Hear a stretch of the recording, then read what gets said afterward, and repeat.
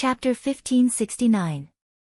Min Yu anxiously said, "If there's an emergency, leave it to me." Mu Yaja gave him a side glance. "Are you going to attend my son's parents' meeting?" Min Yu.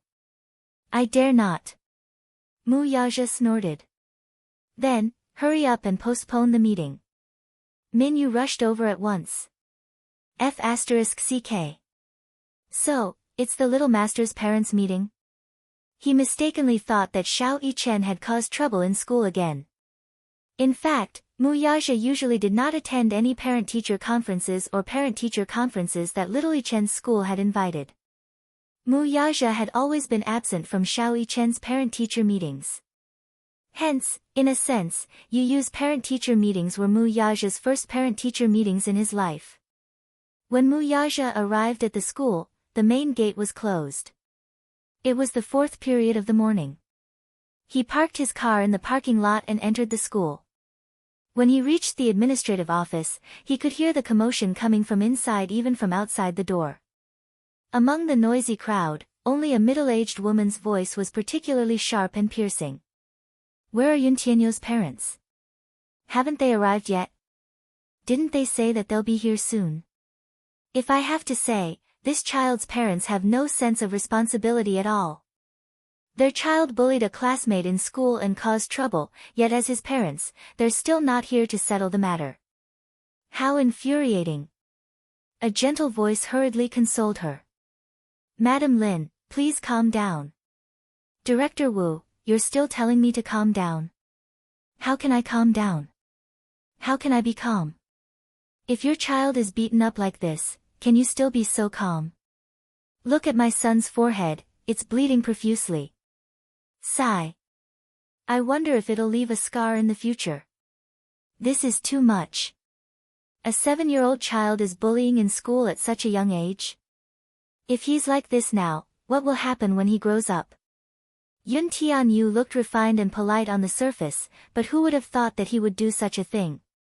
"In my opinion, when he grows up, he will definitely be the scum of society." The teacher's voice was slightly dignified. "Mama Lin, your words are too much." They couldn't just rely on Lin Feng's words to determine the situation. Yu Yu hasn't explained what exactly happened. Let's wait for his parents to come and hear his explanation. However, the woman didn't listen to what the teacher said at all. She said unreasonably, "What's there to explain? It was wrong to hit someone. The child is still young and doesn't know any better. I won't argue with a child. But when his parents came, they had to give me an explanation. Otherwise, there's no way this matter will end just like that."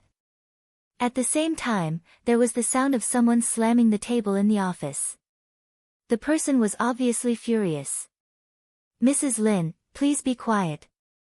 The other teachers are in class. Don't disturb the children in the other classes. We will definitely handle this matter fairly for you." Ha! It's good that you know. The school was a place to teach and educate people. Don't let some black sheep cause such a foul atmosphere. My child came to school to study, not to be bullied for no reason. Mu Yaja stood outside the door and listened for a while to sort out the logic. Chapter 1570. Based on what the woman had said, he had probably gotten into a fight with another child in school. Hence, the teacher had called him to come to the school to settle the matter. Why would you get into trouble for no reason? He was introverted and did not like to get into fights with others. Why would he hurt another child for no reason? At this thought, Mu Yaja knocked on the door. "Please come in." Mu Yaja pushed the door open and walked in. He saw that the large office was filled with people. Among the unfamiliar crowd, a middle-aged woman was holding a child with bandages on his forehead. The child's eyes were red and swollen, as if he had been crying. He was nestled in the woman's arms and looked aggrieved. Yu Yu, on the other hand, was sitting next to a teacher in a white shirt with a badge on her chest. Compared to the teacher, who was in a terrible fix, Yu Yu was calm and unperturbed. From the beginning to the end, he acted as if nothing had happened and remained silent. In this farce, he did not open his mouth or say a single word.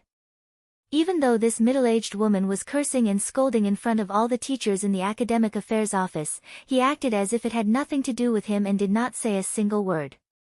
Or perhaps, he thought that it was pointless to talk to such an uncultured person like Mrs. Lin. If he were to speak, this woman would probably explode in anger. He sat there leisurely, but he looked a little disheveled. There were a few black shoe prints on his well-ironed school uniform, as if he had been in a fight. The moment Wuxia stepped through the door, everyone's curious gazes landed on him. He walked in and stood at the entrance. His imposing height of 1.88 meters made the large academic affairs office seem incomparably small. His extraordinary aura spread to every corner of the office. Even the middle-aged woman could not help but be stunned when she saw him. Before Wuxia entered the office, Lin Feng's mother had a lot of imaginations about Yu Yu's guardian. However, she had not expected this man to be so young and shockingly handsome. Too young. Too handsome. If it were not for the man's facial features resembling Yu Yu's, she would not believe that this man, who looked to be in his 20s, was Yu Yu's father. Are you Yun Tianyou's father? Lin Feng's mother glanced at him and asked casually. However, Wuxia did not seem to hear what she said. He did not even look at her as he walked over to Yu Yu. He bent down slightly in front of him so that they were at eye level. Yu Yu raised her eyes to look at him. Her originally indifferent expression finally changed. She revealed a helpless and ashamed expression. Daddy, you're here. Wuxia nodded and looked him up and down. He asked gently, are you hurt? His low, magnetic and mellow voice was like an aged red wine, making people who heard it unable to help but be intoxicated. Yu Yu shook her head and smiled. I'm not hurt. Humph. He's not hurt, it's our son who's hurt. Lin Feng's mother, who was standing behind them, slyly interjected. Wuxia ignored her. He carried Yu Yu in his arms and sat down on the chair beside the teacher. The moment he sat down, Yu Yu's discipline master stood up, feeling at a loss as to what to do. Chapter 1571. This man's aura was too intimidating. She was even more nervous than when the provincial education department came to inspect the school. He was clearly so young, but the aura on his body was like he was looking down on all living things. His entire body was exuding the aura of a superior. Even Lin Feng's mother, who had been arrogant from the moment she entered the room, could not help but restrain her attitude and twitch the corner of her lips. In the crowd, the man's presence was too eye-catching. Everyone was intimidated. If he did not speak, no one dared to speak. Wuxia first carried Yu Yu in his arms and carefully examined him. There were no injuries on his face. However, when he lifted his collar, he saw a slight bruise on his collarbone. It was not serious, but it was not light either. It looked like he had been hit by something. Of course, it could not have been a fist. It was a little hard, as if he had been hit by something hard. This kind of injury would only be slightly red in the beginning. It would not show. After a while, it would turn into a bruise and appear on the skin. Other than that, there were no obvious injuries. Compared to Yu Yu, the other child's injury was obviously more serious. When he was carried in his arms, he looked at Yu Yu with eyes full of grievance and hatred. It was obvious that these two children had been through an unfriendly war. However, in this war, Yu Yu was obviously the one who had the upper hand. In the past, he had a weak body and would have been at a disadvantage if he fought with other children. However, during this period of time, he had learned some defensive skills from Xiao Yichen.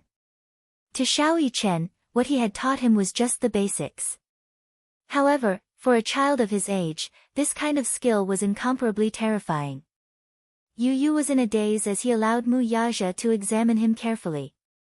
A strange warmth arose from the bottom of his heart. He had not expected this man to suddenly appear in the school. After this incident, the Dean of Academic Affairs had asked him for his parents' number to contact the parents to come to the school. The first thing he had done was give him Li Hanlin's number.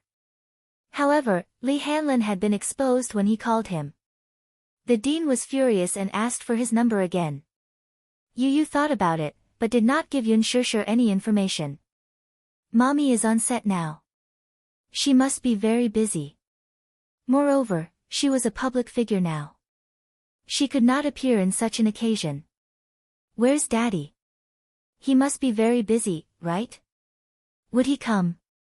Knowing that he was in trouble, would he rush over to help him deal with it? In fact, such a matter could have been handled by Li Hanlin, but for some reason, he handed over Mu Yaja's number. Unexpectedly, he arrived in less than half an hour. He must have rushed to the school as soon as he received the call. Yu Yu's heart warmed and she couldn't help but snuggle into his embrace. For the first time in his life, he felt that he had someone to rely on. He thought to himself, it feels good to have a backer. It was a good feeling to be surprised. After Mu Yaja finished checking, he felt relieved. Yu Yu was not injured, which was the best result. As for what exactly had happened, he was not too concerned. He only knew that he should trust his son. He understood Yu Yu's character. He would not have any conflict with a child of his age. Chapter 1572. In Yu Yu's heart, these children were innocent and immature, so he always gave in to them. However, this did not mean that he would not ask about it. Mu Yaja asked, Yu Yu, what's the matter? Explain it to me. Without waiting for Yu Yu to speak, the woman at the side nagged, what else can it be? You're Yun Tianyo's father, right? Your son injured my son. Let's see how you're going to explain this to my family. Give me an explanation. Mu Yaja raised a brow in displeasure and raised his head. His eyes, however, instantly turned cold and frosty. It's not polite to interrupt, is it? The woman said unhappily, didn't you want to ask what's going on? Let me tell you, then. I'm asking my son, not you. Mu Yaja looked at her expressionlessly. His cold and sharp eyes were as sharp as ice blades. So, don't interrupt. You. The woman widened her eyes in anger and looked at him in disbelief. She then said to the discipline master, Teacher. Look. Look at him. This person. He's so rude. The discipline master, however, was secretly criticizing her. Who's the rude one here? Yu Yu's father had always been calm.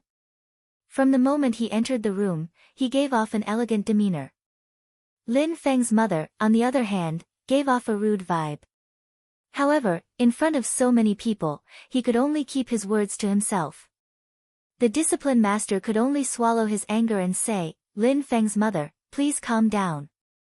Yu Yu hasn't said a word since the beginning. Why don't you let him tell us what happened?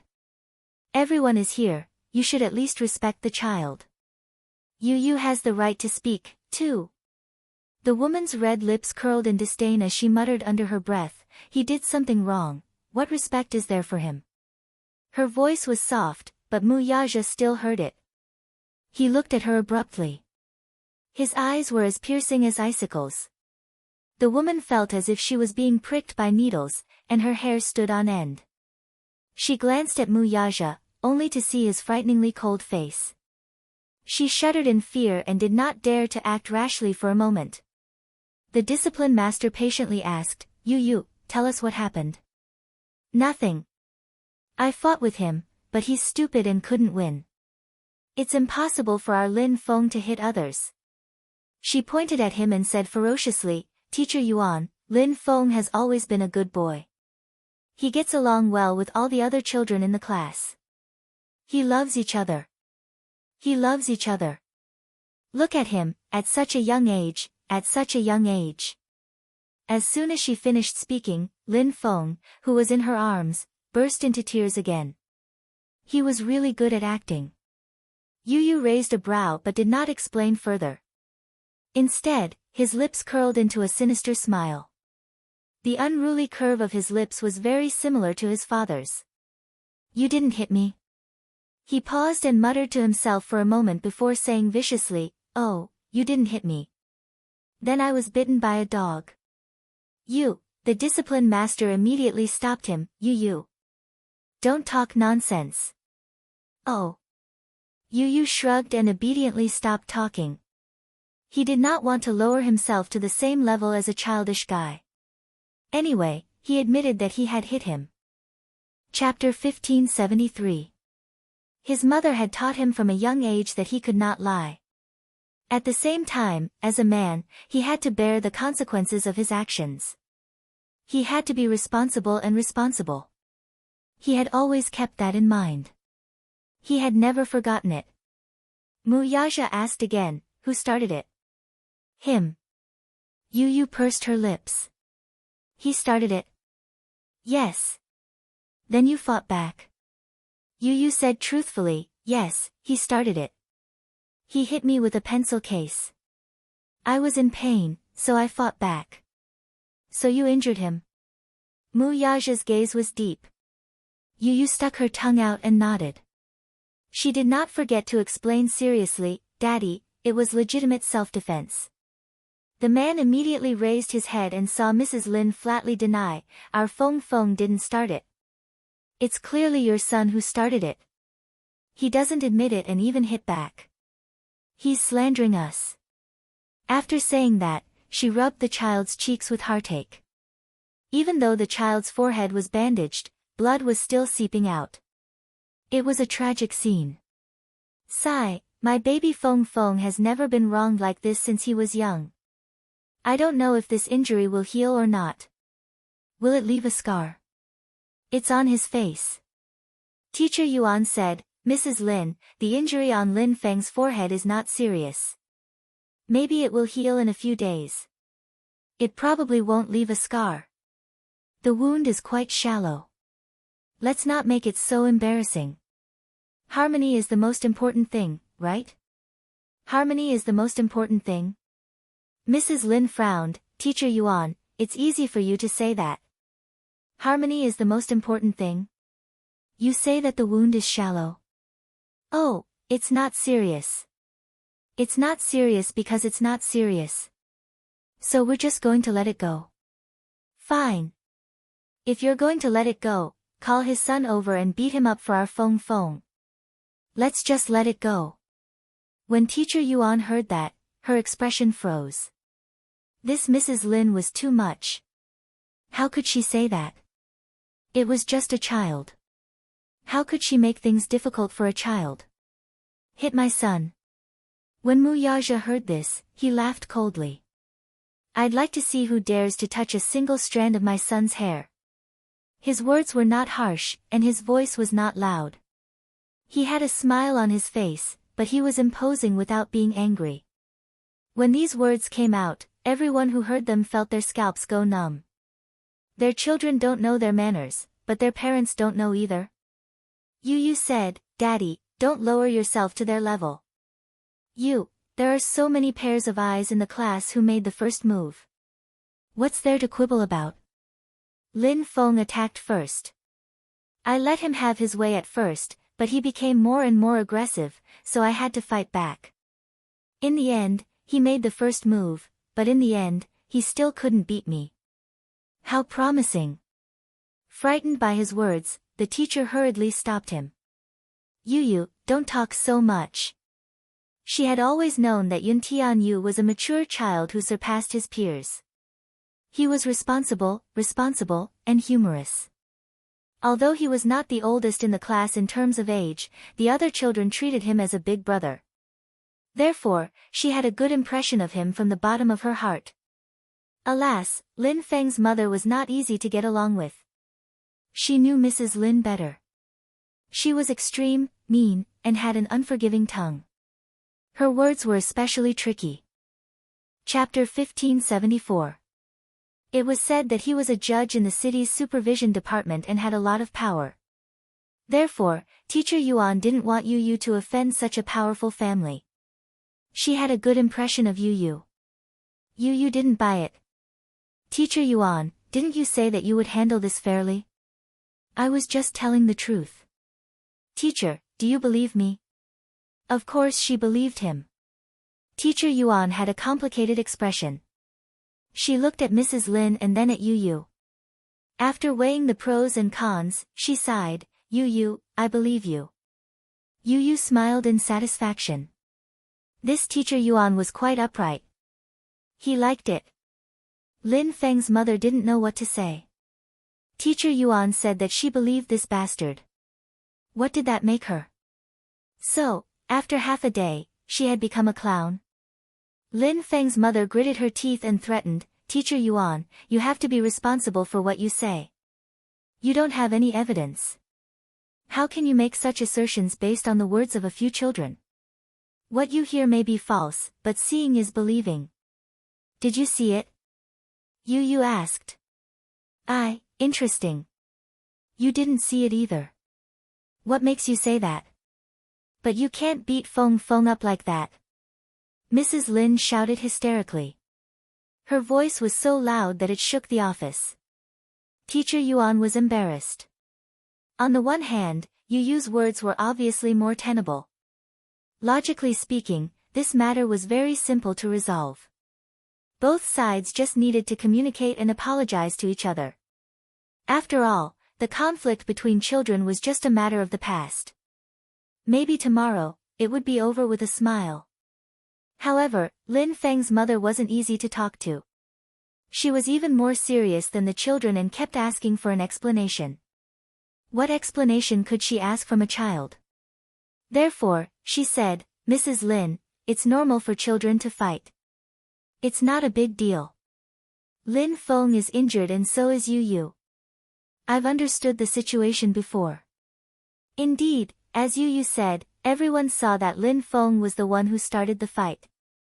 Still, the boy was in the wrong in this matter. He should not have been so heavy-handed. Lin Feng is also in the wrong, he shouldn't have hit him first.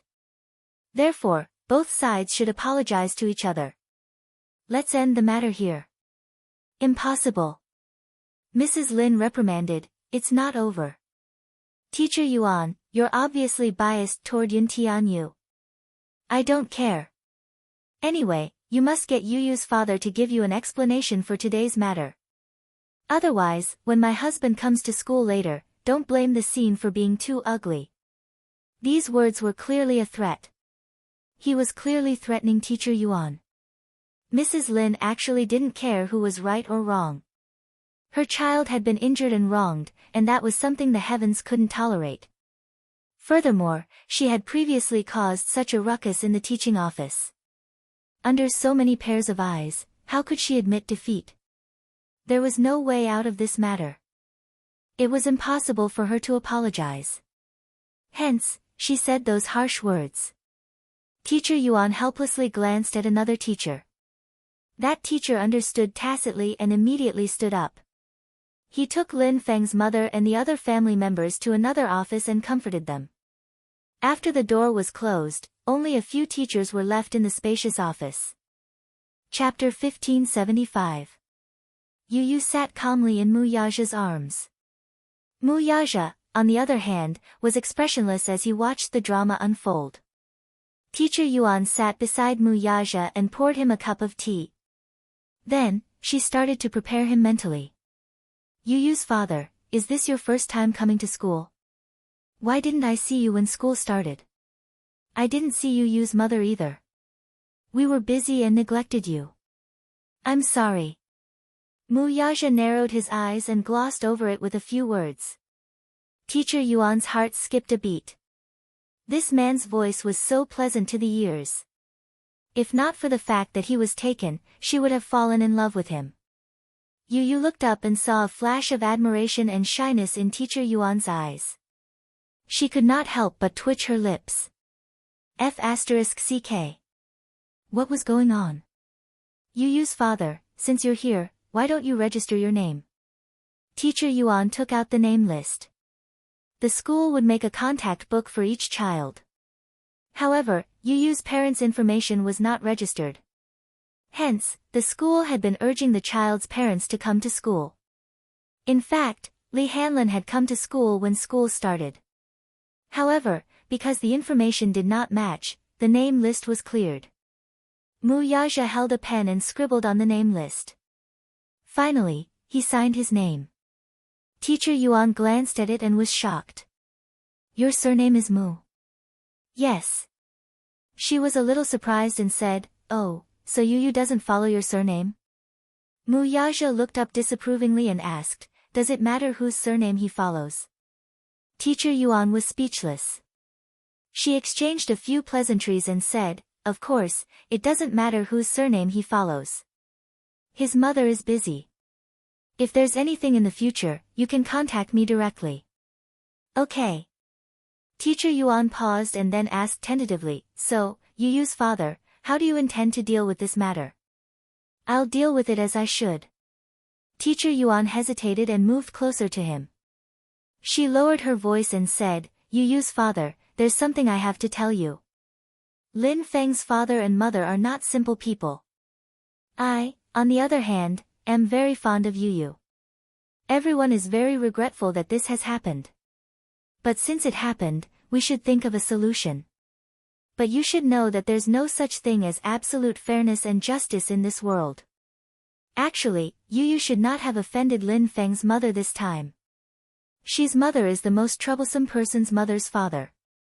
When it comes to Lin Feng, she's unreasonable. She's from a powerful family. We can't do anything to her. But I have a Lin Yuo's father. Lin Feng's mother's family is very rich. Her husband's family is also very influential. Her husband is a judge. He's not to be trifled with. Yu is also at fault in this matter. So, he should lower his head and admit his mistake. Then, he should apologize to Lin Feng and pay for the medical fees. Then, this matter will be over. Why wouldn't he do it? We don't want to make a big deal out of this matter for Yu's sake. Sigh. Mu Yaja curled his lips and said coldly, "As a teacher, how can you say that in front of a child?" Chapter 1576. Mu Yaja said calmly. He paused and raised his head.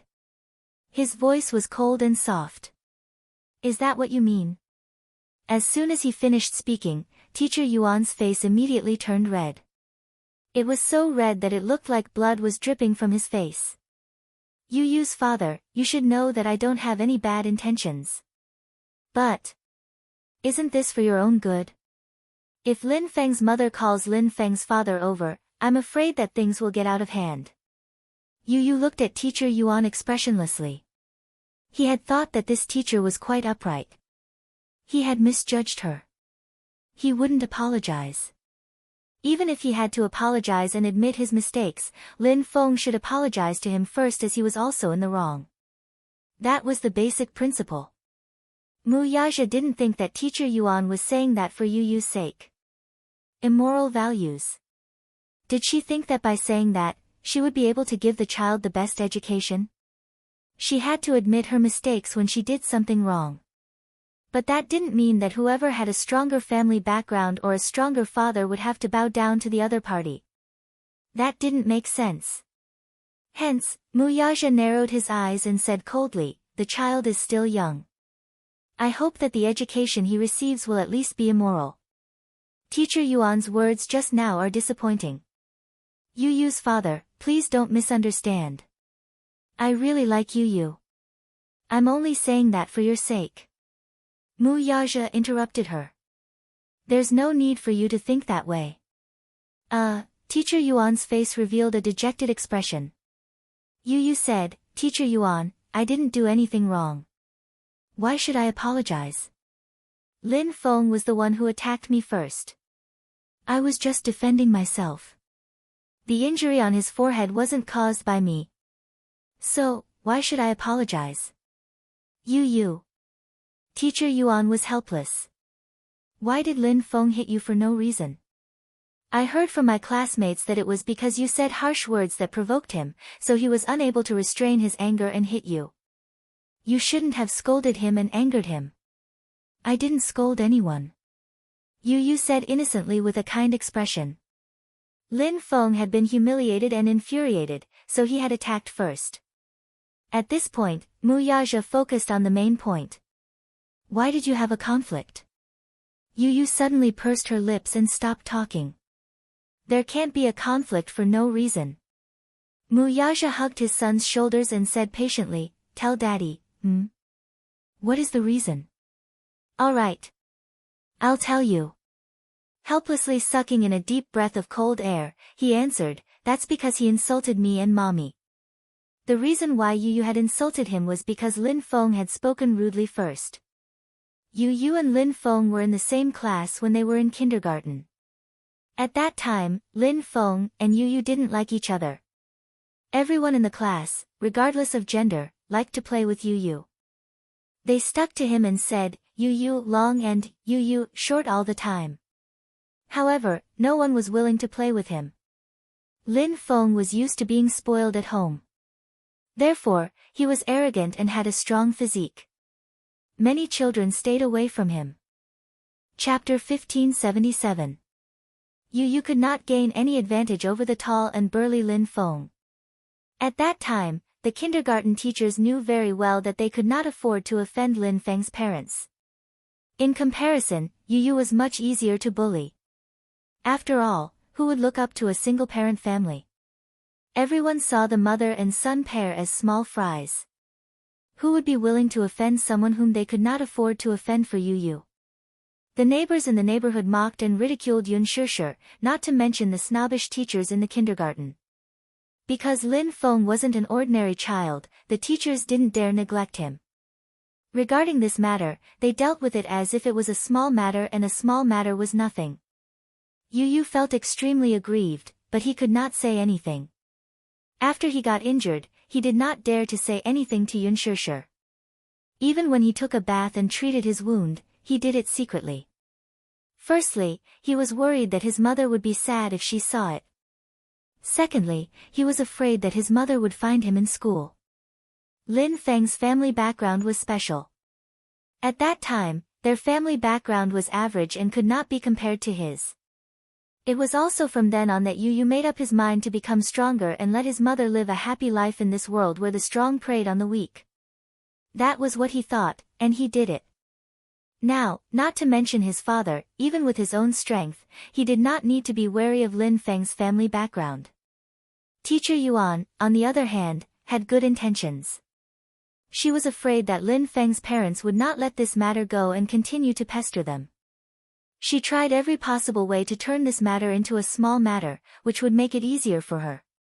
In the end, it was Mu Yaja who gave her the cold shoulder. Feeling aggrieved, she pursed her lips with an ugly expression.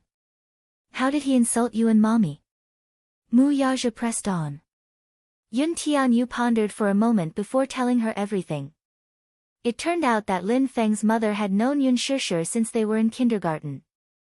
The two had gotten into an argument during the parent-teacher meeting because, in front of Yun Shishir, Lin Feng had said to Yu, "You're a vile spawn with a mother but no father." For Lin Feng to say such words, it wasn't a bad thing. What could a child understand? Lin Feng had probably been taught to say such things by his parents. Lin Feng's mother knew that Yu grew up in a single-parent family. He only had a mother and no father. Therefore, whenever Lin Feng mentioned Yu, his mother would say, "Don't bother with that bastard who has a mother and no father." Children born from single-parent families have very perverted personalities. When Lin Feng heard that, he remembered Yu. His impression of Yu had been influenced by his mother. She had given birth to Yu without a father. Yu immediately scolded, "Humph.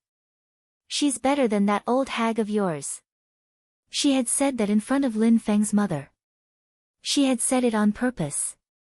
When Lin Feng's mother heard that, she slapped Yu on the spot. When Yun Shishir saw that, how could she bear to see her precious baby being wronged?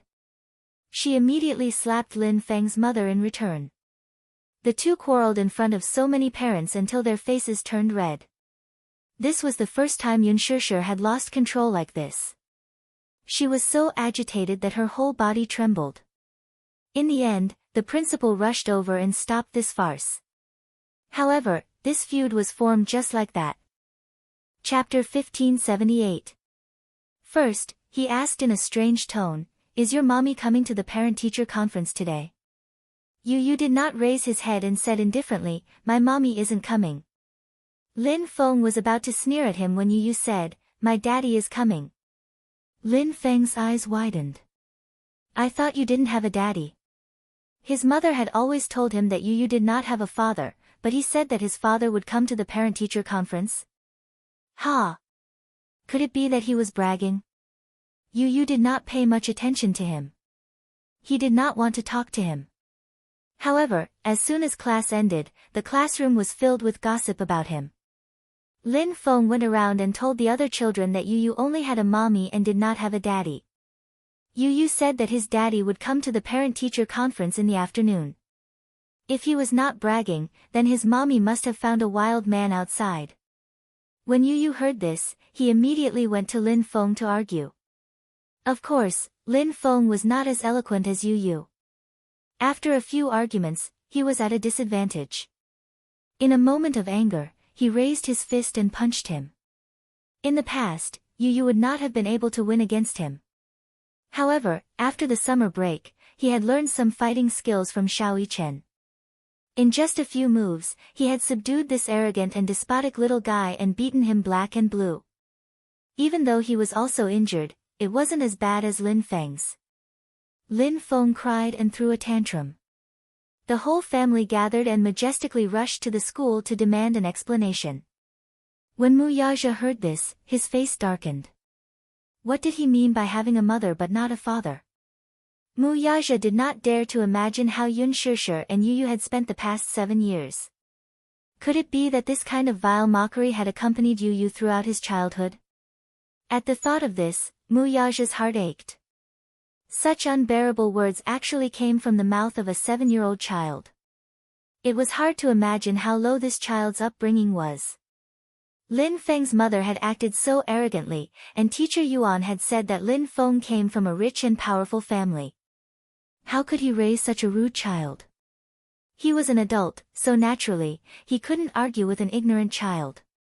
For a child to have such a good upbringing, it was all because of the parents' education.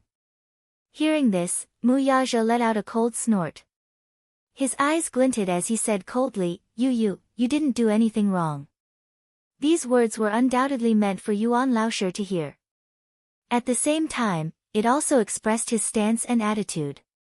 His child did not need to apologize to anyone. The other party had insulted him and attacked him first. Regardless of whether it was due to emotion or reason, his son had merely used a legitimate form of defense.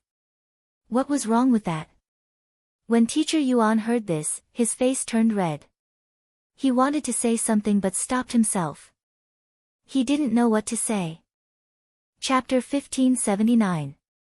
Pausing for a moment, teacher Yuan explained sincerely, everyone says that a school is a place to educate and educate.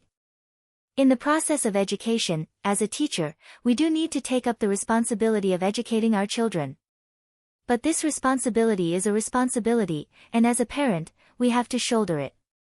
In school, the 4 seasons of the year, 2 semesters, 7 hours a day. The rest of the time, we spend with our parents. In terms of education, parents also have an undeniable responsibility. But as you know, which child these days isn't precious? If the teachers are strict with their education, those parents who dote on their children will trample over the school's threshold. Especially Lin Feng's parents, they are especially tricky and cannot be provoked. I don't know how to educate them. I can only do my part. But in this aspect, I especially like Yu. Yu is young, but he is very mature and sensible. In class, he is obedient and respectful to his teachers. I especially like him. So, as a teacher, I can only hope that you don't let your child suffer too much in this aspect. More importantly, I don't want you to offend the Lin family. Maybe you will say that I am snobbish, but this is the cruel reality of society. I really have no choice. I am doing this for Yu's sake. This long speech sounded sincere, but Mu Yaja felt that it was too laughable and pompous. This kind of reason was not valid at all. Yu's face was also cold. From the beginning to the end, he remained silent and did not say a word. As he watched teacher Yuan patiently persuade him, he felt that it was ridiculous. Did you know why he worked so hard? He worked so hard to live a life far away from these idiots. Yu Yu pursed his lips and said unhappily, Teacher Yuan, I don't like what you are saying. What do you mean by can't afford to offend them? Yu Yu. Why are you disobedient? Teacher Yuan was so angry that she was about to cry. She helplessly glared at him. She sighed, turned her head and said to Muyaja, Yu Yu and Lin Feng don't see eye to eye. Wait until we resolve this peacefully. I'll see if we can separate Yu Yu and Lin Feng. Then, we'll be in different classes. Anyway, I think that Yu Yu is a very likable child. No matter which class he is in, the children are all willing to play with him. But this Lin Feng is an accident. Class allocation. The corners of Mu Yaja's lips curled up coldly. I don't think there's a need to divide classes. After today's incident, he would transfer Yu Yu to the same school as Xiao Yichen. Yu Yu went to this primary school because of the school district. Because of Yu Yu's household registration, he went to this primary school. He didn't expect that the teachers in this school were so bad. Coincidentally, he was transferred to the same primary school as Xiao Yichen. The two brothers could be companions and take care of each other. Compared to Yu Yu, Xiao Yichen was like the king of the mountain in school. Perhaps it was because he was handsome, so all the girls liked him. Perhaps it was also because he had a strong physique, so all the boys in the school admired him and were willing to be his fans. Xiao Yichen's school was funded by an education corporation that was working with Mu Group.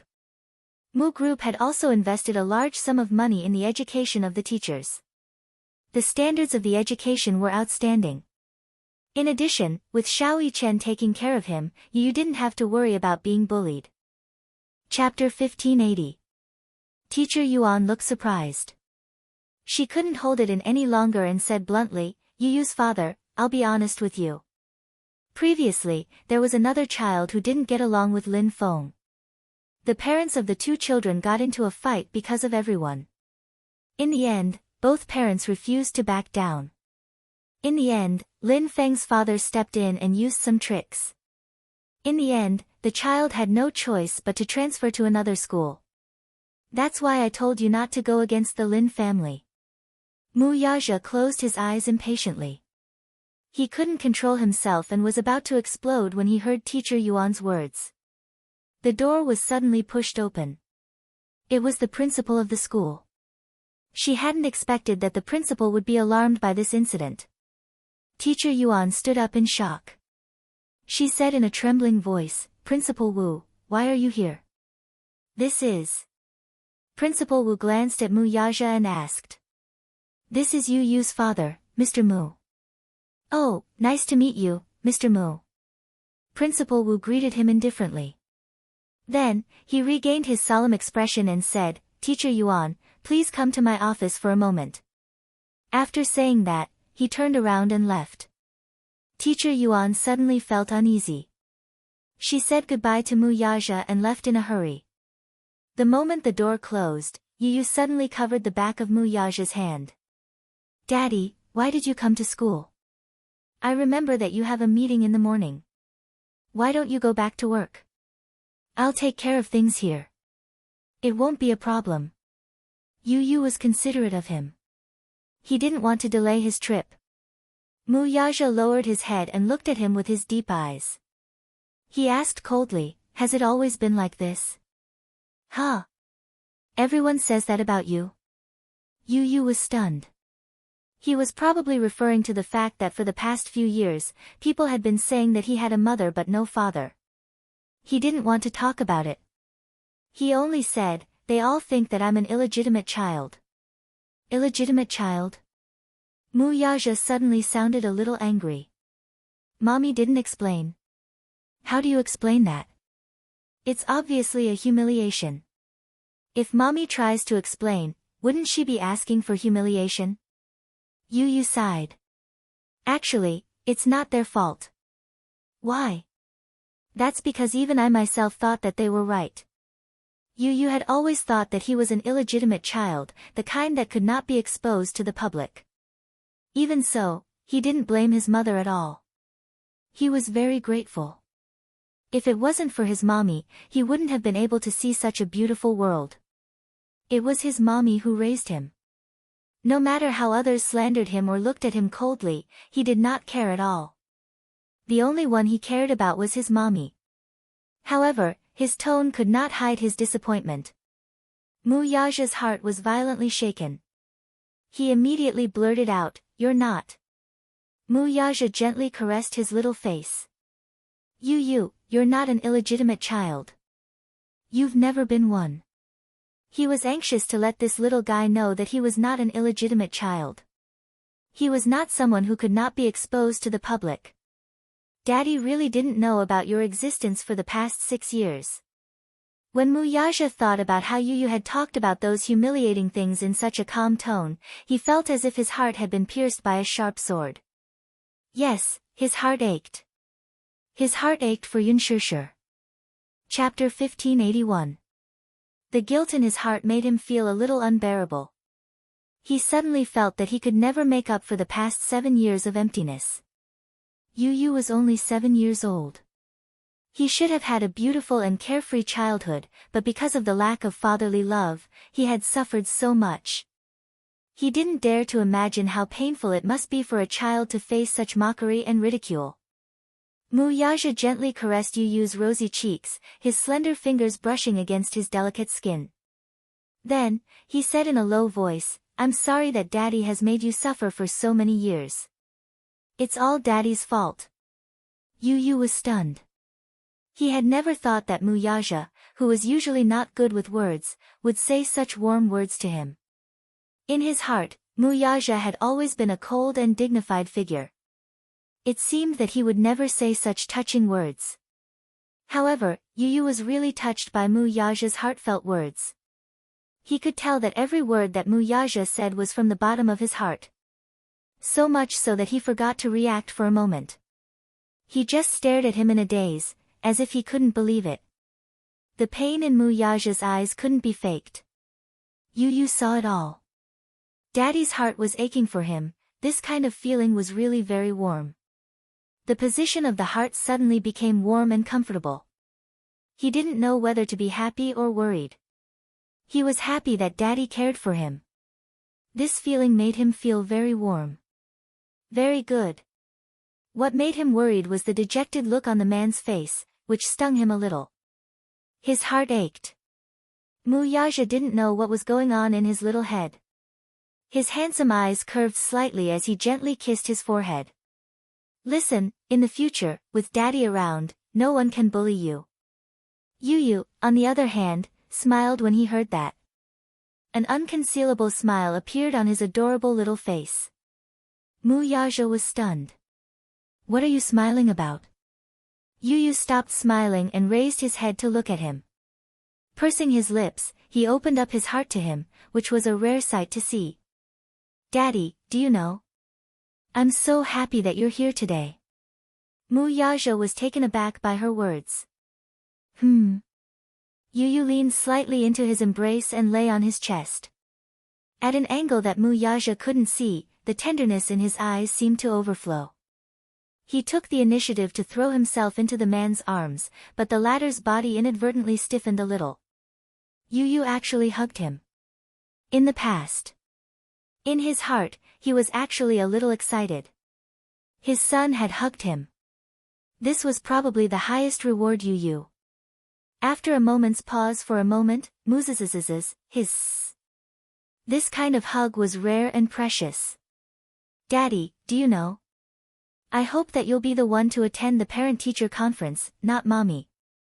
"Okay, I promise you that I'll attend your parent-teacher conferences in the future." His promise was as solemn as a vow made at a wedding. His expression was solemn and respectful. This time, however, Yu was so amused that he lost his cool. "Daddy, you're so serious. You're so cute." Muyaja, actually, in the past, Mommy and I relied on each other for survival and were always looked down upon. I didn't feel wronged, I just felt indignant. Chapter 1582. Yu continued, "Grandpa used to ask Mommy to find a good man because he said that if the family didn't have a man of indomitable spirit, others would look down on us. But Mommy has always wanted to be strong. She has always been alone because of my feelings. So I thought that if I didn't have daddy, I would have to be strong to protect mommy and this family. Pausing for a moment, a smile appeared on his adorable face. But it's different now. Yu lifted his head from his arms and looked at him seriously. Daddy, I have you. Mu Yaja looked at him tenderly. Suddenly, he stroked his cheek gently. Yu placed his hand on the back of his father's hand. Daddy, you will always be with mommy and me, right? Yes, Mu Yaja said seriously. I will do it. That's great. But Daddy, if you were to resolve today's matter, how would you resolve it? Yu suddenly asked. He was a little curious about how his father would resolve this matter. If he hadn't stepped in this time, with his methods, he would have definitely bullied the Lin family. Now that he had the ability and capital to do so, he didn't need to be bullied by others anymore. But since his father had stepped in, he would naturally let him handle it. When Mu Yaja heard this, he said domineeringly, I won't let anyone who bullies my son off. Yu was once again amused. Very good, that's very daddy's style. As he spoke, he suddenly asked quietly, do you know why that brat Lin Feng doesn't see eye to eye with me? Why? Because he has a crush on a girl in class. She's always following me around all day long. That brat is probably jealous, so he's always looking for trouble with me. Yu's tone was as mature as an adult's. It didn't match his adorable appearance at all. Mu Yaja's lips twitched violently. He was still so young, but he already had the entanglement of love and hate in the adult world.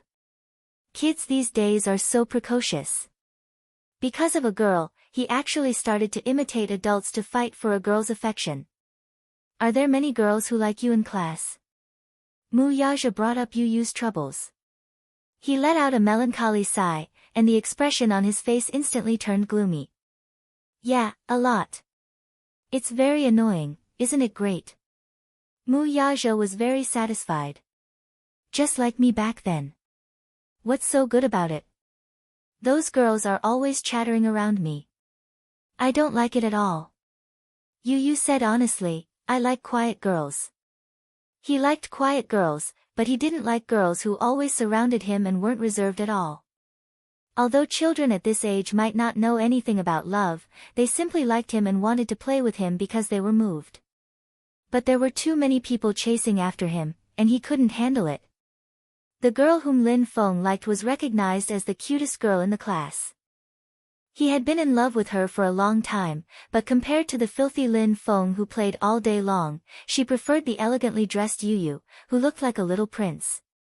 Because of this, many girls in class were jealous of Yu. Chapter 1583. As the father and son were talking, the door was pushed open.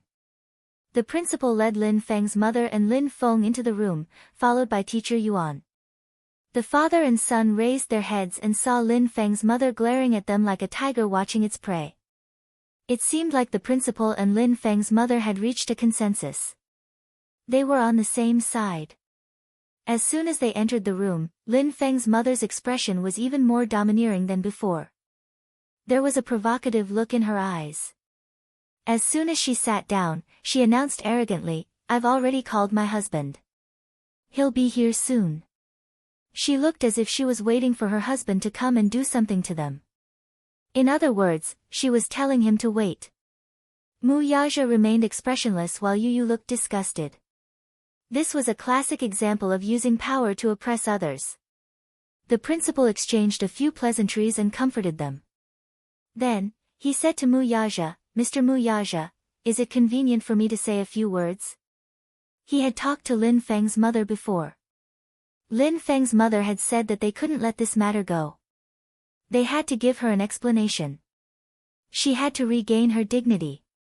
The principal agreed and promised that he would ask Yu's parents to give her child an explanation and apologize.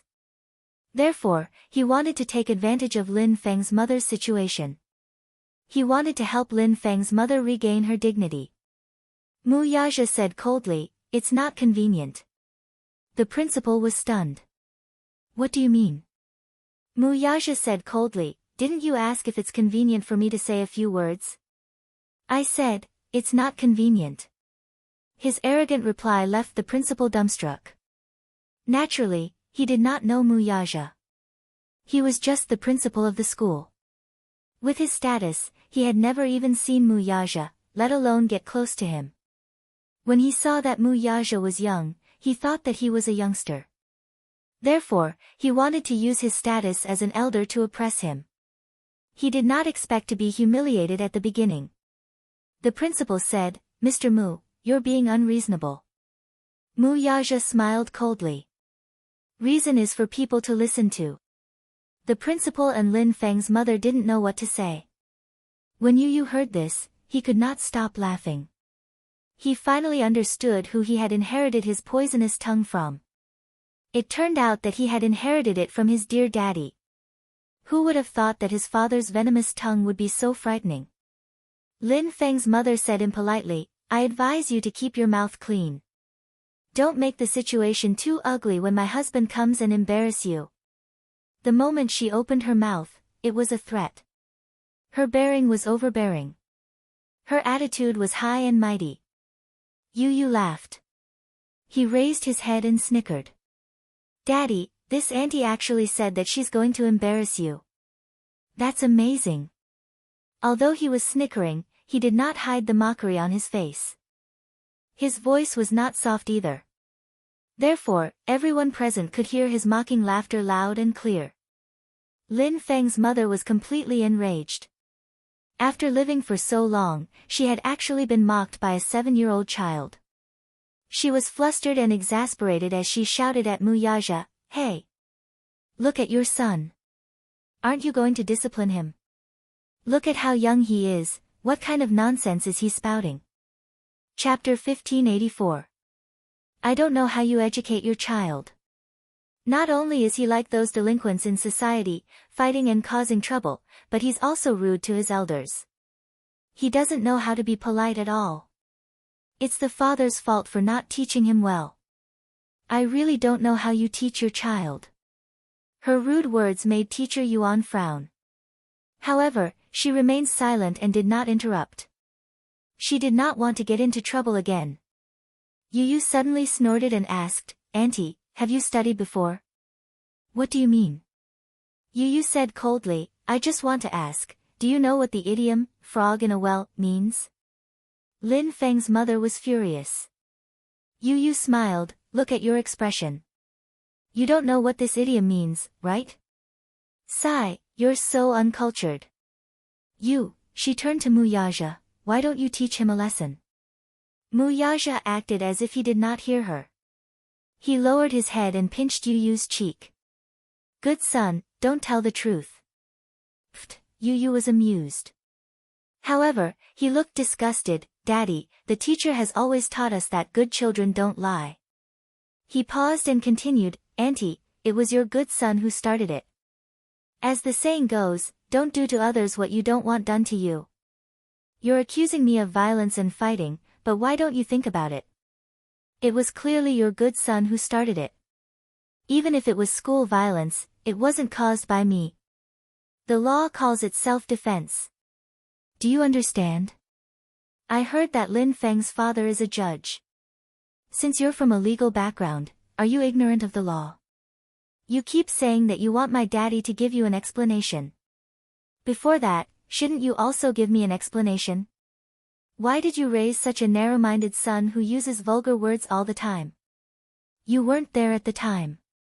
How can you judge the right and wrong based on your words alone? It's not up to you to decide whether I discipline him well or not, right? Before you say such things, you should look at your own status. Don't make a fool of yourself. You're really disgraceful. Lin Feng's mother was furious.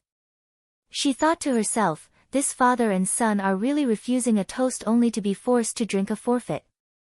I've said all the good things I want to say. Don't refuse a toast only to be forced to drink a forfeit. The son is so arrogant, and the father is also so arrogant. Aren't you afraid of suffering in this society? As she scolded the man, she nagged like a shrew on the streets. I'll give you one more chance. are you apologizing or not? Ha! But there's no use your apology now. I want you to bring the child to my house and apologize in person. Otherwise, I won't acknowledge this debt. Oh. Mu Yaja sneered, his lips curling into a cold, impatient smile. Madam Lin, are you threatening me? Chapter 1585. She was starting to get excited. Therefore, some unpleasant words came out of her mouth. As the saying goes, nothing can be accomplished without rules. Mr. Mu, you should have heard of this saying before. If you do something wrong, as a parent, shouldn't you apologize? Let's put aside the fact that your son injured my baby. Shouldn't you teach your son a lesson for saying such outrageous things? Auntie, you should know that when a child does something wrong, he should be taught a lesson. Why don't you teach your child well? As for me, you don't have to worry about me. Lin Feng's mother was trembling with anger after hearing Yu Yu's words. She suddenly stood up and walked out of the door. She picked up her phone and made a call. As they were separated by a door, no one knew who she was calling. However, they could vaguely hear her angry voice. Where are you? Husband, come here quickly. Let's teach this father and son who don't know the immensity of heaven and earth a lesson. Mu Yaja's hearing was amazing, so he caught her words. His lips curled up coldly, but it was a smile. When Lin Feng's mother returned to the office, she was even more arrogant than before. She looked as if she was looking down on everyone. Her eyes were full of contempt and mockery. I don't want to reason with you. My husband will be here soon. If you have anything to say it to him directly. Hee hee. Don't blame me for not reminding you. My husband is a judge in the city hall. You'd better be respectful, or else. Hee hee. This was clearly a threat. After saying that, Lin Feng was about to sit down proudly. Yu Yu mocked him. Typical nouveau riche temperament. It was said that Lin Feng's mother was called Wang Guimiao. Her family was nouveau riche. Her family used to live in a village in the city. Her ancestors had left a few acres of land for the younger generation to build houses. When the land was demolished, they received tens of millions of yuan as compensation. They used it to start a business. It was said that when Lin Feng's father fell in love with Wang Guimiao, he was still a poor university student. Later on, with her support, he became what he was today. The Lin family would bring honor to their ancestors. Yu Yu had already figured out the Lin family's background. Now, it seemed that she was a typical nouveau riche. When Wang Guimiao heard this, she almost couldn't sit still. Just as she was about to flare up, she forcefully held it in. Humph! Little vile spawn. She would see how her husband would deal with them when he arrived. She couldn't wait to see Yu Yu's father bow down in front of her husband. When he looked at Mu Yaja again, he saw that Mu Yaja had an indifferent look on his face. He was sitting elegantly on the chair and exuded a noble aura, just like a noble. Wang Guimiao glanced at him, but in her heart, she sneered. This man, he is quite good at pretending. Let's see if he can continue pretending when her husband is here. Soon, footsteps could be heard outside the door. A middle-aged man in a coat knocked on the door and walked in. The man was Lin Feng's father, Lin Anghua. Chapter 1586. One was standing, while the other was sitting. Even though he had the advantage of height, Lin Anghua could still feel an unusual sense of oppression from him. Noble, elegant, unruly, and insufferably arrogant. Even though he was just sitting there, expressionless and cold, when the man casually raised his eyes and shot his gaze over, there was a kind of imposing aura that pressured him without being angry. Lin Anghua actually felt an invisible pressure from the young and shockingly handsome man's eyes. He secretly avoided Mu Yaja's scrutiny and turned his gaze to the side, but there was some anger between his eyebrows. This man's gaze was too intimidating. However, he was a little suspicious. This man looked very familiar, as if he had seen him somewhere before. However, his impression of him was not too deep. This time, he had taken some time off from his busy case, so his mind was still a little muddled. Seeing that it was him, the principal immediately stood up. His expression changed. His face was flushed, but his eyes were full of flattery and pandering. Even though it was restrained, it still gave people an indescribable feeling of discomfort. Judge Lin. You're here. There was no trace of the bureaucratic tone that he had in front of Muyaja. One level higher than the other, one level higher than the other. This was very true. However, Lin Onghua said, Principal, don't call me that. Now that I'm not in the court, you can't call me that. The principal smiled and nodded, but the flattery in his eyes did not decrease at all. He was still cheerfully welcoming Lin Onghua and waiting for him to sit down. When Wang Guimiao saw him, she immediately went up to him. Hubby. There was a hint of rebuke and coquettishness in her voice, which caught Yu off guard and caused goosebumps to appear all over his body. What a terrifying voice. Damn it. However, Lin Onghua's face still maintained a trace of restraint. After all, he was the chief judge of the Hall of Political Affairs. He was born with a proud background and had been doing things in the court for many years. As a result, his style of speech was full of strong bureaucratic tone. He was rigid and dignified. He cleared his throat and said in a deep voice, "What is it? Your son is being bullied by other children in school." Wang Guimiao complained. "Lin Feng, come here," said Lin Onghua. Lin Feng obediently walked over. What happened? Dad. Lin Feng lowered his head. As soon as he said that, tears started rolling down his cheeks. You're a man, don't cry. Lin Onghua pretended to reprimand him, then asked with concern, Tell me, what's the matter? He hit me.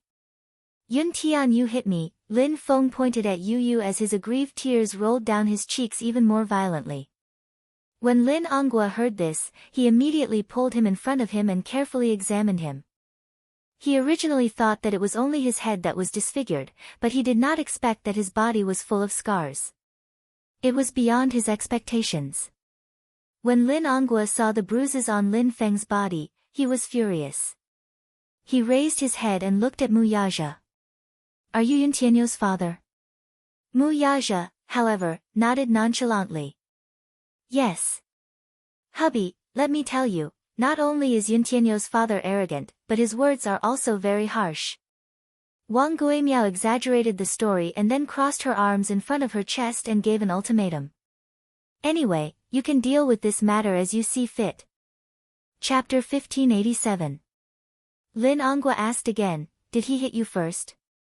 Or did you hit him first? Of course, it was that uneducated guy who hit him first. Our Feng Feng has always been a good boy. He never causes trouble. In the end, our Feng Feng was framed and accused of being the one who attacked first. How is that possible? Feng Feng has always been protective of his classmates.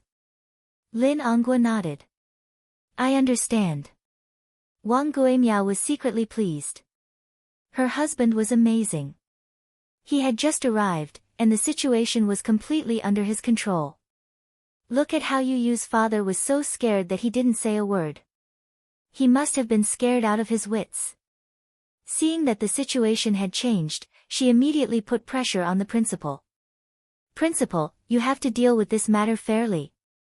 Yu's father, you have to give us an explanation today. First, you have to apologize to our child. Then, you have to take our child to the hospital for a full body checkup and apologize. This is a must. Then, you have to pay for the medical fees, nutrition fees, and compensation for our Feng Feng's psychological damage. You have to be clear about all these. If you have a proper attitude, we won't pursue this matter further. Lin Onghua walked to Muyaja and sneered. Sir, tell me your name first. Muyaja looked up and said slowly, Muyaja. His voice was clear and cold. He had the elegance of a noble. However, the moment his voice fell, Lin Onghua was fiercely stunned. Muyaja. This name was too familiar. These 3 words were like a towering mountain. They resounded like thunder in his ears. How could he not have heard of it before? Could it be the same name? It couldn't be the real Mu Corporation, right? Lin Onguo wanted to get lucky and said, "Your name is so familiar. It's exactly the same as the name of the crown prince of the Mu family." Ha! Mu Yaja sneered. There's no one else with this name in the capital. Lin Onguo was stunned again. There was a hint of panic on his face. He stared at him blankly without blinking. He didn't dare to make any wild guesses. After a long while, he spoke in a provocative manner, but changed the way he addressed him. "You are, what?" Lin Onguo looked a little uneasy. "Are you the Chairman Mu of the Mu Corporation?" Mu Yaja was a little impatient. "You asked for my name, and I'll tell you. If you have anything to say, just say it. Don't waste my time. My time is more precious than yours." As soon as he finished speaking, Lin Onguo's eyes widened and he staggered back a step. His eyebrows collapsed helplessly. This man's attitude was very clear. It looked like this time, his blind wife had offended a big shot that she shouldn't have offended. The person in front of him was probably the mysterious and noble crown prince of the Mu Corporation. At first, Lin Onguo had noticed him when he first entered the door. He only felt that this man had an arrogant aura, and he had the noble aura of a high-ranking official, as if he was a member of a powerful family. However, at this moment, he did not realize where he had seen this handsome face before. Chapter 1588. The Mu family's existence in the capital was enough to shake the entire financial market. As the #1 aristocratic family in the capital, the Mu family's inexhaustible wealth aside, the Mu family's inextricable connections between the black and white was enough to make him weak in the knees. He could offend anyone, but the Mu's offending them was akin to cutting off his own path of retreat. Lin Onguo wanted to cry but had no tears. He stood in front of Mu Yaja with a proper posture, but his face was no longer as haughty as before. Instead, his expression was filled with complicated conjecture. Faced with this suffocating atmosphere, for a moment, he did not know how to resolve it, even though he had been in the bureaucracy for a long time. When Wang Guimiao saw this strange scene, she was stunned. Then, she walked forward with her arms crossed. She didn't know what had happened, but when she saw Lin Onguo's dazed appearance, she felt strange. "Hubby, what's wrong with you?" She was even more confused when she saw his pale face. She could not help but push him. "What's wrong?" Yu chuckled. "He's scared silly." Wang Guimiao was infuriated when she heard that. Things were different now. With Lin Onguo around, she was confident that she had someone to rely on. Hence, she spoke without thinking. "Little b *st*rd, shut up. You don't have the right to speak here." Hearing this, Mu Yaja's eyes shot up and swept over him with a sharp gaze. Lin Onguo watched with trepidation. Wang Guimiao's words scared him so much that he almost suffocated. How could he have expected that his wife would be so ignorant as to not know how to size up the situation? She opened her mouth and spoke rudely. He immediately became furious and scolded, "Shut up. Don't be unreasonable." It was important to know one's place, but his wife did not know it at all. Thinking that he was teaching Yun Tianyu a lesson for her, she echoed, "That's right. Shut up." Yu suddenly felt like laughing as he looked at his wife as if she were a pitiful worm. Behind him, Mu Yaja's face turned uglier. Lin Onguo gritted his teeth, turned his head abruptly, and gave his wife a tight slap. Smack! "I told you to shut up."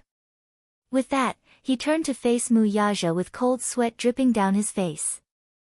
"Chairman Mu, I'm sorry. My wife has been presumptuous in front of you and said something she shouldn't have. A great man won't hold a grudge against a petty person, so please don't take it to heart. Just treat it as if she's spouting nonsense." His tone was full of flattery. Lin Onguo looked at him in cold sweat. Observing his expression, he felt that being in the king's company of a tiger. Everyone, especially teacher Yuan, was stunned into silence by the sudden turn of events. She thought that, with Lin Anggua's arrival, the boy's father would understand her words and begin to lower his head, apologize to the other party appropriately. As the chief judge of the Hall of Politics and Law, Lin Anggua had several titles above his head. His status was lofty, and he had an unquestionable majesty. What about now, though? Why was Lin Anggua the first to bow down to Muyaja? The principal was even more bewildered. He had no idea what was going on. Wang Guimiao felt the most aggrieved. Chapter 1589. Most importantly, even until now, she still didn't understand how this mysterious slap came about. Why did he slap her? Did she say anything wrong? What kind of insanity was this Lin Anggua suffering from? Was he crazy? Him? Why did he slap her for no reason? Wang Guimiao turned around angrily and pulled Lin Anggua's arm. With a red face, she roared with grievance and hysteria, "Lin Anggua, have you lost your mind?" Lin Anggua looked at her and sighed helplessly. He rolled his eyes at the ceiling and held his forehead. He turned around and pointed at Wang Guimiao. For a moment, he was so angry that he could not say anything. Wang Guimiao was even more confused. She held back her tears and yelled at him, "Say something. Say something. Why did you slap me for no reason? What's wrong with you? Stop talking. Be quiet, and sit back down obediently. Don't say anything, do you understand?" She was like a clown. Not only did she make a fool of herself, but Lin Anggua was also afraid that she would continue to blabber and offend the Mu group. Then, her whole family would have no way out. It was not easy for him to get to where he was today. He did not want his bright future to be ruined because of such a small matter. His worry was not unfounded. There were people from the Mu family in the city hall.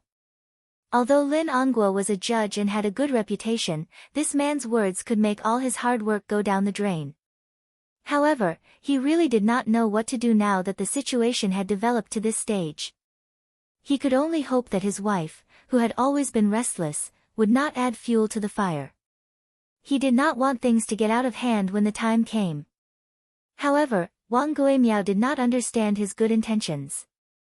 Instead, she questioned him sternly, "Wang Guimiao, I want to ask you, what's wrong with you?" "You," Lin Anggua looked at her in disbelief. He was so impulsive that he wanted to strangle her to death. Why was she so ignorant? Was she trying to get him killed? She was a burden.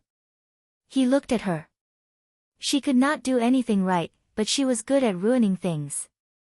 "You have no right to speak here. Get out of my way. Lin Anggua, don't be too, sit there." Lin Anggua's tone suddenly rose, and his sharp eyes signaled. Wang Guimiao's heart suddenly skipped a beat. She was afraid of him from the bottom of her heart. The look in his eyes and the look on his face showed that he was really angry. No matter how unwilling Wang Guimiao was, she could only sit to the side dejectedly and listen obediently. Although she didn't know what she had done wrong, Wang Guimiao could only sit to the side and listen obediently. Lin Anggua turned around and apologized to Mu Yaja with an incomprehensible reverence. "Chairman Mu, I'm sorry. My wife is insensible and has offended you. Please forgive her." "Offended?" Mu Yaja cocked a brow, but his voice was filled with an irresistible authority. "Judge Lin, how can I dare to take the blame? She just said that she's going to teach us a lesson." Lin Anggua was so scared that he almost suffocated. He immediately shouted, "How dare she? Chairman Mu, she was just joking." Yu crossed her arms and did not give him a way out. "She was just joking. She even called me a little B*****starred. Chapter 1590. The principal watched from the side, trembling with fear. Seeing how respectful Lin Anggua was to Mu Yaja, he knew how to read people's expressions and size up the situation. Seeing how respectful Lin Anggua was to Mu Yaja, he thought to himself, how important must this man be? Hence, he kept quiet and did not dare to act rashly. Teacher Yuan's displeasure had also disappeared. When she looked at Mu Yaja, there was a hint of surprise in her eyes. It seemed that this man must be someone of high status. This Lin Anghua must have found out about his identity, which was why he was so respectful towards him. She recalled how she had advised him to give in to the Lin family and not offend them. Although this man did not show it on his face, the noble and awe-inspiring look in his eyes was still fresh in her memory. At first, she had thought that this man did not know the immensity of heaven and earth, but now that she thought about it, she shuddered. How many things had she said that she should not have said in front of this important person? She did not know if he would take it to heart. At this thought, Teacher Yuan trembled with fear, as if a cat's paw was scratching her heart. She desperately wanted to know who this man was. Why don't we do this? Chairman Mu. Lin Anghua thought for a moment.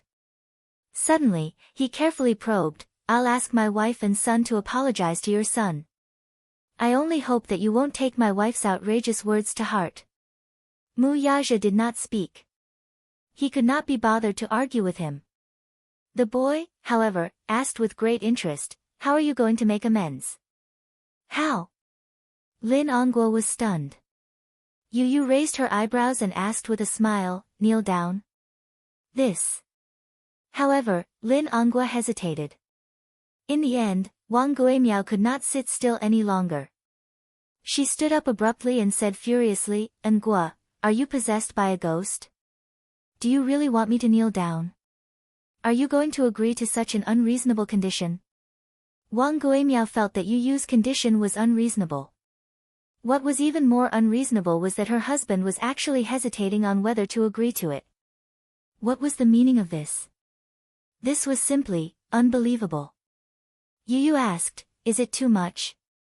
Isn't that what you said before? You said that you wanted my father and I to kneel down and apologize to you. Weren't you very confident? Such blatant humiliation was still fresh in his memory. Although she didn't say it in front of Mu Yaja, Wang Guimiao shouted it in the office before Mu Yaja came. He heard it loud and clear.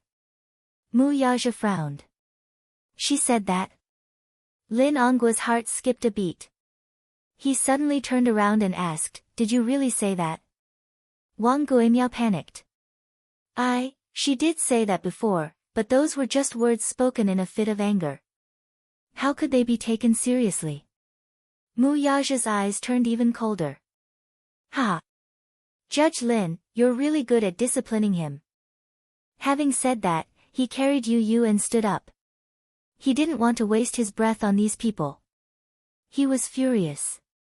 He wanted to go back and teach the Lin family a lesson. Otherwise, who did they think his son was? That any Tom, Dick, or Harry could come and bully him.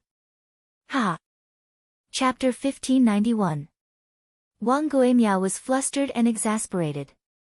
Her eyes were red, but Lin Anghua's expression was too flustered, to the point that she did not dare to say anything.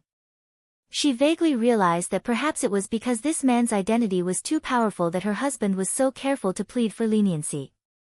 I think it's fine. Mu Yaja said as his gaze fell on Lin Anghua's arm. Get out of my way. Chairman Mu. Lin Anghua insisted. Mu Yaja's gaze turned even colder as he gave him a sidelong glance.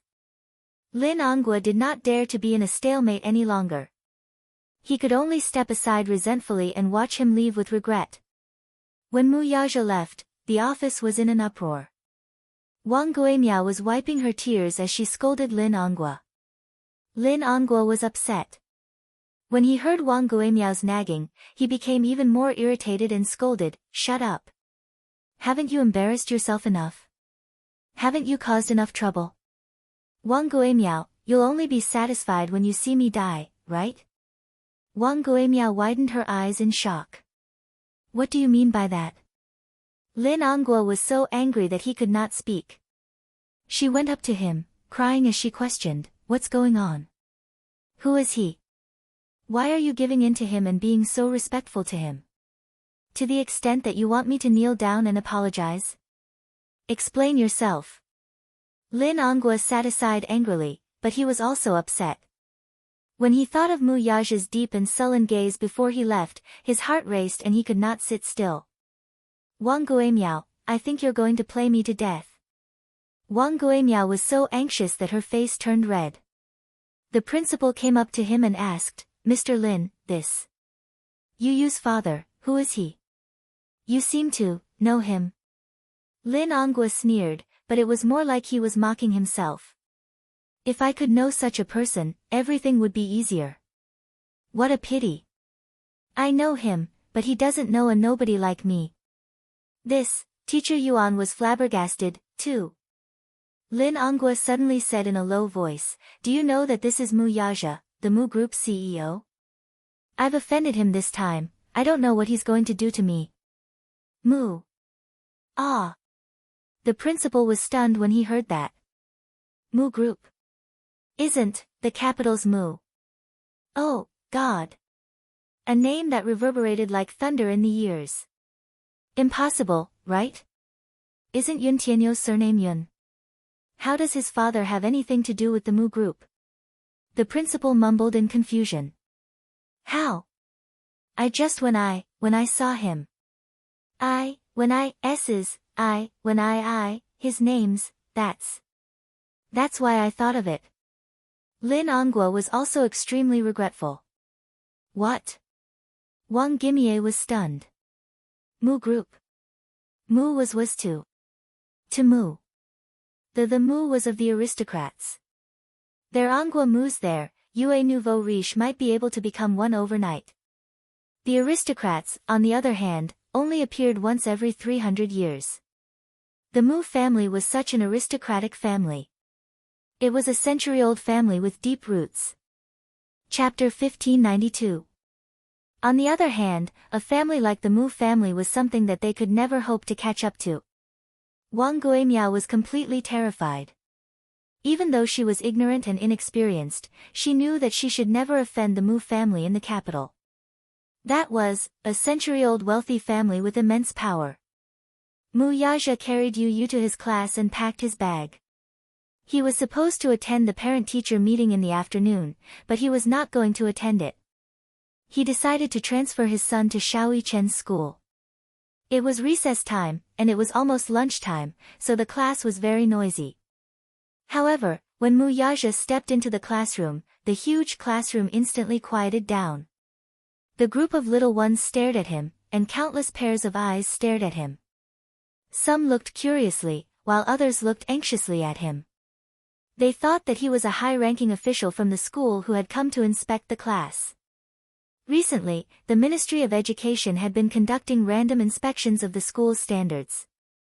Therefore, high-ranking officials from the Ministry of Education often came in and out.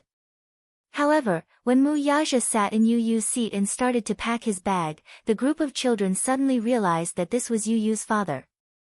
Oh my God, he's so tall and handsome. He's even better looking than the celebrities on TV. However, it was Mu Yaja's first time in school, and it was also his first time walking into a class of little ones. It was his first time appearing in school as a parent.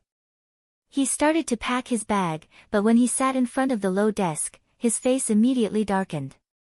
His figure was tall and slender, and when he sat in front of the low desk, the sense of disparity and abruptness was immediately reflected.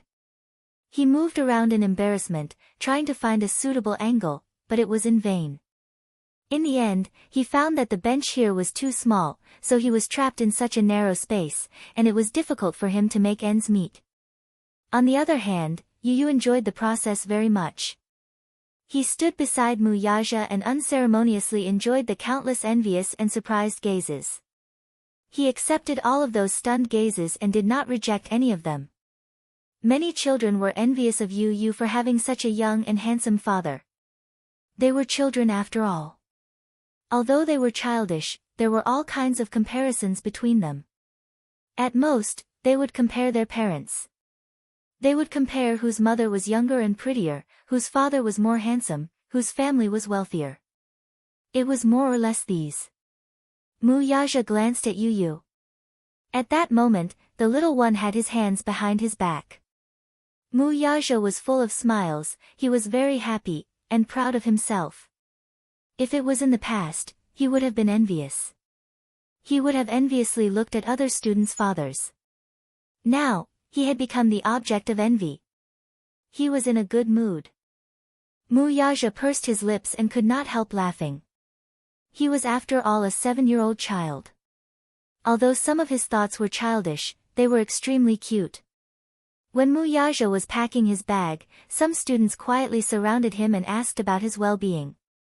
Classmate A, Yu, is this handsome uncle your father? Yu, yes. Classmate A, wow. Yu, I'm so envious of you. Your father is so handsome. Yu, of course. If my father isn't handsome, why would he give birth to me so cute? Classmate A cupped his face and looked infatuated. Mu Yaja. Chapter 1593. Classmate B said, Yu, your daddy looks so young. He looks like a celebrity on TV. Can I take a picture with your daddy? Yu replied, sure. All the little kids exclaimed, wow. That's awesome. Me too. Count me in. As Yu was feeling smug, he walked over to Mu Yaja and whispered into his ear, Daddy, cooperate with me. Mu Yaja's lips twitched slightly. At this moment, he even wanted to hug Yu tightly. He was afraid that he would float into the sky in the next second. However, looking at the little kid's smug expression, Mu Yaja felt a tinge of sweetness in his heart. His son was proud of him. This made him happy. It turned out that it was such a wonderful feeling to be proud of a son. As he thought of this, Mu Yaja's mood improved.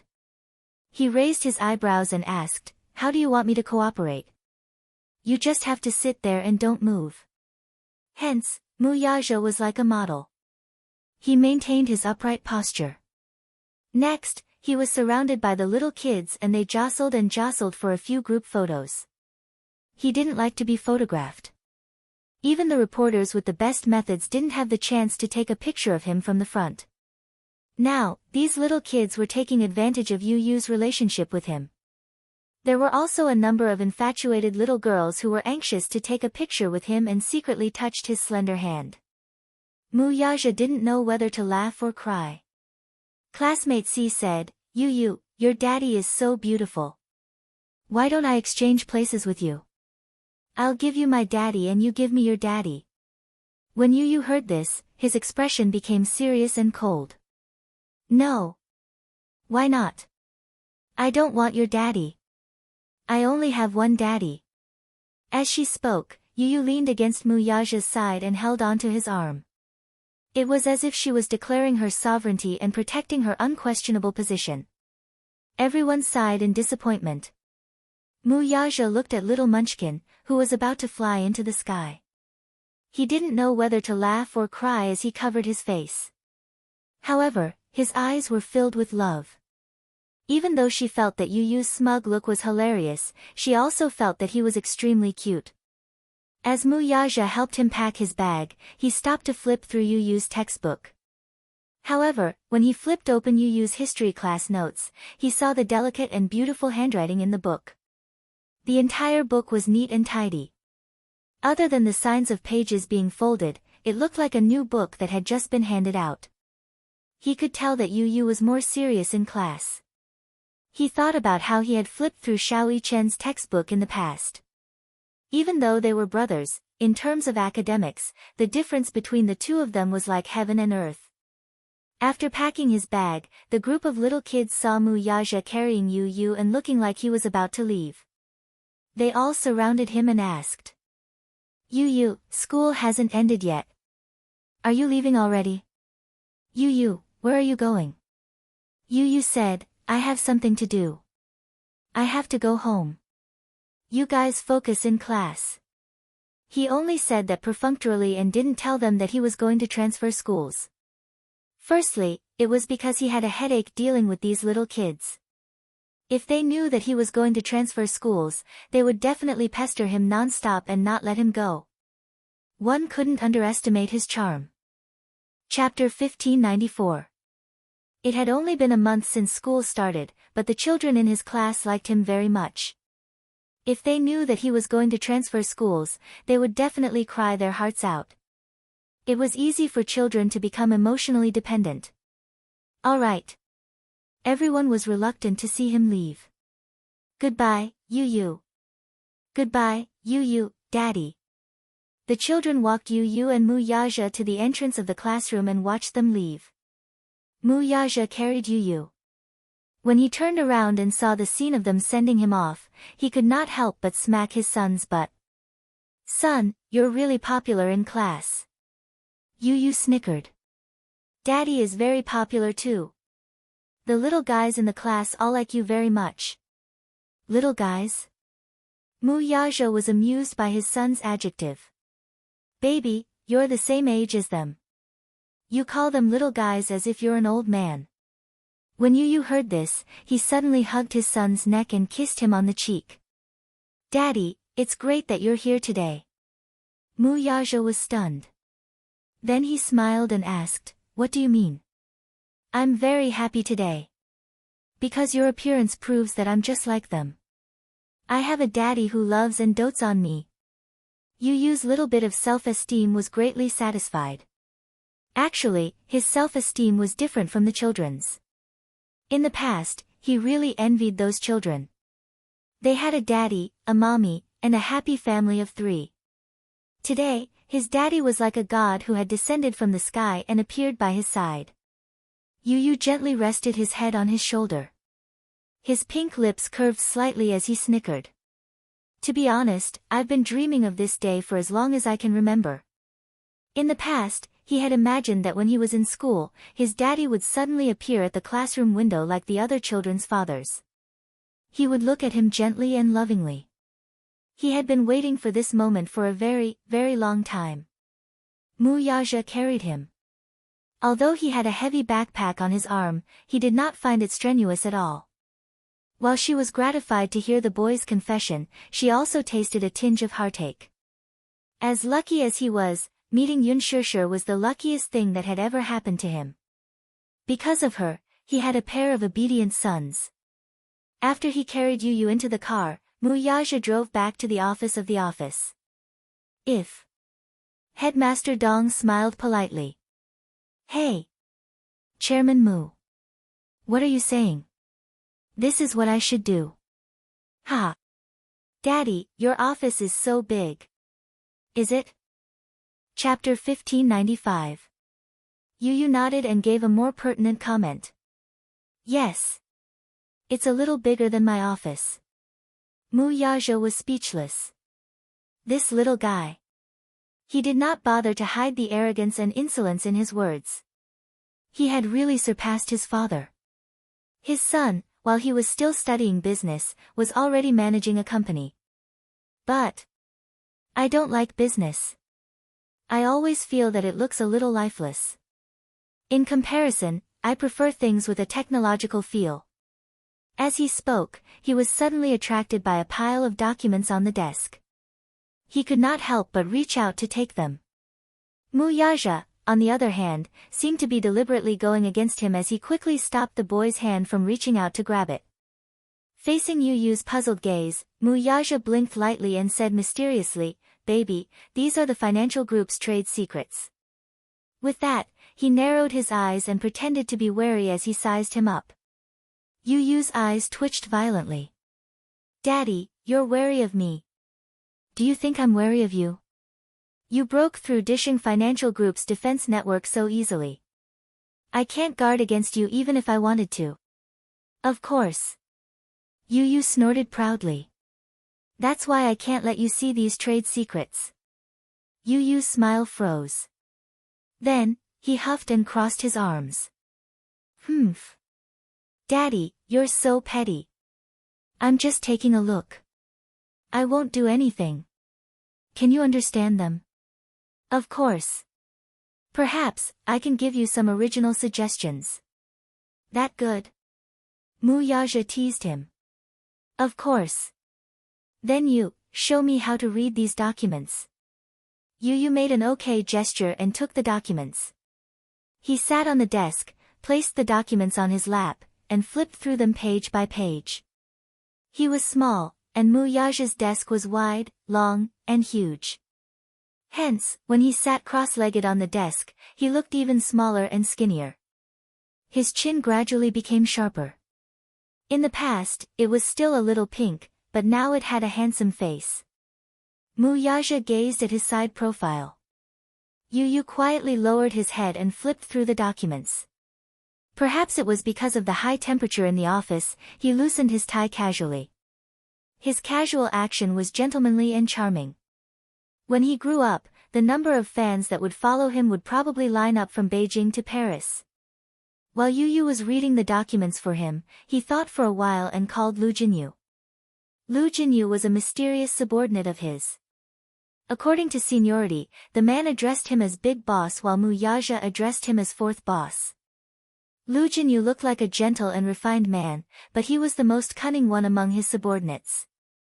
The call went through quickly. Before Mu Yaja could say anything, Lu Jinyu smiled and said, "Boss, what orders do you have for me this time?"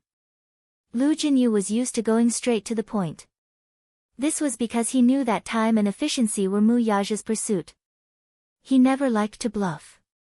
Mu Yaja ordered, "Jinyu, find out about Lin Anghua from the Legal Affairs Hall. Check his background." "Ha, boss, did this Lin Anghua offend you?" Chapter 1596. Lu Jinyu laughed sinisterly. The Hall of Political Affairs is an organization set up by the government. Naturally, the people inside are not simple. But, boss, you should know that not many of the people in the Hall of Political Affairs are clean. If you want to find out the background of this person, I might be able to find a lot of interesting things for you. This Lin Anghua is a bluff. He's very arrogant. If it were in the past, I wouldn't be willing to stoop to the level of a small fry like him. But today, he's made me a little unhappy. At the end of his sentence, Mu Yaja's voice suddenly deepened, and he gave a certain hint. On the other hand, Lu Jinyu received his hint and immediately said, "Boss, don't worry. The thing you want, I'll get it for you by tomorrow at the latest. When the time comes, you can do whatever you want with him." "Okay. Let me know as soon as possible." Lu Jinyu agreed. After the call ended, Mu Yaja stood up and walked to Yu Yu's side. The little munchkin was focused on flipping through the case. He glanced through 10 lines at a time and circled some data from time to time. He smiled satisfactorily and gently rubbed his little head. Walking to one side, he picked up an apple and sat on the sofa to peel it for him. After peeling the apple, he carefully cut it into small slices and skewered them with toothpicks before bringing them to the little munchkin's hand. His cell phone suddenly rang. Mu Yaja picked up his cell phone and glanced at the screen. It was an unknown number. After answering the call, an unfamiliar man's cautious voice came from the other end. "Hello. May I know if you're Chairman Mu from Dishing Financial Group?" Mu Yaja smiled slightly. Although the other party did not state his identity, he immediately guessed who this person was. "As the head of the city hall, you're indeed very capable. But don't you think it's inappropriate to use your power to investigate my personal number?" Jianghu was shocked. He thought to himself that this Mu Yaja was indeed not simple. He had already guessed who he was before he had even revealed his identity. At the same time, he felt guilty. In a moment of desperation, he had indeed used his power to investigate Mu Yaja's personal number through the internal network. However, Jiang Hongwei had been in the government for many years. He was also an old fox. He avoided the important points and dwell on the trivial points. He quickly avoided this topic. "Ha! Chairman Mu, it's like this. Just now, I got the news. I heard that your men are collecting information about Lin Anghua. I'd like to ask, what's going on? Did he offend you?"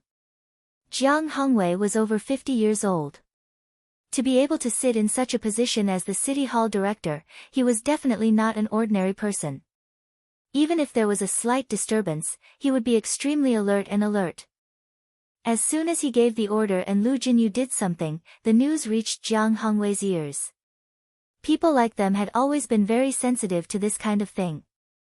They had called in a hurry just to sound out the situation. Mu Yaja couldn't be bothered to pay attention to him. He lazily asked, "What do you think?" His words had a deep meaning, but it made Jiang Hongwei even more worried. "Chairman Mu, tell me, how did Lin Anghua offend you?" "Offend you?" Mu Yaja laughed mockingly. "I'm afraid it's not appropriate for you to ask me this question." Chapter 1597. Mu Yaja said slowly, "The people in the city hall are all so capable. Director Jiang, if you don't control your subordinates, you won't be able to protect yourself if something fishy happens to them." These words made Jiang Hongwei extremely anxious. For someone as experienced as him, he could naturally sense that something was amiss with just a few words. It seemed that Lin Anghua had offended the person he shouldn't have offended the most. However, he had already expected this to happen. His phone call was just to sound out Lin Anghua. Naturally, he didn't care about Lin Anghua. Still, after working together for so many years, some interests were intertwined. Jiang Hongwei was worried that Lin Anghua would be foolish enough to provoke Mu Yaja into a fit of rage. If that were to happen, the whole city hall would be wiped out in one fell swoop. It wasn't easy for him to climb to his current position. He had worked hard for more than 20 years and settled down in the political arena where there was a knife hidden behind a smile for many years to achieve the glory he had today. He couldn't just let someone drag him down and take him down from his position. For people like them, benefits were intertwined. Hence, when necessary, he had to cast aside all his relationships to prevent himself from falling into the water. That would not be worth the loss. "Chairman Mu, it seems that Lin Anghua must have caused you trouble. I didn't mean anything else by making this call. I just wanted to ask, how are you going to deal with him? By the way, Chairman Mu, I hope that you won't implicate the innocent because of Lin Anghua." As he said this, Jiang Hongwei laughed awkwardly.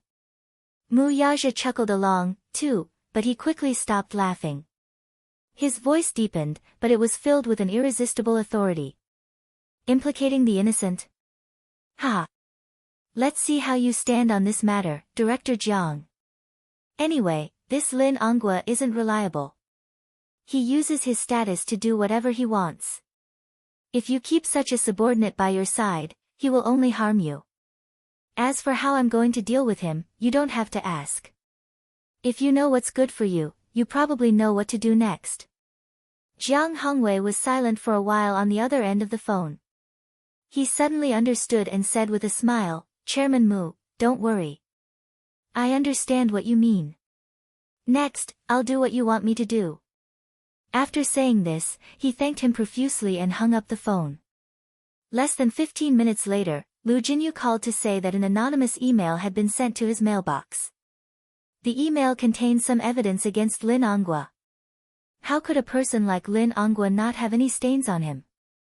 For the time being, let's not talk about his corruption and bribery. Just the fact that he had embezzled a few bad assets through his connections with the government and business, and through his friends, he reinvested and rebuilt them.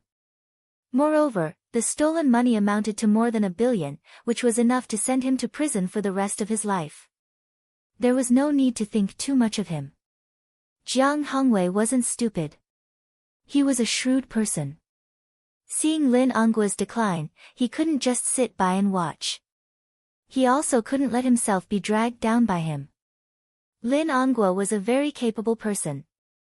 As his chess piece, he had also obtained many benefits for him. However, a chess piece was a chess piece after all. He had no value to be used, so he should be abandoned. Chapter 1598. He was a sly old fox. Since he was working with Lin Anghua, he naturally had a backup plan. Mu Yaja said, "Since someone has sent you these documents, you should know what to do next." On the other end of the line, Lu Jinyu laughed inwardly. Jiang Hongwei is indeed a sly old fox.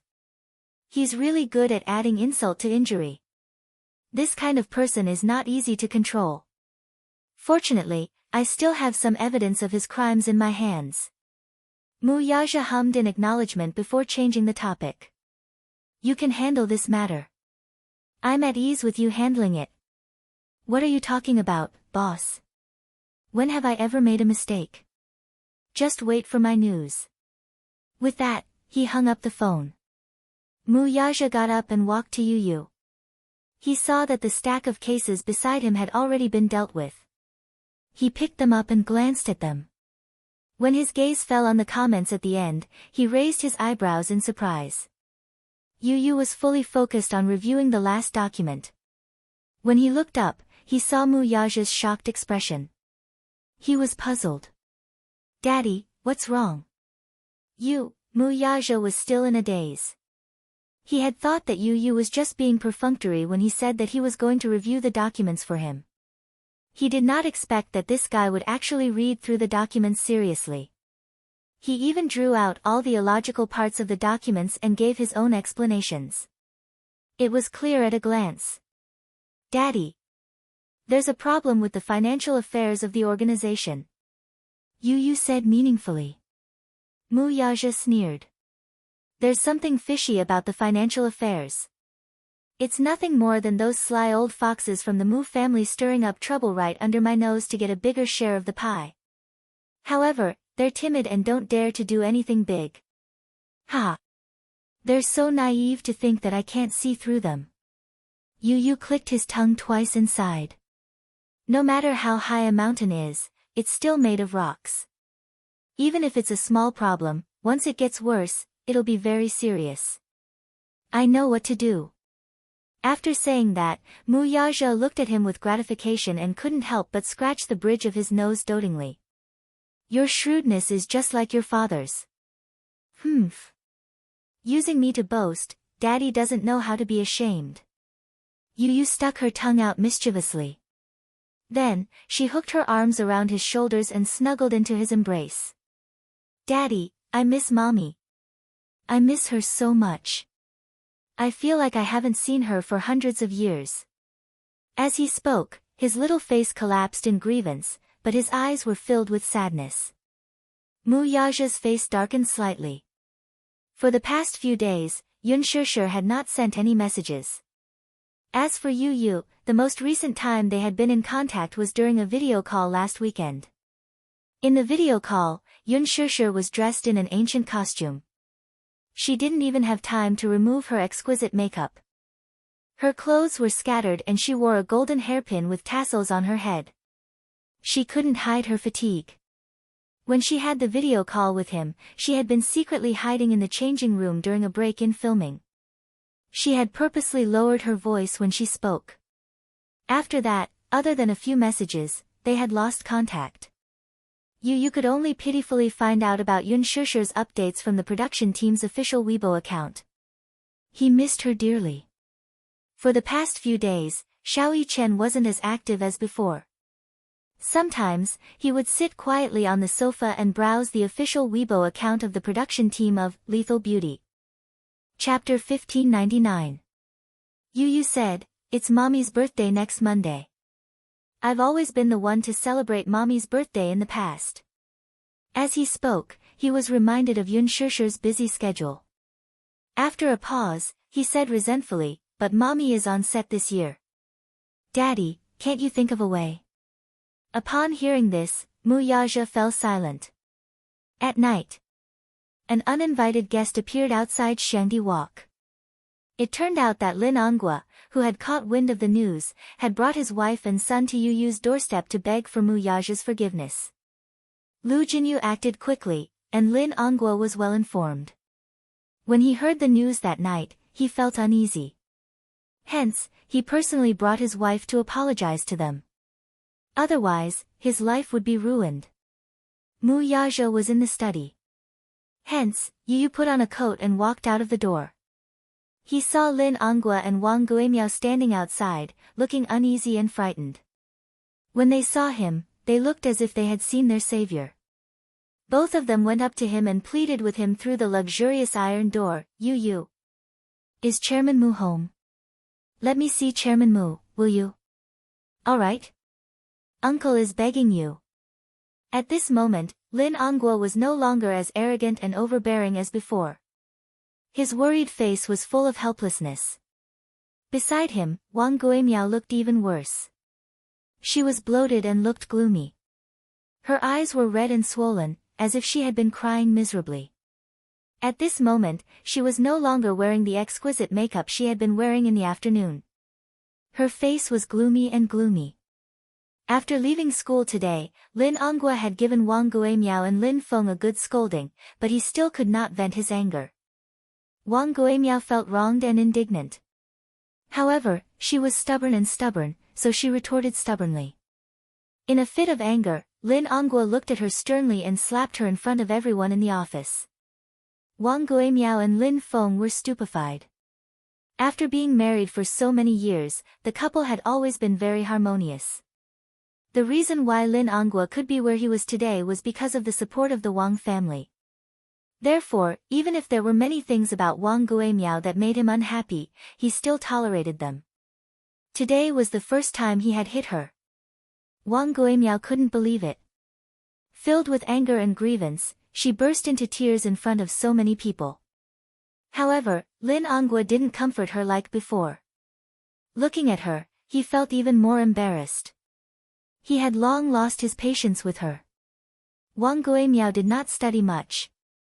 Not only was she uncultured, but she also had a low EQ, which caused him a lot of trouble. He had repeatedly warned her that there would always be someone better than her. When she was outside, she should not be too arrogant and domineering. Instead, she should keep a low profile. Given his position, he had to be careful in everything he did. The slightest carelessness could lead to a bottomless abyss. There was nothing wrong with keeping a low profile. How many people had died because of their high-profile style? However, Wang Guimiao did not understand this logic. Today, she had caused a huge disaster for him. Thus, even when she cried, he couldn't be bothered to comfort her. He was still worried about it. His heart was in a mess. He didn't know what to do at the moment. Wang Guimiao was crying beside him, which made him even more upset. The couple had a big fight because of this. Chapter 1600. In his anger, Lin Onghua yelled at her, "Wang Guimiao, oh Wang Guimiao. Do you know who you've offended today? Do you know? The person I've offended today can kill me with just one finger. Perhaps with just one word from him, my great future will be ruined." She shouted disapprovingly, "What are you afraid of? Don't you still have my family? Why are you so agitated?" She was so self-righteous that it was impossible to reason with her. Lin Onghua was so angry that he laughed. His face was ferocious, and he had never lost control like this before. "Ha! Wang Guimiao, I told you that you're a frog in a well, but you don't believe me. How powerful do you think your Wang family is? It's just tens of millions in assets. In other people's eyes, the Wang family is just a nouveau riche. Do you understand nouveau riche? Do you think you have the ability to go against the Mu family? It can't be that serious, right?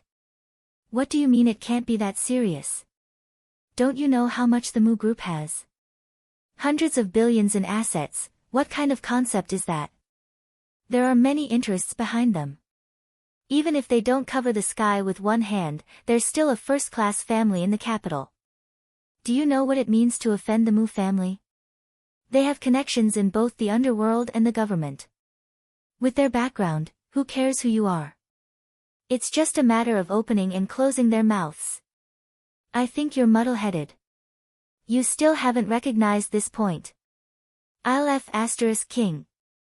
Lin Onghua was so angry that he gritted his teeth. He pointed at her and said word by word, "My F***King brilliant life will be ruined by your hands sooner or later." No. He paused and said sternly, "The Lin family and the Wang family will both be ruined by your hands." These words were said in anger to scare her. However, he didn't expect that his words would come true. Lin Onghua didn't expect Mu Yaja to make a move so quickly. The storm came suddenly and violently. After he heard the news, his mind went blank for a moment. According to the insider, Mu Yaja's side had already obtained some evidence of his crimes. The next step was to hand this evidence over to the Commission for Discipline Inspection. What was left was probably the end of his world. Over the years, Lin Onghua had done a lot of things. His black income should be more than 1 billion, and this was not a small amount. 1 billion was more than enough to sentence him to death, let alone prison. He was so scared that his heart palpitated on the spot. Wang Guimiao was so scared that she gave him 2 quick-acting heart-relieving pills before he recovered. Logically speaking, given how careful he was with his actions, it was unlikely that he would leave behind any incriminating evidence. Therefore, he was also skeptical about it. However, when he dialed Jiang Hongwei's number, Jiang Hongwei only vaguely reminded him, haha. Onghua, now that something like this has happened, you can only pray for yourself. After saying that, he hung up the phone. Lin Onghua was suddenly frightened. When he called again, he could not get through. Since Jiang Hongwei had already said so, he immediately felt disheartened. He went limp and fell to the ground, unable to come back to his senses for a long time. His first reaction was to run. Take the money and escape abroad, the further the better. However, when he thought about it carefully, even if he wanted to escape, where could he escape to? Mu Yaja must have had a backup plan. If he wanted to escape, it would be difficult for him to do so. He was determined to toy with him until he died. This man was rumored to be ruthless, but he had seen it with his own eyes. He was indeed ruthless. He didn't leave him any way out. Chapter 1601. He was in so much pain at the thought of his many years of hard work being destroyed in one day. He made a lot of phone calls, but he realized that he had accumulated so many connections overnight, but now, none of them had heard of him. At times like this, he had to be careful of which side he chose. If he was not careful, he would be implicated. No one was willing to help him, lest they get into trouble. He thought for a while and finally decided to bring Wang Guimiao to apologize to him personally. Perhaps, he would be lucky enough to get his forgiveness. Thus, the scene before him was born. Yu stood expressionlessly at the door. He looked at the pleading couple without a trace of emotion in his eyes. How pitiful. Yu said this coldly with an indifferent expression. Lin Onghua saw his expression and was shocked by the little guy's calm state of mind. Usually, children of this age would run to their parents in fright upon seeing such a scene. However, at this moment, he stood at the door with his arms crossed and a cold expression on his face. Wang Guimiao looked at him with an ugly expression and felt extremely remorseful. She could not figure it out and found it strange. She had known about Yun Tianyu since he was in kindergarten, but she had only heard that he had a mother. She had never heard of him having a father. In the parents' group, it was said that the child was from a single-parent family and could not even be considered a single-parent family. His mother was still unmarried, so no one could say for sure how the child came about. It was said that he was an illegitimate child. His mother gave birth to him at the age of 18, which was an unmarried pregnancy. Many people looked down on her and despised her from the bottom of their hearts. Wang Guimiao looked down on her even more. Without an indomitable man in the family, it was indeed easy for people to gossip. A single mother would be subjected to a lot of malicious speculation and slander. Today, however, this child had a father out of nowhere. Moreover, this man's status was not low and was incomparably noble. He was actually one of the top figures in the Mu family. Even now, she still felt that she was in a dream. Who asked her to be unlucky, though? The only thing to blame was that she should not have gone overboard. Lin Onghua went up to him and begged again, "Little master, can you please invite your father out? I have something to ask of you." "What is it? Can't you tell me?" Yu said casually. Lin Onghua was embarrassed for a moment, but he knew that this child was obviously making things difficult for him. Thus, his face turned red. He clenched his teeth and actually knelt on the ground with a plop. It was late at night and the ground was cold. He knelt down, almost without hesitation. Yu was not surprised to see him kneel down. At the same time, she looked at Lin Onghua meaningfully and smiled. "Mr. Lin, why are you doing this? What are you trying to do?" "Little lord, I I'm here to apologize to you and your father. As Lin Onghua spoke, he fiercely pulled Wang Guimiao. Wang Guimiao was caught off guard and fell to her knees as well. A sharp pain came from his knee. However, she couldn't care about anything else. In any case, he had already lost all his face, and there was nothing he could do to regain it. Chapter 1602. Even though she did not believe it, Wang Guimiao knew that Lin Onghua was in a panic. Lin Onghua said that the Mu family had secretly obtained some evidence of his crimes. If they didn't take any action and beg the Mu family to be merciful, the only thing that awaited the Lin family and the Wang family would be death. Wang Guimiao knew a little about Lin Onghua's actions in the past few years. She knew that if the evidence of his crimes was in the hands of others, it would be as good as having his life in the hands of others. Hence, she did not care about her pride anymore. She knelt down and kowtowed as hard as she could under Lin Onghua's gaze. You. Auntie was wrong. Auntie was really wrong. Auntie shouldn't have called you a little b*****. Auntie shouldn't have listened to those rumors and humiliated you and your mother. Auntie knows her mistake. Can you forgive me? Then, she kowtowed as hard as she could. She was really kowtowing. She knocked her forehead on the ground so hard that her skin was bruised. However, she did it on purpose. She wanted to put on an act for him to see. A little bruise was nothing. If she could beg the Mu family to be merciful, so what if she got bruised and bled a little? Yu yawned and said lazily, okay. I know, I forgive you. Lin Onghua was overjoyed when he heard that. Really? Wang Guimiao was surprised. She looked up with her eyes wide open and smiled through her tears. She was in a sorry state and her hair was disheveled. She looked disgusting. Yu did not want to look at her. Why should I be so calculative with an uncultured person? So now, all of you can disappear from my sight. Then, Lin Onghua and Wang Guimiao looked at each other in surprise.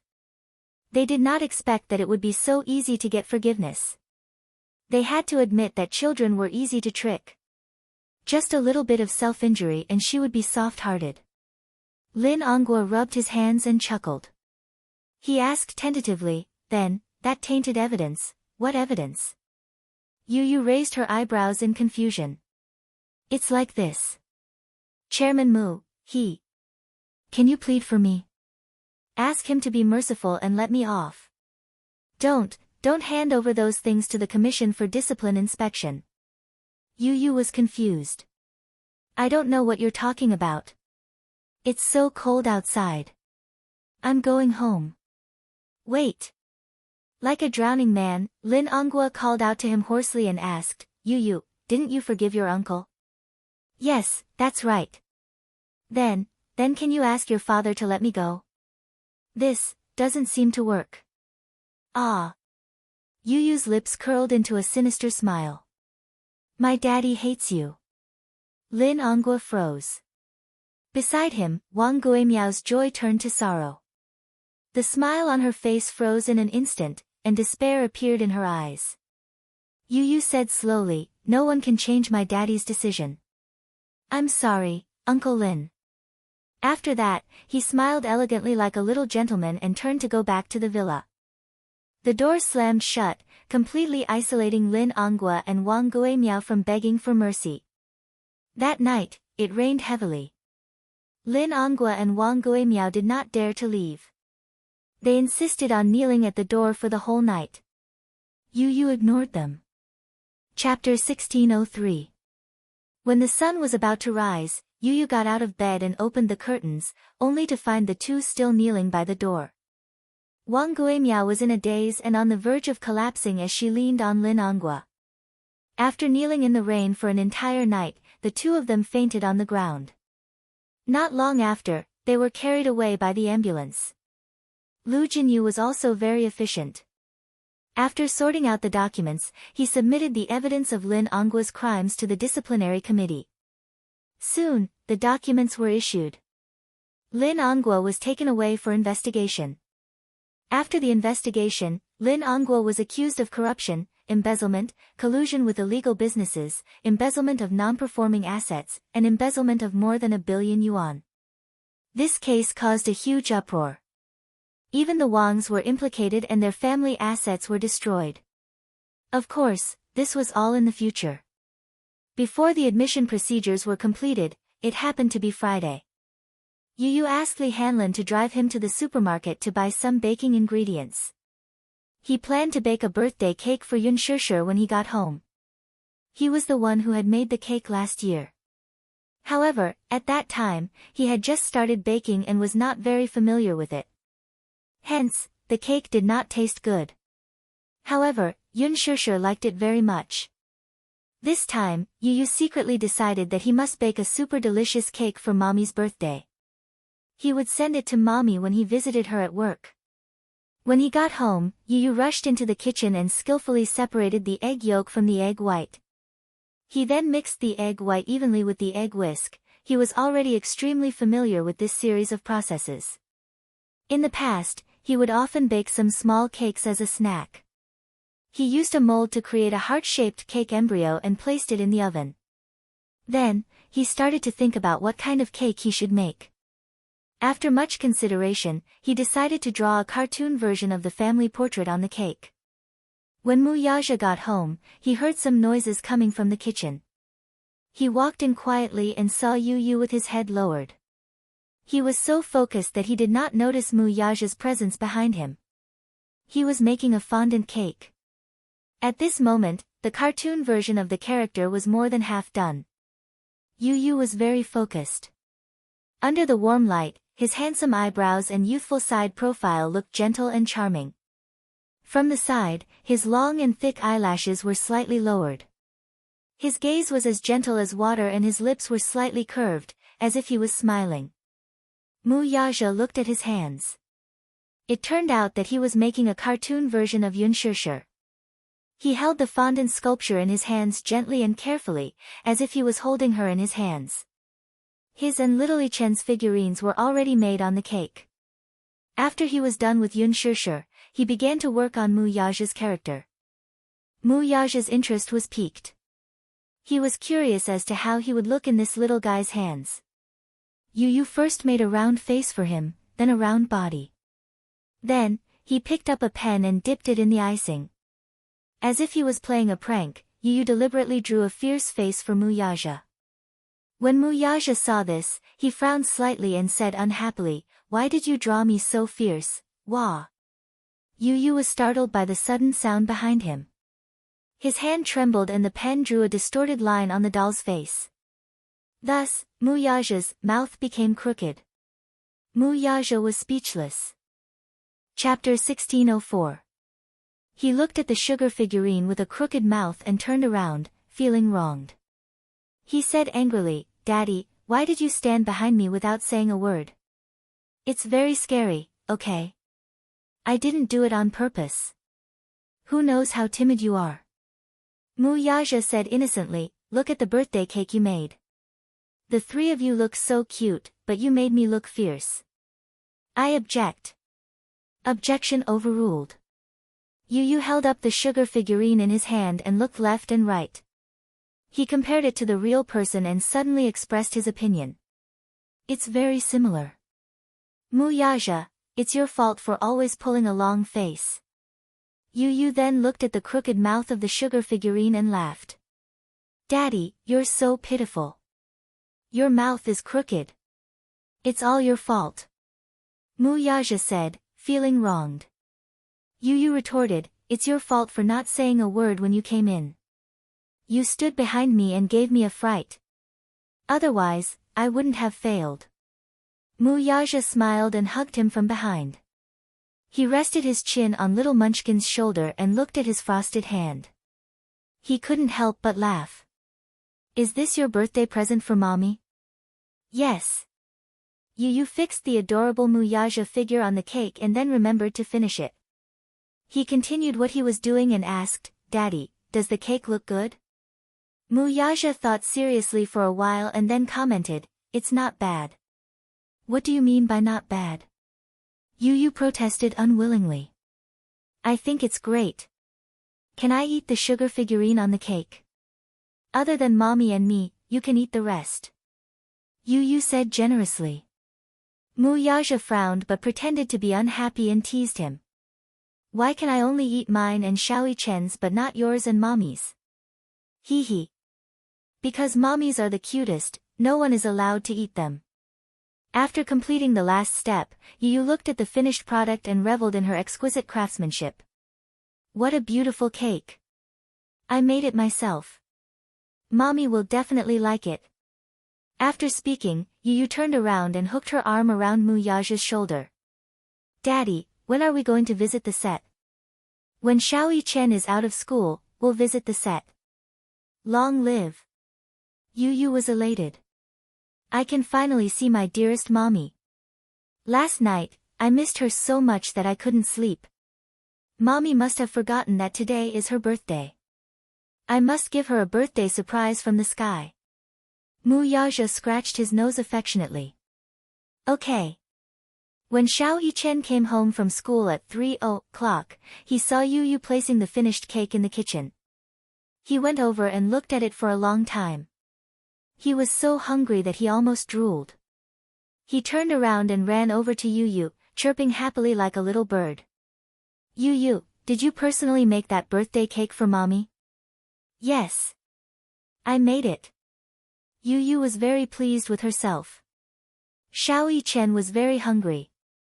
He pestered him and asked, when are we going to visit her at the set? Last night, the three of them had discussed that on her birthday, they must visit the set and give Yunshishir a birthday surprise. The two little lads were so excited about their birthday that they couldn't sleep well.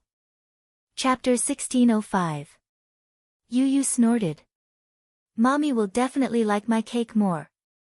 Xiao Chen whimpered and looked down pitifully. Yu, you're a bully. Are you saying that my present isn't nice? I can't help it. It's your fault for being so stupid.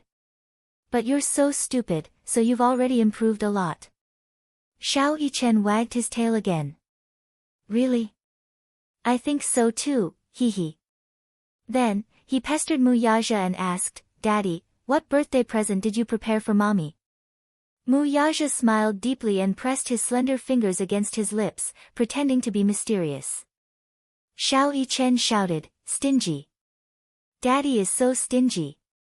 Just as Yu had expected, Yunshishir had indeed forgotten that it was her birthday today. She was completely unaware of the upcoming birthday surprise. Early in the morning, she rushed to the set, changed into an ancient costume, put on makeup, and participated in the filming. The sun was shining brightly these few days, so there were many outdoor scenes. Yunshishir was inevitably nervous because it was her first time using a wire. On the set, director Gu and the martial arts master were nervously discussing the upcoming wire scene. Yunshishir changed into a pink silk dress. The next scene was her encounter with the male lead, Yun Cheng, played by Hua Jin. In the plot, the prince's mansion was holding a birthday party. Qin Shuiao, who was playing the role of Qin Shuiao, climbed a tree to pick up a kite. She accidentally slipped and fell from the tree. The male lead appeared and saved her. When the two met, Qin Shuiao fell in love with Yun Cheng at first sight. There were two scenes today. One was between Yunshishir and Hua Jin, and the other was between Yunshishir and Lin Ji. Yunshishir changed into her costume and was familiarizing herself with the camera position. Positioning was very important when filming, so she had to familiarize herself with it in advance. In addition, she was worried that she would not perform well in the wire scene and was under a lot of pressure. Suddenly, there was a fierce commotion on the set. Yunshishir turned around and saw countless flashing lights. It turned out that Lin Ji had changed into her costume and appeared on the set. Today, there were many reporters visiting the set. However, as the media, the main visitors were naturally the female lead, Lin Ji, and the male lead, Hua Jin. The audience was looking forward to the collision and sparks between the number one young man in ancient costumes and the number one actress in ancient costumes.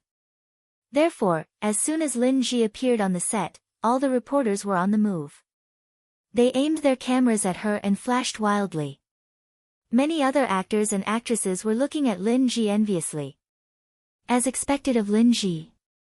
As the female lead, she has so many media reporters visiting her. How glorious! A female supporting character sighed with envy.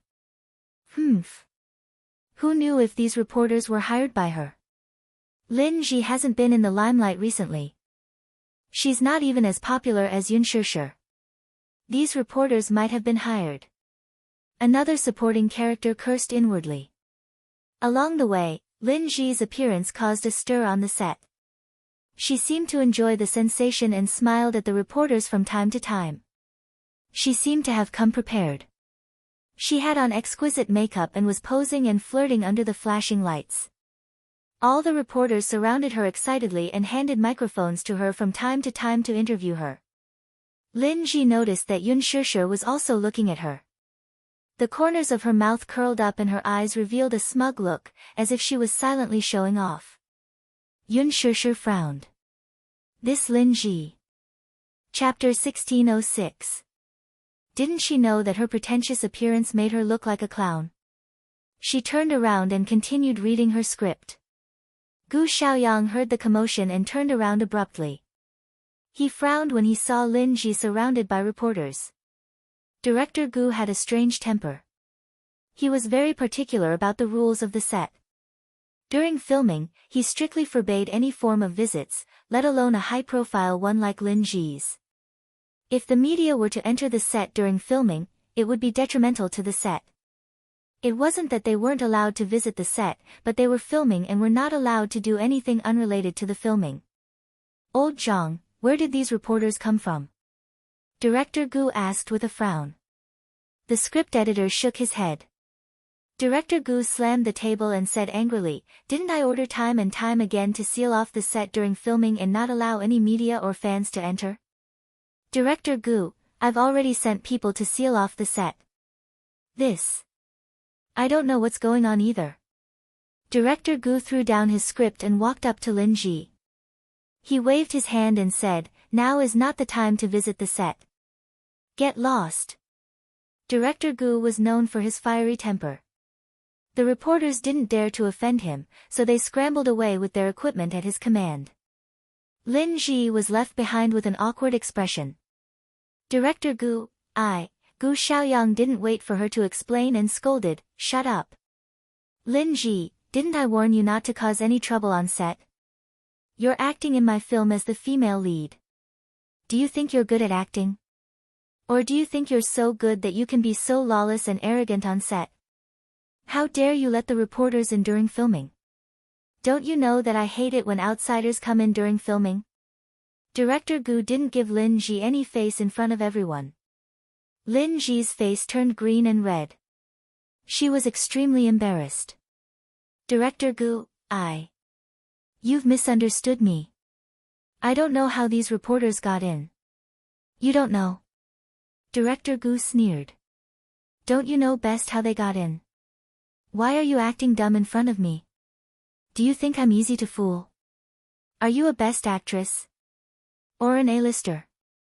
Why did those reporters only take pictures of you and not the others? Do I have to be more straightforward? Why did you disregard the interests of the crew and consider the feelings of others? Have you considered my thoughts? Gu Xiaoyang mercilessly exposed her in front of everyone, making Lin Ji even more embarrassed. The supporting actress who had guessed that Lin Ji had hired a reporter to visit her on set sneered. I knew it. Ha! Lin Ji still wanted to explain. Gu Xiaoyang didn't want to listen to her excuses. Look at your face. What the hell is that makeup on? Didn't I ask the makeup artist to do willowy eyebrows and cherry lips for you? Take a look at yourself and look in the mirror. Lin Ji hired a reporter to visit her at work. In order to look more photogenic, she especially asked the makeup artist to put on Korean-style makeup. Gu Xiaoyang scolded her harshly. Lin Ji felt too ashamed to show her face. Director Gu, Lin Ji's eyes were misty with tears, and she was about to cry. She deliberately acted pitiful in order to gain Director Gu's understanding. Chapter 1607. Lin Ji, I'm warning you for the last time, don't play any more tricks. If you anger me, I don't care if you're the female lead or not, I'll cut you into a side character. Hee hee. I'll also give you a heads up while I'm at it. Anyway, the filming has just started, so it doesn't matter even if I kick you out of the cast. Don't blame me for falling out with you when the time comes. Anyway, the female lead in his heart was never this actress. If she were to play any tricks again, he did not mind kicking her out, and replacing Yun Shishir with her was exactly what he wanted. Yun Shishir was the Qin Changle in his heart. Not only did she look good, but her acting skills were also better than the actress's. Alas, the actress was one step ahead and snatched the role from him. Gu Xiaoyang was still sulking because of this matter. Lin Ji's financial backer had invested a lot in the movie, so director Gu suppressed his anger. Go wash my makeup and redo it. Gu Xiaoyang said and left. Under the mocking and curious gazes of the crowd, the actress could only grit her teeth awkwardly and return to the dressing room unhappily to do her makeup. The director walked over to Yun Shishir, who was seriously reading the script. He nodded in satisfaction when he saw that she was focused on it. Only then did he return to discuss the wire arrangement with the martial arts director. Mu Shi happened to be delivering water to Yun Shishir. When she saw this scene, she excitedly went up to her and said with a smile, Shishir, the director has been looking at you just now. What? He stood beside you and looked at you for a long time. I think he saw that you were seriously reading the script and was very satisfied with your attitude. That's why he smiled in relief. Yun Shishir smiled and said, Mu Shi, I'm a little nervous. I heard that if I'm not careful with the wire, I'll fall down. Oh, please. Do you think the martial arts director on set is just for decoration? Don't worry, it'll be very safe. Mu Shi comforted her. Hua Jin also finished his makeup and rushed to the set. Yun Shishir looked up and saw him appear. She was stunned. His first reaction was that Hua Jin's title of the best young actor in ancient costumes was not undeserved. He was dressed in a crescent white robe and had an elegant demeanor. His handsome hair was draped over his shoulders, and his beautiful and exquisite facial features were embellished with makeup. His beauty was even more breathtaking. Her charm was so outstanding that it overshadowed the beauty of the female lead. Her every frown and smile was captivating. This was the first time she had acted with Hua Jin in a scene. Hence, it was also the first time she had seen Hua Jin in his ancient costume. It wasn't that she hadn't seen Hua Jin without makeup. His skin was very good, his facial features were very three-dimensional, and his eyebrows and eyes had the unique charm of an ancient handsome man. His charming eyes were like silk, the corners of his eyes were long and narrow, and when he looked back, his smile was enchanting. Yun Shishir's mind wandered for a moment before she exclaimed in shock, Gosh! Hua Jin's ancient costume shocked me. At the side, Mu Shi also came back to her senses. Shishir. Shishir. Gosh! Hua Jin's ancient costume is so stunning. Even if it's the real person, it's better than many of the photos of young actors in ancient costumes. It's so beautiful. She could not suppress her voice, so everyone heard her praise and could not help but look over. Even Hua Jin could vaguely hear her excited voice. He looked in Yun Shishir and Mu Shi's direction with a meaningful gaze. Yun Shishir felt embarrassed. Mu Shi, can you speak a little louder? Chapter 1608. Hua Jin suddenly walked toward Yun Shishir. Yun Shishir was stunned. She turned around and thought that Hua Jin was going behind her, but she realized that there was no one behind her. When she turned around, Hua Jin was already in front of her. He was not as tall as Mu Yaja, but he was still very tall at 1.8 meters. When he bent down to look at her up close, she could even see his flawless and perfect skin. It was as if it could be broken by the slightest breeze. What was even more stunning was his pair of deep eyes that seemed to be bewitching and could make people fall for him uncontrollably. Mu Shi was already stunned when she saw Hua Jin walking over. Yun Shishir came back to her senses and pursed her lips. She could not help but take a step back. Just as she took a step back, Hua Jin took a step forward. Yun Shishir frowned and took 2 more steps back with displeasure in her eyes. Hua Jin, on the other hand, smiled and took 2 more steps forward. His strides were bigger than hers, so he could not wait to be right in front of her. Yun Shishir could even feel his warm breath on her forehead. Her heart was beating like thunder. This man, what was he trying to do? He approached her silently, just like the first time backstage at the press conference. Yun Shishir could not understand what he was trying to do. Hua Jin's good-looking lips curled up. He lowered his head to look at her and smiled. Are you shy? When he spoke, his voice was gentle and pleasant. His voice was not as rough as a man's, nor was it as deep and mellow as Muyaja's. Instead, it was as magnetic as a clear spring. Yun Shishir could not help but ask, what are you trying to do? Yun Shishir. He called her name and smiled devilishly as he tilted his head slightly. It's our first time acting together. Yes. So. Hua Jin dragged out the last word and suddenly blinked at her. Don't you think we should cultivate some chemistry? Mu Shi, who was standing at the side, finally reacted. Seeing this scene, her eyes twitched hard. No matter how one looked at this scene, why did it seem like Hua Jin was flirting with Shishir? Could it be, was Hua Jin interested in her Shishir? However, at this moment, Mu Shi was completely immersed in Hua Jin's beautiful side profile and had no time to care about anything else. Yun Shishir laughed dryly. Develop tacit understanding? I don't know what you're talking about. But, can you not stick so close to me? Close? Hua Jin didn't think so. Is it close? Men and women don't know what they're doing. It's best if we keep our distance. However, Hua Jin felt that her answer was very cute. This distance isn't considered close. He lowered his head slightly and whispered into her ear, little fool, between men and women, only negative distance is considered close. Negative distance, Yun Shishir was confused and didn't even think of the evil side. Hua Jin felt that her reaction was very interesting. How could there be such an innocent woman in the entertainment industry? She was so silly that it was cute.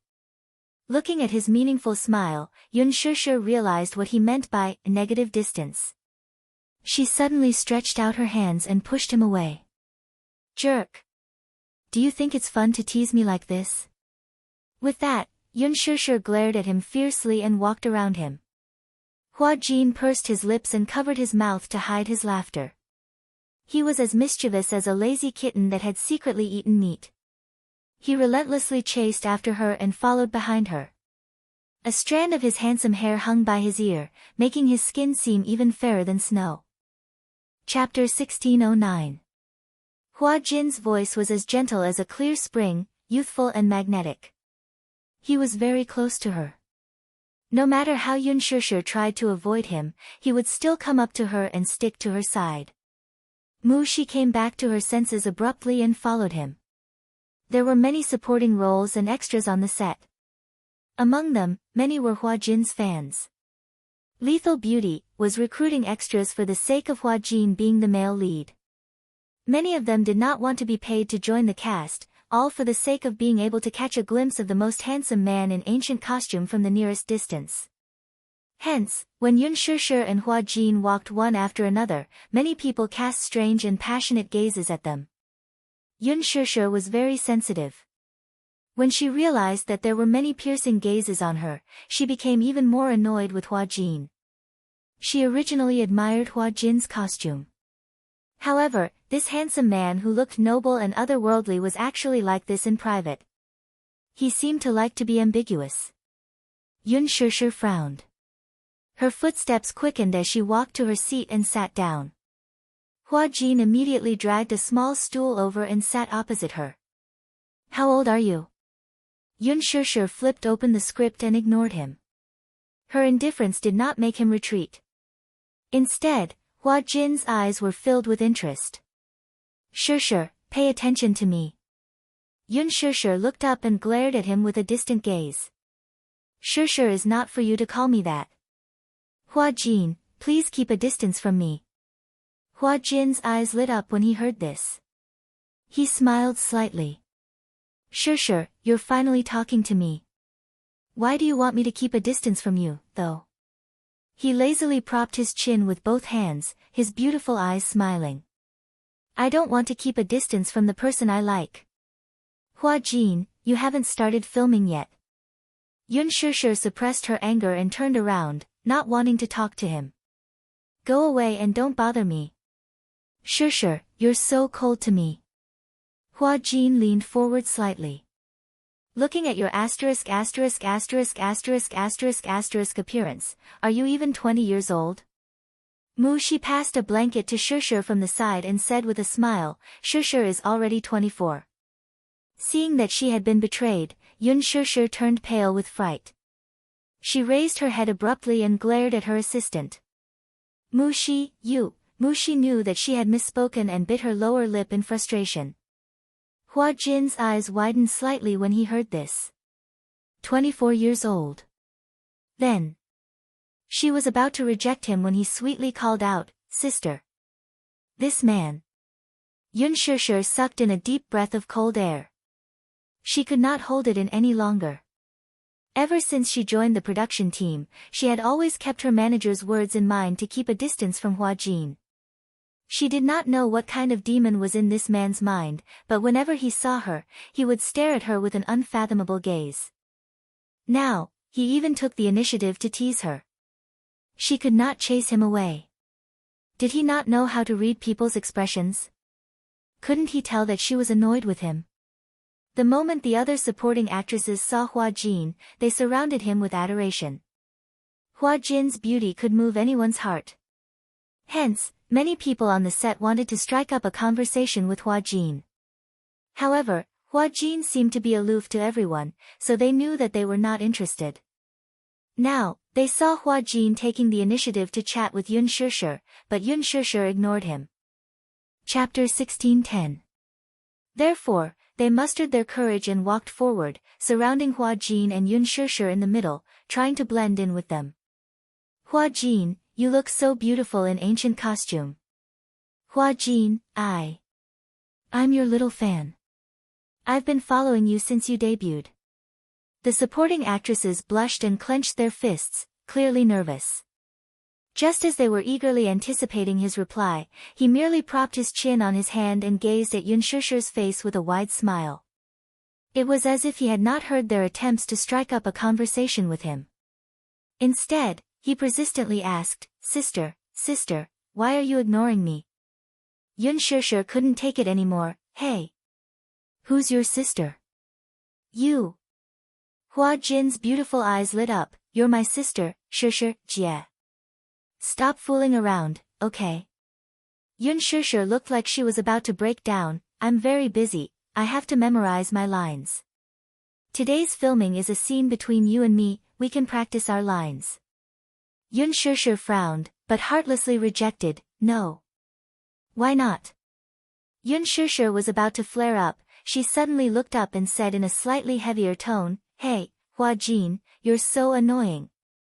I'm busy memorizing my lines, can you stop bothering me? Hua Jin was stunned, then an extremely hurt expression appeared on her face. She looked pitiful, and her peach blossom eyes turned slightly red. The supporting actresses were originally immersed in the awkwardness of Hua Jin ignoring them, but when they saw Hua Jin being wronged and helpless, they immediately felt pity for her and accused her with righteous indignation, Hey! Yun Shishir, don't go overboard. Why are you bullying Hua Jin like this? Exactly. Big brother Hua Jin was kind enough to help you rehearse your lines. It's fine if you don't appreciate it, but you're being so aggressive and bullying big brother Hua Jin. What's the meaning of this? Don't you know that even though she's a newcomer who just debuted, her background is much better than ours? So now, she knows how to act like a big shot. Hee hee. Hua Jin didn't put on any airs and kindly wanted to practice with her, but she pretended to be reserved and embarrassed Hua Jin in front of everyone. That's too much. Mocking voices rose one after another. She could not take it anymore. With her hands on her hips, she defended, Hey! What are you doing? What does it have to do with you? You don't have to worry about Shir. Have you memorized your lines? Are you familiar with the positioning? If you're so free, then wait for one more shot if you're so capable. Don't ng. Yun Shir pressed the back of her hand. That's enough. Mu Shi. Pausing for a moment, she turned around and looked at the cold faces around her. She sneered, my background is none of your concern. If you have the time, you should worry more about yourself, alright? Everyone was stunned. They gritted their teeth and were about to retort when they heard Yun Shir say, can you not block me? You, hey. Hua Jin suddenly spoke. Seeing him speak, a supporting female character immediately said agitatedly, Hua Jin, don't lower yourself to her level. She thinks she's a big shot and doesn't care about you at all. Hua Jin impatiently cut her off. What does it have to do with you? Supporting female character, Hua Jin's face suddenly darkened. I like her personality. This has nothing to do with you guys. Get lost. Chapter 1611. She had lost all her face, so those who knew what was good for them dispersed. At last, those female supporting characters, who were jealous, did not forget to glare fiercely at Yun Shir. Yun Shir's eyes twitched hard. This Hua Jin, if placed in ancient times, would be a femme fatale. Hua Jin said, Shir, don't be afraid. With me around, no one can bully you. I don't need you to speak for me. Wasn't it all because of him that she was being ganged up on? This man was really a femme fatale. Qin Zhou was indeed right. She should indeed keep a distance from him. Mu Shi said that he had a formidable sugar daddy behind him. Yun Shir was even more vigilant now. Not to mention that mysterious sugar daddy, those fans of his in the production team were people she could not afford to offend. Hence, she said, just don't bother me, okay? Woo. I just like you. Yun Shir could not take it anymore. Even if she could not afford to offend him, could she not avoid him? Hence, she stood up abruptly. Hua Jin followed suit and asked with a smile, where are you going? Don't follow me. Hey. Hua Jin hurriedly reached out to hold her hand when he saw her walking quickly. Yun Shir's body trembled as if she had been scalded by fire. She flung his hand away violently. She turned around angrily and glared at him, only to see that he still had that playful and mischievous expression on his face. She looked around angrily and saw that not many people were paying attention to them. She calmed down and asked with gritted teeth, what is your purpose? Motive? Hua Jin tilted his head and pondered for a moment. His lips suddenly curled into a mischievous smile as he leaned closer to her. His ambiguous breath brushed against her cheek. Is wanting to sleep with you considered my motive? With a loud bang, Yun Shir's head seemed to explode. What did he mean? She looked at him in disbelief, only to see that his expression was half joking and half serious. She couldn't tell from his tone whether he was serious or joking. But, this wasn't a joke, was it? Yun Shir widened her eyes in shock. You, she suddenly stretched out her hand and pushed hard. Hua Jin was caught off guard and was pushed to the ground. The ground was made of cement. Hua Jin fell to the ground, and a layer of skin was slightly scratched on his palm. He frowned in pain, but his brows were knitted in an innocent arc. She was as beautiful as a painting. Even when she was frowning, she was still breathtakingly beautiful. This sudden scene attracted everyone's attention. Gu Xiaoyang turned around and saw this scene. He frowned slightly. He put aside the matter at hand and walked over. What happened? Yun Shir was stunned for a moment. She had lost her mind in a fit of anger and did not expect to have such a strong hand. For a moment, she did not know how to answer. Director Gu, what happened? Nothing. Hua Jin got up from the ground, brushed off the dust on his body and smiled lightly. I was just fooling around with Shir. Gu Xiaoyang glanced at him with a sullen expression. The corners of his mouth moved slightly, as if he wanted to say something, but in the end, he did not say anything. As if he had suppressed some anger, he took a deep breath and said with a frown, "Don't play around on the set. There are equipment everywhere. Be careful not to break it and delay the filming process." Yun Shishir was a little surprised. Chapter 16:12. Gu Xiaoyang wanted to protect her, so he warned Hua Jin not to cause any more trouble. Hua Jin glanced at Yun Shishir and then at Gu Xiaoyang before pursing his lips. "Got it. Director Gu. Go and get ready. Your scene with Yun Shishir is about to start." Gu Xiaoyang instructed. Hua Jin reluctantly hummed an "oh" and nodded. However, the moment Gu Xiaoyang turned around, he suddenly leaned forward and planted a kiss on Yun Shishir's cheek. Yun Shishir did not react in time and widened her eyes in shock. By the time she came back to her senses, Hua Jin had already returned to his assistant's side to revise the script. She was angry and frustrated, thinking that Hua Jin was simply unreasonable. He actually stole a kiss from me. Why is this Hua Jin so annoying? Gu Xiaoyang happened to see this scene as well. His lips moved, but he did not say anything. He only reminded Yun Shishir to get ready for her role and then went back to work. It seemed that this Hua Jin was not simple. Even the bad-tempered director Gu did not dare to lose his temper in front of him. It seemed that he had a strong backing. Did he do whatever he wanted on set just because he had a sugar daddy's favor? Yun Shishir trembled in anger. Beside her, Mushi looked at her with envy. She clenched her little fists and gritted her teeth in jealousy. "Shishir, you have good luck with men. Hua Jin took the initiative to kiss you. I'm so envious of you." Yun Shishir glared at her weakly. Seeing that she was really angry, Mushi felt guilty and quickly explained, "Shishir, don't be angry. I was just joking, don't take it seriously." "Mushi. This joke isn't funny at all." Yun Shishir lost her usual calmness. For the first time in her life, she showed anger in front of Mushi. Knowing that she was really trying her best, the assistant hurriedly apologized. "I'm sorry. Shishir, I didn't care about the occasion and made a joke. I'm sorry, I won't do it again." Yun Shishir looked in the direction of Hua Jin with a complicated expression. Then, she took out a soft towel from her sleeve and fiercely wiped the place where Hua Jin had just kissed. The next scene officially began filming. Yun Shishir tried her best to immerse herself in her character. However, when it came to her scene with Hua Jin, just standing in front of him and thinking about how he had teased her earlier, she couldn't help but feel angry. He didn't manage to pass a few of them. His eyes, emotions, and the tone of his lines were all wrong. It should have been an expression of incomparable adoration, but the camera caught a trace of annoyance in her eyes.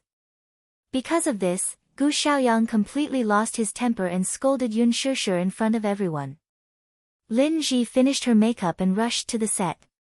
When she saw Yun Shishir in a sorry state, she was secretly delighted. Serves her right. Seeing Yun Shishir being scolded so harshly, she openly mocked her.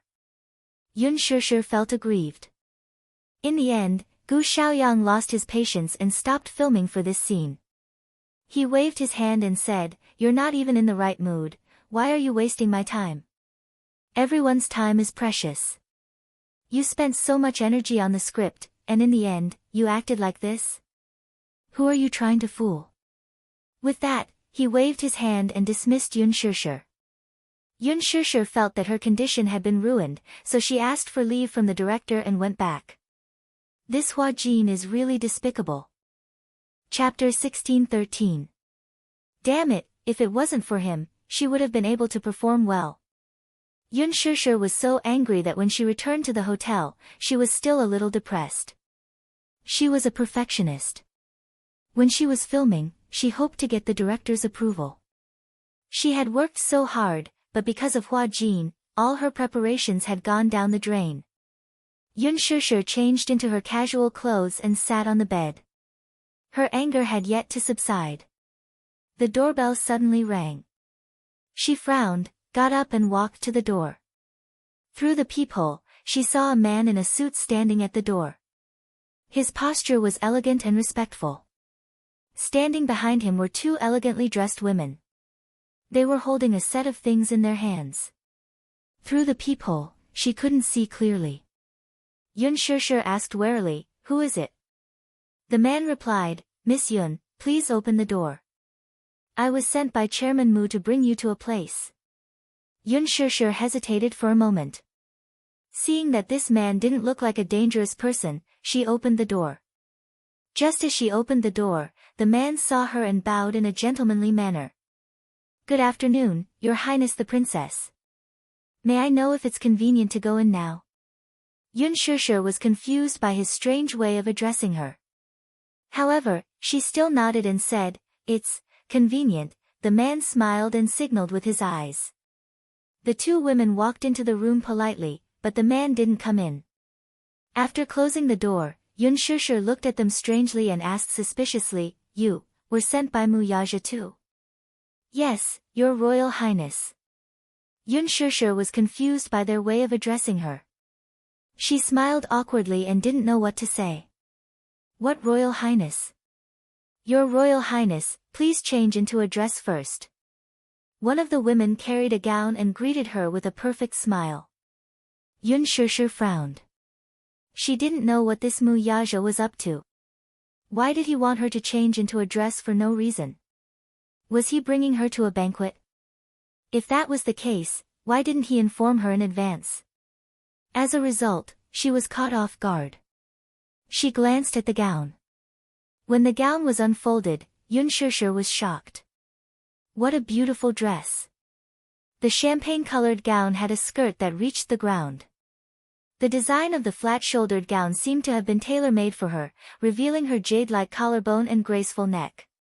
The chest area was adorned with a few pink roses that extended from the waistline all the way to the hem of the skirt. The flower adornment was beautiful and flawless. The petals were especially lifelike, almost to the point of passing them off as genuine. If one did not examine them carefully, one would not be able to tell that the petals on the dress were fake. "Your Highness, please change into your formal attire." Yun Shishir hesitated for a moment, then nodded. After changing into the gown in the bedroom, she walked in front of the full-length mirror. She was like a flower fairy standing in the mirror, refined and beautiful. The two women went up to her and helped her to the dressing mirror. One was in charge of her hair, and the other was in charge of her makeup. An hour later, she was dressed up like a princess from a fairy tale, noble and elegant. Yun Shishir looked at herself in the mirror. The person in the mirror really looked like a princess from a fairy tale movie. But, this dreamy crystal makeup was not suitable for a banquet. Chapter 1614. Through the window, the scenery of the street flashed by quickly. She didn't know where the car was taking her. She was in a daze the entire way. When she got out of the carriage, the sky was getting dark and the night was beautiful. When she lifted the hem of her dress and got out of the car, the scene in front of her shocked her greatly. The carriage stopped at the entrance of Fairy Tale Valley. Fairy Tale Valley, a theme park that looked like a fairy tale wonderland. Yun Shishir had brought Yu here before, so she had a deep impression of Fairy Tale Valley. Fairy Tale Valley was closed for a period of time because of the shooting incident. After some repairs, it was put back into operation. However, at this moment, the Fairy Tale Valley in front of her eyes was completely different from the one she remembered. The night was getting late, and the moonlight was like silver in the starry sky. Under the illumination of the starry sky, the iconic castle of Fairy Tale Valley stood in the distance between the canyons. It was resplendent and majestic, just like a medieval European royal castle.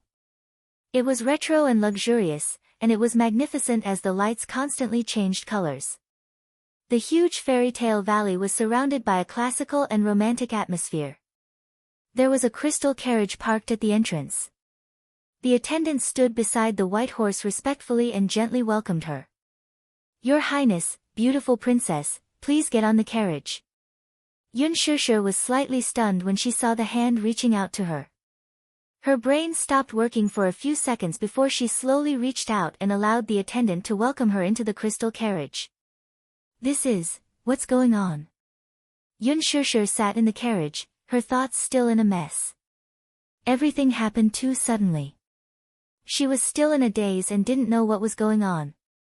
The crystal carriage passed through the garden path that was covered with pink rose petals.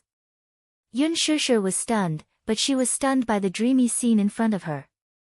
She couldn't help but lean against the window and enjoy the fragrant breeze. So beautiful. So dreamy. It was really like a dream. The breeze blew, and the petals on the ground were swept up, invading her face. Yun Shishir brushed her face with her fingertips and gently rubbed the petals on her face. She sniffed lightly, and the fragrance assailed her nose. On the road, there were many tourists coming and going. When the crowd saw the crystal carriage approaching, they all widened their eyes in amazement. They looked at Yun Shishir, who was sitting on the crystal carriage, with jealousy. Some of the young girls couldn't help but chase after the carriage as they were pleasantly surprised. Wow! It's a crystal carriage. I've only seen this kind of carriage in fairy tale movies. It was a real crystal carriage, so beautiful. I want to sit down too. The woman in the carriage is so beautiful, like a princess. She looks like a flower fairy. There are so many flower petals on her body, how mesmerizing. This woman looks a little familiar. I feel like I've seen her somewhere before. When Yun Shishir heard this, she was so shocked that she retracted her head back into the carriage. The crystal carriage slowly passed through the romantic garden arch, and a huge Ferris wheel came into view. Under the background of the bright starry sky, the huge Ferris wheel slowly rotated along with the music. The attendants helped Yun Shishir down from the crystal carriage. In an instant, it was as if several beams of light from the sky were projected onto her body. The beautiful lights surrounded her, so much so that when she stood in the middle of the bright light, it made her surroundings seem dark. Chapter 16:15. For a moment, she couldn't see her surroundings clearly. She took a small step forward, but the light followed her. Yun Shishir stopped in her tracks and was a little surprised. Just as she was at a loss of what to do, she suddenly saw a tall and slender figure slowly walking towards her from not far away. Yun Shishir widened her eyes. Standing in the light, she couldn't see clearly. In her curious and surprised gaze, a man in a snow-white suit appeared in front of her like a god. His tall and handsome figure pierced through the light and appeared in front of her. Mu! Yun Shishir's mouth gaped open in shock as she uttered a single word. Mu Yaja's appearance gave her a dreamy surprise. He was dressed in a medieval aristocratic suit. His posture was noble and arrogant, and his aura was extraordinary. He was like a prince charming who had appeared in front of her without warning. She had imagined countless dreamy scenes, but now, they were displayed in front of her without warning. She couldn't come back to her senses for a long time. Yun Shishir stared at the handsome man in front of her in a daze. She was a little speechless. Did he prepare everything in this fairy tale-like fantasy for her? Yun Shishir's body stiffened slightly. In front of her, the strong light left a deep impression on his exquisite facial features. In the dreamy light and shadow, his handsome face was like an ancient Greek sculpture, handsome as if it was cast. Amidst the gentle breeze, his black hair brushed past his ears, his proud jawline, and his deep, serene eyes were breathtaking. His thin lips gently curved into a charming arc. Mu Yaja gently reached out to her and opened his palm. He raised his eyebrows slightly and gave her a silent invitation with his eyes. She raised her hand and placed it in his palm. Suddenly, her breathing became tight. Yun Shishir couldn't believe that everything in front of her was real. So much so that she asked a silly question at this romantic moment. Mu Yaja, she looked up and her eyes flashed. Is it really you? What answered her was the man's powerful palm. He held her hand and took the opportunity to pull her into his embrace. Yun Shishir was caught off guard and fell into his embrace. Her swaying body was supported by his strong arms. She raised her head and looked into the man's deep and doting eyes. Little fool, it's me. Little fool, it's me. This intimate and affectionate form of address made her slightly startled. Just a few hours ago, Hua Jin had called her that. She felt impatient and didn't like him calling her that. However, when Mu Yaja called her little idiot, it actually made her feel a trace of warmth and sweetness in her heart. Yun Shusher still couldn't believe everything in front of her eyes. She was afraid that in the blink of an eye, she would wake up from her dream.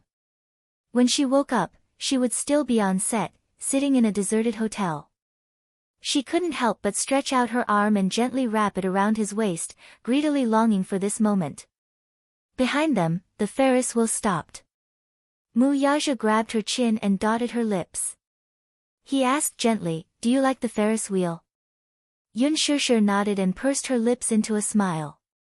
"I like it. Do you want to sit?" "Yes."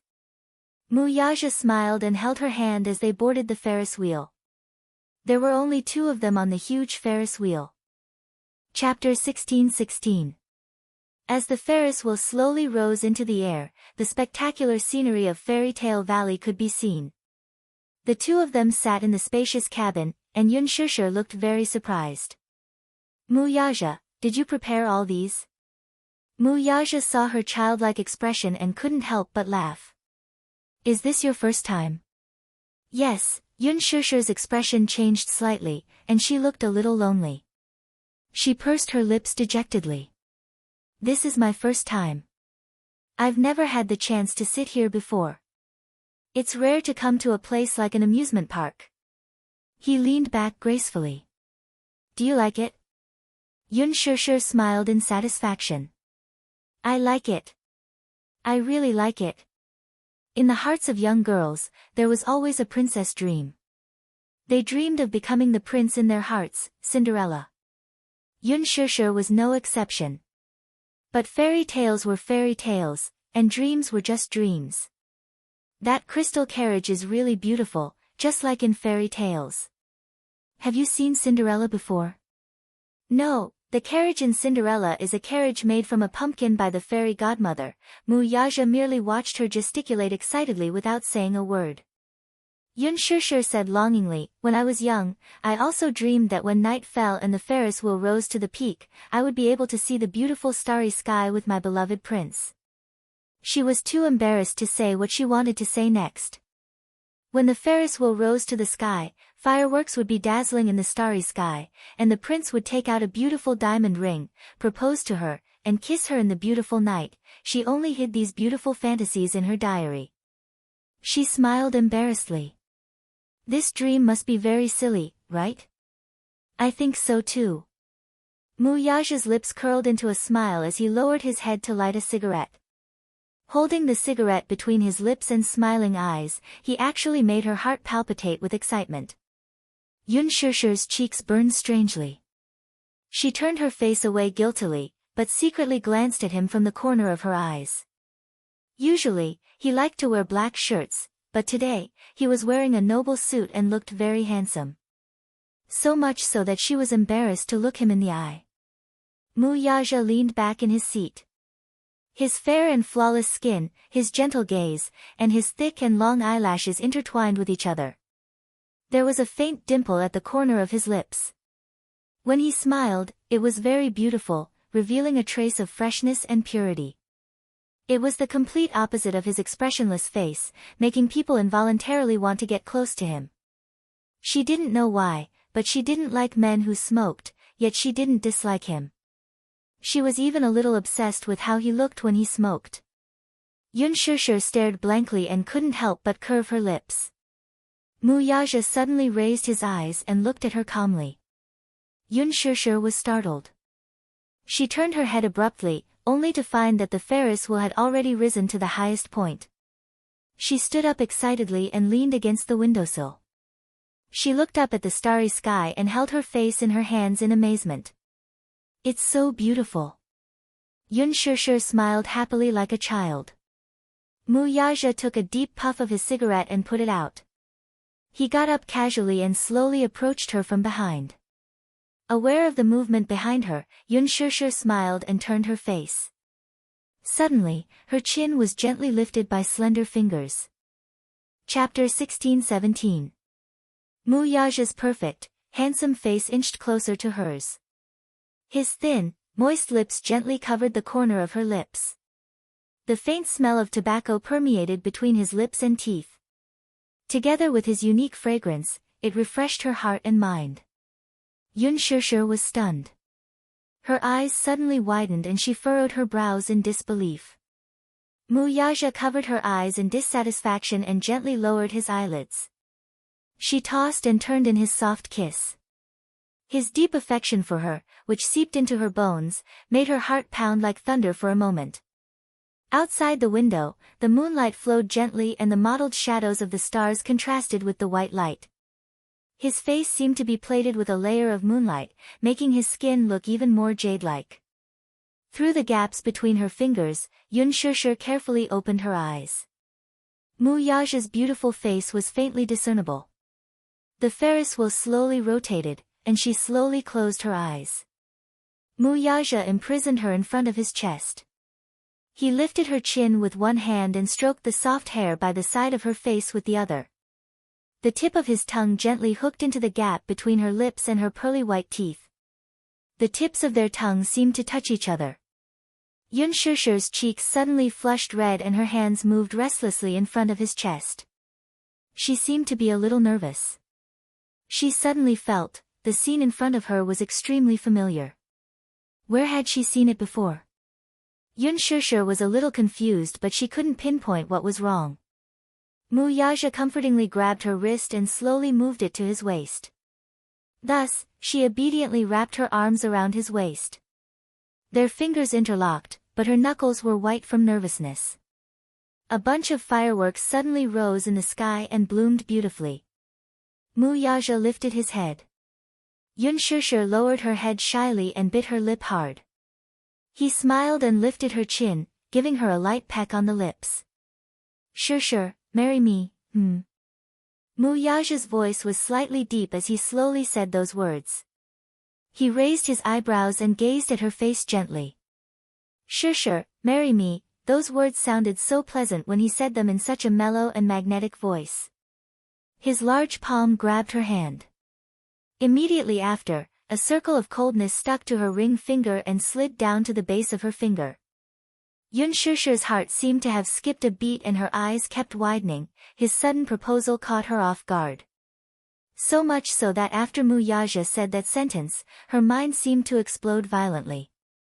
White light flashed and it was as if she was flying to the clouds. Happiness came too suddenly.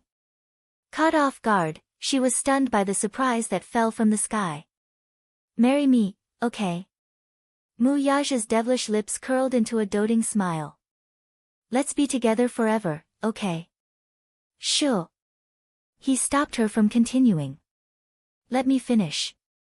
She pursed her lips and held her breath, wondering what he was going to say next. I swear, Mu Yaja took a deep breath and lowered his head.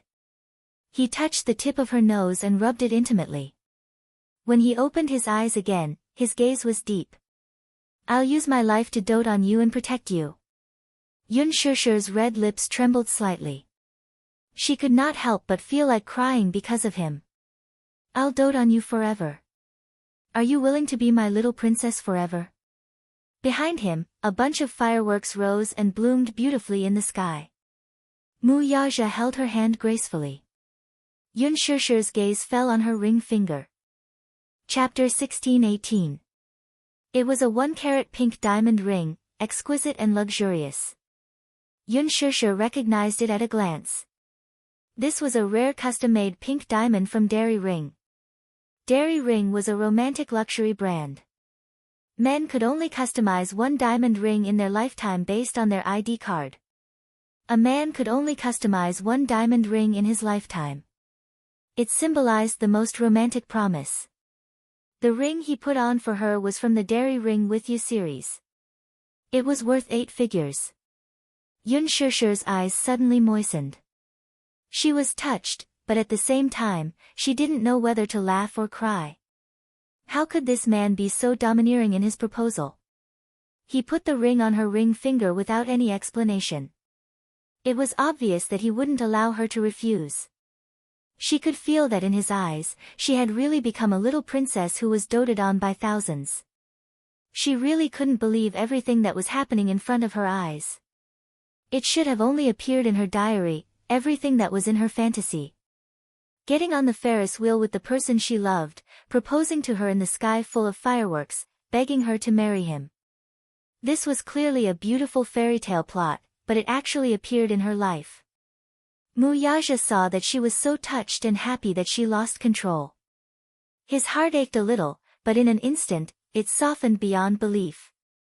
Sure, promise me. Wuxia cupped her face, his gaze sincere.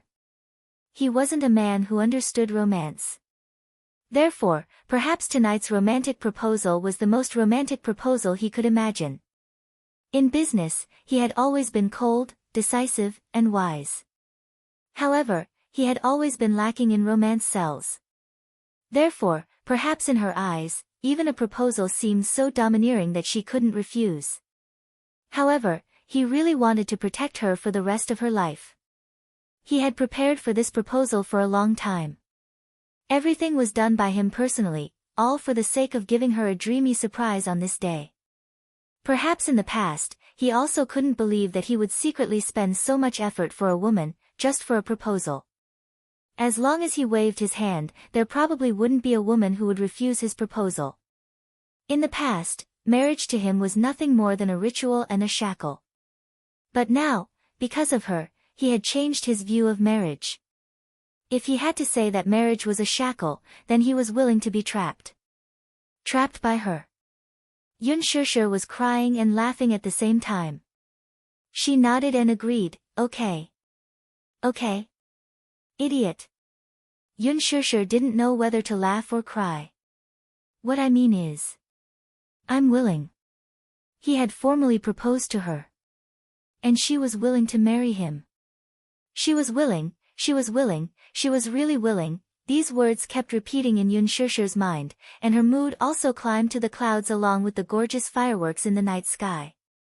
When Wuxia heard this, a satisfied smile bloomed on his face.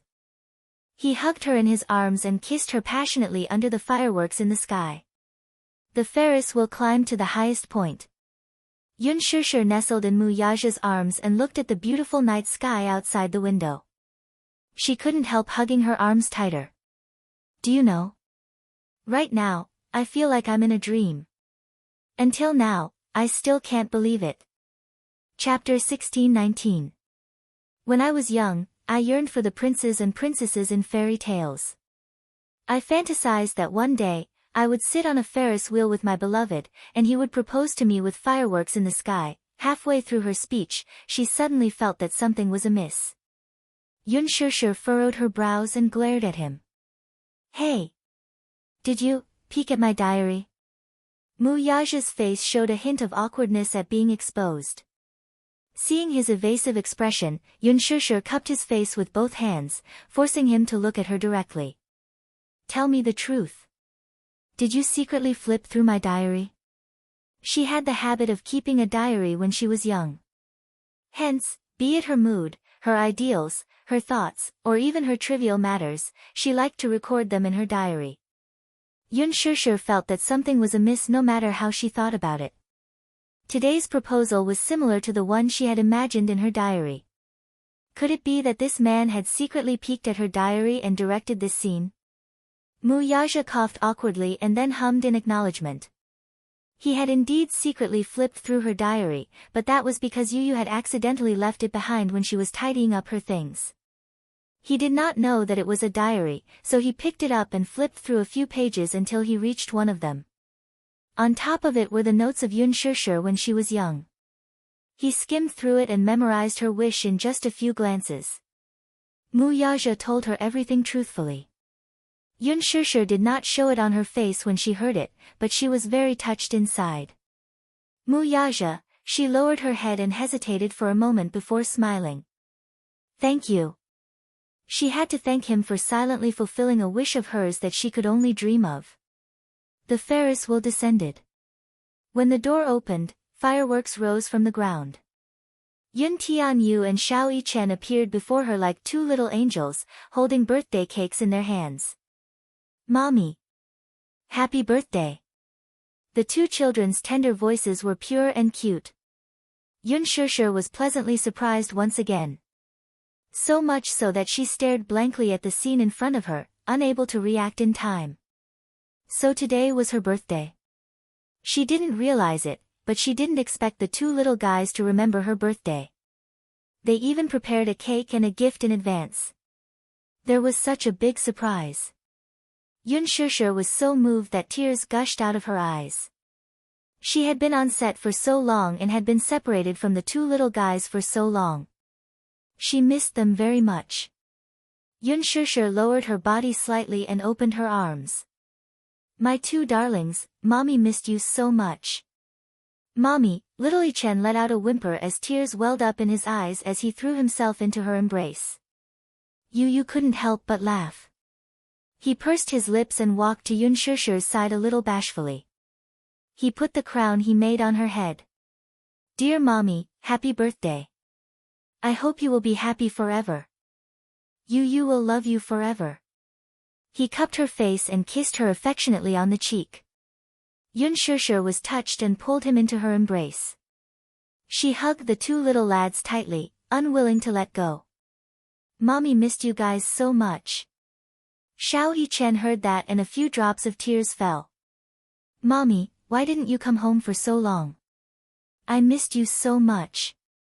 Chapter 1620. Mommy, even if you know you're wrong, I won't forgive you so easily. Xiao Yichen pretended to be reserved as he counted with his fingers. Yun Shishir pursed her lips and asked teasingly, then, Xiao Yichen, what do I have to do to make you forgive Mommy? Unless. Xiao Yichen blinked mysteriously, tapped his cheek, and smiled. Mommy, give me a kiss. Yun Shishir was amused by him. Then, she kissed him hard on the cheek. Xiao Yichen was satisfied. Then, he took out the handmade gift that he had hidden behind his back and held it in front of her. It was a bouquet of handmade roses. Xiao Yichen had specially asked a handmade teacher to make it for him. He thought that since it was his mommy's birthday, he had to give her a happy present. After much thought, he decided to give her a bouquet of handmade roses.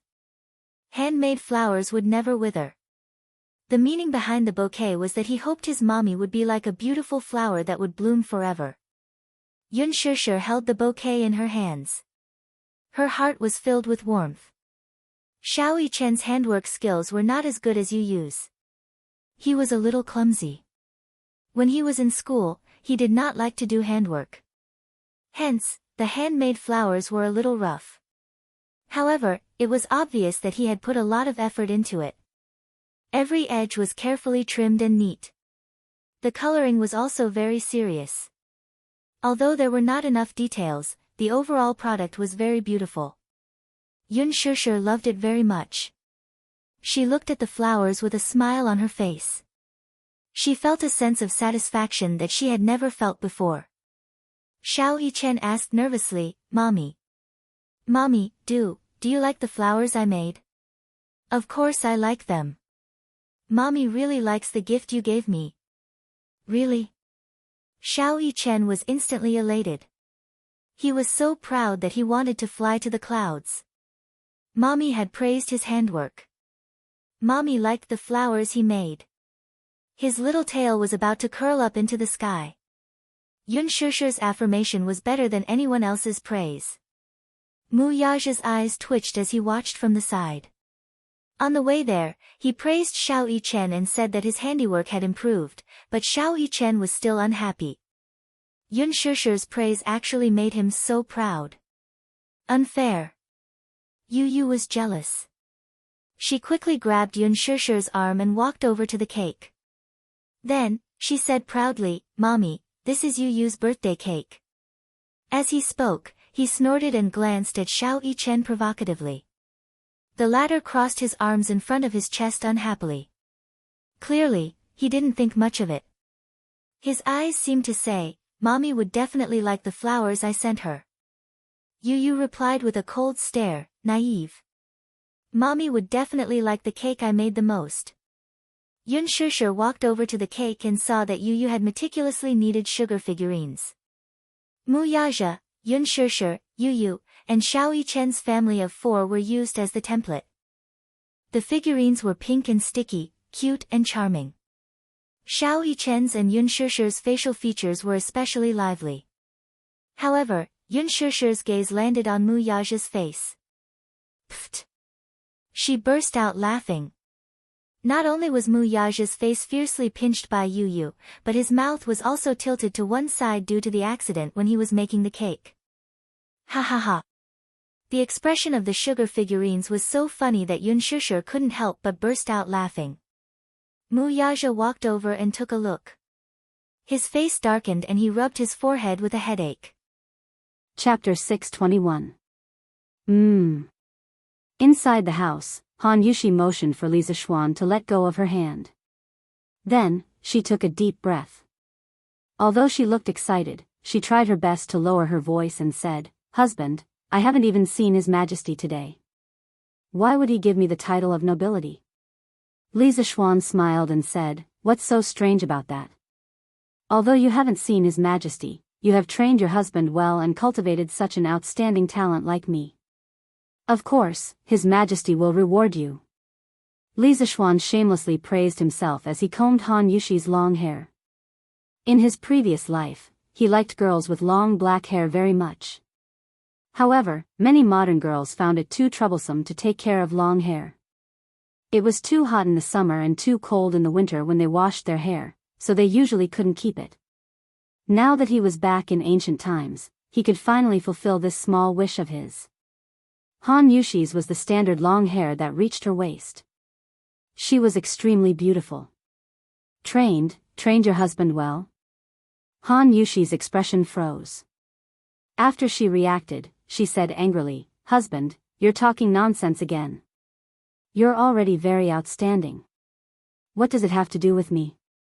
After saying that, her mood inexplicably became a little depressed. When Li Zixuan saw this, he quickly turned sideways and caressed Han Yushi's little face with his hand. He said softly, "I'm not talking nonsense. If it weren't for my wife urging me, I might be walking around with a group of rich playboys in Chang'an City right now, or hanging around in brothels. How would I have the perseverance and willpower to go to that Yanhuang college? Husband, don't go to that kind of place. The women there are not worthy of you." When Han Yushi heard about brothels, her nerves immediately became sensitive. She said anxiously. Li Zixuan smiled and said, "Yes. I'm not going. In this world, only my wife is worthy of me. I only want to be intimate with my wife." Han Yushi's ears turned red. Her voice was as soft as a mosquito as she sighed, This concubine is also not worthy of my husband." Li Zixuan's eyes widened and he suddenly shouted excitedly, "You are worthy. Who dares to say that my wife is not worthy of him? Even if you're from a commoner's family, even if you don't understand poetry, even if you're not from a noble family, you're still worthy. If I say you're worthy, then you're worthy. You don't need to learn poetry, you don't need to learn accounting, and you don't need to worry about other people's gossip. Do you understand?" "Husband," Han Yushi's eyes were filled with tears as she stared blankly at Li Zixuan. She wanted to say something, but nothing came out of her mouth. Li Zixuan held Han Yushi in his arms and rested his chin on her forehead. He said softly, "Remember, my wife, from now on, you only need to accompany me and grow old together. I will help you solve other things. If others feel that your status is low and you're not worthy of me, then I will find an official position for you. Let's see who dares to gossip behind my back in the future. Wife, it's fine if you don't know how to do accounting and manage the family. I will earn mountains of gold and silver for you. Even if our children and grandchildren are all prodigals, they will never be able to squander the family fortune. Wife, it's even more fine if you don't know poetry. When you want to write poems, tell me, and I will write them for you. You can write whatever you want. Actually, our life doesn't need to be so complicated. I love you, you love me. It's that simple. We will love simply in the future and live together simply, okay?" Wah! These ordinary and touching words of love, which seemed to be a reprimand on the surface but were actually full of concern, made Han Yushi unable to hold it in anymore.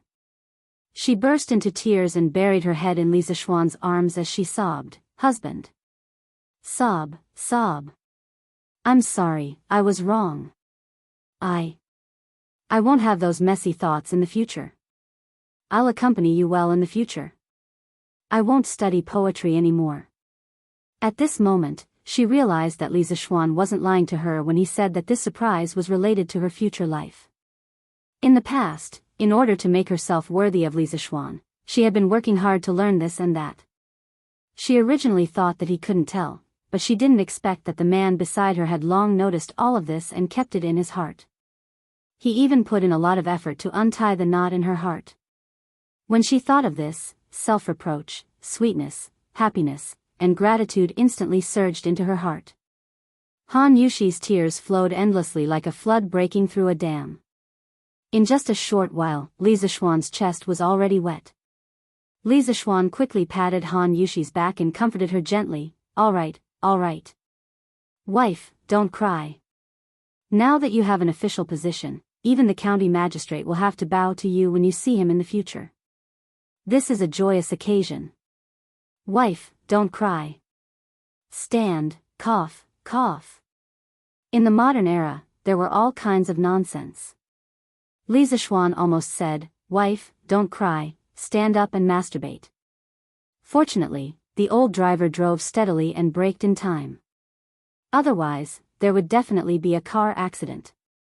Han Yushi, who was in a complicated mood, didn't notice the abnormality. She sobbed twice and then wiped her tears, cough. She used Li Zixuan's clothes to wipe her tears. She raised her head and said, "You're right, husband. This is a joyous occasion. I won't cry." "Ah. It's so late." "Oh no, since His Majesty has given me an imperial edict, then there should be an imperial edict in the afternoon." "But husband, did we miss the imperial edict?" Han Yushi looked at the sky and only then did she notice that the sun was about to set. She suddenly thought of the 6th rank title and couldn't help but exclaim with a panicked expression. Li Zixuan patted Han Yushi's shoulder and said with a smile, Wife, you're thinking too much. His Majesty drank a lot in the afternoon. He's probably still in the land of tenderness. Where would he have the time to get someone to draft an imperial edict? The imperial edict bestowing the title of wife will probably only be sent tomorrow." Han Yushi heard that and couldn't help but let out a long sigh of relief. She patted her chest and said, "Oh, that's good, that's good. It's all your fault, husband. Xiao He and the others must have noticed something. Forget it, let's not care about this.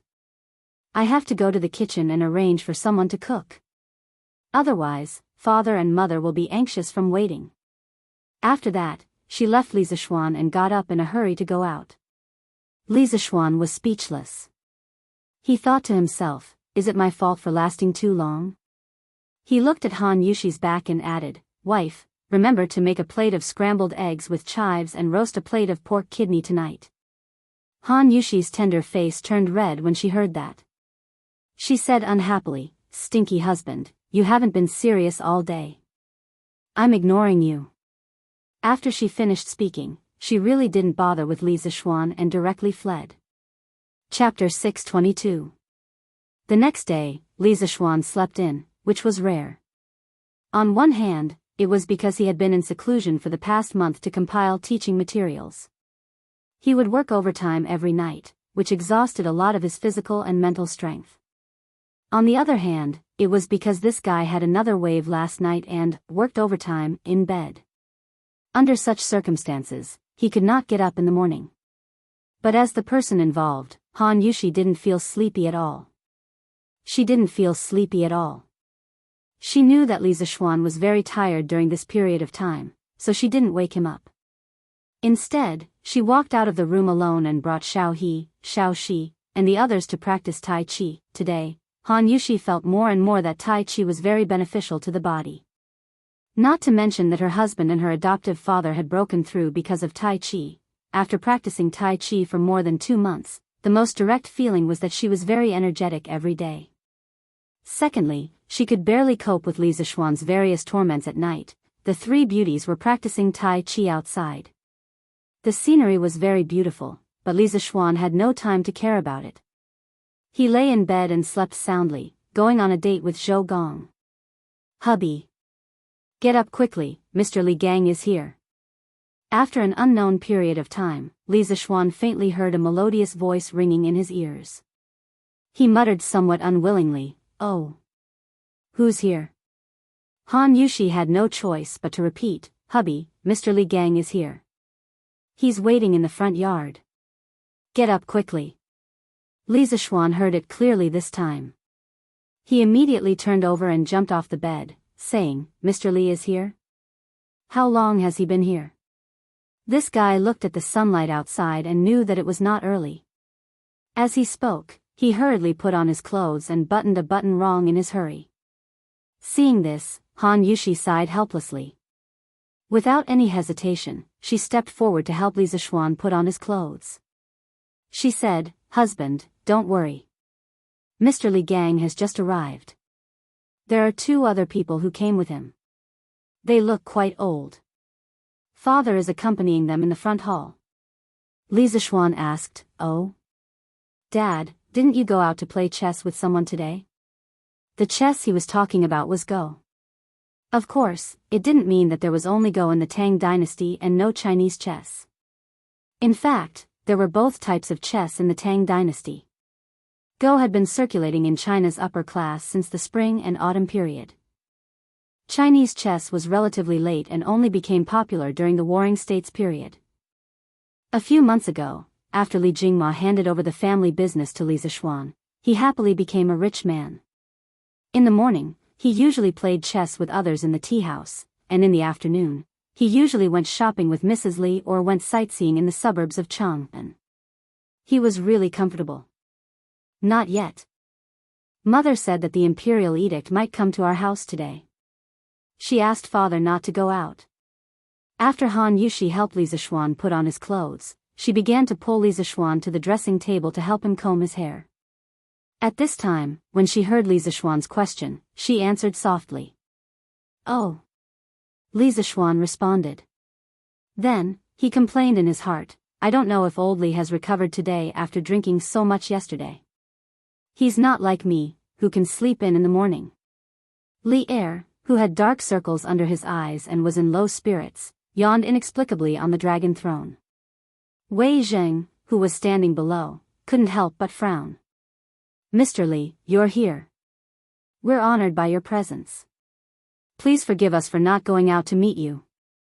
After washing up, Li Zixuan came to the main hall in the front yard. When he saw Li Gang and two unfamiliar old men, he quickly went forward and greeted them politely. Li Gang didn't buy it. He pointed at Li Zixuan and scolded, "What do you mean by not going out to meet you? I think you just woke up, right?" He had been with Li Zixuan for so long and had long regarded Li Zixuan as his own junior. When he saw this situation, he couldn't help but say a few more words.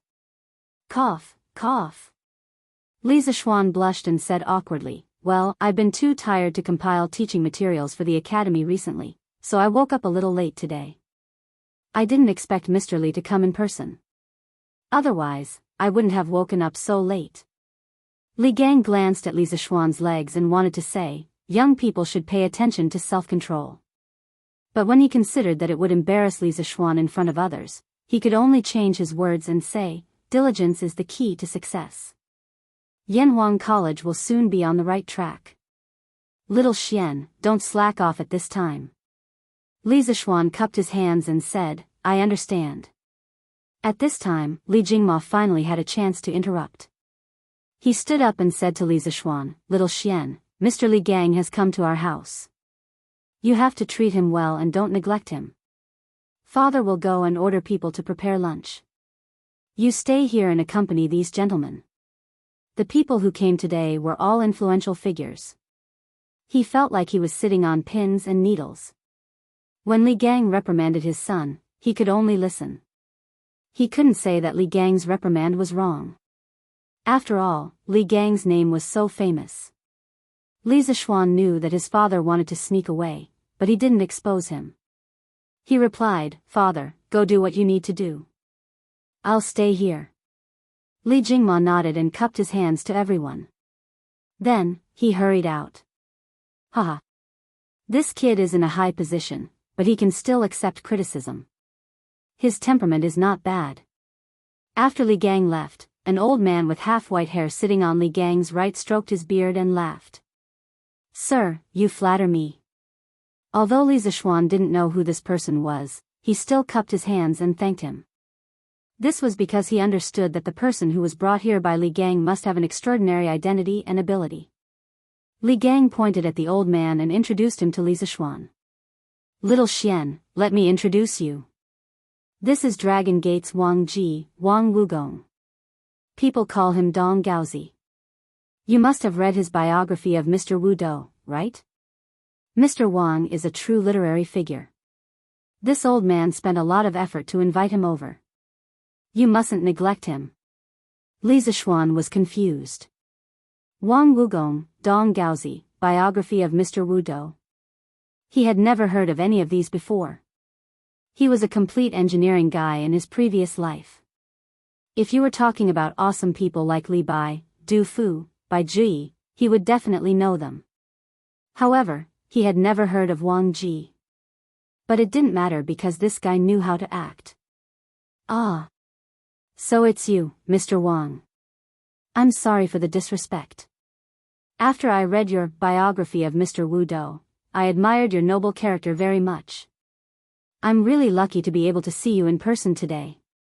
Li Zishuan silently gave Li Gang 32 likes. Old Li was really a good friend. He even mentioned Wang Ji's representative work. This teammate was really 66666. Chapter 623. Wang Ji, courtesy name Wugong, also known as Donggaozi, was from Jianghu Longmen, a Tang dynasty doctor and famous poet. Many people might not know the name Wang Ji, but this person had a very powerful grandnephew, Wang Bo, the head of the 4 heroes of the Tang dynasty. Wang Bo was the grandson of Wang Ji's brother, Wang Tong. Speaking of Wang Tong, he was also a famous doctor and a very famous scholar. In the 3rd year of Emperor Wen's life, Wang Tong once traveled west to Chang'an, met Emperor Wen, and presented the 12 strategies for Taiping, respected the way of the king, and analyzed the past and the present. But he was not used. Probably because of the recommendation of his hometown friend, Xue Daoheng, he was given the position of Assistant Secretary of Shu County and Assistant Minister of Shu King. But Wang Tong was not satisfied, so he resigned and became a private educator in his hometown. Later on he devoted himself to the study of Confucius's 6 classics. It is said that he once studied under Li Yu of the Eastern Sea, studied poetry under Xia Dian of the Huiji, and inquired about etiquette under Guan Ziming of the River East. After studying, Wang Tong felt that he had learned something, so he imitated Confucius and wrote Wang's 6 classics, or continued 6 classics. He began to gather disciples and give lectures at Bainyoshi in his hometown. The number of disciples is often in the hundreds.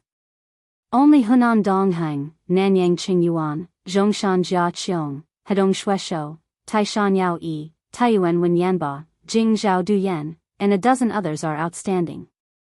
Yao Yi is generous, so Zhongyu, Shueshou is knowledgeable, so Zhuangzhou. Other than that, it was said that Tang dynasty officials like Fang Xianling and Wei Zhang were also Wang Tong's disciples, but there was no direct evidence to prove it. As for Wang Ji, he was promoted to the position of secretary during the end of the Sui dynasty. But he was not happy in the court, so he resigned on the pretext of illness and returned to being Yangzhou's 6 harmonies minister. When the world was in chaos, he resigned and returned to his hometown. In the Tang dynasty, he ordered the court officials to wait for the imperial decree. At the beginning of the Tang dynasty, he resigned and returned to Hezhou to farm in Donggaozi, calling himself Donggaozi. He was arrogant, addicted to alcohol, and could drink wudo. He wrote biography of Mr. Wudo, Wine Classic, Wine, and Zhuang. In history, this person's literary achievements were quite high. Later generations evaluated him as follows: his poetry is close but not shallow. His quality is not ordinary. He is frank and unrestrained. He is open-minded and lofty. He chases after the high winds of Wei and Jin. The body of laws originated from the 6 dynasties, and took shape between the Sui and Tang dynasties. Wang Ji was depressed all his life. During the Sui and Tang dynasties, he was an official and retired 3 times. His heart was set on an official career, but he knew that it would be difficult for him to achieve great things. Therefore, he retired to the mountains and the countryside, entertaining himself with music, wine, and poetry. After he abandoned his official position and lived in seclusion in his hometown, Donghao village, he indulged himself in alcohol and indulged himself. His thinking was deeply influenced by Taoism. Most of his poems were based on the love of wine, praising Ji Kong and Wan Ji, and praising Tao Yuanming with the content of the idyllic and leisurely life. Later generations compiled it into the collection of Dong Gaozi. At this time, in the main hall, Wang Ji heard Li Zishuan's sincere praise, and a smile appeared on his old face. He said humbly, "Ah, you really know how to talk, but I'm just a country bumpkin. I don't deserve your praise. I heard that you've set up an academy.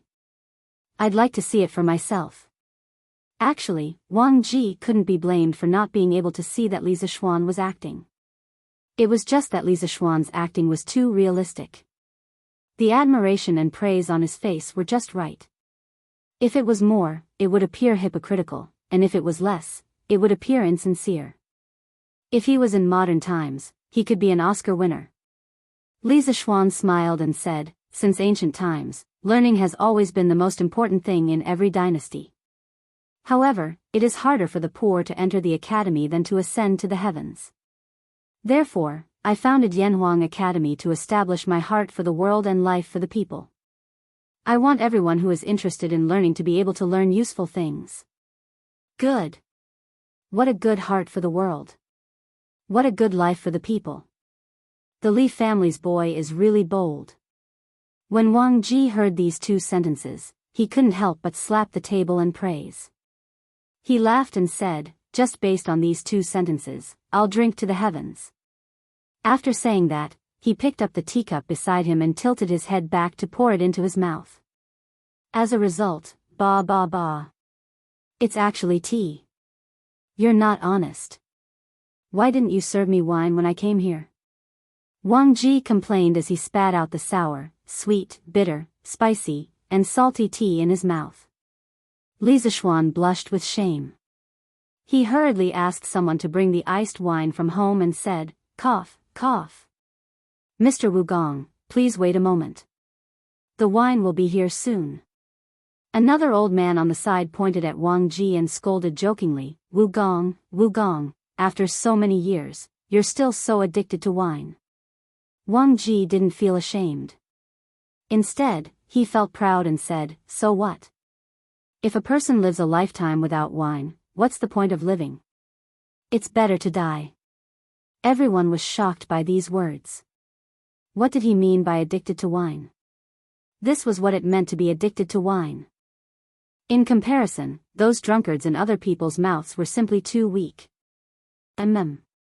Fragrant. Fragrant. Fragrant. So fragrant. At this moment, a maid from the Li residence brought in a pot of wine. The spout of the wine pot was emitting cold air, and at the same time, it also brought out bursts of wine fragrance. Wang Ji's nose twitched like a pug as he greedily sniffed the wine fragrance in the air.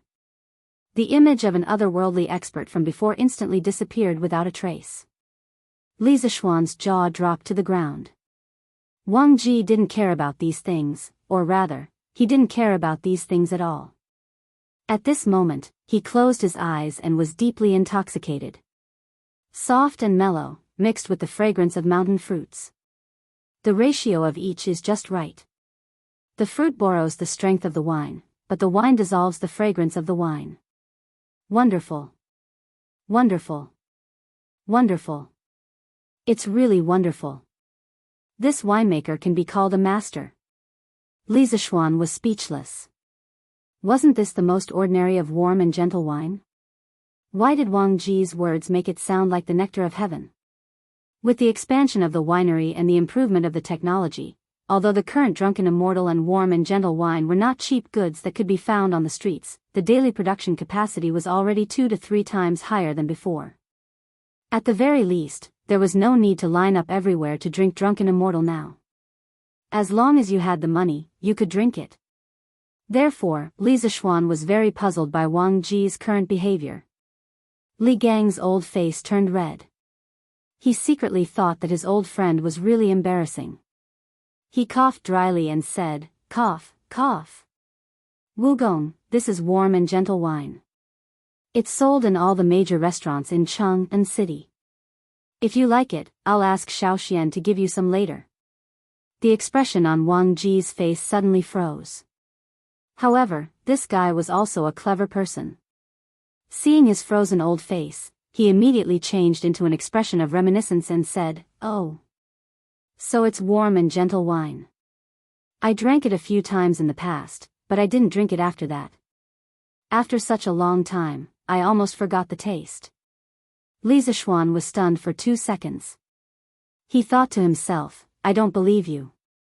Warm and gentle wine and drunken immortal only appeared this year. You still have the nerve to say that you haven't drunk it for so long and have forgotten the taste?" He never expected this old guy to start acting with him. Life is really like a play, and it all depends on acting. Chapter 624. Ha! You old thing. In the main hall of the Li residence, after Wang Ji finished speaking, Li Zishuan did not expose the lie in front of him in order to give him some face. However, another old man sitting opposite him pointed at Wang Ji and scolded him with a smile. However, that old man only scolded him jokingly and didn't probe further. He probably knew that Wang Ji was living in seclusion in the remote Donghao village, and his family wasn't well off. It was normal that he hadn't heard of the gentle village. Li Zishuan stood up and said, "I haven't asked for this gentleman's name yet." Li Gang patted his head and said, "Oh. I forgot to introduce you, this is." He. "Wenji, why do you have to go through so much trouble?" That old man saw that Li Gang was going to introduce himself like how he introduced Wang Ji. He quickly waved his hand and interrupted him. Then, he looked at Li Zishuan and said casually, "I'm Yen Silu. I don't have as much fame as Wang Wugong. I'm just a scholar who relied on my late father's shadow." "Oh, right, my late father, Yen Jitue. I'm sure you've heard of it before." Li Zishuan was stunned for a moment. He only felt that the name Yen Jitue sounded very familiar. After searching his mind carefully, he was suddenly shocked. Yen Jitue. It was actually Yen Jitue, the man who wrote Yen Family Teachings. Yen Jitue lived his life and served 4 dynasties. 3 times, he was a man of a fallen country. He suffered the pain of separation and was deeply worried. Throughout his life, he didn't have any outstanding achievements, nor was he a prominent official. However, because of Yen Family Teachings, he enjoyed 1,000 years of fame. From this, one could see the far-reaching influence of his family teachings. Yen Family Teachings was written by Yen Jitue during the northern and southern dynasties. It influenced China's ancient family teachings for more than 2,000 years. It had the reputation of ancient and modern family teachings, with this as the ancestor.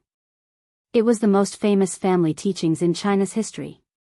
Back then, Lu Sun's younger brother, Zhou Zuoren, greatly respected and admired Yen Jitue and the Yen Family Teachings. He specially wrote a note on the Yen Family Teachings in the night reading. Moreover, throughout history, the descendants of the Yen family had astonishing performances in terms of integrity and talent. Just in the Tang dynasty alone, people like Yen Shirgu, Yen Silu's eldest son, who annotated the Book of Han, Yen Jinxing whose calligraphy was a model for the world, and Yen Gaoqing whose awe-inspiring integrity shook the world for thousands of years, and Yen Gaoqing who died for the country, and so on, all gave people an extraordinary and deep impression of the Yen family, and also proved the effectiveness of the family teachings set by their ancestors. Even in the Song and Yuan dynasties, the Yen clan members continued to be officials, making the people of the Ming and Qing dynasties extremely envious. "So you're a descendant of Master Yen?" Sorry for the disrespect. Sir, you must be joking. If you are a sour Confucian, then there is no real Confucian in this world. Li Zishuan came back to his senses and cupped his hands solemnly at Yen Silu. His solemnity was not fake, but sincere. In that moment just now, he had already recalled some of Yen Jitue's deeds. If he remembered correctly, Yen Jitue had an extremely famous descendant, and that was Yen Jinxing, the man who was known as the four great families of regular calligraphy, along with Zhao Mengfu, Lu Gongquan, and Ouyang Sun. Later generations said that Yen Jinxing's status in the history of calligraphy in China was very high. Other than Wang Shiji, no one could be compared to him. Since Yen Jinxing was a descendant of Yen Jitue, then wasn't he also a descendant of Yen Silu in front of him? Yen Jinxing was Yen Silu's sixth grandson. Phew. You changed your mind so quickly. You were just praising this old man. Now you're praising this sour old man. Wang Ji, who was drinking at the side, couldn't help but say sourly when he saw Li Zishuan's appearance. Li Zishuan couldn't help but sweat. What do you mean by changing my mind so quickly? You're not AF * King Beauty, so why would I change my mind? Eating and sitting without manners, Wang Wugong, you really don't act like an elder at all. As soon as Wang Ji finished speaking, Yen Silu beat him to it and mocked him. Li Zishuan could see that these two old men were completely different from the old-fashioned scholars he usually saw. One had a carefree personality, and the other was easygoing and didn't put on airs. No matter what, Li Zishuan felt that it was a pleasant thing to get along with these two old men, so he couldn't help but give Li Gang 32 likes in his heart. Hee hee. Both of you are people of virtue and prestige. No matter who it is, I have admired you for a long time. There's no need to quarrel over such a small matter. Li Zishuan smiled and tried to smooth things over. Yen Silu's eyes flashed, and he said with a smile, Li family's boy, don't beat around the bush. Tell me the truth, do you want to invite the two of us to teach at your college? Li Zishuan was slightly speechless. He originally planned to chat a bit more, then have a meal and drink together later, and then invite them to join Yanhuang College. After all, in modern times, wasn't this the process of inviting people to do things? He didn't expect Yen Silu to be so direct, but since things had already come to this, he had nothing to hide, so he cupped his hands and said to the two of them, to be honest, I have the same intention. I hope the two of you can come to Yanhuang College to teach and educate people. Yanhuang College has just been built, and other than Mr. Li Gang, there is no one else of virtue and prestige. If the two of you can join, Yanhuang College will definitely be able to reach a higher level. Among them, Li Zishuan didn't know what other skills Wang Ji had other than writing good essays. However, Yen Silu was different. First, he had scholarly prestige, and second, he had personal cultivation. If he could come to Yanhuang College to help manage the students, Li Zishuan felt that he would be able to save a lot of trouble. As for Wang Ji, Li Zishuan felt that his personality was good, and he was pleasing to the eye. In addition, he was recommended by Li Gang, so Li Zishuan felt that he might as well hire both of them. Wang Ji, who was enjoying the warmth of a woman while listening to the compliments, had no idea that he had become a buy one get one free gift in someone's heart. Hee hee.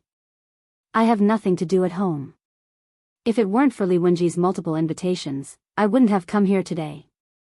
You are also a famous person in Chang and this year, and I've heard a lot of rumors about you. But today, you said, set your heart for heaven and earth, and set your life for the people, which made me see you and Yanhuang College in a new light. I'm even a little glad that I came here today. Yen Silu shook his head and sighed. Li Zishuan saw this and was delighted. He asked, so, Mr. Yen, you agree? Yes. You, a young man, can set your heart for heaven and earth, and set your life for the people. How can an old man like me, who is about to know his destiny, shrink back? Yen Silu stroked his beard and nodded with a smile. Chapter 625. Oh.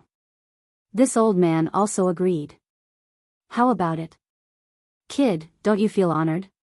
You must know that over the years, many people have wanted to invite this old man to come out of retirement, but this old man rejected them all. Seeing Li Zishuan and Yan Sila chatting passionately, Wang Ji felt that he was being neglected, so he interrupted somewhat unwillingly. Li Zishuan almost spat out a mouthful of old blood. Sure enough, some people couldn't be judged by their appearance. When he first saw Wang Ji, he thought that this old man was an otherworldly expert, but now, let's not talk about it anymore. Mr. Wang also agreed. That's really great. To be able to invite the two of you is this kid's honor, and it's also the honor of the thousands of students of Yanhuang College. Li Zishuan was still a very polite and good young man. He didn't slap Wang Ji's face, but instead put on a happy expression and cooperated with him. Sure enough, Wang Ji stroked his beard with a comforted look on his face. Li Zishuan's hands were itching when he saw this. Oh. That's right. This old man isn't that easy to invite. If you want this old man to help you teach students, you have to agree to one condition. Wang Ji stroked his beard for a while and suddenly said seriously. Li Zishuan's cheeks twitched imperceptibly. He restrained his emotions and said, "What condition?" "Sir, just say it." But in his heart, he secretly thought, when did a free gift become so troublesome? This old man doesn't have any self-awareness. Li Gang and Yan Silu immediately cast a contemptuous look over. Wang Ji's old face turned red, and he hurriedly coughed twice to hide his embarrassment, but he still insisted and said, "Cough, cough. Kid, if this old man goes to your college to teach, will there be good wine for me?" Just this kind of gentle village will do. How about 5 buckets a month? 5 buckets a month?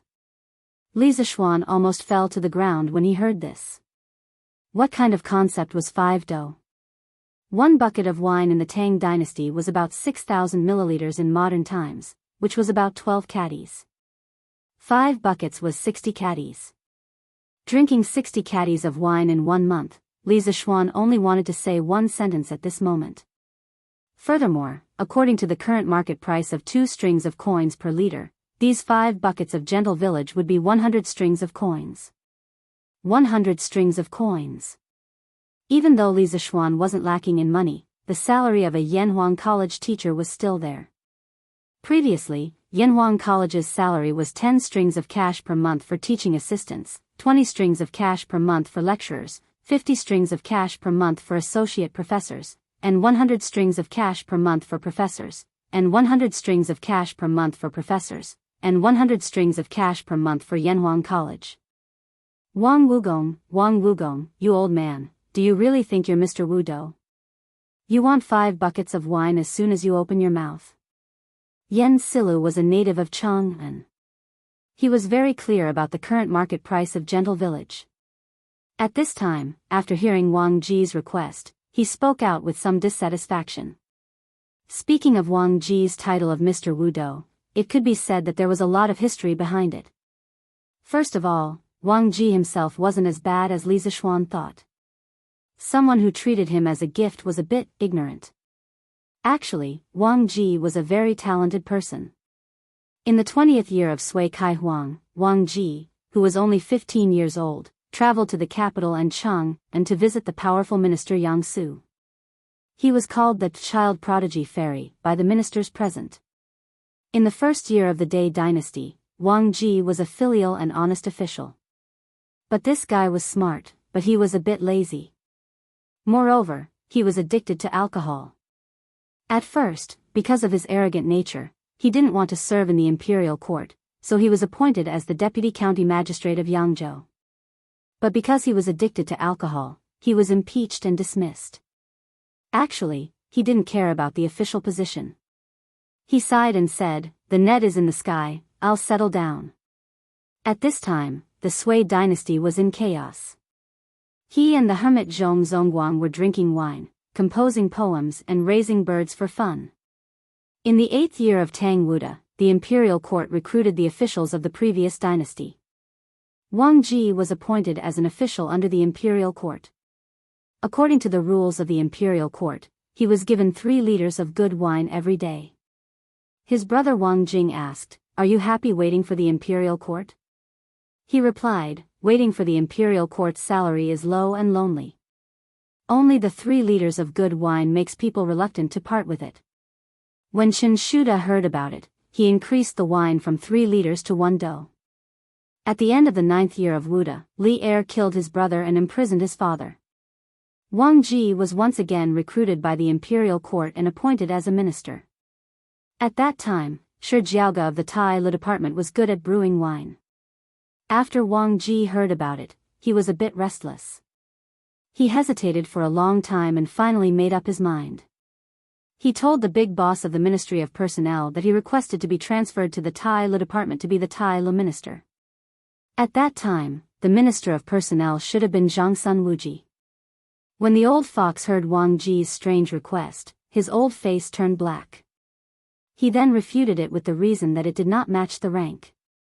Minister of Personnel is a concubine of the 4th rank, while the Tai Li minister is a concubine of the 8th rank. I have to say, for the sake of drinking wine, this guy is really capable of doing anything.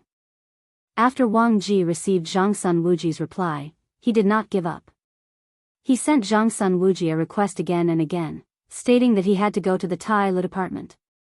At first, Zhang Sun Wuji did not take it to heart. However, he could not stand this guy's daily harassment and finally appointed him according to his request. When Wang Ji received the appointment, he was naturally overjoyed. He felt that he could finally drink good wine every day. However, the good times did not last long. At the beginning of the Zhenguan period, Jiao Ge passed away. However, Jiao Ji's wife continued to send wine to Wang Ji. However, not long after, Jiao Ji's wife also passed away. Wang Ji could not help but look up to the sky and sigh, "The heavens do not want me to indulge in good wine? Is it because the heavens do not want me to indulge in good wine?" After a few days, this guy felt that there was no point in continuing to stay in Chang'an. Thus, he gave up his position and left. After that, he wrote the biography of Mr. Wu Dou, in the Donghao village where he lived in seclusion.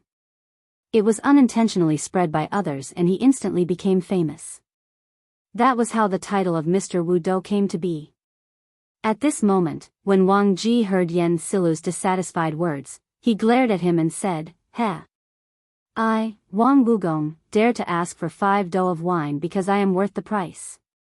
Can you, Yan Silu, do you think you can do it?" Yan Silu said angrily, "What do you mean? You, Wang Wugong, other than drinking wine and writing a few lines of poetry, what else can you do? Why are you worthy of 5 do of gentle wine? Do you know that these 5 do of gentle wine are worth 100 strings of coins? Worth 100 strings of coins?" When Wang Ji heard this, he immediately panicked. If Yan Silu did not mention it, he really would not know that the wine he was drinking now was actually so expensive. Oh my God! The price of 1 do of wine is enough for this old man to drink for half a year. Oh no, oh no. Am I going to let Yan Silu see this old man as a joke? Wang Ji's heart was a little bitter at this moment, but he could not say it out loud. Chapter 626. Hey! So what if it's worth 100 strings of coins? Seeing Yan Shilu looking at him provocatively, the temper buried in Wang Ji's heart surged. He straightened his neck and said indignantly, "Who said this old man only knows how to write poems and drink wine? The best thing about me is that no matter what I learn, I'm faster than you, Yan Kong." Yan Shilu glared at him and said, "Heh! You're really a toad yawning. What big words." Wang Ji seemed to have recovered by now. He raised his chin slightly and said proudly, "Ah! I'm telling the truth. Don't doubt me when you return, Yan Kong. Let's talk about playing the zither first. I learned it for less than half a month and mastered it thoroughly. Can you do it? There's also bird training. I learned how to raise birds from others in my early years, and I mastered the knack of it in just a month. I even tamed 2 owls. Can you do it?" "Oh, right, Anne. Stop." Yan Shilu, whose face was as black as the bottom of a pot because of Wang Ji's repeated questions of, "Can you do it if you're in my place?" hurriedly interrupted him. "Are you flaunting your idleness as capital? I only found out today that you, Wang Wugong, are so thick-skinned. Wang Ji wasn't annoyed by Yan Shilu's sarcasm. Instead, he smiled meaningfully and said, "What is a proper occupation? What is a side occupation? I, Wang Wugong, don't have a proper occupation to begin with. Or rather, everything is my proper occupation. The world is big, but life is short. Why don't I do what I want to do while I'm alive? Why do I have to work so hard?" Li Zishuan's eyes flickered slightly. He thought to himself, this Wang Ji's personality is really open-minded. Yan Shilu didn't buy it. He said directly, "Then why do you still go to Yanhuang College to teach? Aren't you afraid of being troubled by your work?" Wang Ji seemed to be prepared for this question. He didn't even think about it and answered, "Haha. I'm going to the Yanhuang Academy because I'm interested, not because I'm working on a case." Speaking of which, the Yanhuang Academy that Xiao Xian built was probably built to teach the 4 books and 5 classics, right? Right now, he is in need of a talented person like me who has an extraordinary learning ability. Do you think this old man is worth his monthly salary of 5 buckets of wine? Yan Shilu said with a straight face, "Nonsense. Don't tell me you think that with your talent in playing with chickens and dogs, you can be like a fish in water in little Xian's engineering? You're just being arrogant. Sooner or later, you'll harm others and yourself." Wang Jimmy took a sip of wine and said nonchalantly, "I, Wang Jimmy, have never tried it before. How do you know it won't work? Could it be that you're feeling guilty?" Humph. Yan Shilu was so angry that he rolled his eyes. He simply couldn't be bothered with this egomaniac. Li Zishuan saw that the atmosphere was a little awkward. He thought for a while and said, "I am deeply honored that the 3 of you could come to my humble abode today. Moreover, we will be colleagues soon. There's no need to be angry over such a small matter. To show my sincerity, I will personally cook a few dishes for all of you. I will also send someone to invite Elder Mo over. The academy is about to start, so let's have a gathering today." Li Gang clapped and laughed. "Good. I've long heard that your skills in food are at the peak of perfection. You must have cooked lunch at Qin Manor yesterday, right? I heard that even His Majesty was full of praise for your culinary skills. Today, us old fellows are in for a treat." When Wang Ji heard Li Gang's words, he suddenly felt a little saliva in his mouth. He licked his lips and said excitedly, "Very good. Very good. Only good dishes are worthy of good wine. Today, let's see if your culinary skills are worthy of this winemaking skill." Li Zishuan couldn't be bothered to bicker with this old fellow. He stood up and prepared to leave. "Hey! Kid, wait!" As Li Zishuan stood up, Wang Ji's voice came from behind him. "Kid, let me take a look at the knowledge that Yanhuang College is going to impart to you in the future. Firstly, it's so that you know what to do. Secondly, as the host, you abandoned your guests and ran away. You should at least leave a few books for us old fellows to relieve our boredom." Li Zishuan thought that it made sense. He thought to himself that this old fellow had finally said something serious. Thus, he called a servant girl over and whispered a few words to her. After the servant girl received his orders and left, Li Zishuan cupped his fists and said to the 3 old men sitting in the main hall, "Please wait for a moment. Sirs, please wait here for a moment. In a while, the servants will send over the 4 teaching materials compiled by this kid. Please feel free to take a look. I'm going to arrange for lunch." Li Gang waved his hand and said, "Go." Li Zishuan cupped his fists and left. When he arrived at the back kitchen, he didn't see Li Jingma. Li Zishuan thought to himself that it was as expected. He knew that his father was just declining when he said that he was going to the back kitchen to arrange lunch. Now that the Li family had a young mistress, how could Li Jingma be the one to worry about cooking? Not only did he not have to worry about it, but the food had also improved a lot. As a matter of fact, Li Jingma had started to put on weight recently. "Husband, why don't you let me do it? You can help me watch from the side." "You?" But perhaps this was telepathy. As soon as Li Zishuan walked into the kitchen, Han Yushi seemed to have guessed the purpose of Li Zishuan's visit before he said anything. Thus, the two of them had a conversation. "Husband, you should still be cooking the 5 dishes from yesterday, right?" Han Yushi asked with a faint smile. Li Zishuan nodded and said, "Yes, that's right. Look at how confident you are. Could it be that you know how to cook?" He indeed didn't intend to develop new dishes. With his abnormal mental strength, he could recall the cooking methods of many dishes. However, good things had to be developed slowly, right? If he took them all out at once, how boring would that be? Han Yushi wrung her hands and thought seriously. She replied, "I can try, but it would be great if husband could watch from the side." Li Zishuan was slightly surprised. Han Yushi had only seen the entire cooking process of the 5 dishes at the Qin residence yesterday.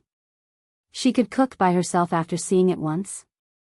With curiosity and doubt, Li Zishuan replied, "Yes. No problem." Han Yushi smiled happily. Then, she turned around and began to get busy with the Li family's chef, Aunt Zhao, and the 2 maids. Cutting the meat, blanching it, drying it, frying it, and steaming it. Next, Han Yushi skillfully followed the steps of Li Zishuan making braised pork with preserved vegetables yesterday. Li Zishuan, who was watching from the side, only thought that he was cooking. As time slowly passed, the new dishes that Li Zishuan made yesterday, vinegar-spiced radish skin, big bowl of braised pork, white-cut chicken, fried fish pieces, and fried chicken cubes were all perfectly replicated by Han Yushi. "Husband, try the taste." Han Yushi knew that Li Zishuan didn't like to eat fatty meat, so she picked up a piece of fried chicken cubes and handed it to Li Zishuan's mouth. Then, she asked, "Oh. Genius. Genius. Wife, you are actually a genius." Chapter 627. Li Zishuan couldn't help but exclaim in admiration when the fragrant and refreshing fried chicken cubes that were crispy on the outside and tender on the inside entered his mouth.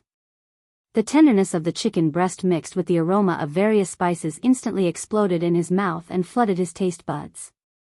Logically speaking, the standard of Han Yushi's fried chicken was about the same as his. There was even a trace of her own unique style in it.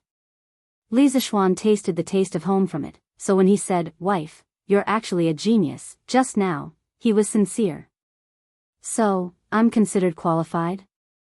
Han Yushi blinked her eyes and said expectantly. She couldn't help Li Zishuan with the matters of Yanhuang College, so she could only hope to be able to share Li Zishuan's worries on these small matters.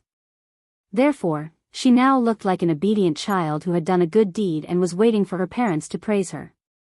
Li Zishuan couldn't help but laugh when he saw this. Hee hee. "Wife, you're not only qualified, you're even better than your master." The Li family's kitchen maid, Auntie Zhao, also laughed at this moment. "I've lived for so long, but I've never seen a young lady with such good culinary skills as young madam. In comparison, this old woman's craftsmanship is somewhat unpresentable." At this moment, she sighed and said, "I plan to tell old madam that I'm going back to my hometown at the end of this month. The Li family has such a virtuous mistress like young madam who can cook so well, why would they need me? Although old master and old madam didn't fire me, but..." Hey. Auntie Zhao, don't say such things." Li Zishuan saw that she was getting more and more wrong, so he quickly interrupted, "Auntie Zhao. It's true that Yushi's culinary skills are good, but your culinary skills aren't bad either. Otherwise, my father and mother wouldn't have kept you in the residence for so many years. Also, Yushi usually has her own things to do. She can't cook for every meal, right? Even if she's willing, I don't want her to be tired. Don't you think so?" When Aunt Zhao heard Li Zishuan's words, she couldn't help but reveal a hint of joy on her face. She hurriedly bowed and said, "Hey, young master, you're right. Young madam is Lord Ju's wife. Of course, she can't personally cook every day. She was inexplicably deprived of the right to cook." Han Yushi opened her mouth and wanted to say something, but when she felt her hand being pinched, she quickly shut her mouth. Li Zishuan smiled and said, "Yes. So, Auntie Zhao, you shouldn't talk about going back to your hometown in the future. If you want to go back to your hometown, you can take a few days off. My mother isn't an unreasonable person. Why wouldn't she let you go home? Aunt Zhao hurriedly waved her hands and said, No, no. Young master, you're exaggerating. Old master and old madam are good people. Young master, young madam, someone from the palace is here. Old master and old madam want you to go to the front yard. As they were talking, Sanbao ran to the back kitchen and told Li Zishuan and Han Yushi. Hearing this, the husband and wife looked at each other. Almost at the same time, they guessed why the people from the palace had come at this time. Han Yushi's breathing quickened a bit, and her face showed some excitement. It could be seen that she was forcefully suppressing her excitement because Li Zishuan felt that the beauty's small hand was still trembling. Hee. Wife, let's go quickly then. Don't let the angel wait too long. Li Zishuan squeezed Han Yushi's little hand and chuckled softly. Han Yushi bit her lip and replied with an yes. Then, she let Li Zishuan drag her away. The Tang Empire's emperor decrees that Li Zishuan's wife, Han Yushi, has adhered to her principles ever since she entered the Li family. She is neither arrogant nor rash. She takes care of her husband and herself. She is virtuous and has a pure heart. She is a role model for women in the Tang Empire. This time, the imperial edict was very short. Li Zishuan felt very comfortable listening to it. Even the little eunuch reading the imperial edict was much more pleasing to the eye. Of course, the eunuch reading the imperial edict was not Zhao Song. Our chief steward Zhao is probably still recuperating from his injuries. Han Yushi also felt very comfortable listening to it. As for the reason, it was obviously different from Li Zishuan's. After she married into the Li family, she had accompanied Li Zishuan to listen to many imperial edicts. However, in the past, she was happy because Li Zishuan was rewarded and put in an important position. Today, she was truly happy for herself. I accept the imperial edict. Thank you, Your Majesty. Han Yushi suppressed the excitement in her heart and walked to the eunuch with dignified steps. She took the imperial edict with both hands. A palace maid next to her saw this and took the opportunity to send the neatly folded noble dress to Han Yushi. He saw that Han Yushi was holding the imperial edict with both hands and it was not easy to receive the dress. She was very perceptive and helped Han Yushi to receive it. Li Zishuan smiled and waved at Sanbao. This matter was originally under his father's care. However, his father had completely abandoned all responsibilities and no longer cared about matters outside the family. Li Zishuan had no choice but to come personally. Sanbao brought over the prepared gift tray. Li Zishuan chuckled and said, Little eunuch, it must have been hard on you to come all the way here. Please come in and have a cup of tea. The little eunuch was flattered and said, Lord Zhu, you are too courteous. You can just call me Little Un. Mr. Zhao Song, is so close to you. I dare not accept your gift. We still have matters to attend to in the palace, so we will take our leave first. Lord Zhu, please wait. After that, he cupped his hands and excused himself from the crowd. Then, he left with his men. Li Zishuan was stunned and couldn't help but wonder, do I look that scary? Well, since they don't want money, I can save some for myself. In just a short while, Madame Li Jingma, and the two little maidservants had already begun to look at the imperial edict. This imperial edict was of great significance. From now on, the Li family had another official position besides Li Zishuan. Although it was just an empty title, it was a title that all women in the world wanted. Li Gang, Wang Ji, Yen Silu, Mo Huai, and the others who came to the Li family as guests also came out to watch the ceremony when the imperial edict arrived. At this moment, when they saw how happy the family was, they couldn't help but feel happy for Li Zishuan. Haha. Looking at the time, it's time for lunch. Today is a joyous occasion. Father, why don't you accompany the gentleman for a drink or two? Li Zishuan looked at the time and laughed loudly at Li Jingma and the few old men beside him. Li Jingma and Madame Li only then realized that there were guests in the house today. The two of them quickly restrained their expressions. Li Jingma coughed lightly and said with a flushed face, "Okay. Old misters are all people of virtue and prestige. How can this old man not accompany you? Serve the dishes. Gentlemen, please come in and have a seat." Chapter 628. Wang Ji couldn't help but feel a little disappointed when he saw that there were only 5 dishes and 1 soup on the table. However, when he heard Li Zishuan say that these were the dishes that Li Er and the others ate at Qin's mansion yesterday, the disappointment in his heart disappeared without a trace. The rest of the people were also flattered. After all, the dishes on the table could be considered a sacred feast to some extent. Li Zishuan laughed secretly when he saw this. He thought to himself, although these dishes are the same as what Li Er ate yesterday, the person who cooked them is different. However, this doesn't affect much. Han Yushi's culinary skills can completely pass off as genuine. Hey! Let this old man try your cooking first and see if it's as good as what they say. Wang Ji couldn't wait to pick up a piece of braised pork with preserved vegetables and stuffed it directly into his mouth. Li Zishuan frowned and muttered to himself, "This old man is already so old. He better not choke himself to death from eating fatty meat." If Wang Ji knew what Li Zishuan was thinking, he would definitely roll up his sleeves and fight it out with Li Zishuan. However, he was destined not to know. Tisk, tisk. It's fatty but not greasy. The taste is excellent. To be able to make pork taste so good, this is the first time this old man has seen such a thing in my life. Old man Wang's mouth was full of oil, but he didn't forget to exclaim. At the side, Yen Silu didn't have the time to reprimand Wang Ji for not eating properly because he was also enjoying his meal at the moment. Mo Huai didn't come alone today. When they heard that the Li family had come to the inn to invite Mo Huai for a meal, Mo Zhong and Mo Yun's eyes rolled around.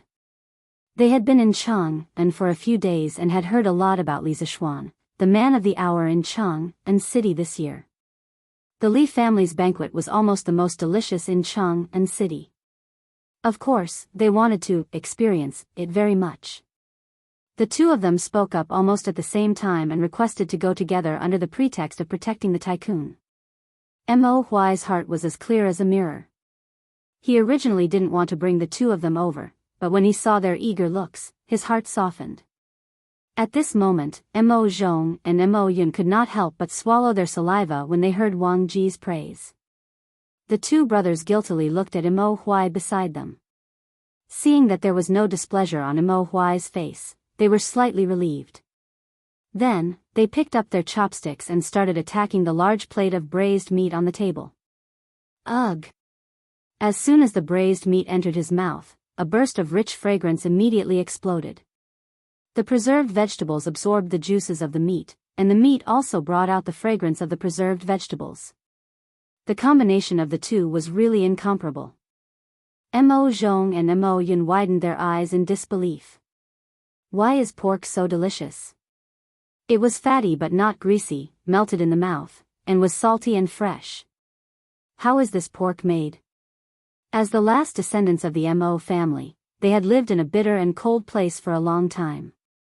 The high-ranking officials and dignitaries ate beef and mutton, while they could only eat pork during festivals. At that time, they thought that they were eating the best pork in the world, but now, the two brothers stared blankly at the remaining half of the braised pork in their bowls. Their feelings were very complicated. At this moment, they completely understood why people said that no place in Chang and city could compete with the Li family in terms of food. As they ate the delicious food, a certain persistence in their hearts began to waver slightly. It's rare for us to gather together today. How can there be meat but no wine? Come, 3 sirs, let me give you a toast. After hearing Wang Ji's exclamation, Li Zishuan picked up a glass of wine, stood up, and said with a smile. At this time, there were naturally servants who poured wine for them. Of course, it was the best immortal drunken wine. As for the reaction of the two Mo brothers, Li Zishuan naturally saw it and was very satisfied. This was because Mo Huai still had some misgivings about the Mo family entering the world. Since that was the case, Li Zishuan would dispel Mo Huai's misgivings through the other members of the Mo family.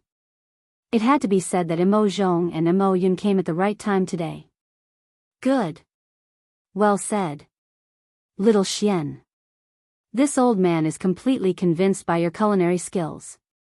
There's not a single dish on this table that this old man can find fault with. What wine is this? Why is the wine aroma so strong? Wang Ji first praised the dishes on the table sincerely. In just a short while, the old man had already tasted every dish. As he spoke, the maids had already poured the wine. The rich aroma of the immortal drunken wine instantly wafted out. Wang Ji couldn't help but take a deep breath and ask. Haha.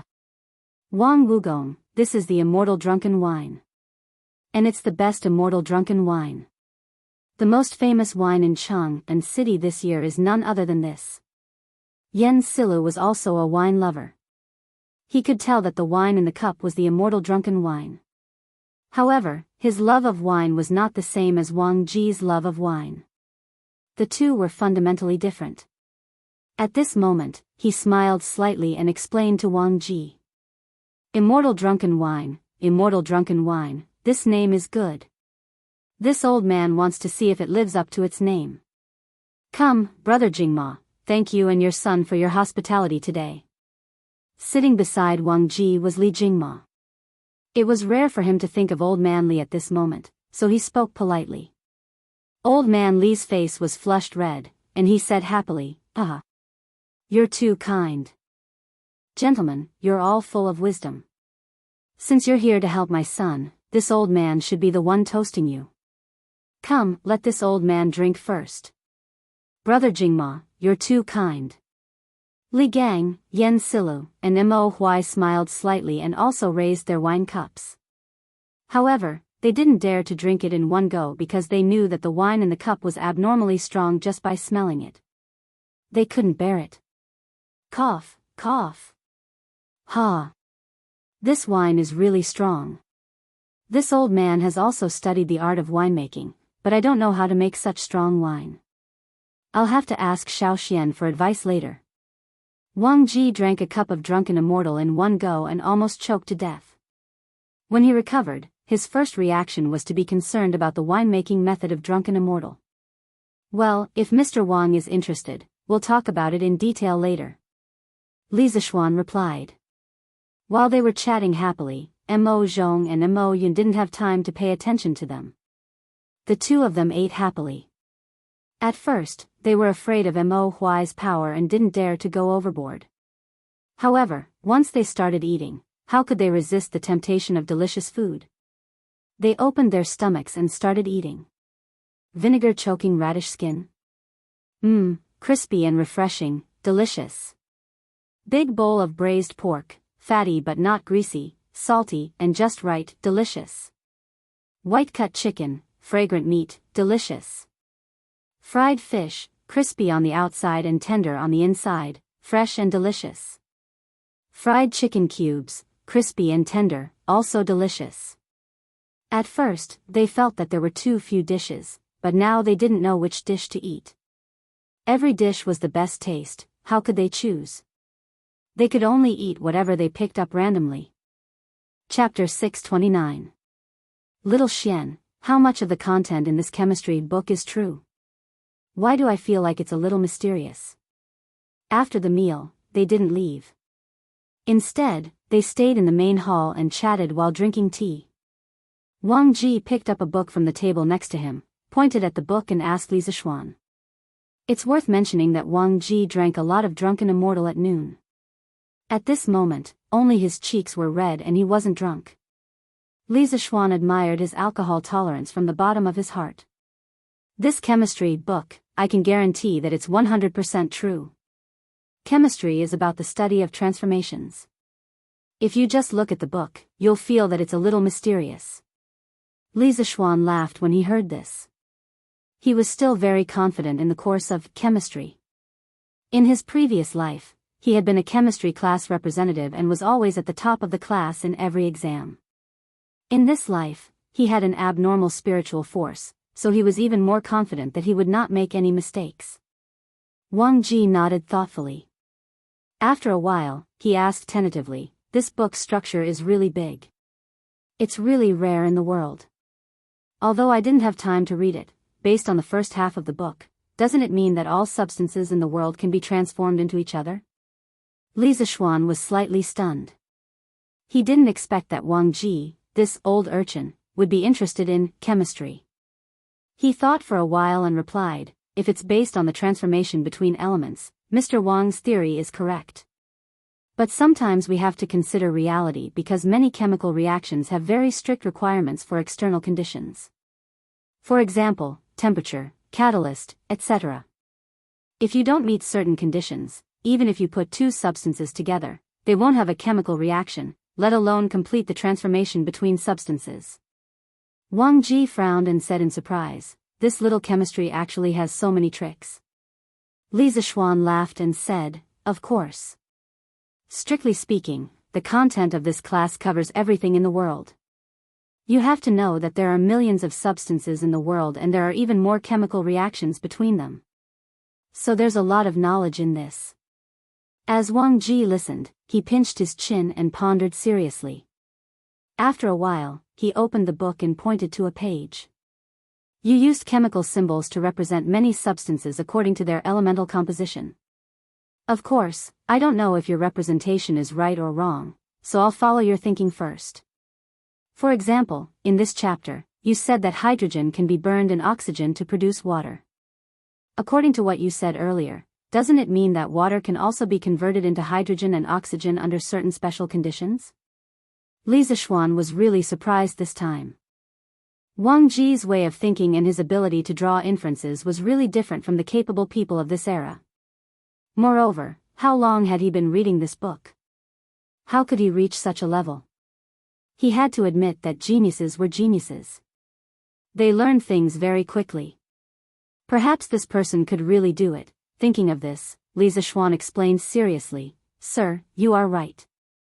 Water can indeed be decomposed into oxygen and hydrogen. If you read further, you will see this in the later chapters. But now, I can also explain it to you seriously.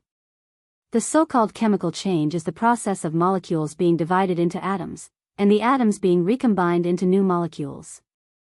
If you read the previous chapters, you will have a general understanding of the concept of molecules and atoms. Hydrogen and oxygen are both diatomic molecules. A water molecule is composed of 3 atoms. In comparison, hydrogen is more active chemically.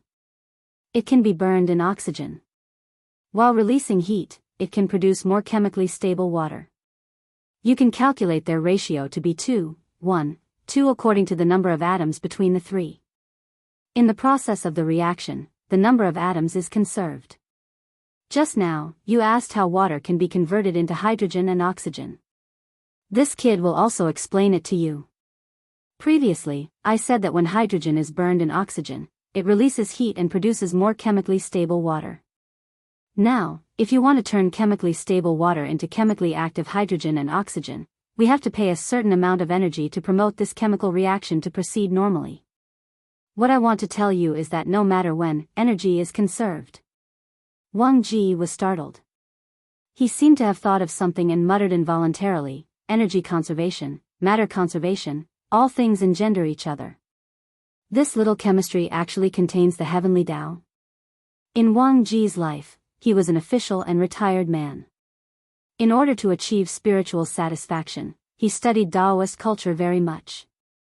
Moreover, his thoughts and some of his later works were deeply influenced by Taoist culture. At this moment, after listening to Li Zishuan's explanation, he suddenly thought of the Taoist ideology that all things were related to each other and the conservation of yin and yang. Wang Ji, who was originally very interested in chemistry, felt that the door to a new world was opening to him. He wanted to understand this knowledge even more. Then, what kind of energy is needed to turn water into hydrogen and oxygen? Does it need to be heated? No, when we boil water, we don't see water turning into hydrogen and oxygen. After secretly sighing for a while, Wang Ji couldn't help but ask. Li Zishuan was about to explain, but Yen Silu interrupted at this time. Wang Wugong, you've just read the book for less than 2 hours, and you're already starting to have ideas? Don't pretend to know when you don't and make a fool of yourself in front of the juniors. Li Zishuan talked about chemistry with Wang Ji, but he, Li Gang, and Mo Huai were confused and didn't understand half of it. After being depressed for a long time, he finally couldn't help but ask. Pfft. Wang Ji curled his lips and sneered. You, Yan Konggui, can't do it, but it doesn't mean that I, Wang Ji, can't do it. I've long said that I, Wang Ji, am better than you. I'm better at learning everything fast, but you didn't believe it. Wang Wugong. How arrogant of you. You only know some superficial knowledge, how can you brag here? Do you have any shame? How could Yen Silu stand such humiliation, so he said angrily. Wang Ji retorted, a little. It's indeed a little, but I can understand a little in less than 2 hours. Doesn't this mean that I'm a faster learner than you? Now, Yan Konggui, do you dare to say that I, Wang Ji, am not worth a monthly salary of 5 buckets of wine? Yen Silu said indignantly, Yanhuang College is going to be the elite college of the Tang dynasty in the future. How can I ask you, a teacher who only knows a little, to mislead the students? Not to mention 5 buckets of wine, in my opinion, even 1 buckets of wine is too much for you. Humph. I only know a little now, but it doesn't mean that I'll be like this when school starts. Yen Konggui, do you dare to make a bet with me? Chapter 630. Bet? What bet? What kind of bet? In the main hall, Yen Silu heard that Wang Ji wanted to bet with him. He raised his eyebrows and asked in a deep voice. Wang Ji thought about it and didn't answer directly. Instead, he looked at Li Zishuan and asked, Xiao Xian, how much longer until Yanhuang College starts school? When Li Zishuan heard this, he could roughly guess what Wang Ji wanted to do. He thought for a while and replied, the academy will officially open on the 18th of September. Counting the days, there are only 8 days left. However, I don't plan to let the students attend classes in the first month of their enrollment. I have other plans for this month. So, if Mr. Wang wants to read chemistry in this period of time, I can give you 40 days. Wang Ji's heart tightened when he heard that there were still 10 days left. However, when he heard the second half of the sentence, he couldn't help but smile. He laughed and said, okay. I don't need 40 days. 30 days is enough. Then, he looked at Yen Silu and said, Konggui, let's set a limit of 1 month. After a month, Xiao Xian can choose from this book. At that time, if I can't answer all of them correctly, I won't be able to bring up the matter of teaching at the academy anymore. If I can pass Xiao Xian's test, then it should be worth the salary of 5 buckets of wine a month, right? At that time, I don't need you to apologize to me. You just need to treat me to wine for a month. How about that? Yen Silu's face darkened. He wasn't an idiot. How could he not see the loophole in this bet? Old man Yan's face darkened. He said unhappily, no matter if I win or lose, it doesn't benefit me at all. Why should I bet? Wang Ji defended himself. Hey! Brother Yen, you can't say that. If you don't accept this bet, what if I really have an undeserved reputation like you said? When I enter the academy to teach, won't I lead the students astray? And aren't those students also your students, Brother Yen? So, if Brother Yen is really thinking about the future of your future students, then you must accept this bet. Don't you think so? Speaking of this, Wang Ji couldn't help but despise himself in his heart. Shameless, really too shameless, but what can I do? He used to be a hermit. Not only did he not have a way to earn money, but he also had to drink every meal. In this way, he was really penniless now. What could he use to gamble with Yen Silu? He couldn't possibly ask his brother Wang Jing for it, right? In any case, Wang Ji couldn't bring himself to do it. Thus, he could only use his mouth to gain something without risking anything. Encountering such a shameless old rogue, everyone in the room was a little embarrassed. They all wanted to cover their faces to show that they didn't know this person. Yen Silu was even more speechless. He pursed his lips and resisted the urge to curse. Finally, he said gloomily, all right. This old man will accept this bet. I hope you remember what I said today. If you can't pass little Xian's test after 30 days, please leave the Yanhuang Academy. Little Xian, you can't take extra care of him when the time comes. He wasn't deliberately targeting Wang Ji. In terms of personal relationships, he and Wang Ji could be considered good friends.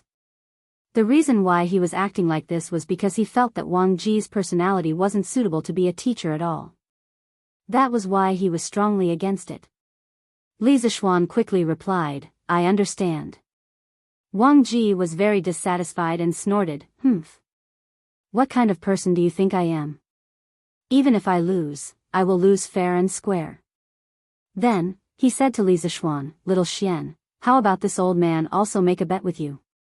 Li Zishuan's face was full of black lines. After this old guy tricked Wanyan Silu, he wanted to trick him too. However, Li Zishuan was also very curious as to whether Wang Ji could thoroughly study the first volume of chemistry within a month. Thus, he said, Mr. Wang, feel free to say it. Wang Ji squinted his eyes and smiled, Little Xian, as the Yamacho of the college, if this old man can pass the test in 30 days, then this old man's salary will be set at 5 buckets of tenderness. If this old man can't pass the test, then this old man won't disturb you and will go back to my hometown. At this moment, Wang Ji was ruthless in his heart and thought to himself, this old man is going all out for this 1 month. Last year, this old man was willing to drop 8 levels in order to drink at the Tai Le department. Now, in order to drink more delicious tenderness, this old man is willing to study hard for a month. Sure enough, this is another cunning bet. The corner of Li Zishuan's mouth twitched. After a moment, he stretched out a finger and said, without rules, nothing can be accomplished. This old man has already stated clearly on the newspaper about the treatment that you will receive from the college. How about this, a bucket of immortal drunken wine and 5 buckets of money, this is the most this old man can do for you. What do you think? Li Zishuan did this to uphold the rules of the college. Secondly, he was afraid that Wang Ji would really give him 5 buckets of wine every month. At that time, Wang Ji would probably be so poor that he would have no food to eat and would have to drink every day. Wang Ji was slightly disappointed. However, when he thought that Li Zishuan had promised that the wine was immortal drunken wine, he felt somewhat better. After all, immortal drunken wine was much stronger than tenderness. If he drank every day sparingly, a bucket of wine would be enough to last him a month. This old man was actually afraid that 12 buckets of highly concentrated white wine would not be enough for a month. If Li Zishuan knew what this old man was thinking, he would definitely vomit blood. Thus, he nodded and said, That's good. This old man is not an unreasonable person. It's settled then. In the following days, this old man will often look for you to teach me.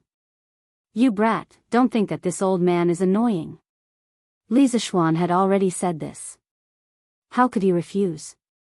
He could only say, Sir, feel free to come. This old man will definitely not have any complaints. After hearing this, Wang Ji happily hugged the chemistry textbook, stood up and said, Haha. That's good. Kong Gui, Wen Ji, brother Mo, this old man will go back to study first. Goodbye. As soon as he finished speaking, the old man actually slipped away nimbly. His speed was so fast that it did not seem like a person of his age. Li Zishuan could not help but shout from behind, Hey, Mr. Wang, wait. Do you have a place to stay in Chang'an? From the conversation between Li Gang, Yan Silu, and the others, he vaguely understood Wang Ji's current situation. That was why he asked this question. Old man Wang's reply came from outside the door. Oh. Little Xian, you don't have to worry. This old man has a younger brother in Chang'an. I can stay with him for a few days. When Yanhuang College reopens, this old man will move to the college to live.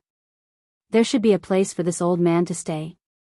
Li Zishuan said, Of course there is. But in a while, I plan to bring all of you to visit Yanhuang College. Why don't Mr. Wang come along? I'm not going. No matter how luxurious it is, it's just a pile of dead things. There will be opportunities to meet in the future. Don't delay this old man's studies. After saying this, the sound of the mansion door opening could be heard. After that, Wang Ji's movements could no longer be heard. Chapter 631. Li Zishuan disagreed with Wang Ji's remark that the academy was just a bunch of dead things. He felt that a school's environment was still beneficial to the students' studies. Therefore, in the afternoon, he brought Li Gang, Yen Silu, Mo Huai, and the others to Yun Mountain to visit Yanhuang College. Speaking of which, he also wanted to see how Yanhuang College would look like after it was completed. Li Zishuan, Li Gang, and Yen Silu were in one, while Mo Huai, Mo Zhong, and Mo Yun were in the other. Li Gang had ridden in this new carriage a few months ago when he participated in the compilation of the Tang Dynasty Dictionary, so he was not surprised at all. Although Yen Silu was a local of Chang'an, he had heard about the comfort of the new carriages from the Wonderful Taste Pavilion. However, this thing was too expensive, and there was no market for it. In Yen Silu's opinion, this was just a toy for the rich kids to compare with each other. It was not practical, so the Yen family naturally did not buy this kind of carriage. However, when he sat on the soft sofa and looked at the rapidly passing street outside the window, he could not help but sigh in his heart. This carriage is a little expensive, but it's really worth it. No wonder so many people are fighting to buy it. Uncle, this carriage. In the other carriage, Mo Zhong looked at the luxurious interior decoration and felt the stable posture of the carriage. He could not help but widen his eyes and murmur in disbelief. In fact, Mo Huai was also in shock. Their Mo family had always had a deep understanding of the art of making carriages. However, judging from the current carriage, the craftsmanship of the carriage was already above their Mo families. Furthermore, these sofas and other things that they didn't recognize were simply an eye-opener for him. Perhaps, this is engineering. After staying silent for a long time, Mo Huai sighed with slight disappointment. Seeing this, Mo Zhong and Mo Yun did not dare to say anything more. The two of them sat quietly on the sofa in the carriage. Feeling the unusual softness of the seat under them, the two brothers were shocked again. After carefully counting the number of times they had been shocked when they followed Mo Huai to the banquet today, they had already lost count. So this is the life of the rich. That's great. Mo Zhong leaned on the back of the sofa and looked at the endless stream of people outside the window. He couldn't help but think. At this moment, for some reason, Mo Zhong suddenly felt a little lucky that their magnate had been defeated by Li Zishuan that day. However, after realizing his thoughts, Mo Zhong's heart was instantly filled with shame. He glanced at Mo Huai with a slightly guilty conscience, and he couldn't help but heave a sigh of relief when he noticed that Mo Huai wasn't paying attention to him. He hurriedly moved his gaze away. However, during the process of moving his gaze away, he seemed to have sensed something and noticed that Mo Yun was actually doing the same thing as him. Their gazes met in the air for a moment before they moved their gazes away, and then they both lowered their heads with tacit understanding. Haha. Little Xian, you really know how to pick a place. The environment here is serene and beautiful, with verdant hills and limpid waters. It makes one feel relaxed and happy. It's really a good place to study and cultivate. After stopping the carriage at the foot of the mountain, the few of them alighted and walked up the newly built stairs. Looking at the dense forest around them, mixed with the chirping of birds and the fragrance of flowers, Li Gang smiled and said with his hands behind his back. Yen Silu raised his head and looked at the top of the mountain. He stroked his beard and said, "It's indeed a good place to study. Compared to the directorate, it's too noisy. However, isn't this cloud mountain a little too high?" Li Zishuan smiled and said, "It's good to be a little higher. A little higher can allow the students to train their bodies more. This is what they mean by, suffering makes one's spirit grow, and toiling makes one's muscles and bones grow. A little higher can allow one to stand at the top and see how small the mountains are. It also means that our Yanhuang disciples will definitely stand at the top in the future." "Good. You're ambitious, kid." Yen Silu patted Li Zishuan's shoulder and laughed heartily. The few of them chatted and laughed as they walked up the stairs. Soon, they arrived at the top of the mountain. Everyone's eyes lit up at once. Reflecting the evening sun, the rows of glass windows on the majestic cathedral of Yanhuang College reflected the sunlight into everyone's eyes. The group of people couldn't help but squint their eyes. After getting used to the strong light, everyone finally saw the true appearance of Yanhuang College. Then, inevitably, they were all shocked. The wide and flat cement roads, the tall and majestic buildings made of cement bricks, the rather different architectural styles, and the extravagant glass windows and glass walls made Li Gang, Yen Silu, Mo Huai, and the others freeze on the spot. Oh my goodness! This is heaven, right? Mo Zhong's eyes widened, and his heart trembled violently. Just the corner of the college that he saw from here had already subverted his understanding of the world. He couldn't imagine how unexpected the full picture of the college would be. Gulp. Mo Yun couldn't help but swallow a mouthful of saliva. His eyes stared straight at the cathedral of Yanhuang College, Guanghua Building. This guy was probably still wondering how much it would cost to buy so much glass, right? Previously, Wang Wugong said that Yanhuang College was just a pile of dead things and not worth looking at. He'll probably be shocked when he sees what Yanhuang College looks like in the future. Li Gang was, after all, someone who had seen the world. He was the first to come back to his senses. At this moment, he smiled meaningfully. Yes. I have to say, little Xian, this college of yours is really beyond this old man's expectations. Yen Silu stroked his beard and sighed. Mo Huai glanced at the structure of Guanghua Building, and surprise flashed across his eyes. Then, he looked at the road and couldn't help but exclaim, Lord Li, what material is this road made of? Why haven't I seen it before? Because of the previous bet, Mo Huai had always addressed Li Zishuan by his title. He didn't dare to address him as Little Xian like Li Gang and Yen Silu. Li Zishuan smiled and said, Mr. Mo, there's no need to be so formal. You can just call me Little Xian. The material used for the road is a new material that this kid's workshop invented. It's called cement. This material is extremely sticky. Not only is it incomparably hard to build roads, but it's also abnormally flat. It won't be affected at all on a rainy day. Other than that, cement can also be used to build houses. Its firmness is even stronger than glutinous rice mortar. Yanhuang College's buildings are all made of cement and bricks. Mo Huai raised his brows and seemed to be lost in thought. Li Zishuan smiled and said, It's boring to just stand here and look. Gentlemen, let's go in and take a look. Li Gang, Yen Silu, Mo Huai, and the others naturally agreed, and the group walked toward the gate of the college. What Li Zishuan didn't expect was that he would meet someone he didn't expect to see here. Young man, what a coincidence. We meet again. Chapter 632. This voice sounded familiar to Li Zishuan. He turned around and looked in the direction of the voice. It was indeed someone he knew, the candidate from the Yanhuang Academy, Di Zhishuan, whom he had met on the way. Yo! Brother Di. What a coincidence. You also came to Cloud Mountain today? Li Zishuan smiled as he walked in Di Zhishuan's direction. Di Zhishuan stepped forward and cupped his hands. I've been in Chang'an City for a few days. After finishing my homework today, I remembered what you said the other day. I suddenly wanted to visit Cloud Mountain on a whim. First, I wanted to familiarize myself with the environment in advance.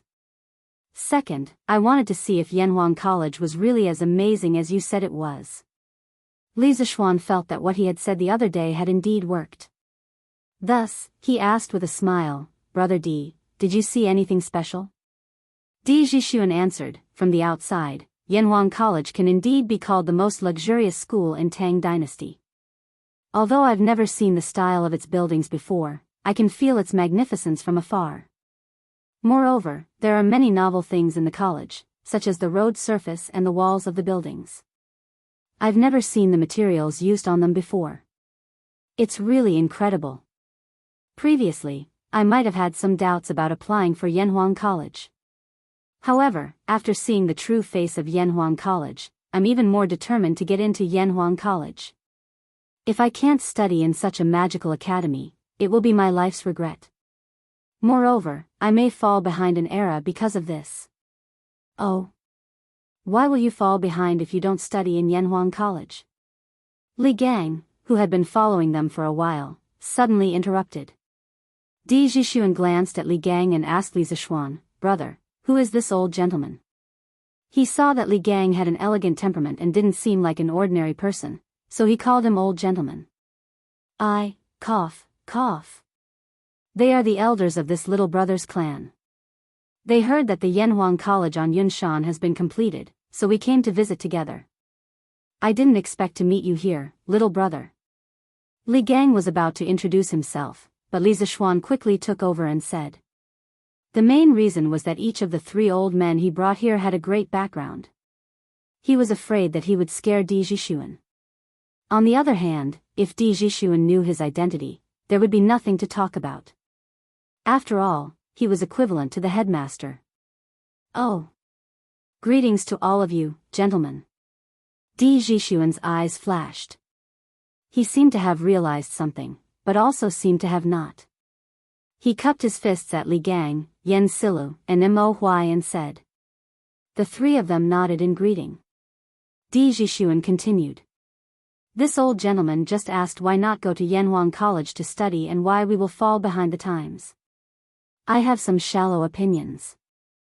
From the introduction of Yanhuang College on Datang Daily, it can be seen that the engineering taught by Yanhuang College is very likely to contain some technologies that have never appeared in this world.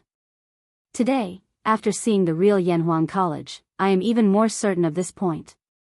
Think about it, 3 years later, or 5 years later, thousands of students from the Yanhuang Academy will enter the various departments of the Tang Empire. It can be foreseen that at that time, all kinds of new technologies will emerge like bamboo shoots after the rain. No one can predict what kind of huge changes the Academy of Engineering will bring to the Tang Empire. At that time, those who don't know engineering will fall behind the times. Li Zixuan couldn't help but think highly of Di Jixuan when he heard this. In his original plan, he wanted to rely on the talents cultivated by Yanhuang College in the next 3 years to quickly form a group of top technical teams and develop some new technologies that were now qualified to be launched. He really didn't expect that there would be someone who could see so far ahead. Li Gang didn't understand this, so he just nodded reservedly and didn't make any comments. Li Zixuan praised him when he saw this. I agree with Brother Di's judgment very much. In terms of the foresight of engineering alone, I think many people can't compare to Brother Di. I'm looking forward to Brother Di's brilliant future with your engineering skills. Di Jixuan's eyes flashed imperceptibly. He smiled and said, Little brother, you think too highly of me. I'm not good at engineering. I want to enter Yanhuang College because I don't want to fall behind the times. Li Zixuan seemed to understand something. He looked at the sky and said, It's getting late. Brother Di, why don't you go to the academy with us now? Di Jixuan laughed and said, Haha. If I could go in, I would have gone in long ago. I'm afraid you and I won't be able to go in today. Li Zixuan asked curiously, why is that? As far as he could remember, ever since Yanhuang College had been built until the last time he came to Cloud Mountain, the academy had never stopped outsiders from visiting. Why did Di Jixuan say that? Di Jixuan pointed at the entrance of the academy. Li Zixuan looked in the direction he was pointing at and noticed 2 guards with bright armor and sabers standing there. Di Jixuan said, Don't worry. Di Jixuan said, I've come at the wrong time. I've never heard from my classmates that Yanhuang College doesn't allow strangers to visit. However, looking at the situation today, I guess some big shot has come to Yanhuang College. Therefore, I can only watch from afar. Forget it, there will be plenty of opportunities in the future. Besides, didn't I meet an acquaintance like you, little brother? This trip was not in vain. It's getting late, so I have to return to Chang'an. Little brother, do you want to go down the mountain with me?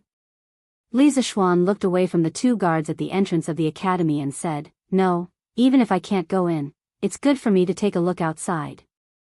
Speaking of which, after Yanhuang College was built, I, a native of Chang'an, haven't even seen the whole picture. Then, I'll take my leave first. Di Jixuan cupped his hands and said goodbye to everyone. Then, he went down the mountain alone. After Di Jixuan left, Li Gang stroked his beard and said, "Those are the Imperial Guards. Could it be that His Majesty has come to the academy?" Li Zishuan recognized the two guards just now, so he deliberately let Di Jixuan go first. At this moment, he nodded and said, "Yes, it's very likely. Since we're here, let's go in and take a look." At this time, it was obvious that they couldn't escape. Li Zishuan didn't believe that the two guards at the entrance didn't see them. Li Gang and Yen Sila naturally agreed. However, Mo Huai hesitated and said, "Well, why don't I go down the mountain first?" The Mo family's big son was the target of the emperors in the previous dynasties. Now that he was going to see Li Er, this. Chapter 633. Mr. Mo, you worry too much. On Cloud Mountain, Li Zishuan heard Mo Huai's hesitant words. He turned around and said, "Actually, His Majesty already knew your identities the moment you entered Chang'an City. However, His Majesty didn't do anything to you after such a long time. This means that His Majesty doesn't intend to exterminate the Mo family. Naturally, he doesn't have any evil intentions. But, even so, Mo Huai couldn't help but worry." Li Zishuan said bluntly, "His Majesty is the saint of this generation. Moreover, the Tang Empire has been peaceful for many years. The Mo family is no longer the Mo family in its heyday. His Majesty won't punish the current followers of the school of Mo for what happened in the past. Moreover, His Majesty sent me a verbal order a few days ago regarding your matter." Mo Huai's expression changed. He asked, "Oh? Lord Ju, what did His Majesty say?" Li Zishuan organized his words and said, "His Majesty's general meaning is that although he won't find trouble with you, your identities are sensitive. When you enter Yanhuang College, you have to hide your identities well and don't cause trouble. As long as you do these two things, you can live in peace." Mo Huai's eyes widened. He exclaimed, "Are you serious, Lord Ju?" He couldn't be blamed for making a fuss. The imperial court had suppressed the Mo family too harshly for thousands of years. During the Sui and Tang dynasties, although the emperors didn't openly pursue the followers of the school of Mo, as members of the Mo family, they usually tried their best to avoid the imperial court. Now that Li Er had sent such an imperial order, didn't it mean that they could live in peace with the ruler? Li Zishuan nodded and said affirmatively, "It's absolutely true. I'm not lying." Li Gang smiled and said, "In that case, Brother Mo, come in with us." Mo Huai nodded, and the few of them walked to the entrance of the college. "Father. Brother Xiao Xian's college is so beautiful. Chang'e wants to live in it." In the conference room, in the middle of Yanhuang College's main building, Li Er brought his wife and children to sit on the sofa. Their ancient costume, coupled with the modern decoration in the room, looked very strange. However, old Li obviously didn't think so. Today, he brought his family here for a vacation. At this moment, when he heard Chang'e's laughter, Li Er couldn't help but laugh. This academy is indeed well built. But if Chang'e lives here, what will father and mother do when they miss you? Chang'e blinked and thought for a while before replying, "Oh. Forget it. Chang'e can't bear to part with father and mother." Haha. Chang'e was extremely adorable to begin with. When she said this, Li Er immediately laughed heartily. At this moment, he was no longer the ruler of a nation, but a gratified father. Li Qingxian, Li Tai, Empress Zhangsun, concubine Yang, Li Ku, and the others also burst into laughter. It looked like a happy and harmonious family. However, no one noticed the flash of disappointment in the corner of Chang Li's eyes. "Your Majesty, Li Xiannan is here. Should I let him in?" At this moment, a chamberlain walked in quietly from outside the door and bowed. Li Er was a little surprised. He didn't expect Li Zishuan to be willing to leave the house today after staying at home for more than a month. Thus, he said, "Let him in." Logically speaking, if Li Er had come to the college alone today, he definitely wouldn't have arranged guards at the entrance of the college. As an emperor who was about to go to war, Li Er had never been particular about ostentation. He also didn't like to have people clear the place in advance wherever he went. However, he had brought his family here today. In order to avoid being offended by outsiders, he had to make an exception. Your Majesty, there are 5 people who came with Lord Li. There is the former Grand Scholar Li Gang, the former Army Adjutant Yen Silu, an old man, and 2 young people. Your Majesty, should I let them in? The Chamberlain asked cautiously. Li Er thought for a moment and guessed the origins of the other 3 people. Thus, he ordered, let Li Zishuan, Li Gang, Yen Silu, and Mo Huai in. The other 2 wait outside the courtyard. Yes. The Chamberlain received the order and left. A trace of joy flashed in Chang Li's eyes, but it was quickly concealed. She came in front of Li Er and said half-jokingly, hee hee. This college originally belonged to Brother Xiao Xian. Now that he wants to enter the college, he needs to report. Father, are we considered as a dove occupying a magpie's nest? Among Li Er's many children, only Chang Lu dared to speak to Li Er like this. It could be seen that this little girl was greatly favored by the emperor. As expected, Li Er wasn't angry. Instead, he pretended to pinch his chin and think. After thinking about it, he also felt that Chang Li's words made some sense. He couldn't help but find it interesting and laughed. Haha. This way of saying it is interesting. We are occupying a magpie's nest. Who asked that kid to not return after building the nest for so long? He has harmed official Yan's beloved son. As they chatted and laughed, Li Zishuan and the others had already walked in under the lead of the Chamberlain. Official Li Zishuan, Official Li Gang, Official Yen Silu, Official Mo Huai, greets Your Majesty and the Empress. Li Gang and Yen Silu were both high-ranking officials of the imperial court during the era of martial virtue, so it was understandable that they called themselves officials at this moment. Other than his identity as the Mo family's son, Mo Huai was just a commoner. Of course, he wasn't qualified to call himself a minister, but he wouldn't call himself a commoner like in some television dramas. He could just say his name or call himself someone. Although the term commoner originally originated from Confucius's Analects of Confucius, the virtue of a gentleman is the wind, and the virtue of a villain is the grass. The wind on the grass will bend. However, it only started to be called by commoners when they met officials during the Ming and Qing dynasties. Besides, in order to avoid using Li Er's name in the Zhenguan dynasty, there were very few titles such as commoner or commoner's daughter.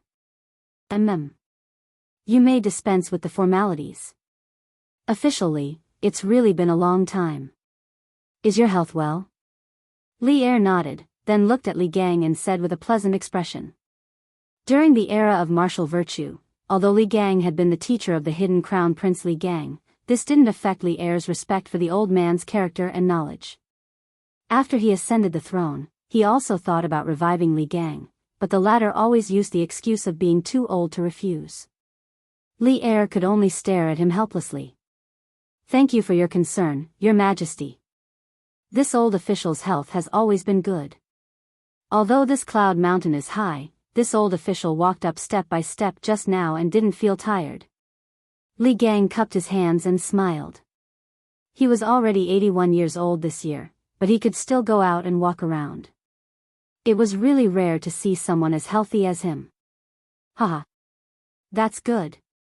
Official Li's health is the blessing of the Tang dynasty.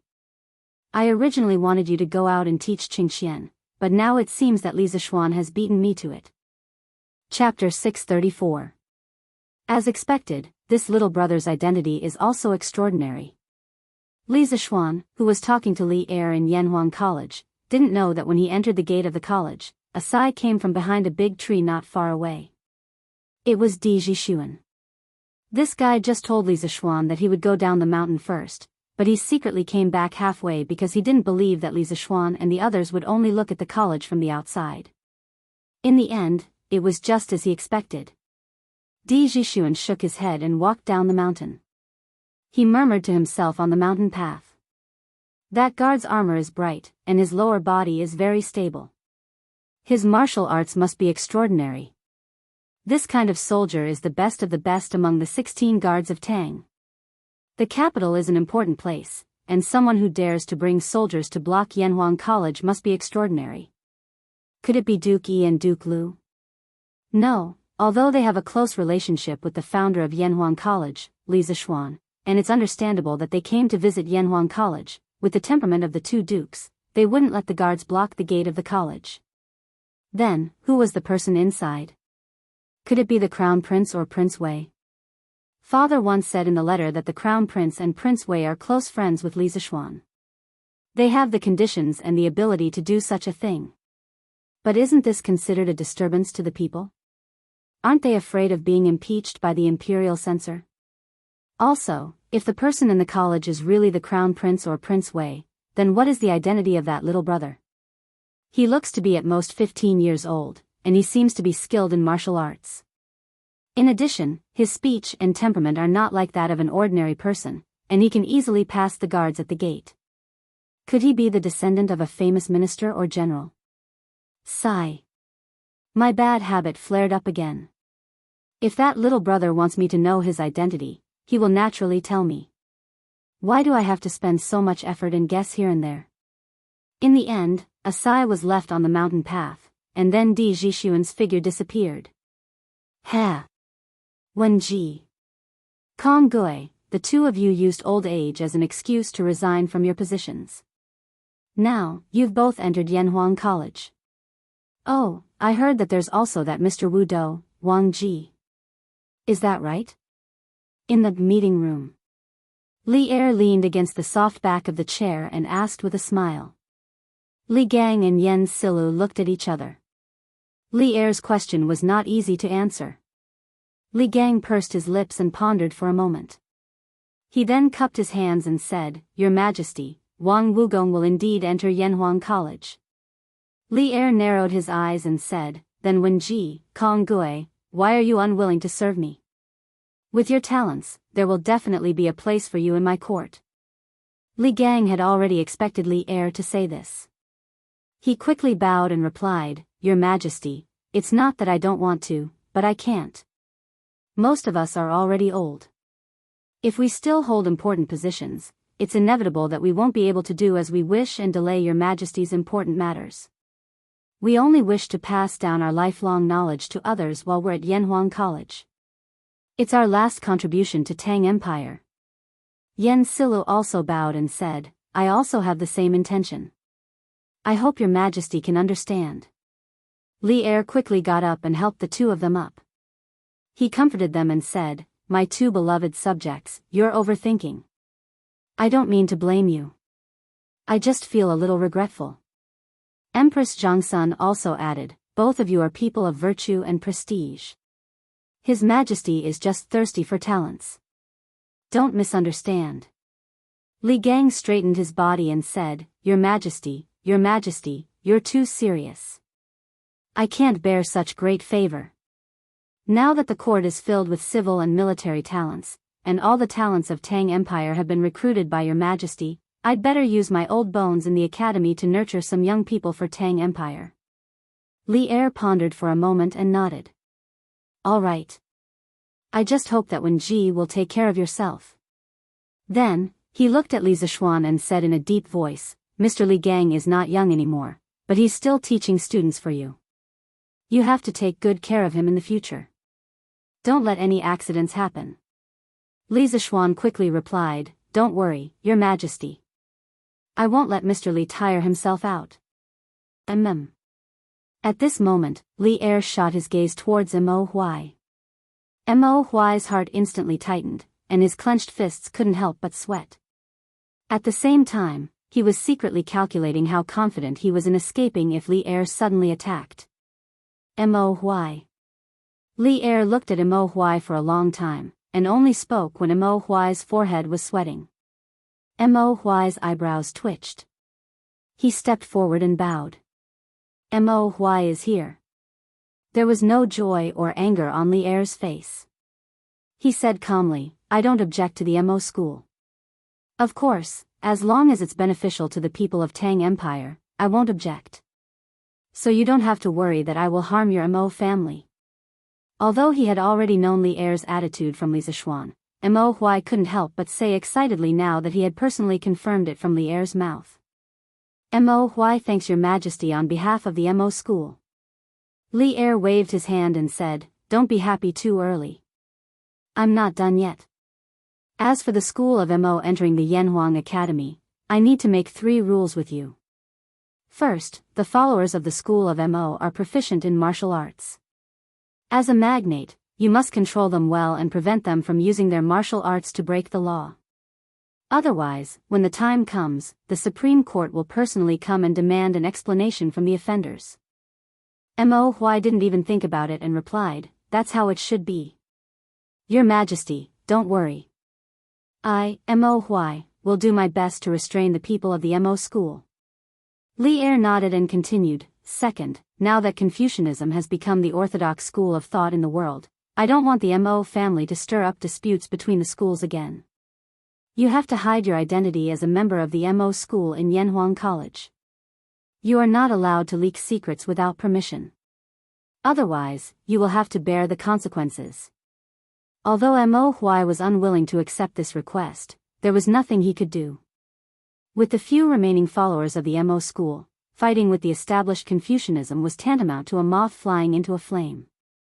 Even if Li Er didn't mention it, they didn't have the strength to do so. Mo Huai understands.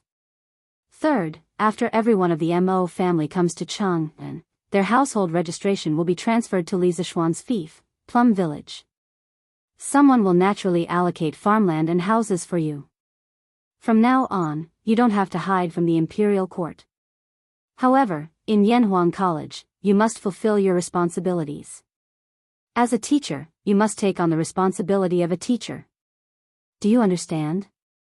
Li Er stared at Mo Huai with bright eyes and said the third request. In other words, he was reminding Mo Huai to teach well in Yanhuang College and not have any crooked thoughts. Mo Huai obviously understood the meaning behind his words. He couldn't help but feel a little wary of Li Er. Then, he bowed deeply and said, Mo Huai obeys. Thank you, Your Majesty, for your grace.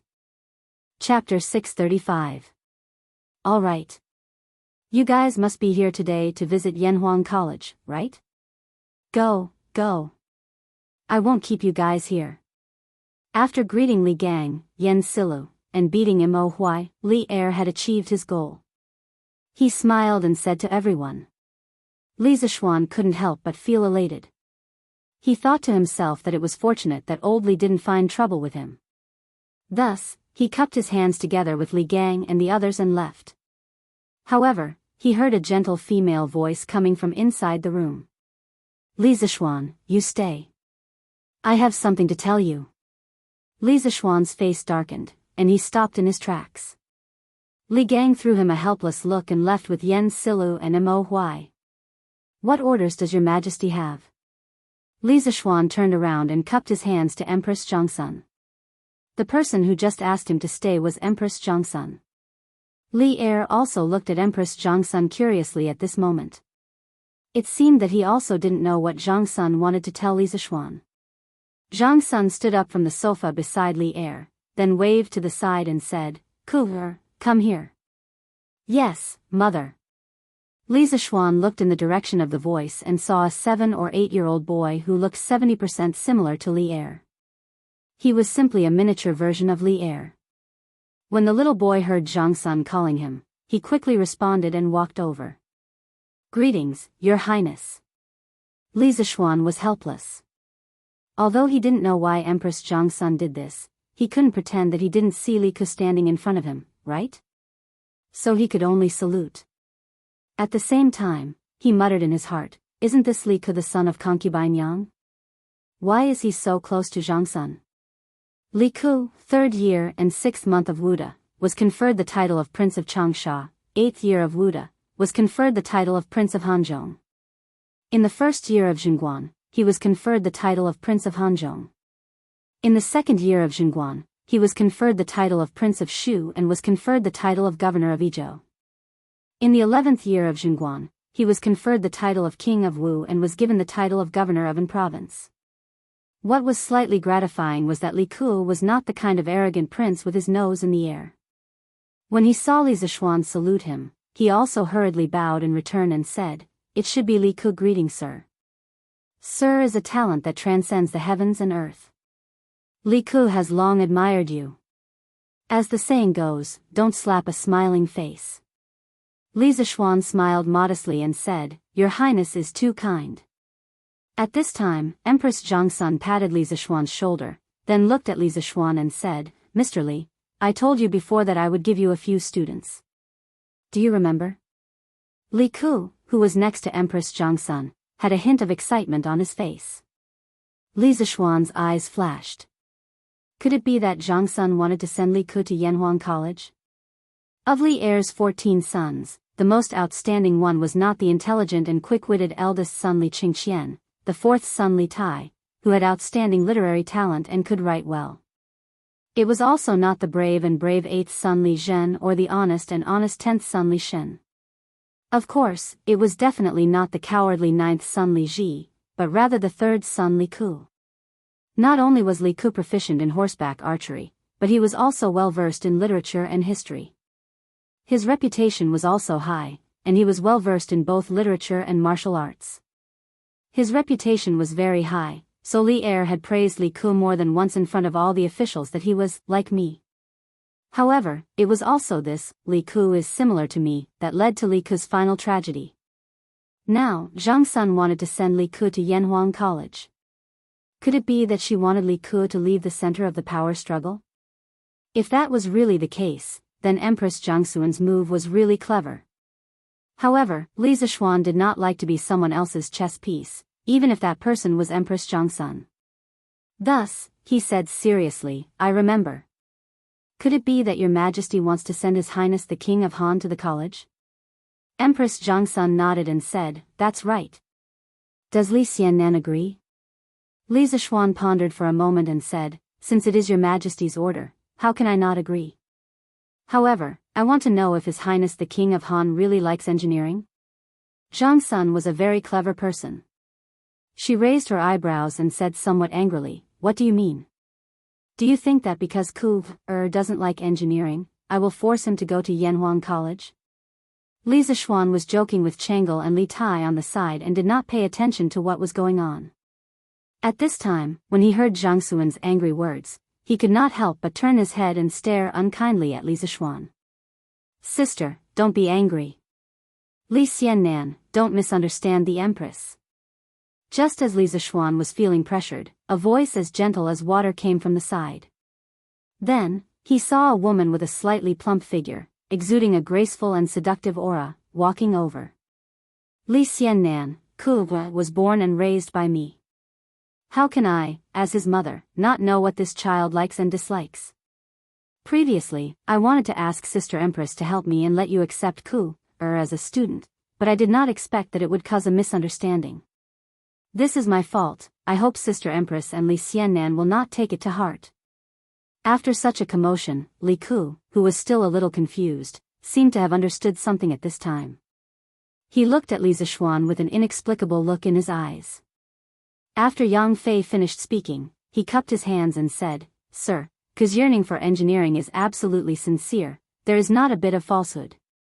Li Zishuan felt a little better. Just as he was about to speak, Li Er's dissatisfied voice came from the side.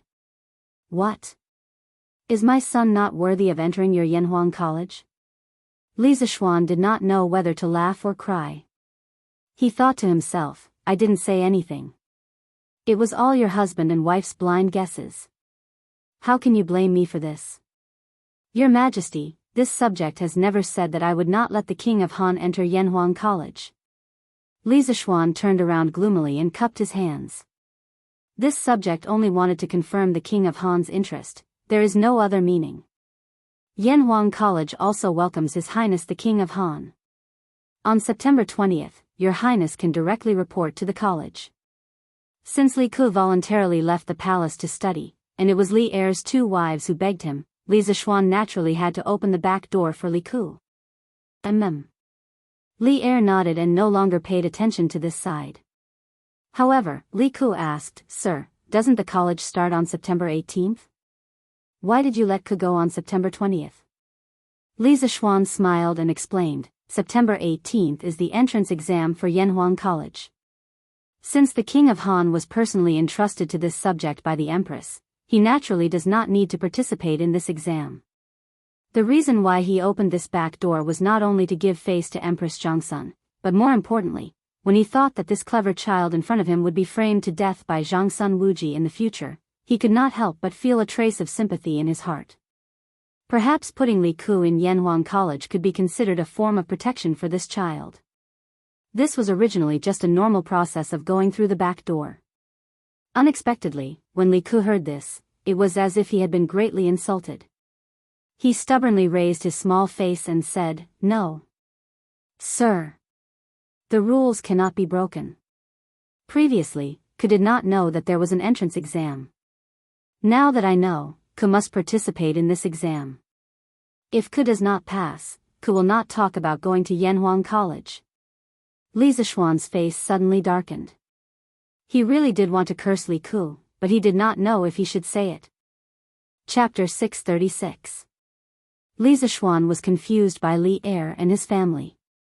After figuring out Li Ku's logical thinking and confirming that Li Ku's foundation in mathematics was enough to pass the entrance exam of Yanhuang Academy, Li Zishuan resentfully took the four little guys out of the bishop's office and left the conference room to Li Er and his two wives. I hope old Li won't do such shameless things in my conference room. Li Zishuan thought to himself in an indecent manner. Brother Xiao Xian. Where are we going to play? Chang'e hadn't left the palace for a long time and hadn't seen Li Zishuan for a long time. She happily followed Li Zishuan and looked up at him with her blushing face. Li Zishuan had always been very patient with Chang'e, a girl with bright eyes and white teeth. He smiled and replied, "Let's go and see where Mr. Li and the others are first. Then I'll take you around for a stroll." "Oh, by the way, Chang'e, didn't you look around earlier?" Chang'e shook her head and said, "Not yet. Father thought that the building we saw earlier was very grand, so he brought us in to wander around. Who knew that it would be so big inside? Later on, when we were tired from walking around, Father brought us to that room to rest. Not long after, Brother Xiao Xian, you came." "Oh. So that's how it is. Then I'll take you to see some interesting things in the library." Li Zishuan thought for a while and smiled. Yes. "Oh right, Brother Xiao Xian, why didn't Sister Lan come with you today?" "Oh, her. She's not familiar with old Mr. Li and the rest, so she didn't come with us. Here, this is Yanhuang College's library. What do you think? Isn't it grand?"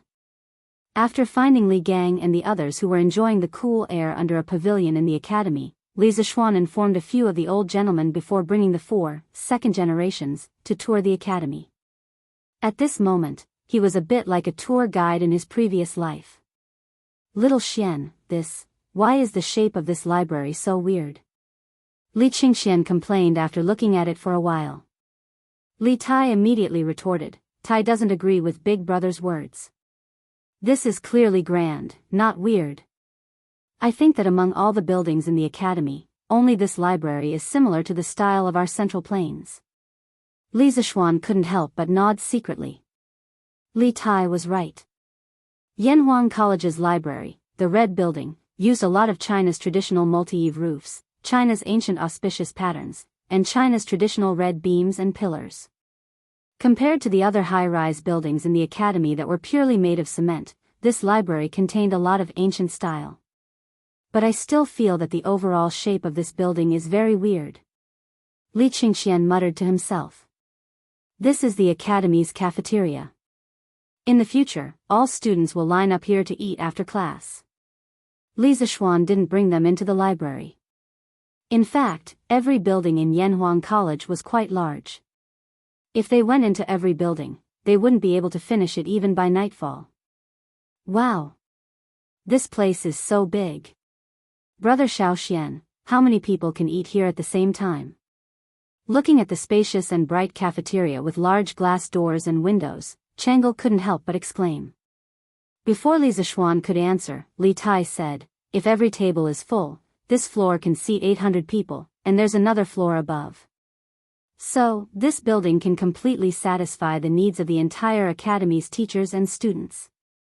The little fatty obviously didn't work for nothing in Yunshan for the past 2 months. What he said was reasonable and methodical. Wow! It can actually accommodate so many people. How many students will the academy recruit this time? Changle's eyes lit up when she heard this, and she asked again. Li Tai didn't know this, so the little fatty decisively shut up. Li Zishuan saw this and replied, there's no conclusion on how many students will be recruited, and there won't be a fixed number. This will completely depend on the abilities of this batch of students. If they all do well in the exams, then what's wrong with me recruiting all of them? If only a few people's answers are passable, then I'll only recruit those few people. Oh. Brother Xiaoxian, does your academy recruit female students? Changle suddenly blinked and asked. When everyone heard this strange question, they couldn't help but be stunned. Li Zishuan thought for a while before answering, Changle, this isn't a question of whether I'm willing to recruit or not. It's a question of whether the officials in the imperial court will allow women to enroll or not. The current Yanhuang College is still too weak. Perhaps one day, when Yanhuang College is strong enough to dominate the secular etiquette, then a female branch of Yanhuang College may appear on Yunshan. Oh. Changle nodded as if she understood. Li Ku, on the other hand, looked at Li Zishuan in surprise. He thought to himself, Sir, you're really daring. Allowing women to enroll is simply too crazy. Ugh. At this moment, Li Qingxian suddenly let out a muffled groan. Li Zishuan's hearing was amazing, and he was the first to detect the abnormality. He hurriedly asked, Qingxian, what's wrong? Li Qingxian's expression was extremely awkward. He clutched his stomach and said with a bitter face, No, nothing. I just felt uncomfortable in my stomach and wanted to go to the toilet. Xiaoxian, where is your academy? Ah. When Li Tai heard this, he almost wanted to curse. He immediately jumped away and kept a distance from Li Qingxian, which made Li Qingxian so embarrassed that he wanted to die. Changle and Li Ke's actions weren't as obvious as Li Tai's. The two of them moved imperceptibly, wanting to get away from that troublesome place. Li Zishuan didn't immediately understand what Li Qingxian meant. He was stunned for a while, and combined with Li Tai's reaction and Li Qingxian's action of clutching his stomach, he finally understood what this unlucky child meant by going to the toilet. He pointed at the library that they had just passed and said, There's one in that building. Qingxian, go quickly. Li Qingxian glanced at the library and said anxiously, No. This building is so big. How do I know which one is the toilet? Changle couldn't help but cover her little face, feeling that her brother Crown Prince had lost a lot of face today. Li Zishuan said, Qingke, quickly take Qingxian there. Li Tai said gloomily, Why don't you go? Li Zishuan thought to himself, This is your brother, not mine. Why should I go? However, he could only say this in his heart. At this moment, he glared at Li Tai and said, Qingxian definitely didn't bring toilet paper. I have to find Xiaoning to get some. Quickly take Qingxian there. Oh. Li Tai grunted in response and obediently went to lead the way for Li Qingxian. Other people didn't know what toilet paper was, but he obviously knew after hanging out with Li Zishuan for so long. Li Zishuan looked at the two brothers walking away and didn't know whether to laugh or cry. Did he meet someone who didn't bring toilet paper to the toilet today? The unlucky thing was that he had to help deliver toilet paper. Fate really made fools of people. Brother Xiaoxian. What is the toilet paper you were talking about? As expected, when Changle started asking, Li Ke's eyes also stared at him without blinking. Li Zishuan waved his hand and said, It's a very sanitary type of paper. I don't have time to explain now. You two wait here. I'll be right back. With that, Li Zishuan used cloud-piercing steps and instantly disappeared from the spot. Chapter 637.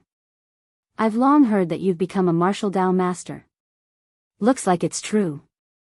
Looking in the direction Li Zishuan left, Li Ke couldn't help but fall into a daze.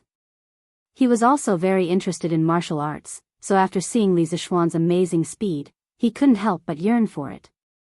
Does third brother want to learn martial arts from brother Xiaoxian too? At first, Chang'e was also attracted by Li Zixuan's graceful movements. However, when she came back to her senses, she realized that Li Ku was still in a daze. She thought for a moment and guessed what Li Ku was thinking. Hence, she tugged at Li Ku's sleeve and asked. Cough, cough. That's not true. Third brother, learning martial arts from General Dugu is pretty good too. Li Ku quickly came back to his senses and tried to cover it up. After knowing that he liked martial arts, Li Er arranged for Dugu Xian to be his martial arts master. As the saying went, a teacher for a day, a teacher for life. Li Ku was very principled when it came to conduct himself. Hee hee. Chang'e laughed and skipped the topic. She started to talk about the academy's architecture with Li Ku. The siblings didn't wait for long before Li Zixuan came over with a roll of toilet paper. Brother Xiaoxian, you're back. Chang'e exclaimed in surprise. Li Zixuan nodded. He estimated that Li Qingxian should have just squatted down. Hence, he took out the toilet paper and said, "Here, Chang'e, look, this is toilet paper." Chang'e took it curiously and touched it with her hand. Feeling the soft touch, the little girl exclaimed, "Ah! Brother Xiaoxian, this paper is so soft. But why does Brother Crown Prince need this?" Cough, cough, cough. The overly naive Chang'e couldn't figure out the use of the toilet paper. Li Ku, on the other hand, suddenly coughed. It was obvious that this kid had figured it out. Third brother? Do you know the reason? Chang'e asked Li Ku. Li Ku didn't know how to explain it to his naive sister. He could only stutter. This. What is this? Third brother, why are you hesitating? Chang'e rolled her eyes and said anxiously. Seeing this, Li Zixuan could only helplessly explain, this thing can be used as a substitute for toilet paper. Of course, it can also be used in other places. Just in time. Qingke, since you're back, help me send the toilet paper to Qingxian. Li Tai, who had just walked over, suddenly had a dark expression. Just as he was about to retort, he heard Li Zixuan say, "Brothers have to love each other. Qingke, if you don't go, Qingxian will be anxious." All right. Little Fatty thought for a while, and finally decided to listen to Li Zixuan's suggestion. He brought the scroll of paper to the library. After Li Qingxian came out, he naturally had an awkward expression. However, he still very solemnly instructed Li Tai and Li Kun not to mention his stomach discomfort in front of Li Er. Otherwise, a few more people in the imperial kitchen would probably die. Li Zixuan was quite satisfied with Li Qingxian's arrangement. Although ruthlessness was the most royal family, at this time, Li Qingxian was only less than 10 years old. If a 10-year-old child could really be cold-blooded and treat human lives like grass, then Li Zixuan would definitely not have any interaction with Li Qingxian. Next, Li Zixuan took the four of them to see the academy sports field, dormitory, and even bathhouse. They visited all of them. The sun was setting in the west. Seeing that it was getting late, Li Zixuan followed Li Gang and the others back to Chang'an. As for Li Qingxian, Chang'e, and the others, of course, they followed the guards that Li Er brought back to the palace. However, before leaving, Li Zixuan promised to give Chang'e 10 boxes of toilet paper. Thinking of the shy look on the little girl's face when she asked for toilet paper, Li Zixuan couldn't help but feel a little amused. "Hey, wife. I haven't seen enough yet. Do you want to try it on?" After dinner at night, Li Zixuan accompanied Lan Er to play around crazily for a while before returning to his room. However, he saw Han Yushi using her hand to caress the honorary dress sent by the palace. Li Zixuan couldn't help but tease. "Husband." Han Yushi was startled when she heard the voice. Then, she panicked and said, "No. I was just packing my clothes." "Really?" Li Zixuan moved closer to Han Yushi's ear and chuckled. Then, he came to the desk where the honorary robe was placed. He sighed and said, "So this is what the honorary robe looks like. This is the first time I've seen it." "Sigh, wife, you don't say, this honorary robe looks quite good." What he said was true. Although he had seen it in a TV series in his previous life, how could the TV series be real? The director and the costume designer weren't historians. Han Yushi thought that Li Zixuan was teasing her again. She quickly came over and took away the honorary robe and the imperial edict on it. Then, she said angrily, "All right, husband, stop fooling around. Go to sleep." Sigh. That's not right. Why is this imperial edict made of wood? Could it be that it was replaced by someone? Li Zixuan inadvertently glanced at the imperial edict and suddenly said in surprise. Han Yushi turned around and said speechlessly, "Husband, are you sleepy?" The side of this imperial edict was originally made of sunflower ebony. Li Zixuan frowned and said, "Wood? How can His Majesty be so stingy? Shouldn't it be made of gold or jade?" He remembered that when he was conferred a title, the side of the imperial edict given by the palace was made of gold. Han Yushi put away the robe and the imperial edict, then walked over and said, "Husband, don't talk nonsense. His Majesty gave me a 6th rank official. How can I be qualified to use a jade or golden scroll?" Li Zixuan said, "Oh." He really didn't know anything about this, so he asked, then, "Wife, do you know what rank of honorary title one needs to use a golden or jade scroll?" Han Yushi didn't know why Li Zixuan had to get to the bottom of this matter. She thought for a while and replied, "It should be above the 3rd rank, right? I'm not very sure about the specifics.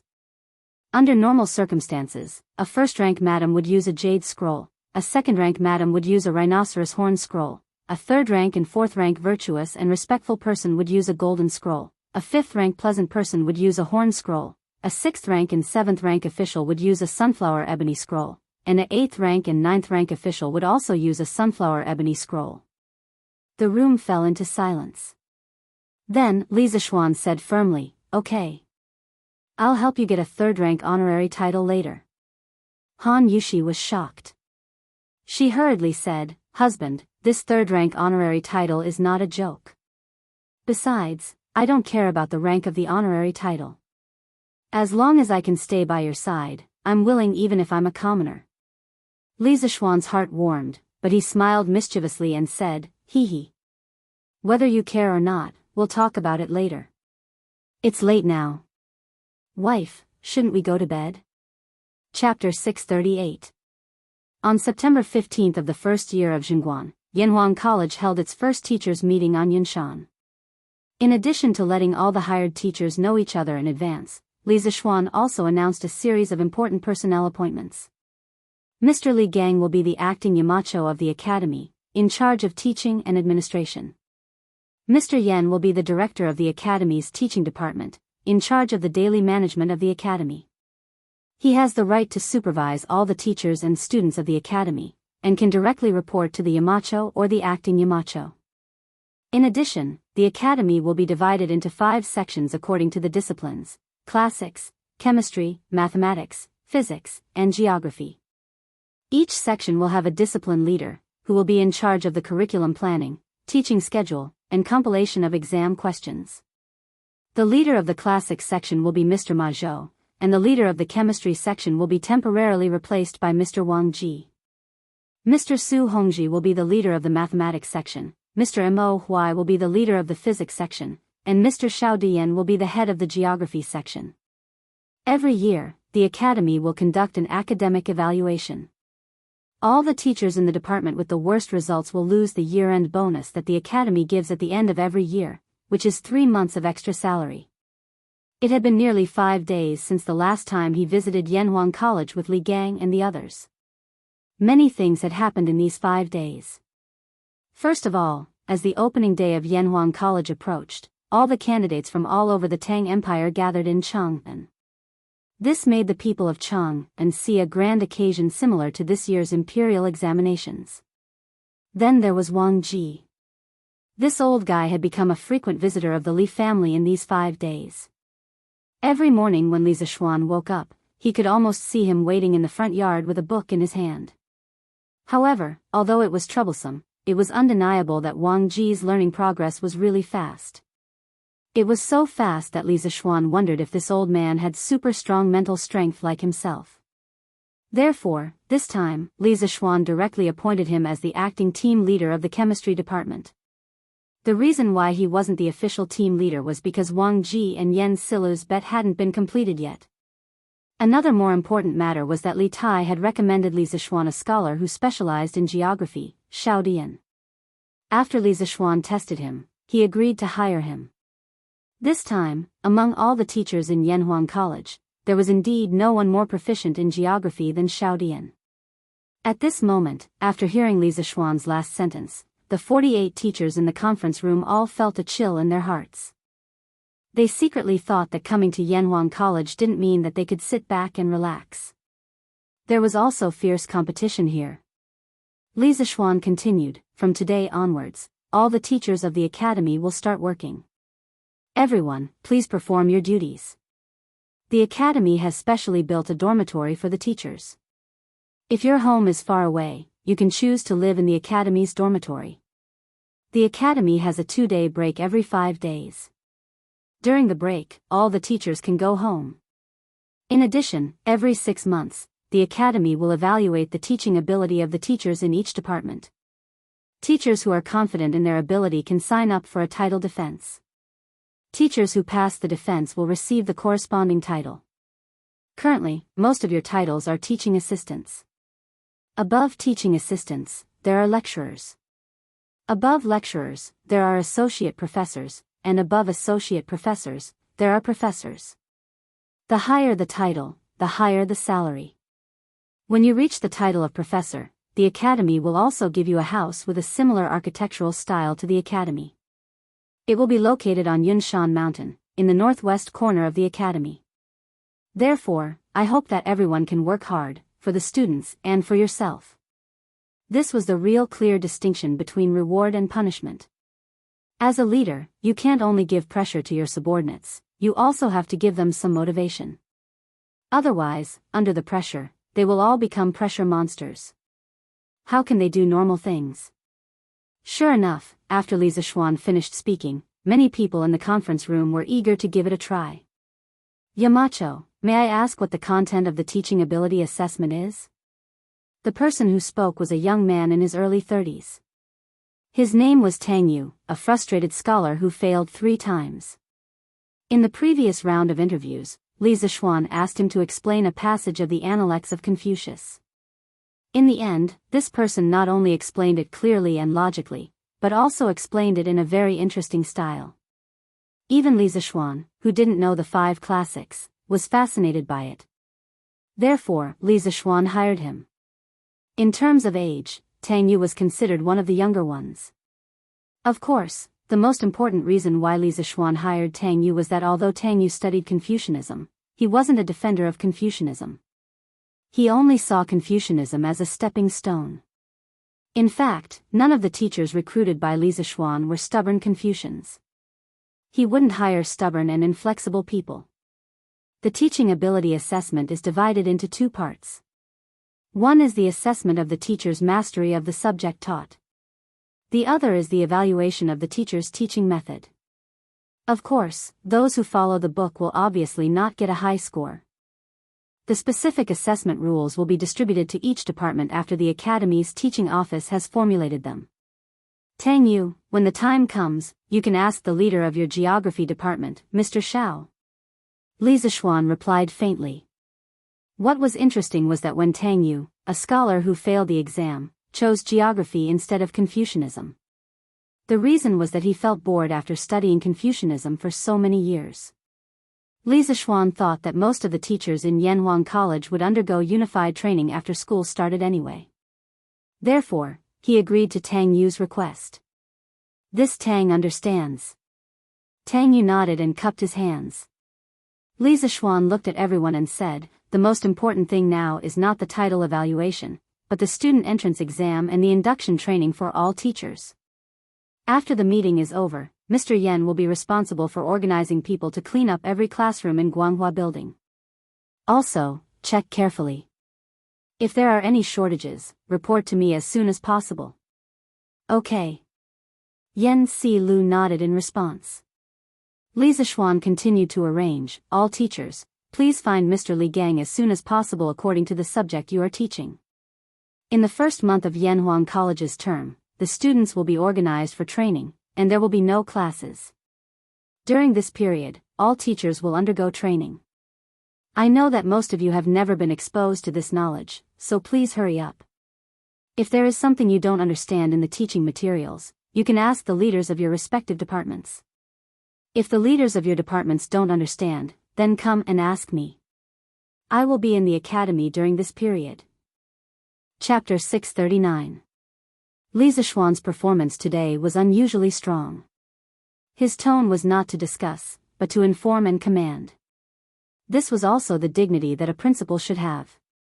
Li Gang, Yen Silu, and the others were also very cooperative because they all understood that in order for Yanhuang College to operate normally in the future, they must first establish a certain prestige for Li Zishuan. Seeing that the arrangements were almost done, Li Zishuan stood up and gave everyone a bowl of chicken soup for the soul. He encouraged them and said, then, from today onwards, Yanhuang College will officially operate. Everyone, please work together with me. For the Tang dynasty and for the continuation of our descendants, let's carry forward work in Yanhuang College. What we need to do is to establish our hearts for the world and our lives for the people. Good. What a good, establish our hearts for the world and our lives for the people. Good. Let's carry forward Yanhuang College together. This bowl of inspiring chicken soup for the soul was still very popular. As soon as Li Zishuan's voice fell, there was a burst of applause in the conference room. Meeting adjourned. Li Zishuan waved his hand and announced the adjournment of the meeting. Then, he took the lead and went out. At this moment, the people in the room had long lost the curiosity that they had when they first entered Yanhuang College. At this time, they put away the meeting notes. This was specially requested by Li Zishuan before the meeting, and went to do their own things. The Guanghua building, which used to be silent, suddenly became lively at this moment. This huge college also had a trace of vitality because of this. The Bishop of Yanhuang College, Guanghua building, was a typical building with 2 towers. The 2 towers in the center were 10 stories high. The towers were the offices of the college's teachers. As the top boss of Yanhuang College, Li Zishuan's office was of course not shabby. His office was on the 10th floor of the tower on the right side of Guanghua building. With this huge glass wall, he could overlook the scenery within a 10-mile radius from his office. It was really crazy cool. However, Yanhuang College did not have elevators. Probably only people like him who knew martial arts would be willing to use this place as an office. After all, not everyone was willing to climb such high stairs every day. After opening the office door, Li Zishuan found Yen Xiaoning inside. At this moment, this guy was sitting on his leather chair with his legs crossed and looking at the scenery outside the window. Li Zishuan could not help but tease him. Hey! Xiaoning, it seems like you're quite relaxed now. He had been at the college frequently these few days. He also knew that Yen Xiaoning would usually come to his office to drink tea and look at the scenery when he was free. He did not feel uncomfortable about this. After all, this was his buddy. Be reasonable, your buddy occasionally uses your office, is that too much? Is it really too much? Not too much. Heh. That's. Previously, you were just a hands-off shopkeeper and it really tired me out. Now that it's finally your turn to be busy, can't I rest for a while? Yen Xiaoning did not even turn his head. He just had his back facing Li Zishuan and gloated. Thinking about the huge pile of things that he had to deal with later, Li Zishuan felt a headache. He sat down on the sofa next to him and said angrily, *T. When have I ever been a hands-off shopkeeper?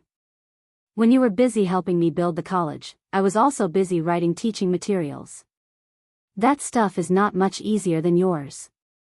Yen Xiaoning picked up his teacup and took a sip of tea. Then, He turned his chair around and said smugly, "Hey. That's none of my business. Anyway, my task is almost done now. Next, your task is going to be heavy. Haha. I heard that the students who came to take the Yanhuang College exam this time are already in time for this year's imperial examination. What a bad friend." Li Zishuan was speechless. However, what Yan Xiaoning said was also the truth. There was indeed nothing for this guy to do. Li Zishuan leaned on the sofa and felt rather depressed. After a while, he asked, "Are the 10 villas in the northwest completed?" Yan Xiaoning nodded and said, "Yes, they're all completed. Now, the construction team is building other unimportant buildings in the college. Don't worry, the construction area is all separated from the distant teaching area. When the time comes, it won't affect the students." This construction progress was all planned. Li Zishuan wasn't too surprised about this. He sighed and said, "When do you estimate it will all be completed?" Yan Xiaoning must have made an estimate before this question. At this moment, he didn't even think and answered, "About a month." So fast? Li Zishuan was a little surprised. Yan Xiaoning said matter-of-factly, "What's so strange about that? Now that the construction team is getting more and more skilled, their cooperation is also getting better. Plus, with the crane that you made, the construction speed is of course a few times faster than at the beginning." Speaking of this, Yan Xiaoning patted his head and suddenly shouted, "Oh. Oh right, I forgot to tell you something." "What is it?" Li Zishuan asked subconsciously. Yan Xiaoning laughed and said, "That, Xiao Xian, can we exchange the villas on Yunshan?" Li Zishuan suddenly became alert. He didn't agree or disagree, but instead asked, "Why? Didn't you build your villas according to the blueprint of mine?" The first batch of villas on Yunshan had a total of 10 villas. At first, they were allocated to the professors of the college, but later on, Li Zishuan felt that the scenery on Yunshan was very good, so he also wanted to build a villa for himself here. This way, if he was too busy at the college and didn't have time to go home in the future, he would have a place to stay. Since he was building a villa for himself, Li Zishuan of course put in 120% of his effort. The villa he designed for himself was bigger than the professor's villas, and it was also 1 floor higher. When Yan Xiaoning saw it, he immediately wanted to change his villa to the same one. How could Li Zishuan have a reason to object? Now that the construction team was in Yan Xiaoning's hands, this guy could just abuse his position for personal gain, a little, and their villa could be built however he wanted. At this time, Yan Xiaoning rolled his eyes and said, "Although the blueprint is the same, my villa is facing away from the sun, Xiaoshuan's villa is facing the sun. My dad's legs can't stand the cold, and he loves the sun the most. So, Xiao Xian, why don't we exchange?" At this moment, Yan Xiaoning no longer gloated as before. Instead, he became a little flattering, which made Li Zishuan feel very strange. Chapter 640. Bulsh *T. Uncle Yan's steps are steady. How does he look like he has a leg problem? You're too shameless. How could you say something like that to achieve an ulterior motive? Inside the principal's office, Li Zishuan, who felt that something was wrong, was seriously thinking about the loopholes in Yan Xiaoning's words. After a while, he suddenly said angrily. Yan Xiaoning's expression changed slightly, but he still said firmly, "That's just on the surface. In fact, my dad's leg hurts when he gets cold." Li Zishuan's lips curled into a smile. He then said, "Okay. Then I'll go visit Uncle Yan now and see if there's really something wrong with his leg." After saying that, he actually turned around and was about to leave. Yan Xiaoning immediately became anxious. He quickly stood up from the chair and shouted from behind, "Hey, don't. Xiao Xian, don't go. I was just joking." "Oh? Joking? Xiaoning, you've got guts. You even joked about Uncle Yan. What kind of power made you do such a rebellious thing?" Li Zishuan turned around and sneered as he stared at Yan Xiaoning with burning eyes. Yan Xiaoning's face turned red. He coughed twice and said embarrassedly, "This Xiao Xian, what are you talking about? I was just joking because I wanted to change houses with you. Li Zishuan smiled but didn't say anything. He didn't believe that there wasn't something fishy. Therefore, he just stared at Yan Xiaoning, trying to use his gaze to influence this dishonest youth. After staring for a full 15 minutes, Yan Xiaoning finally couldn't take it anymore. He said dejectedly, okay, I'll tell you the truth. Previously, after the construction team finished building the houses in the area you circled, a craftsman accidentally found that your backyard would emit steam every morning. He used a bamboo tube to poke 3 inches down, and the result was... Li Zishuan's curiosity was already piqued, but Yan Xiaoning suddenly stopped at this crucial moment. This made him a little mad. He couldn't help but urge, what's the result? Hurry up and tell me. Sigh. Yan Xiaoning sat back on the chair and let out a long sigh. There's actually a hot spring under the garden. You're really lucky. That's why I want to trade with you. As early as in the pre-Qin dynasty's classic of mountains and seas, there was a record of hot spring. At that time, it was called Hot Spring. Bandit's water came from Kunling Mound County's high-pressure mountain. It was also called Dongha Hot Spring. The water came from the northwest Clamor Valley. The water was as warm as hot soup, and could cure all kinds of diseases. Therefore, it was called Hot Spring. Later on, people began to call it hot springs. For example, in the Han Dynasty, an astronomer wrote a book called Hot Springs Prose. In the text, he wrote, looking at the treasures of the central region, there is no god of water. Staying in the hot springs, to pass the time, to get rid of the harshness, to serve the righteous. Emperor Shiyu, save your own life. F***ck. Hot spring. Li Zishuan's eyes widened. His expression was wild with joy as he said, haha. That's great. I can't believe I found a hot spring in such a beautiful place. In the future, I'll build a house on top of it and soak in the hot spring during winter while eating delicious food. Wouldn't that be wonderful? Yan Xiaoning's old face darkened. He was so angry that he gritted his teeth and said, F***ck. You're too much. Li Zishuan curled his lips and said, TSK. Who's the one who's too much? Someone wanted to cheat me of my hot spring just now. When Yan Xiaoning heard that, he immediately stopped talking.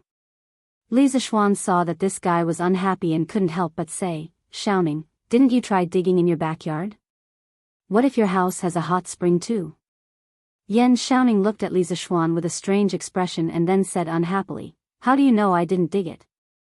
Not only my backyard, I dug everywhere except my house. In the end, I didn't dig anything.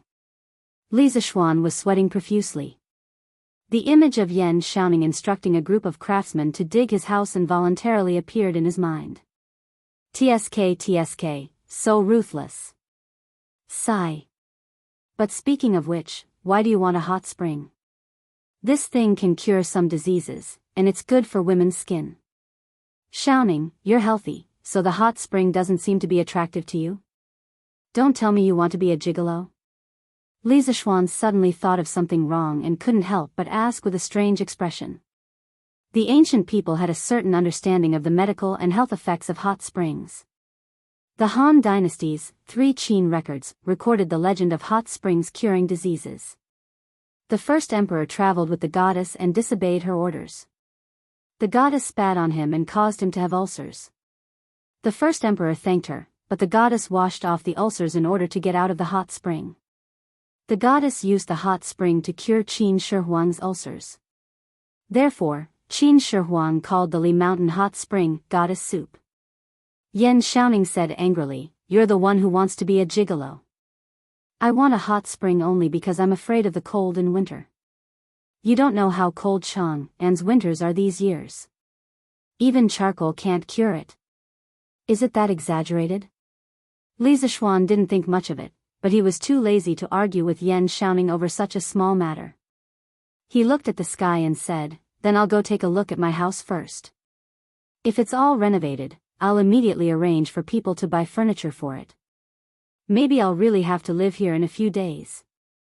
Yan Xiaoning felt a little hurt when he thought of the hot spring. He waved his hand and said, "Go quickly. Go quickly. Oh, right, if you're buying furniture, help me buy one while you're at it. I always feel that the house we're building will look very awkward with the furniture bought from the East Market." "Okay." Li Zixuan responded and went out. Thinking of Yan Xiaoning's words just now, he couldn't help but think to himself, a modern house should of course be equipped with modern furniture. If you put some couches and screens in the house, of course it will look awkward. After leaving Yanhuang College, he walked towards the northwest. After passing through a tree-lined path, he could see a few modern-style villas scattered not far ahead. The main buildings of the villas were mostly two-story bungalows. Only 2 villas in the south were 3-story bungalows. There were fences in front of the buildings and ancient trees. Behind the buildings was a very spacious courtyard with a garden, rockery, pavilion, and all kinds of low shrubs. It was actually a simplified version of a modern villa. Sigh. It feels like a lifetime ago. Li Zixuan looked at the modern villas in front of him and couldn't help but think of his previous life. Although he was living well in ancient times, his soul was still from the 21st century. His family, friends, lovers, and more than 10 years of memories were there. But he couldn't go back anymore. Chapter 641. After sighing inexplicably for a while, Li Zixuan lifted his feet and walked towards the southernmost courtyard. That place was an area that he randomly picked with better lighting, but he didn't expect there to be a hot spring there. If he had known earlier, he wouldn't have designed this courtyard so stingily. This was because he only wanted to build a temporary residence here. After all, this place was only a few steps away from Yanhuang College. But now that there was a hot spring here, Li Zixuan wanted to build a bigger residence, at least the size of the Li mansion. When the time comes, it could be a manor for the Li family outside of Chang'an City. Although this would cost a lot more money, Li Zixuan didn't lack money now. In his opinion, he had earned so much money. If he didn't know how to enjoy it, wouldn't it be a waste? "Hey! Boss, you're here?" When Li Zixuan arrived at the entrance of his courtyard, he met an acquaintance. "Gu Xiaomao. What are you doing here?" Li Zixuan asked curiously. According to Yan Xiaoning, all the craftsmen in Yanhuang College were focused on building the remaining buildings. As the captain of the 8th team of the 1st Regiment, Gu Xiaomao had no reason to hang around here.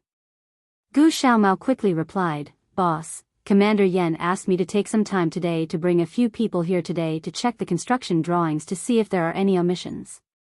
He said that the academy is about to start classes, and these courtyards are likely to be put into use soon. There can't be any mistakes." Li Zixuan heard and was instantly angry. "Good for you, Yan Xiaoning. You already arranged for people to check, but you purposely didn't tell me. You made me come here specially. This brat is definitely doing it on purpose." "Oh. Are you done checking?" Li Zixuan adjusted his emotions and asked. Gu Xiaomao took out a piece of paper, nodded and said, "Hey, boss, I've finished checking. Your courtyard didn't miss anything. However, the 7th courtyard is missing 2 fences and a stone bench. After I report to Commander Yan, I'll bring people over to fix it." Li Zixuan glanced at the paper and found that there wasn't a single Chinese character on it. It was just some scribbles. Obviously, Gu Xiaomao didn't go to school. But even so, his work attitude was commendable. "Xiaomao, in last month's evaluation, what was your regiment's rank?" Li Zixuan seemed to ask casually. "Ha!" Gu Xiaomao scratched his head embarrassedly and answered, "Last month, our first team got first place, so everyone's salary was doubled. Also, the team I was leading was rated as one of the 5 most outstanding teams, so we were rewarded with 5 strings of cash. Including our salary and some rewards in the middle of the month, we got nearly 10 strings of cash. I've never seen so much money in my life. Thank you, boss." Feeling the youth's heartfelt happiness, Li Zixuan's originally slightly gloomy mood gradually improved. He smiled and said, "You don't have to thank me. You exchanged all of this with your own 2 hands. Also, you led the 8th team of the 1st Regiment to achieve such good results. Qing Ke, the original team leader, should be thanking you. Gu Xiaomao didn't dare to answer him. He knew Li Tai's real identity. Oh right, Xiaomao, is the autumn harvest at home affected by your work here? Gu Xiaomao bowed and said, it's not affected much. But I heard from my father that this year's harvest is 10% to 20% lower than last year's. Luckily, you're kind enough to give me such a high salary. With this money, my family's reduced grain production won't be affected. Li Zishuan's expression became a little serious. He suddenly remembered that Han Yushi had told him a while ago about the Han village's grain yield problem, so he asked, Xiaomao, is it only your family's grain yield that has decreased? Gu Xiaomao shook his head and said, no, boss. No one in our village has a higher harvest than last year. A few families' harvests have decreased by 30%. Sigh. They're not as lucky as me to have such a good boss like you. I think they'll starve before next year's autumn harvest. Li Zishuan was silent. He could save one family, but he couldn't save thousands of families. He patted Gu Xiaomao's shoulder and said, all right, you don't have to worry. The imperial court will definitely find a way. Gu Xiaomao nodded dejectedly. Li Zishuan saw this and changed the topic. Xiaomao, how much money have you earned in the past 2 months? If someone else asked this, Gu Xiaomao's first thought would be that the other party was eyeing his money. However, since Li Zishuan asked, it was different. Gu Xiaomao thought for a while and answered, it should be 15 strings. Gu Xiaomao's team was very active. They often came in at the top of the rankings. Their salary wasn't much, but they received a lot of bonuses. That was why they had the miracle of earning 15 strings of strings in 2 months. After transmigrating for so long, Li Zishuan was no longer the naive person who didn't know anything. He knew very well what 15 strings of strings meant to an ordinary family. He asked, Xiaomao, have you thought about what you want to do with this money? Gu Xiaomao was stunned for a moment before he scratched his head and said, my father and mother want me to use this money to get a wife, but I don't want to get married so early. I want to use this money to buy medicine for my mother to treat her illness. If there's any money left, I plan to use it as capital to start a small business in Jianghu. Li Zishuan was surprised and asked, your mother is sick? Gu Xiaomao answered sadly, yes, my mother got sick when she gave birth to me. Later on, she often felt dizzy and her legs hurt easily. In recent years, it has gotten worse. My father doesn't even dare to let her get out of bed to work. In the past, the doctor said that my mother could recover if she took some nourishing medicine, but the medicine is too expensive. My family can't afford it, so it has been delayed until now. So, this time, I must cure my mother's illness. Li Zishuan praised, good. Xiaomao, you're right. Filial piety is the most important virtue. I support your decision. Gu Xiaomao was a little embarrassed by the praise. He said shyly, thank you, boss. Then, what kind of business do you plan to do after curing your mother's illness? For some reason, Li Zishuan suddenly wanted to enter the world of this simple farmer's son. Perhaps it was because he was also a farmer's son in his previous life. Gu Xiaomao thought for a moment and said, as long as it's not against the law. I'm willing to do any business that can make money. I want to make more money and build a big house like these villas in the future. When that time comes, I'll go find a wife. Later on, I'll send my son to a prestigious school like Yanhuang College to study. If he can't pass in 1 year, I'll let him take 2 years. If he can't pass in 2 years, I'll let him take 3 years. Chapter 642. Gu Xiaomao's dream was so simple that Li Zishuan only needed to move his lips to help him realize it. But at the same time, his dream was so difficult that even if an ordinary person spent their entire life, they would not be able to achieve even a small goal in his dream. Xiaomao, I have a long-term task here. The more you are unwilling to do it, the more you are unwilling to do it. Li Zishuan did not directly give Gu Xiaomao a large sum of money to let him realize his dream, nor did he leave him to fend for himself. As the saying goes, give a man a fish and you feed him for a day, teach a man to fish and you feed him for a day. He intended to give Gu Xiaomao a shortcut to success. Gu Xiaomao was stunned and then said excitedly, "Boss, please say it. I'm definitely willing to do it." Li Zishuan could not help but laugh. "You agreed so decisively. Aren't you afraid that I'll ask you to commit murder and arson?" Gu Xiaomao grinned and said, "Hey, boss, you're such a kind person. How can you ask me to commit murder and arson?" Li Zishuan laughed and said, "Haha. Since that's the case, I'll tell you about this task. Yanhuang College will have more and more students in the future. Xiaomao, you can open a snack shop in the college." No, open a snack shop. The monthly surplus will definitely be enough for you to realize your dream. In Taiji Palace, the morning court was in progress.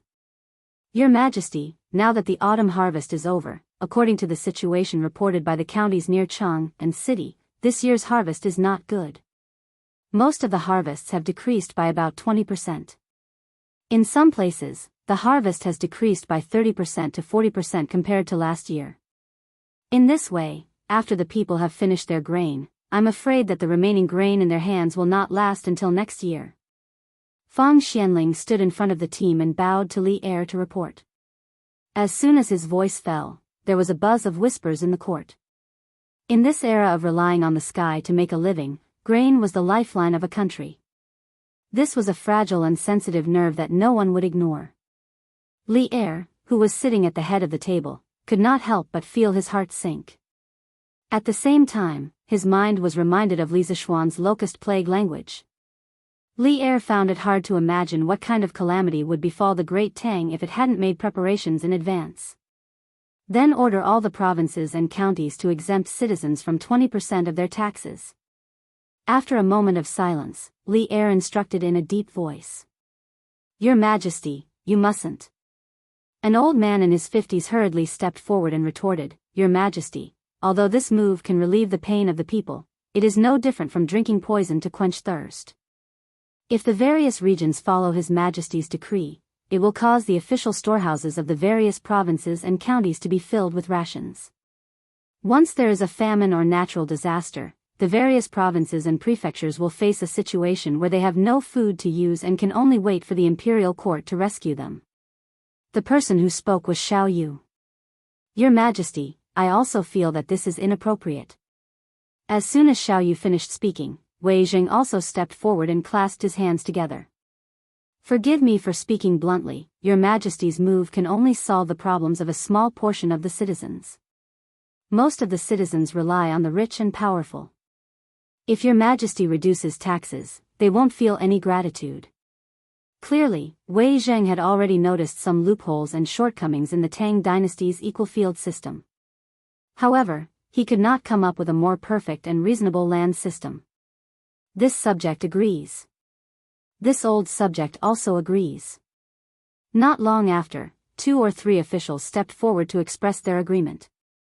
Li Er frowned and said, "This is not drinking poison to quench thirst, but weighing the pros and cons. You may have all forgotten, but counting the days, the fleet that went south should return with a full load within a month. At that time, with the food brought back by the fleet, the Great Tang dynasty will no longer lack food." All the ministers were shocked. They had really forgotten about this. "But Your Majesty," Fang Xianling thought for a while and felt that it was not reliable to rely on a fleet with an unknown harvest. He opened his mouth and wanted to refute, but Li Er waved his hand and interrupted him. "Minister Fang, there is no need to say more. I have made up my mind. Instead of collecting more food and causing famine and the imperial court to allocate more food, it is better to keep it for the benefit of the people and save a lot of trouble and waste."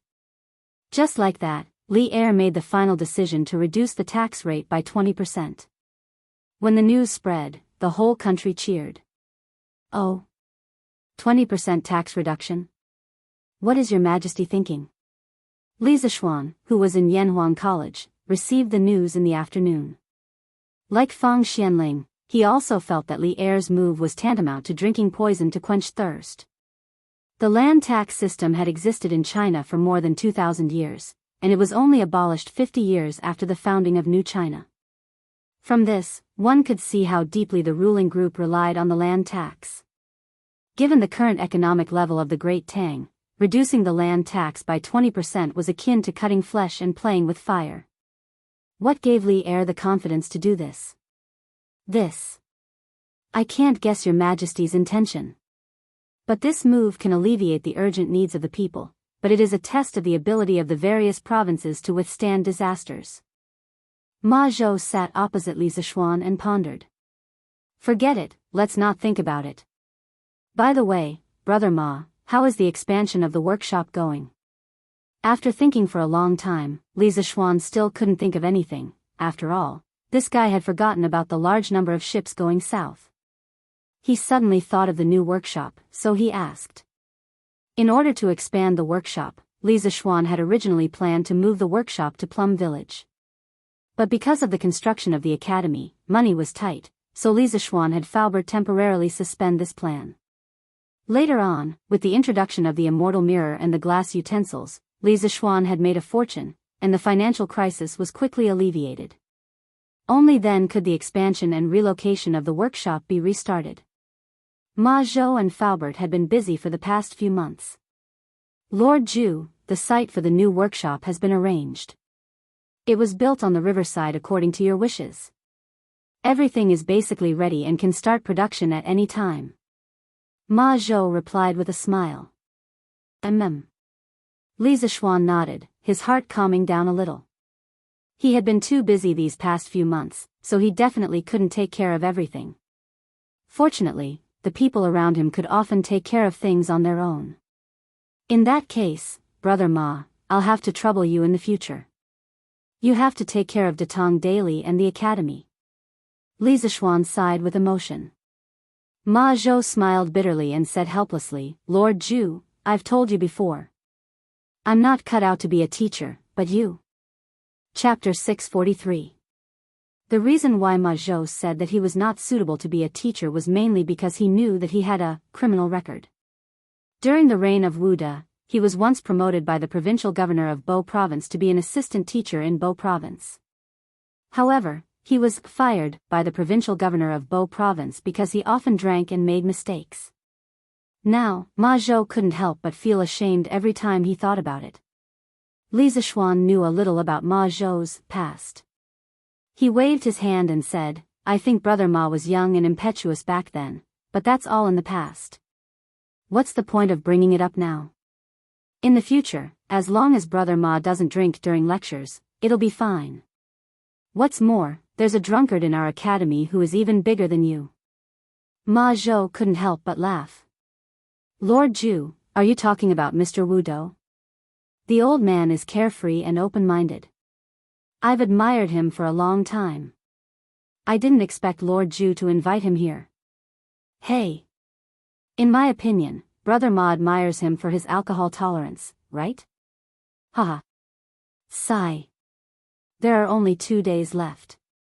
Reading a little more won't affect the final results. I might as well go to Yanhuang College again. It's a pity that I didn't go in last time. In the afternoon, Chongren Lane, Tongfu Inn. Di Jishuan sat in front of the window with a book in his arms and muttered to himself. Then, this guy really did what he said. He put down the book and began to change his clothes. In less than a quarter of an hour, Di Jishuan had finished packing. He straightened his clothes, opened the door, and walked out. Ah. Father. You. Why are you here? Di Jishuan never dreamed that he would encounter such a big surprise the moment he opened the door. It really scared him out of his wits. Humph. Why am I here? You brat, if I didn't come, when would you come to see your father? Opposite Di Jishuan stood an old man in a purple robe with round eyes. At this moment, he was reprimanding Di Jishuan aggressively. Feeling the power of the old man, the waiter who had rushed over after hearing the commotion did not dare to go forward and question him. The old man was none other than Di Jishuan's father, Di Xiaoxiu, the minister of the imperial court's left prime minister. Father, your son is actually preparing to meet you. I didn't expect you to find me here. How did you know I live here? Di Zhishuan forced a smile and then lied through his teeth. As the saying goes, no one knows a son better than his father. How could Di Xiaoshu not see that his son was lying? He angrily said, "Bastard. You still want to deceive your father? If I hadn't received your mother's letter the day before yesterday, I wouldn't have known that you've arrived in Chang'an. Furthermore, you haven't come to find me for so long. You're getting bolder and bolder."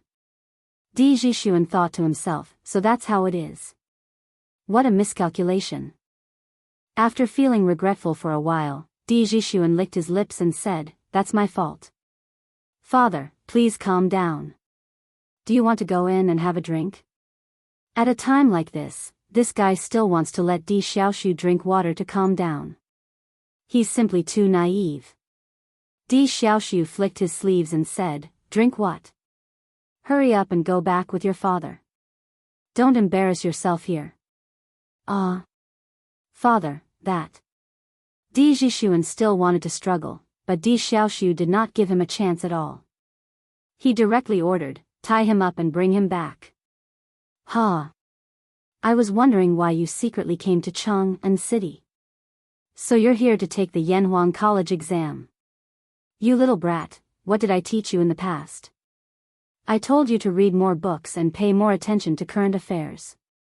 You actually dared to spend your time on this miscellaneous subject. This is outrageous. Qinren Square, D Mansion. Di Xiaoshu pointed at a mathematics textbook on the ground and roared at Di Zhishuan with his eyes wide open. Di Zhishuan shrank his neck and said weakly, "Father, who said that mathematics is a miscellaneous subject? Even His Majesty didn't say that, right?" Di Xiaoshu did not expect his son to dare to refute. He was so angry that he took 2 deep breaths and said, "I said it. If I say it's a miscellaneous subject, it's a miscellaneous subject. You don't agree?" Di Zhishuan lowered his head and muttered softly, "The imperial examination is considered a subject. How can it be a miscellaneous subject? What did you say?" Di Xiaoshu's volume suddenly increased, and Di Zhishuan felt an inexplicable sense of danger. He quickly shook his head and said, "I didn't say anything. I didn't say anything. Bastard. How dare you say that it's a subject? I only allowed you to take the imperial examination. If you dare to have any other ideas, I will break your legs. Father, you can't do this. It's my freedom to choose what subject to take the examination. You can't take it away from me." These were all advanced ideas that Di Zhishuan learned from the newspaper. He used them here, but he also used them in the wrong place. Di Xiaoshu's nose was almost crooked when he heard this. He trembled and said, "Unfilial son. Stubborn. Someone, bring the family discipline." "Master, you can't. A middle-aged man who looked like a butler hurriedly came forward to persuade him. "The young master is young and inexperienced.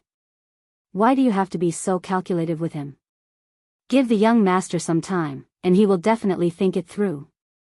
Young master, hurry up and apologize to master." As the old butler spoke, he madly winked at Di Zhishuan. "Humph. Butler, you don't have to persuade me anymore. Hurry up and bring the family discipline. Today, I will." "Father, I was wrong." Di Xiaoshu was in a fit of anger. How could he listen to advice? He hurriedly urged the butler to bring the family discipline, but Di Zhishuan actually gave in. "Humph. Didn't you just say that mathematics is not a miscellaneous subject?" Di Xiaoshu was a little doubtful of his son's sincerity, so he snorted angrily. He heard Di Zhishuan say sincerely, "Father, I was wrong. I was not sensible. You are right, mathematics is a miscellaneous subject. Then don't you still want to take the imperial examination for mathematics?" "Father, I was wrong. I will only take the imperial examination for literature in my life. Didn't you plan to go to Yanhuang College in the beginning?"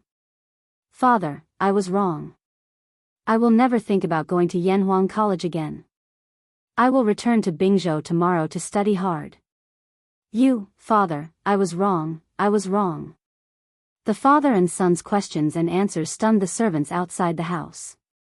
Di Zhishuan, who was a spineless person, admitted his mistake over and over again in the face of Di Xiaoshu's questioning.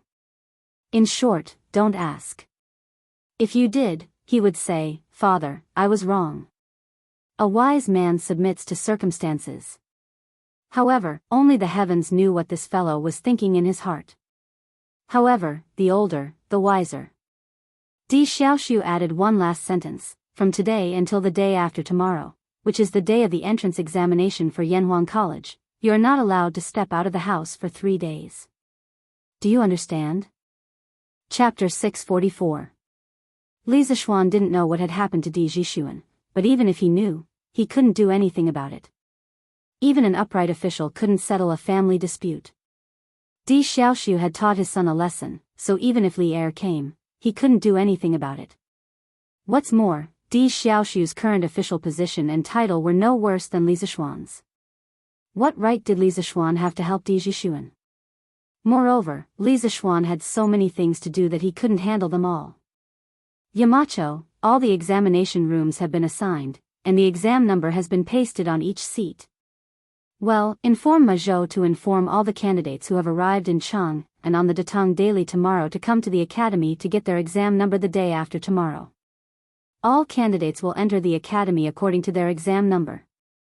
Yes, Yamacho. By the way, ask Mazhou to arrange a few people to make a notice. Draw the distribution of the examination rooms clearly, and then paste it on the notice board at the entrance of the academy. Okay. The teachers of the economics department had the least work at the academy because they had a certain level of attainment in Confucianism, so they didn't need to learn professional knowledge from scratch like other subjects. Therefore, the teachers of the economics department were arranged to prepare for the admission exam the day after tomorrow. Yamacho, I don't understand these symbols in the physics textbook. Can you tell me what they mean? Why don't you ask Mr. Mo? The Mo family was very good at physics. After receiving the physics textbook a while ago, Mo Huai studied it seriously for a long time. He also asked Li Zishuan a lot of questions. Logically speaking, with his current knowledge, it was more than enough to answer the questions of these physics beginners. Therefore, Li Zishuan was a little puzzled. Yamacho, group leader Mo isn't here right now? How could he not be here? Where did he go? Group leader Mo said he had something to do at home, so he went back first. Something to do at home? Well, what symbols did you say you didn't understand? Li Zishuan frowned and took the book from the hands of a middle-aged man who came forward to ask questions. It's these symbols. There are many more such symbols behind, but I've never seen them before. The man leaned over and pointed at a line of Arabic numerals on the book. Smack. Damn, I almost forgot about this. Li Zishuan couldn't help but pat his forehead and said to that person, Mr. Yu, immediately inform all the teachers in the academy. Other than those in the mathematics department, everyone else should go to Mr. Li Gang to get a mathematics textbook. You don't need to be proficient in the new mathematics, but you must understand some of the basic concepts in it. The symbols you asked about are all mentioned in the mathematics textbook. The middle-aged man was dumbfounded. He stammered, Sean. Yamacho. It's already difficult for us to learn physics, so how can we have the time to learn mathematics? The other teachers who were queuing up to look for Li Zishuan also complained, that's right. Yamacho, chemistry is also difficult to learn. Geography is also difficult to learn, okay? No, mountain leader, don't tell me that we from the economics department also have to learn mathematics. We don't need it. Li Zishuan listened to their noisy voices and couldn't help but frown. You have to learn all of them. What don't you need? How can you not need it? As teachers of Yanhuang College, if you don't even know about the new mathematics, then won't you be embarrassing the academy when you go out? You have to learn. When everyone saw that Li Zishuan was serious, they were all silenced. Li Zishuan added worriedly, if you have any problems with mathematics, feel free to look for Su Hongji. Everyone, don't treat mathematics lightly. I'll check it later. If you don't pass, I'll find someone to tutor you. Mr. Yu, go and inform the other teachers now. Yes, Yamacho. The middle-aged man paused, then cupped his hands and said. The rest of the people felt a chill in their hearts. It wasn't easy to be a teacher of Yanhuang College, even though the salary was quite high. Li Zishuan stayed in the academy until 3:00 in the afternoon. Only then did he settle all the matters in the academy. There were many things that he couldn't think of in detail at the beginning. He would only realize the problems when he actually did it. For example, the problem of notifying the examinees of their exam numbers. This way, he could determine the actual number of examinees participating in the exam in advance and simplify the process of finding the exam venue. He didn't think of this before. There was also the problem of Arabic numerals in physics, chemistry, and geography. He didn't think about this before, and this made it difficult for many teachers to get started. Li Zishuan saw that no one was looking for him, so he returned to Chang'an. However, he didn't go straight home. He wanted to find someone, Qin Shubao. Xiao Xian. Why are you here? At the entrance of Qin Manor, he met Qin Huayu. It seemed that he had just returned from outside, but he didn't know where he came from. Yes. I'm here to find Uncle Qin. Huayu, where have you been?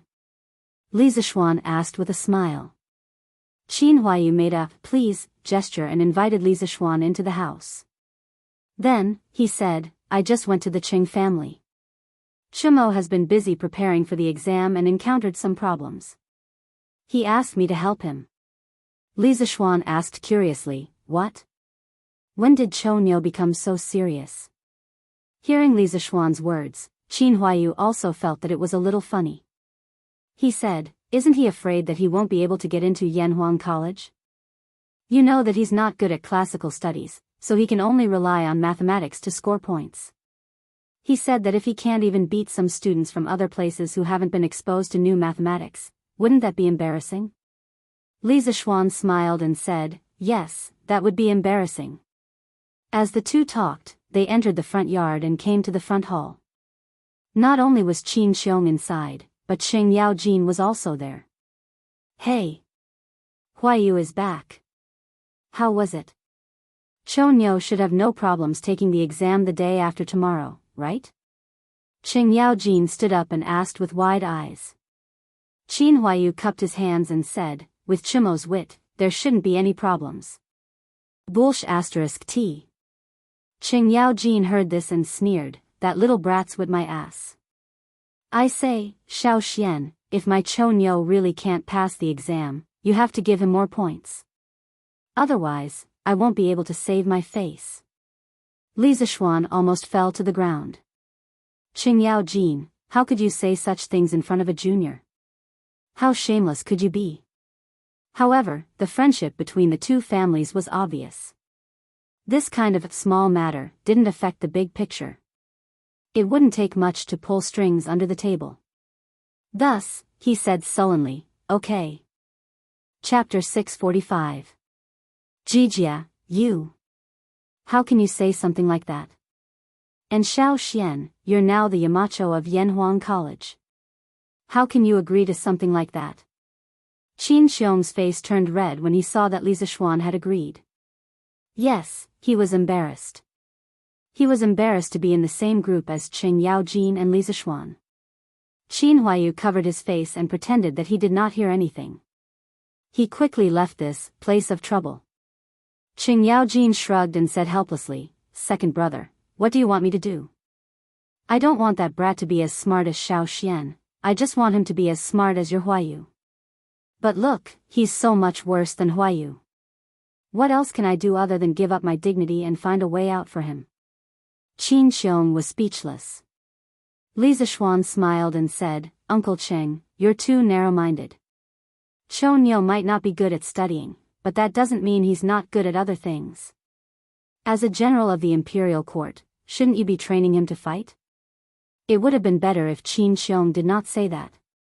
Qing Yaojin was furious when he said that. He said angrily, hey! That brat is my son, but he hasn't even reached the threshold of the Qi transformation realm. He's embarrassing his father. Li Zishuan said helplessly, fighting a war doesn't depend on one's martial arts. Uncle Li Jing, he's not that strong, is not good at martial arts, but he can still win battles? How can that brat be compared to Medicine Master? Medicine Master is proficient in the art of war and strategy. Even His Majesty is inferior to him. Even if there are 10 of Chou Niu. Sigh. Forget it, forget it. Let's not talk about that brat. Xiao Xian, what are you doing here today? Shouldn't you be busy with your academy? Qing Yaojin sighed and suddenly looked at Li Zishuan. Qin Xiong raised his head and looked at Li Zishuan. Li Zishuan smiled and said, I'm here today to invite Uncle Qin to be the academy's martial arts instructor. Before Qin Xiong could answer, Qing Yaojin couldn't help but interrupt, martial arts instructor? Don't tell me you plan to teach martial arts at Yanhuang College? Li Zishuan shook his head and explained, that's not the case. What I'm thinking is to give the new students a month of military training. It's similar to military training. First, it's to strengthen their bodies. After all, these people usually study and their bodies are weak. Second, I want them to learn to understand the rules through this month of training. I want them to understand the rules like the sergeants of the Tang Empire's 16 guards. This was actually similar to the modern university military training. Those who had personally experienced the military training would definitely be able to sense the huge changes in a person's mental state before and after the military training. Living in ancient times, although he couldn't copy the modern model for everything, Li Zishuan felt that the military training system of the school in his previous life could still be copied. After hearing this, Qing Yaojin felt that Li Zishuan was taking things for granted. He smacked his lips and shook his head, tisk tisk. You're dreaming, kid. But from what I see, if I were to train these students of yours for 2 days, they'd probably lose an arm or a leg and never be able to get out of bed again. Li Zishuan's face darkened. He cursed this old devil for not knowing how to talk. Qin Xiong was more mature than Qing Yaojin. He stroked his beard and said, Xiao Xian, your idea is indeed good. No matter when there are more people, discipline is needed. Otherwise, it will become a mess. But what Jijia said just now, although it's a bit rough, you have to seriously consider it. After all, these students are only here to learn, not to sell their lives. Li Zishuan nodded and said, Uncle Qin, don't worry. I've already thought about this. We can do something about the amount of training. This definitely can't be compared to the 16th Guard and the others. During the military training in the academy, the amount of training at the beginning is only half of that of the Imperial Guard. Later on, we'll slowly increase it, giving the students a gradual process of adaptation. This way, they should be able to endure it. Qin Xiong thought about it seriously for a while and finally nodded. Okay. I'll be the martial arts instructor for the academy. Li Zishuan said happily, thank you, Uncle Qin. The academy will start the military training on the 20th of this month. Remember to go. Qin Xiong laughed and said, haha. Don't worry, I'll remember. Hey. Xiao Xian, how can one martial arts instructor be enough? Why don't you invite me over? Are you looking down on old Chang's kung fu, or are you looking down on old Chang's ability to lead an army? At the side, Qing Yaojin was unhappy and snorted. Li Zishuan's mouth twitched. When meeting such an unreasonable old man, you can only follow his wishes. Otherwise, he will continue to argue with you. Cough cough. Uncle Cheng, I saw that Uncle Qin was idle at home and didn't have much work to do, so I invited him to be a martial arts instructor. I didn't mean to look down on you. Li Zishuan explained reluctantly. However, his words were not without reason. Previously, Qin Xiong was injured and didn't have to attend morning court or do any work. Although he still had the position of general of the Left Guards, in reality, in the current stable and unified environment of the Tang Empire, the position of general of the 16th Guard was only an empty position. He didn't have much work to do, and the ones who really handled the internal military affairs were the generals under him. Not long ago, Qin Xiong had completely recovered from his illness and made a breakthrough. Li Zixuan had thought of giving Qin Xiong some real work, but first, there was no war in the Tang Empire, and there were very few places where Qin Xiong could use his skills. Second, even if there were suitable positions, there were already people in those positions. He couldn't just give Qin Xiong a position just because he had recovered from his illness, right? Therefore, things were delayed, and Qin Xiong was still in a state of idleness. But Qing Yaojin was different. This old demon's body was very good, and he ate very well. It was very rare to see him take sick leave. Therefore, he had a lot of responsibilities. Other than the empty title of Left Guard General, he was also the provincial governor of Luzhou, inspecting troops and garrison troops, and envoy, in charge of the military of Lu, Rong, and Rong. He was a very busy man. After hearing Li Zixuan's explanation, Qing Yaojin felt a little better. He thought for a moment and said, "When I'm free, I'll help second brother Qin teach those kids. Although my kung fu is not as good as second brother Qin's, I'm still very good at training troops." "Xiao Xian, you're lucky."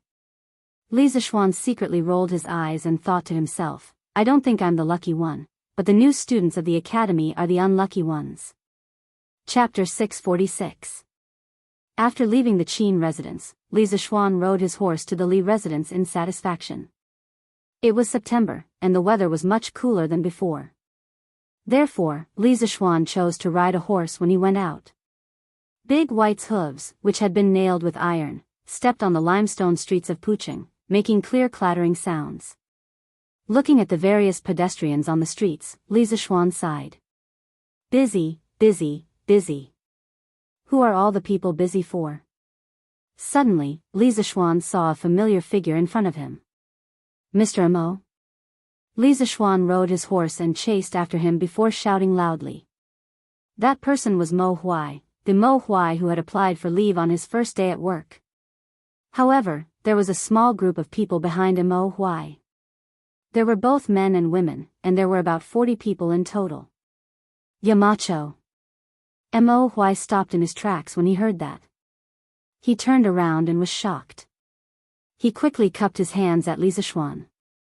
After Li Zixuan officially became the Yamacho of Yanhuang College today, all the teachers of the college, including Li Gang, directly called Li Zixuan Yamacho on formal occasions. They would only occasionally call him by his name in private. This was also to establish prestige for Li Zixuan. Okay. Li Zixuan responded. Then, he got off his horse and looked at the people behind Mo Huai. He asked, "Mr. Mo, these are..." Mo Huai came to a realization and hurriedly introduced, "Yamacho. These are the remaining core disciples of the Mo family. Previously, under the persuasion of you and Mr. Li Gang, I decided to let the Mo family enter the world. That day, I sent a command to the Mo family's encampment. Then, they traveled day and night and finally arrived in Cheng, and before Yanhuang College opened." Li Zixuan was moved. "Mr. Mo, why are you in such a hurry? It won't affect them much even if they come later. It's too hurtful for them to travel like this." "Humph. What do you mean by it doesn't matter if we come later? Are you looking down on us?" While the two of them were talking, a clear and melodious female voice sounded from the side. Then, a bright-eyed young woman wearing a light blue dress and a green pleated skirt with scattered flowers and mist walked out from behind the Mo Huai tree. The girl was about 13 or 14 years old. Her shoulders were slender, her waist was slender, her skin was creamy, and her aura was like an orchid. Folding her slender waist and taking small steps, she presented her white wrist under the light muslin. Her eyes were like clear spring water, and her hair was tied up in a bun with a golden hairpin.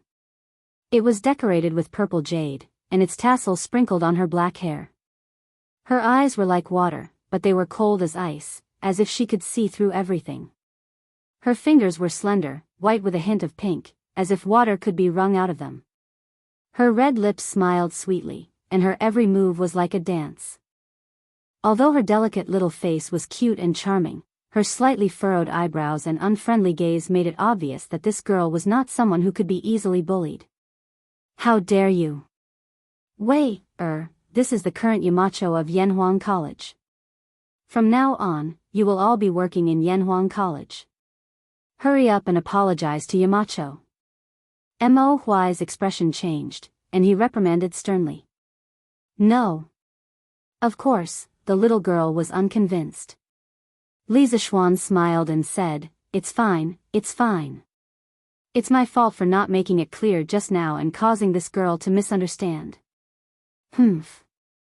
That's more like it. The little girl in blue snorted proudly. Wei, Don't be rude. Mo Huai reprimanded again. It was obvious that his attitude towards this girl was different from his attitude towards Mo Zhong and Mo Yun. The girl didn't speak anymore. She lowered her head and secretly stuck out her tongue twice, looking very naughty. Mo Huai helplessly cupped his hands at Li Zishuan and said, Yamacho, this is my daughter, Mo Lingwei. I've neglected her since she was young. Please don't take it to heart. Li Zishuan smiled and shook his head. Mr. Mo, you're thinking too much. Your daughter is lively and active. This is her nature. There's nothing bad about it. Besides, do I look like a petty person to you?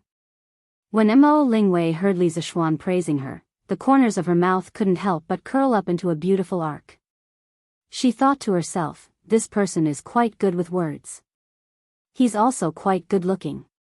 However, when she heard Li Zishuan's second half of the sentence, she was instantly unhappy.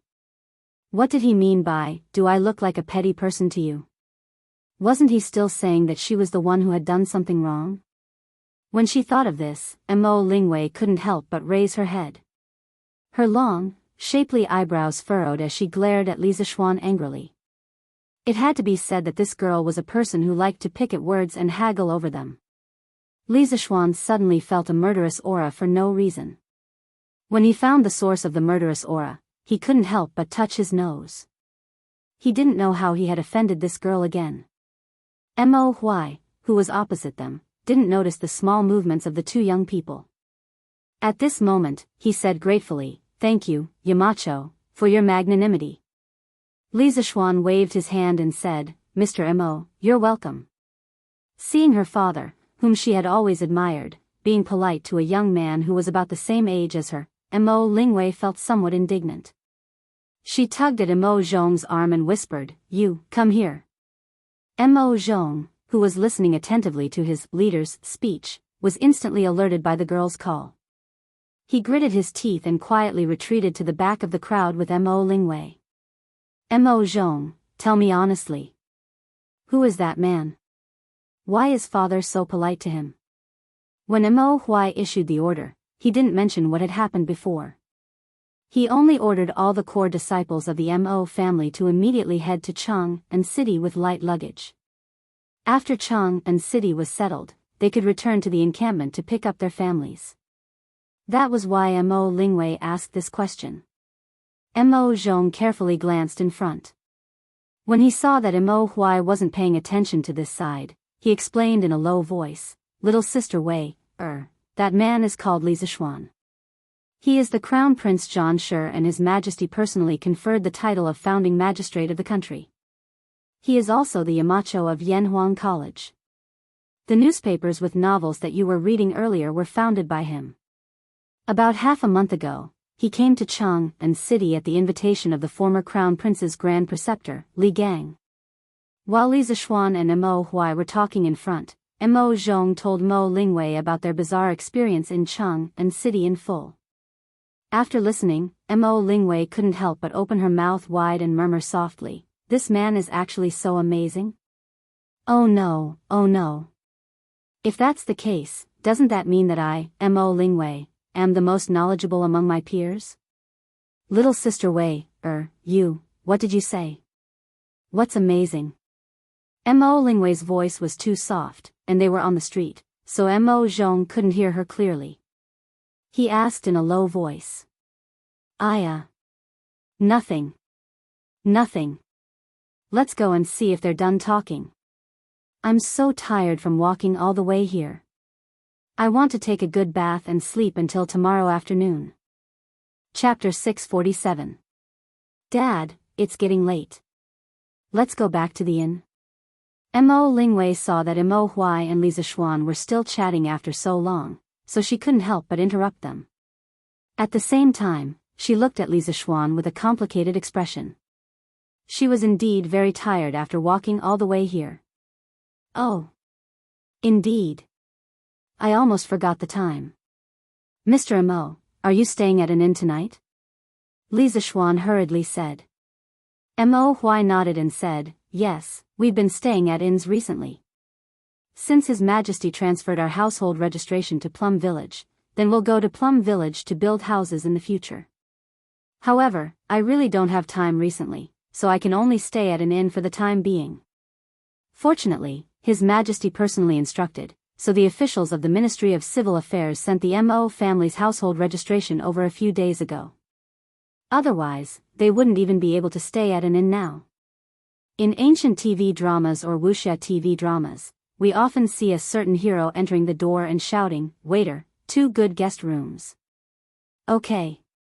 Then, the guests would immediately check in. Doesn't it seem very simple? However, the reality is definitely not like that. At this time, if you want to stay at an inn, you have to register your identity. Not only do you have to, but you also have to be checked very closely. However, it's not the modern ID registration. Foreigners need a customs clearance document, but locals need your household registration certificate. China's household registration system originated very early. During the spring and autumn period, it developed into a book club system. 25 houses formed a club. The club's household registration book is in the territory. During the Warring States period, the strong countries did not pay much attention to their people and implemented a system of counting. The local officials had to report the household registration status and tax revenue budget to the king every year. After Shang Yang's reform, the state of Qin strictly controlled household registration and combined it with military organization. 5 houses were the guarantee, and 10 houses were the company. After the Qin dynasty unified the country, the head of the Qin dynasty made the land real, and the fields were included in the household registration.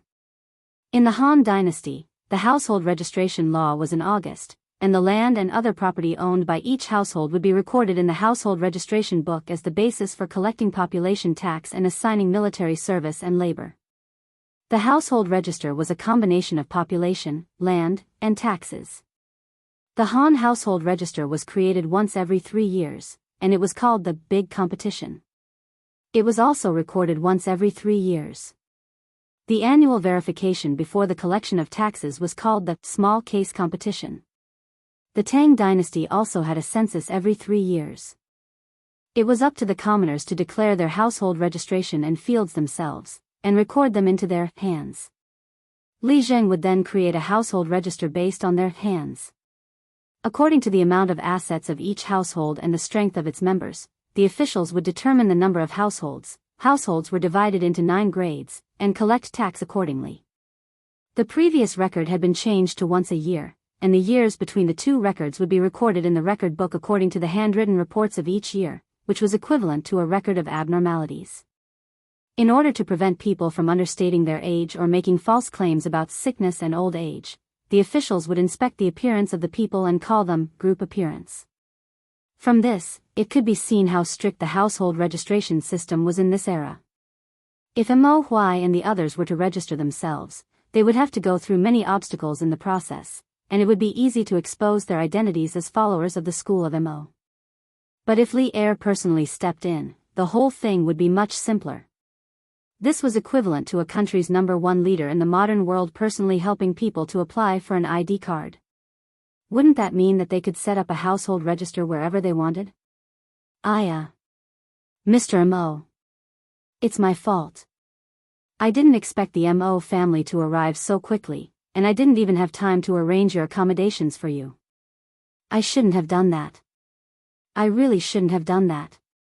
How about this, Mr. Mo, you take them to an inn for the next few days and ask for the best room.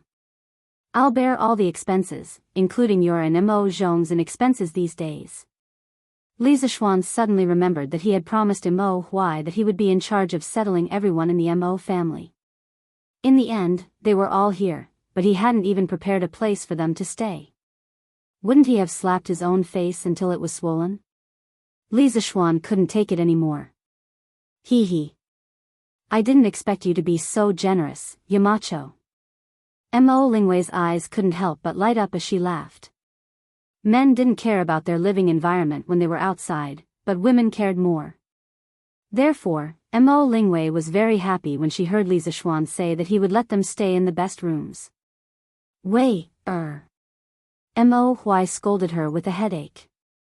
Then, he said to Li Zishuan, Yamacho, actually, there's no need, sigh. Mr. Mo, you don't have to say any more. I didn't make proper arrangements for this matter. Just do as I say. Besides, you know that I don't lack money. Li Zishuan really didn't say this last sentence to show off. It was because he really didn't lack money. Hey. That's right, that's right. Daddy, let's go back to the inn.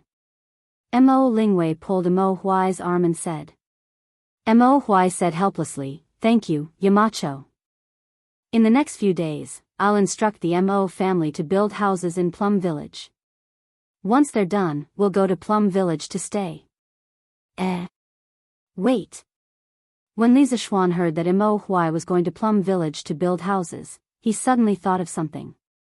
After thinking seriously for a moment, he said, Mr. Mo, actually, there's no need for you to build houses. There's a ready-made mansion in Plum Village that's empty now. Mo Huai said in surprise, oh? May I ask, Yamacho, whose house is it? Can it be sold? Li Zishuan waved his hand and said, you don't have to buy it. I'll be able to get it by using my connections. However, it's been a long time since anyone lived there. It needs to be tidied up. Moreover, that house occupies a very large area. It's more time-consuming to tidy it up. It's already late today. You should go back to the inn to rest first. I'll bring you there tomorrow. Wow. There's such a good thing. Yamacho, quickly tell me who lived in this house before. Why did he move away? Mo Lingwei found it unbelievable that they had obtained a mansion as soon as they arrived in Chang'an. Hee hee. That house used to belong to a landlord in Plum Village. As for why he moved away, I'll tell you in detail tomorrow. Ink Girl and my brothers must be tired from the long journey. So, let's go back to the inn to rest early. Li Zishuan smiled slightly. That's right. The house he was talking about was the Lu family's mansion. It was Lu Shiren who was chased away by the people of Plum Village. Half a year ago, Lu Shiren was attacked by all the villagers and was forced to flee. After that, his mansion had been empty. Occasionally, beggars would pass by and sneak in to stay for 2 nights. However, they would usually be discovered by the people of Plum Village within 2 days and be chased away. How wasteful would it be to leave this house empty? It would be better to renovate it and give it to Mo Huai. Anyway, this house was big enough. It wouldn't be a problem for these people to stay in it for a while. Chapter 648. The next day. Li Zishuan arrived at Yanhuang College early in the morning because he received news that there was a mess at the college. It was just a small mess, but it was really funny. The situation was like this. Yesterday afternoon, some of the college teachers who lived in Chang'an naturally went home when they saw that it was time. However, a considerable number of them were not from Chang'an and their homes were far from the college, so they enjoyed the treatment of living in a dormitory for the first time in their lives. However, this dormitory was different from any room they had lived in before. Yanhuang College's classroom dormitory was similar to a modern university or middle school teacher's dormitory. Correspondingly, the student dormitory was also similar to a modern student dormitory. The teachers who lived in this dormitory for the first time used the keys they received from Li Gang during the day and smoothly opened the room door. They lit the candlesticks in the room first and looked at the neatly arranged bedside cabinets and quilts in the room. They were quite happy and felt that the environment here was better than some of the big inns in Chang'an City. Then they went to wash up and sleep. They saw that there was a small room in the innermost part of the dormitory. Many people guessed that it was a place to wash up. They went in and took a look. Well, there was a snow-white porcelain wash basin, a shiny water pipe, and even a small fairy mirror. Everyone felt that this dormitory was really too extravagant. Then, when they went to the toilet, they were instantly dumbfounded. Well, this white and smooth pit was the toilet. They used it during the day. Sigh, they had a stomachache, so they went to the toilet.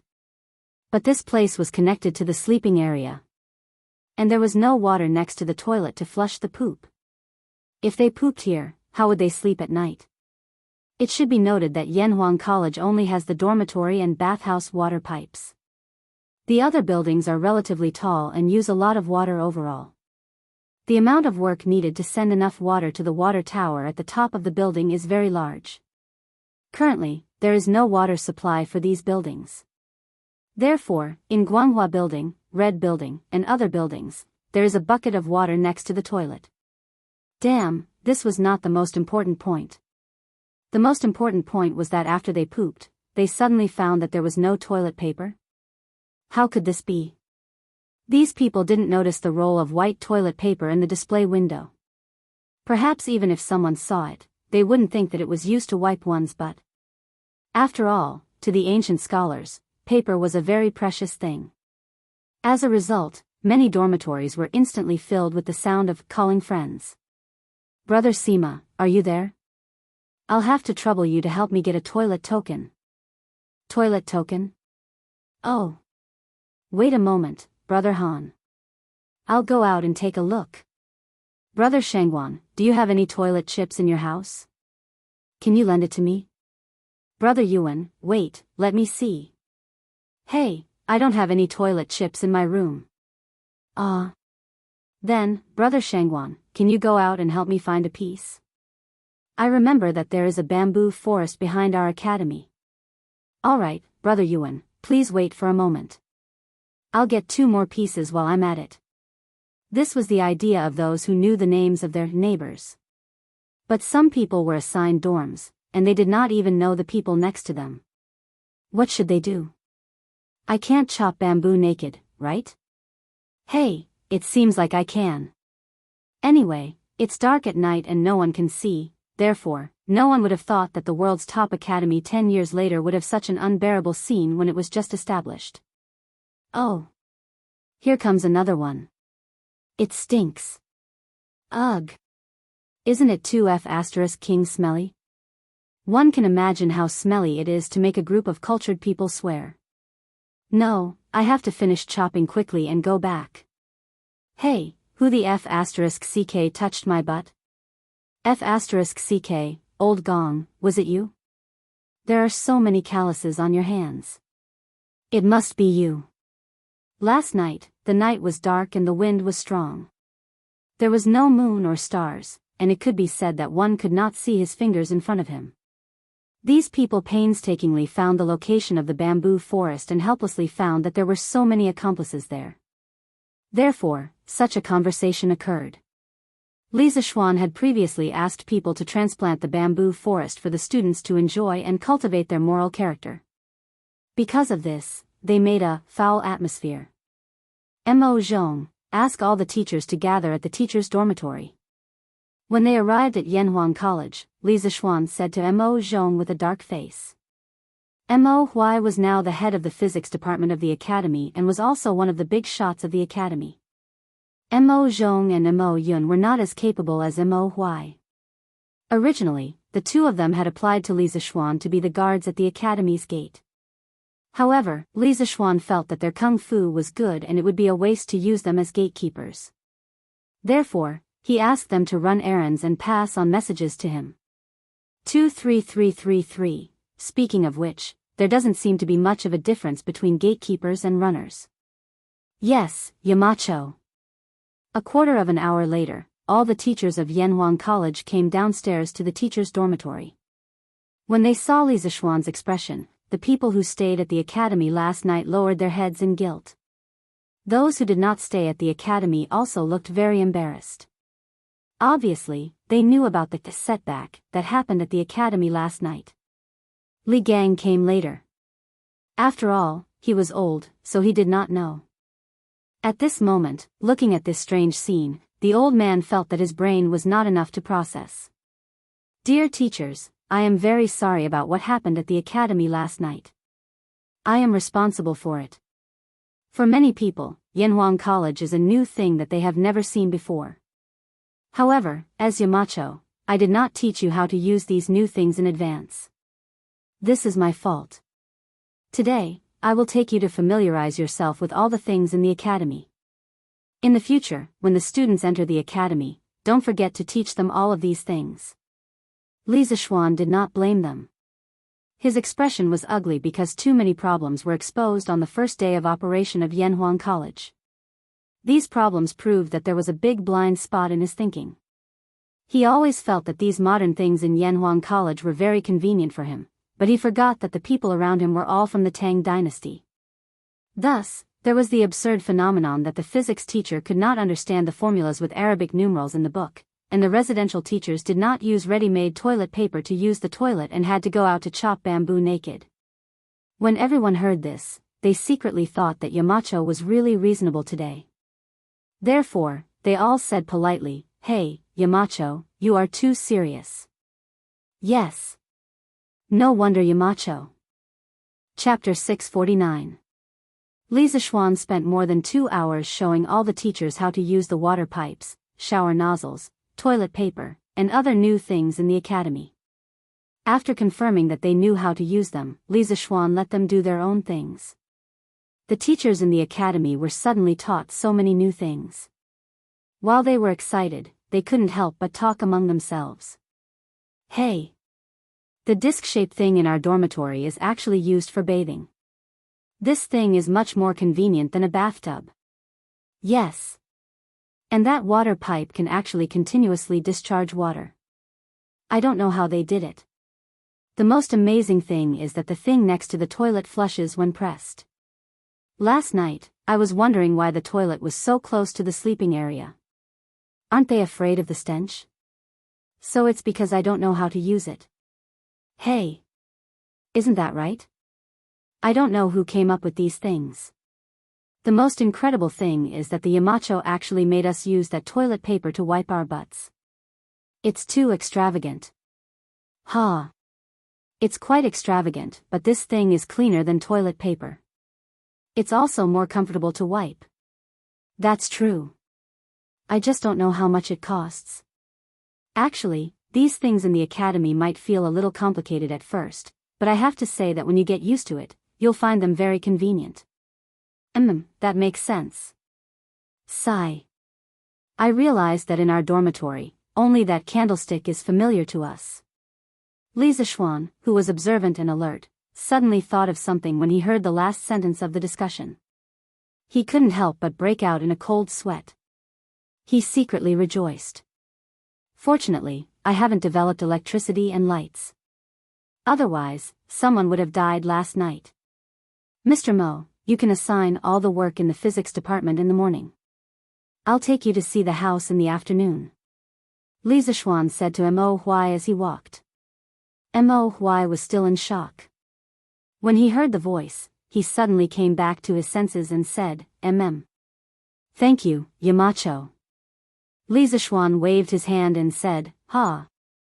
How many times have I told you, Mr. Mo? You and I are working together now. So why are you being so polite? Sigh. By the way, where are your daughter and the rest of the Mo family? The reason why he mentioned Mo Lingwei wasn't because Li Zishuan was interested in her, but because he suddenly thought of that beautiful girl who liked to nitpick, so he casually asked. When Mo Huai heard that, his old face turned red as he said, Cough, cough. My daughter. My daughter should still be resting right now. After all, the journey was tiring. As for the other disciples, they are still waiting in the inn. I didn't let them go out for fear of causing trouble. Li Zishuan wasn't someone who hadn't seen the world, so how could he not understand what old man Mo was trying to say? He wondered if Mo Huai was lying. But why was there a need to lie about such a small matter? Could it be that Mo Lingwei didn't wake up so late because she was tired from the journey, but because this girl always liked to sleep in? Li Zishuan thought randomly in his heart, but he didn't know that his random thoughts actually hit the right answer. As the head of the Mo family, Mo Huai had always been very strict with the people around him. After all, the Mo family's motto was to wear clothes and wear clothes, to work day and night, and to suffer to the extreme. One couldn't be blindly greedy for worldly pleasures. Therefore, Mo Zhong, Mo Yun, and the rest were all trembling with fear when they saw Mo Zhong. However, Mo Huai couldn't be strict with his daughter. Mo Lingwei lost her mother when she was young. There were many women who died during childbirth in ancient times. As the spiritual continuation of her mother in this world, Mo Huai only treated Mo Lingwei with love and couldn't bear to be harsh with her. Therefore, it was natural that Mo Lingwei's lazy and unruly personality had long been adopted. They are so bored in the inn. Mr. Mo, why don't you let them come to the academy?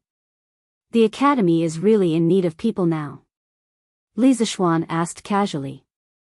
Mo Huai immediately changed his expression and said sternly, the academy is an important place for learning. Although some of them are somewhat talented, you didn't assign them a position in the Yamacho, so they are not considered to be part of the academy. How can they enter as they wish? The current Mo Huai had returned to his old-fashioned and strict mode. Li Zishuan was a little speechless. He said in a muffled voice, then after I show you the house in the afternoon, I will assign the rest of the disciples. You don't have to tidy up the house, I will send someone to do it. After Li Zishuan finished his official business in the morning, he returned to Cheng and in advance. Li Zishuan estimated that it was about time for the imperial court to end, so he rode to the imperial city and found the Ministry of Civil Affairs, later known as the Ministry of Revenue.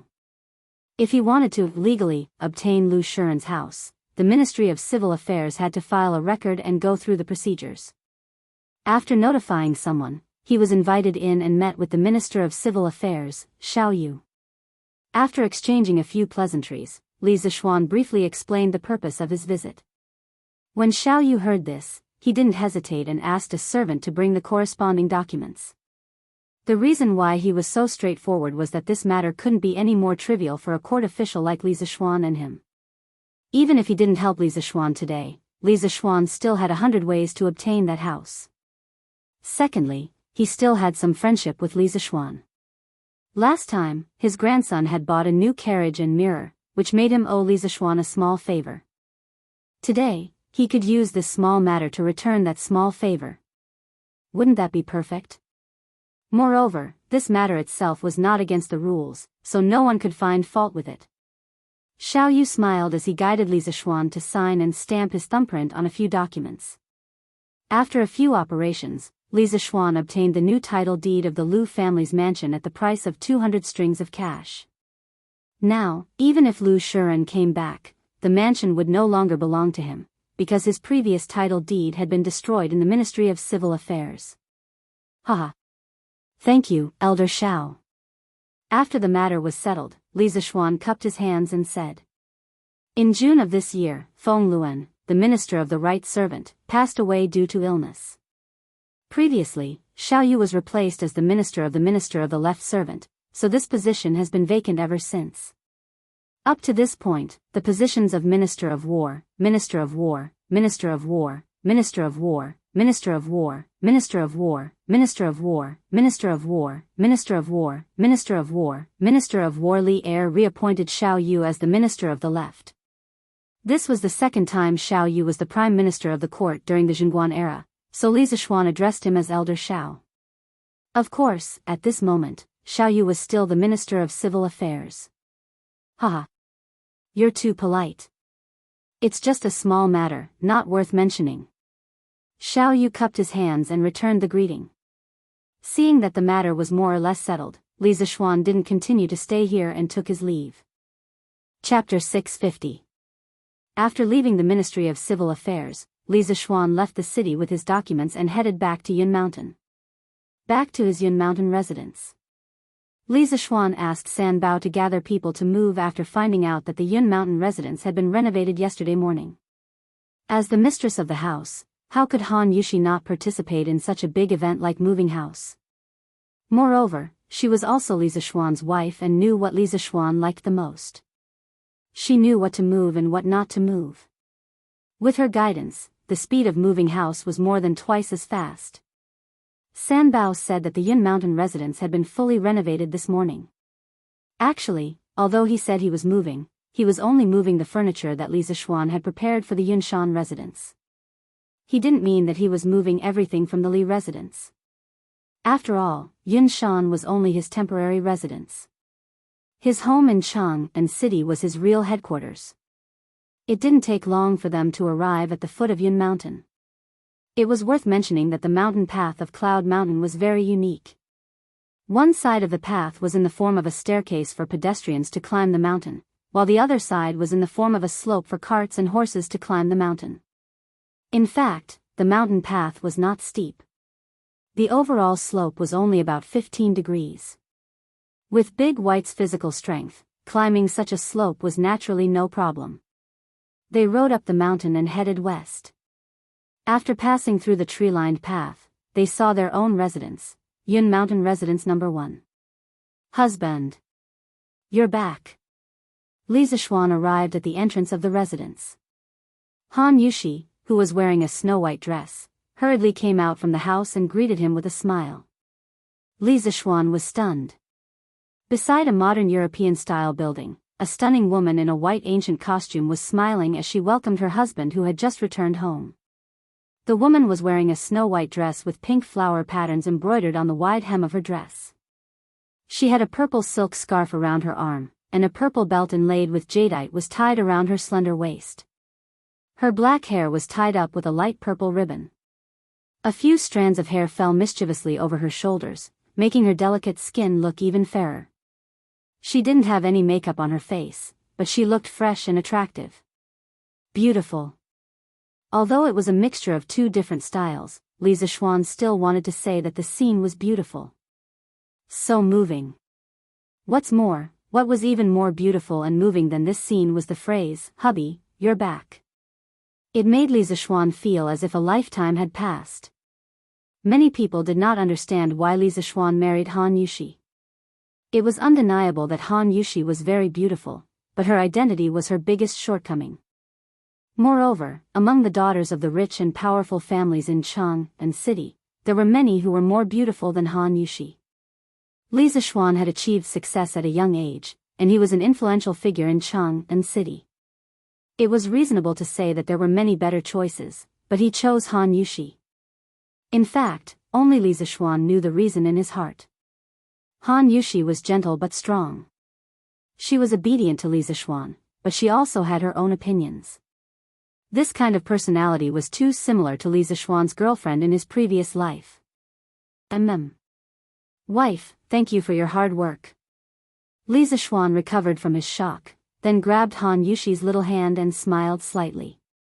Han Yushi was now used to Li Zishuan's little actions, so she didn't blush or shy. Instead, she tugged at Li Zishuan excitedly and said, "Hubby, come and see how I decorated it." Li Zishuan followed his wife's intention and entered the house. Looking at the modern furniture in the main hall, such as the sofa, coffee table, mahogany cabinets, long dining table, and back chairs, as well as the marble floor that was as smooth as a mirror, the clear glass windows, the orange-white curtains, and the snow-white walls, Li Zishuan was once again stunned. Except for the lack of chandeliers, televisions, refrigerators, air conditioners, and other home appliances, this living room was no different from a modern living room. It should be noted that the marble floor was not a modern one. It had already appeared as early as the Qin and Han dynasties. However, most of the indoor floors in the Qin and Han dynasties were rammed earth. The more exquisite ones were bricks.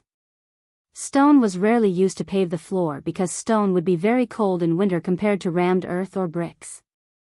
As for the wooden floor, it was not common in ancient times. It was only used in pavilions. A layer of wooden floor used for construction had no other effect except to rot and attract insects. "Hubby? How is it? Do you like it?" Han Yushi saw that Li Zishuan didn't speak, so she took the initiative to ask. Li Zishuan took her into his arms and laughed, "Haha. I like it, I like it.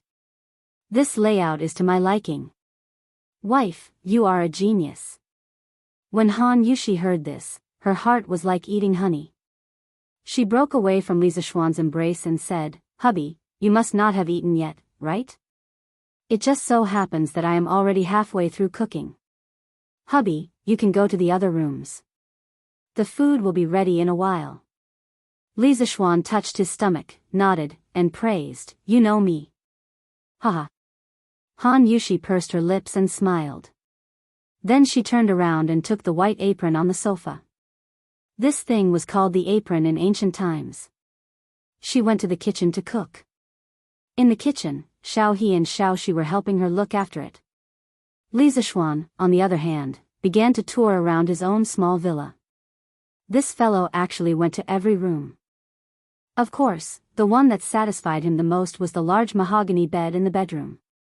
It was not the wooden bed that was enclosed on 3 sides like a large cabinet in the Tang dynasty. Instead, it was the large bed in the modern era with arched back pillows. A lot of thought was put into this bed. First of all, the width alone was more than 3 meters. It would not be crowded even if 3 people slept side by side. Then, there was the mattress. It was installed with the most elastic spring in the workshop. It was very elastic to sit on it. The bed was covered with layers of kapok. At the top, there was a good kapok brocade quilt. Its fluffy appearance made people want to sleep on it. In the Tang dynasty, cotton was only used as an ornamental flower. It was not planted on a large scale. Ordinary people's quilts were made of cloth, linen, or animal leather. The rich people's quilts were made of kapok. The yield of kapok was not as good as cotton, but it was thin and soft. It was very suitable to be used as a warm item. Its effect was similar to cotton. Of course, Li Zishuan would never admit that he had bad intentions when he made this bed. His thoughts were very pure. Hubby. It's time to eat. Oh. Okay, coming right up. Han Yushi's shout came from downstairs. Li Zishuan responded and quickly went downstairs. TSK. This is our first meal in our new home. Come. Let's have a drink to celebrate. Li Zishuan was in high spirits today. He picked up the wine jug and poured a bowl for Han Yushi, Xiao He, and Xiao Shi. Then, he laughed loudly. Although Xiao He and Xiao Shi did not know how to drink, they did not want to dampen Li Zishuan's spirits. They all picked up their wine cups and took a sip. Oh. Xiao He, Xiao Shi, do you like this new house? NN. I like it. Young master, this new house is really beautiful. He. Xiao He, didn't you tell me before that this place was very quiet? Great. Xiao Shi, you dare to betray me. Chapter 651. Mo Zhong. Are you saying that Yamacho is already married? In the afternoon, Mo Huai returned to Chang'an City and brought Mo Lingwei and a group of Ma's disciples to Yunshan. On the way, Mo Lingwei asked Mo Zhong a lot of information about Li Zishuan. At this moment, the little girl was starting to care about Li Zishuan's marriage. Mo Zhong was actually unwilling to be alone with this domineering little devil. Not only him, but almost all the followers of Mahist sect kept a respectful distance from this young lady. As for why, Mo Zhong could only say, don't ask, she's so ruthless. Only those who come will know. Sister Wei, Yamacho is indeed married. Everyone in Chang'an City knows this. Mo Zhong replied sullenly. Oh. Mo Lingwei nodded. She frowned her cute eyebrows and muttered softly as she picked up the pebbles on the road with her feet, Aya. Why is he married at such a young age? Sister Wei, what are you talking about? Mo Zhong sweated. He didn't know if he had an illusion just now, but he seemed to have seen a trace of regret in Mo Lingwei's eyes. Or was it disappointment? Nothing. Mo Lingwei's reaction made Mo Zhong feel that something was wrong. This little devil would actually panic? Hey! Mo Zhong, what's with that look? Do you believe that I won't gouge out your eyeballs? Reality proved that the so-called demure girl only existed for 3 seconds to Mo Lingwei.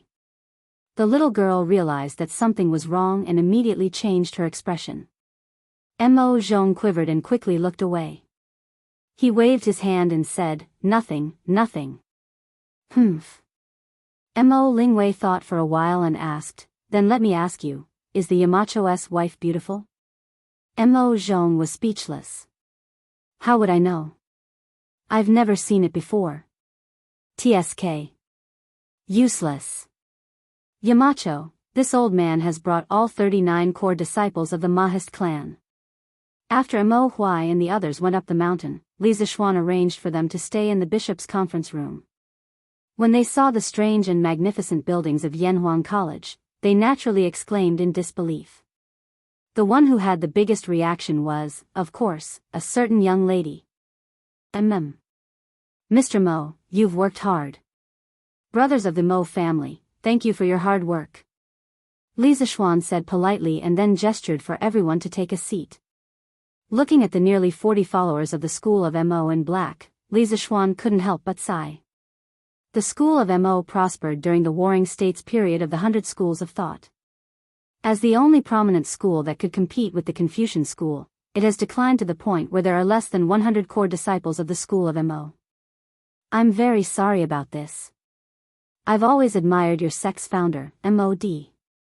I believe that if he saw the school of Mo's current situation, he wouldn't feel good, right? Hearing this, all the followers of the school of Mo couldn't help but change their expressions. Some of them were so angry that their faces turned red. They wanted to stand up and scold Li Zishuan for exposing their scars in front of them. Li Zishuan saw the expressions of these people. He pressed his hand down and continued, "Everyone, please calm down. I'm not saying this to humiliate the school of Mo. The school of Mo prospered for the benefit of the world and got rid of the world's evils. Even today, it's only respected. No one has the right to mock it." As soon as he finished speaking, the followers of the school of Mo felt a little better. The frost in Mo Lingwei's eyes also gradually faded. However, the school of Mo's decline today is an indisputable fact. I'm sure you know the reason for the school of Mo's decline better than I do. Let's not talk about this here today. It's useless to talk about it. However, for the school of Mo, if they continue to hide from the world, they will definitely die.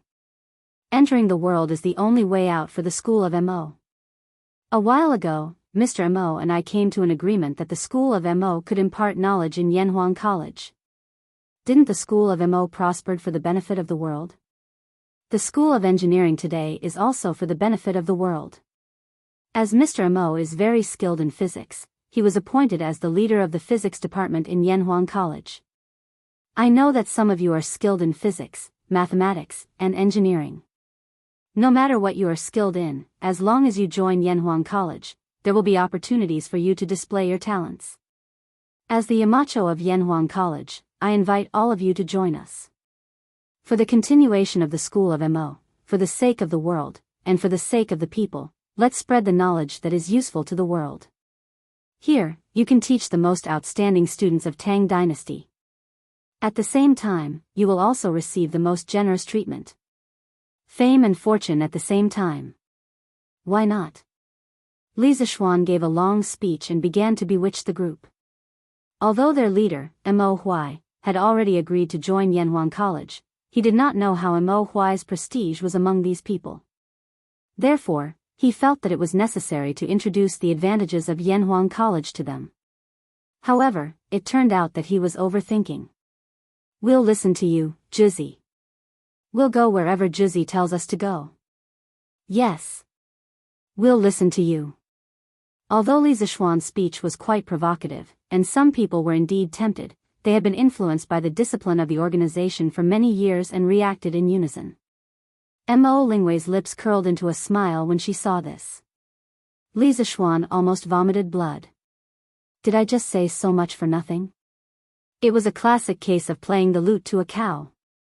At the same time, a sense of vigilance rose in his heart. The discipline of the school of Mo was too strong. If he did not think of a way to assimilate them in the future, they might assimilate the other teachers. This was a cooperation that coexisted with risk and opportunity. However, Li Zixuan felt that his chances of success were greater. Mr. Mo, what do you mean? Li Zixuan urged Mo Huai to quickly state his position. Mo Huai did not dare to delay. He looked at the people of the Mo family and said in a deep voice, "What Yamacho said just now is what I mean. In the future, in Yanhuang College, you must fulfill your responsibilities and preach to the students. You must not mislead them. Also, from now on, there is no Juzi of the Mo family here, only colleagues. You are not allowed to call me Juzi in the academy. Do you understand?" Li Zixuan nodded secretly. He thought that Mo Huai was quite self-aware. He had straightened out his position and attitude as soon as he came up. The other disciples of the Mo family were shocked. "Juzi, you can't. The Mo family's Juzi has never given such an order." "That's right. You're our Juzi. How can we be disrespectful to you?" Mo Huai's face stiffened, and he said sternly, "I've made up my mind. If you still recognize me as your Juzi, do as I say." Chapter 652. Under Mo Huai's strong pressure, the Mo family finally accepted reality. This reality referred to the fact that they were colleagues in Yanhuang College, not the reality of joining Yanhuang College. In fact, after witnessing the prosperity of Chang and city, they no longer wanted to return to the bitter cold place where the Mo family stayed. Today, after witnessing the extreme luxury of Yanhuang College and hearing Li Zixuan's inspiring speech, they were no longer against teaching in Yanhuang College, which was both fame and fortune. Some of them were even tempted. Next, they were divided into subjects according to their respective fields of expertise. Li Zixuan wasn't familiar with these people, so he could only let Mo Huai assign them. In the end, 8 followers of the school of Mo were assigned to the mathematics department, 5 to the chemistry department, 10 to the physics department, and 5 to the geography department. The remaining 11 followers of the school of Mo specialized in martial arts and were not suitable for teaching. In order to give them something to do, Li Zixuan had no choice but to let them become the academy's guards. Of course, the so-called 39 followers of the school of Mo didn't include Mo Lingwei. This was because Mo Huai had never raised Mo Lingwei as a follower of the school of Mo. He only hoped that his daughter could cultivate her moral character and become a gentle lady. Cough cough. Old man Mo's wish was destined to never come true, so that she could marry into a good family in the future. Therefore, this girl was considered to be the only one who wasn't assigned a job. "Hey! Yamacho, you haven't assigned me to a department." As expected, Mo Lingwei was instantly unhappy when she saw that everyone else had a corresponding position but she didn't. She stood up and protested. Everyone in the room was stunned. Mo Huai's expression was ugly as he said, "Wait, don't be ridiculous. Yanhuang College is an important place for learning. As a girl, what are you going to do? Go back to your seat." Although the Tang dynasty was more liberal and the social status of women was higher than during the Ming and Qing dynasties, there were still no women in schools and academies. Therefore, Mo Huai, who had always doted on his daughter, became a little unreasonable at this moment. His expression and tone were very strict. "Dad." Mo Lingwei was unwilling to give up and decided to act coquettishly. "Sit back down." However, the little girl's coquettishness didn't seem to work at all. Not only did Mo Huai's tone not soften at all, it even seemed to be getting worse. Mo Lingwei also knew that the situation was hopeless. She pursed her lips and looked at Li Zixuan pitifully. Li Zixuan shrugged at her with a helpless expression. The girl finally gave up and sat back down with a huff. "Yamacho, I'm really sorry. My daughter doesn't know any better and made you laugh." Mo Huai turned around and cupped his hands towards Li Zixuan in embarrassment. Li Zixuan waved his hand and said, "It's okay." Then, he noticed that the atmosphere in the room was a little heavy, so he deliberately changed the topic and said, "Since everyone has a place to belong now, I'll bring you to see the house in Plum Village." Mo Lingwei, who was sitting on the chair and sulking, suddenly heard Li Zixuan say that they were going to see the mansion. Her eyes suddenly lit up, but she didn't say anything out of her restraint as a girl. Mo Huai said, "Thank you, Yamacho." It would be best if they could have a temporary place to stay in Plum Village. Living in an inn every day wasn't a good idea either. Alright, let's set off now. I've already told the village chief of Plum Village in advance. We can go there directly. Li Zishuan said with a smile, then led Mo Huai and the others out of the meeting room. Mo Lingwei naturally pouted and followed behind. Lord Zhu, you're here. I received your message in the morning. I've already asked the villagers to tidy up Lu Shuren's house. It's basically cleaned up now. Do you want to take a look? When they arrived at Plum Village, Li Zishuan happened to meet Lu Qingfeng, who reported to him enthusiastically. Li Zishuan nodded with satisfaction and said, Lu Qingfeng has worked hard. However, from today onwards, this house no longer belongs to Lu Shuren and his son. It belongs to me. At this point, Li Zishuan took out a deed from his pocket. Lu Qingfeng glanced at it and was instantly shocked. He secretly thought that his Lord Zhu was very resourceful. Li Zishuan waited for Lu Qingfeng to finish reading the deed before saying, Now, I'm giving this house to Mr. Mo, and these people are all teachers from Yanhuang College. From now on, they are also villagers of Plum Village. They will temporarily stay in the Lu family's house for the time being. At the same time, I'll find someone to build a house for them in Plum Village. When the time comes, Lu Qingfeng, you have to persuade the villagers of Plum Village. Don't let them feel conflicted about these new teachers. Lu Qingfeng smiled excitedly and said, Of course, of course. Lord Zhu, don't worry. Since these teachers are from Yanhuang College, the villagers will only have respect for them. They will definitely not neglect or be conflicted. Lu Qingfeng was more or less a scholar. He knew that Yanhuang College was currently the focus of the entire Tang Empire. Yanhuang College's location just happened to be next to Plum Village. In this way, Plum Village would be basking in the glory of Yanhuang College. If Yanhuang College really became famous in the future, wouldn't Plum Village, as the birthplace of Yanhuang College, benefit from it? Therefore, when he heard that Mo Huai and the others were teachers from Yanhuang College, Lu Qingfeng was extremely excited. Let's go see the house. Under Lu Qingfeng's lead, the group of people arrived at Lu Shuren's mansion. When they pushed open the courtyard door, the fishy smell of grass juice hit them in the face. Looking at the scattered grass on the ground, it was obvious that someone had just finished plucking the grass in the yard. Wow! This house is just as Yamacho said. It takes up a lot of space. There's a rockery, a pond, and so many rooms. The people who lived here in the past were really rich.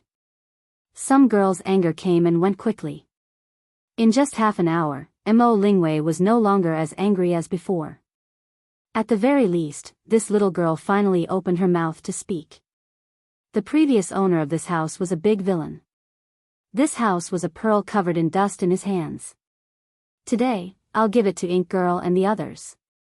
Li Zishuan handed over the title deed and said with a smile. Ah. You're really giving it to us? Although Mo Lingwei's personality was very cheerful, she didn't dare to accept such a valuable thing. She stared at him and said weakly. Yamacho, you can't do this. We're only staying here temporarily. Mo Huai also objected. Li Zishuan couldn't be bothered to waste time. He directly stuffed the title deed into Mo Lingwei's hands and said, Just take it. Anyway, this house is an abandoned building. I didn't spend much money to get it. Chapter 653. The Lu family's residence was really quite big. It was only about 10% or 20% smaller than the Li family's residence. Previously, the Lu family had over 100 servants. Now, Mo Huai and the rest of the 40 people were more than enough to live in. Of course, they could not live in this residence forever. Li Er's imperial edict made them all villagers of Plum Village. Now, they were all independent individuals. There was no superior or subordinate relationship. Therefore, once their houses in Plum Village were built, they would move out separately. However, no matter what, today was considered a housewarming celebration. Li Zishuan was quite open-minded and didn't let the Mo family officially go to work today. Instead, he gave them half a day off to let them settle down first. Yamacho. You really don't want me? Unknowingly, Mo Lingwei actually sneaked up to Li Zishuan's side. At this moment, there was no one around them. Mo Lingwei blinked her eyes and said pitifully. Li Zishuan suddenly quivered. What a vixen. This little girl's words were too king ambiguous, right? Coupled with her beautiful face, if it was any other man, he probably wouldn't be able to hold himself back. Cough cough. Ink girl. Whether you can go to the academy or not, I don't have the final say. You have to ask old Master Mo. Li Zishuan moved 2 steps to the side without a trace. He couldn't help it, this girl's lethality was a little too strong, then coughed twice and said. Mo Lingwei wrinkled her nose and snorted unhappily. Humph. My stubborn father won't agree. Li Zishuan wiped his sweat and spread his hands. Then. I have no choice. But you're the Yamacho of Yanhuang College. Aren't you the boss here? Doesn't my father have to listen to you? Mo Lingwei rolled her eyes and complained. Li Zishuan's face darkened. He said, Old Master Mo is your father. You have to do whatever he asks you to do. This is your family's business. Even if I am the Yamacho, I can't interfere. You. Mo Lingwei was furious. She stomped her feet and wanted to beat Li Zishuan up. However, when she thought about what Mo Zhong had told her about Li Zishuan, she felt that she couldn't beat him. She thought about how she couldn't enter the academy despite her talent and knowledge. She could only watch her fellow disciples display their strengths in Yanhuang College. She couldn't beat them in a fight and couldn't win in a debate. Suddenly, her heart was filled with grievances. With a hurrah, she squatted on the ground and cried. None of you are good people. Isn't it because I, Mo Lingwei, am a girl? What's wrong with women? Can't women enter the academy? Can't they be stronger than men? Woo-woo. What a bully. I didn't expect the people in Chang'an to be so stingy. Li Zishuan was dumbfounded. Why did this girl cry just like that? She didn't even try to build up her feelings. When did this young master look down on women? Also, what did she mean by, I didn't expect the people in Chang'an to be so stingy? As they talked, not only did it involve gender discrimination, but it also involved regional discrimination. Ink girl, calm down. Let's calm down first. Li Zishuan wanted to pull Mo Lingwei up, but the ancient etiquette was strict. Men and women shouldn't touch each other. Thus, he could only squat down and say anxiously, this one has never meant to look down on women. To be honest, in my family, my mother's status is higher than my father's. If my mother says 1, my father doesn't dare to say 2. My wife and I are the same. Tell me, how can I look down on women? If this girl kept crying like this, it was hard to guarantee that no one would pass by and see her. At that time, people would think that he did something to her. Then, wouldn't he be unable to explain himself even if he had 8 mouths? Therefore, in order to make Mo Lingwei stop crying as soon as possible, Li Zishuan also put in a lot of effort. He instantly sold himself and his father out. Pfft. As expected, Mo Lingwei paused for a moment and suddenly laughed.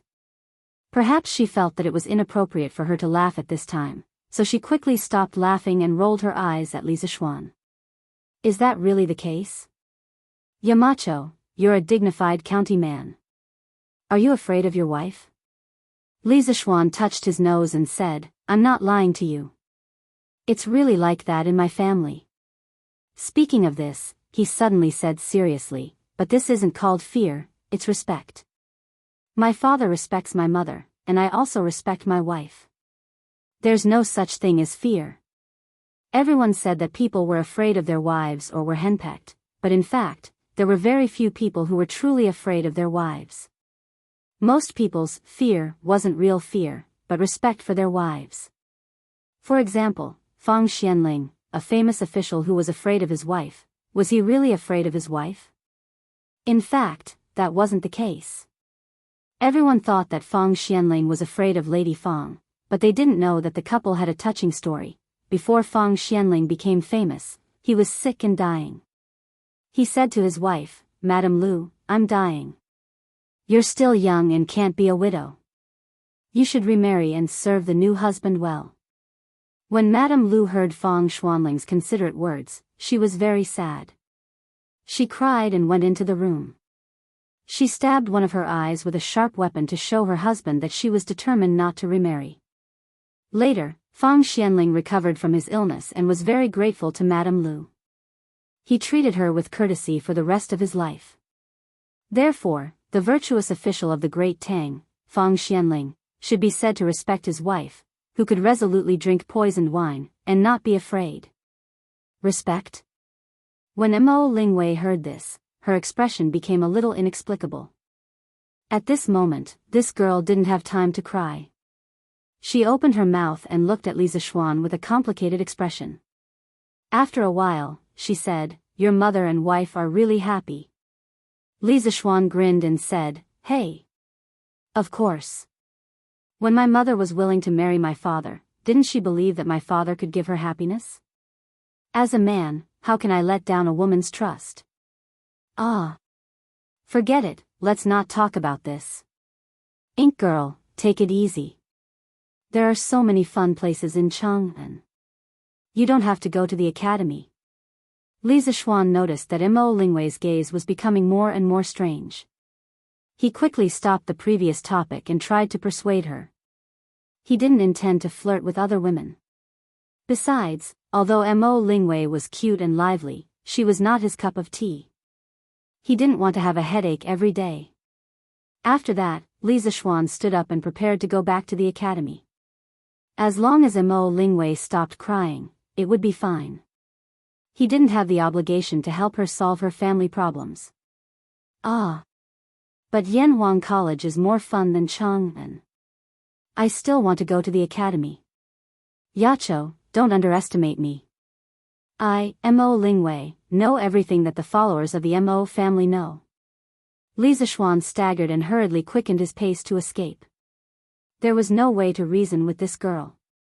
Chapter 654. Whoa. Second Master Lu, why did you buy so many cold melons? After getting rid of the little witch, Li Zixuan planned to return to Yanhuang College to deal with official business. When he walked to the entrance of the village, he saw Second Master Lu driving an ox cart towards him. The ox cart was filled with watermelons. He was puzzled and couldn't help but go forward and ask. "Yo! Lord Ju, you're here." When Second Master Lu saw that it was Li Zixuan, he quickly stopped the ox cart and greeted him. Then, he replied, "Hey! Aren't the students about to go up the mountain for the exam? I was thinking of getting a cart of watermelons and selling them to the examinees to quench their thirst." When Li Zixuan heard this, he said happily, I didn't expect Second Master Lu to be so business-minded." Lu Wanshan waved his hand and said, "This wasn't my idea. It was Mei Jun's wife, Han Xiaomei. Yes, she's the sister of Han Xiaodong from the Han family village. You should know her, Lord Ju." Han Xiaodong? Li Zixuan suddenly understood. He still had an impression of Han Xiaodong, so he smiled and said, "Well, Mei Jun married a good wife. She's quite smart. Did the other farmers in our village also prepare all kinds of goods?" Lu Wanshan grinned and said, "Of course. Of course, everyone has to earn money together. But don't worry, Lord Ju. We won't raise the price. We'll sell it at whatever price is sold in Chang'an City. Anyway, we have nothing to do. We'll be satisfied with the travel expenses." Li Zixuan shook his head and said, "I still believe in Second Master Lu's character. It's not that I won't let you raise the price. After all, Yunshan is so high. It's quite hard to go up and down. It's not impossible to raise the price a little. But there must be a limit to everything. Second Master Lu, go back and discuss with Lu Lizheng and my father-in-law. We will set up a standard for the price of goods and set up a monitoring team. In the future, Yanhuang College will attract a lot of people to Plum Village. I won't allow there to be any malicious cheating here. According to Li Zishuan's plan, they would rely on Yanhuang College to develop a batch of new technologies in the next few years. These new technologies would definitely bring about new industries and more people. This would also bring about considerable profits for the Han family manor and Plum Village's villagers. However, as the saying goes, huge profits move people's hearts. When that time came, it was inevitable that some villagers would deliberately rip off their customers in order to make quick money. Once this situation was spread out, the reputation of Plum Village and the Han family manor would be completely ruined. Even Yanhuang College would be affected. Such examples could be found everywhere in his previous life. Li Zishuan had no choice but to guard against them. Lu Wanshan frowned and said with an ugly expression, "Don't worry, Lord Zhu. We will tell everyone in advance. At that time, if anyone dares to tarnish the reputation of our Plum Village and the Han family village, this set of old bones will personally knock on their door." Thank you for your trouble, Second Master Lu. Li Zishuan said politely, then said goodbye to Second Master Lu and walked in the direction of Yunshan. In the afternoon, he accompanied Mo Huai and the others to look at the courtyard, so he didn't ride a horse. "Uncle Zhong, help me think of a way. I have to go out today." The next day, in the backyard of the D residence, Di Jishuan dragged the old housekeeper into the study and whispered sneakily. Housekeeper Zhong's face was bitter. He pushed Di Jishuan's hand away and said, "Young master, why haven't you given up yet? If old master finds out that you still want to go to Yanhuang College, you will suffer again." Di Jishuan said anxiously, "Uncle Zhong, if you don't tell him, how will my father know? Besides, this time I just want to take the exam and see how I am doing in mathematics. After all, I have been studying this course by myself for more than a month. You have to let me see how good I am, right? Don't worry, whether I can pass the exam or not, I will not go to Yanhuang College. I will definitely go back to Bingzhou to prepare for the exam." Housekeeper Zhong shook his head and said, "No. Young master. Old master has ordered that whoever dares to let you out in these 3 days will have their legs broken. There are 4 or 5 guards watching the front yard." When Di Jishuan heard this, he couldn't help but think that his father was really ruthless. His brain was working very fast. After a while, he said to the old housekeeper, "Uncle Zhong, if I don't take the exam, I'm afraid I will feel uneasy. It will affect my progress in preparing for the exam. How about this, I will secretly climb over the wall and leave. You can pretend that you didn't see it. Even if my father finds out, he won't blame you. How about that?" The old housekeeper was shocked and hurriedly pulled Di Jishuan, afraid that he would really climb over the wall. Then, he said, "Young master, you can't. The wall in the mansion is so high. If you accidentally fall and something bad happens to you, no one in the mansion can bear the responsibility." In fact, the wall in the D mansion was quite high. It was definitely not like some ancient dramas where the young lady could easily climb over by stepping on the back of the servant girl. Seeing that Di Jishuan didn't seem to give up, the old housekeeper continued, "Besides, old master will come back after the court. He will definitely look for you. Young master, even if you go to Yanhuang College to register, once old master finds you coming back, he will lock you up. You won't be able to go to Yanhuang College to take the exam tomorrow."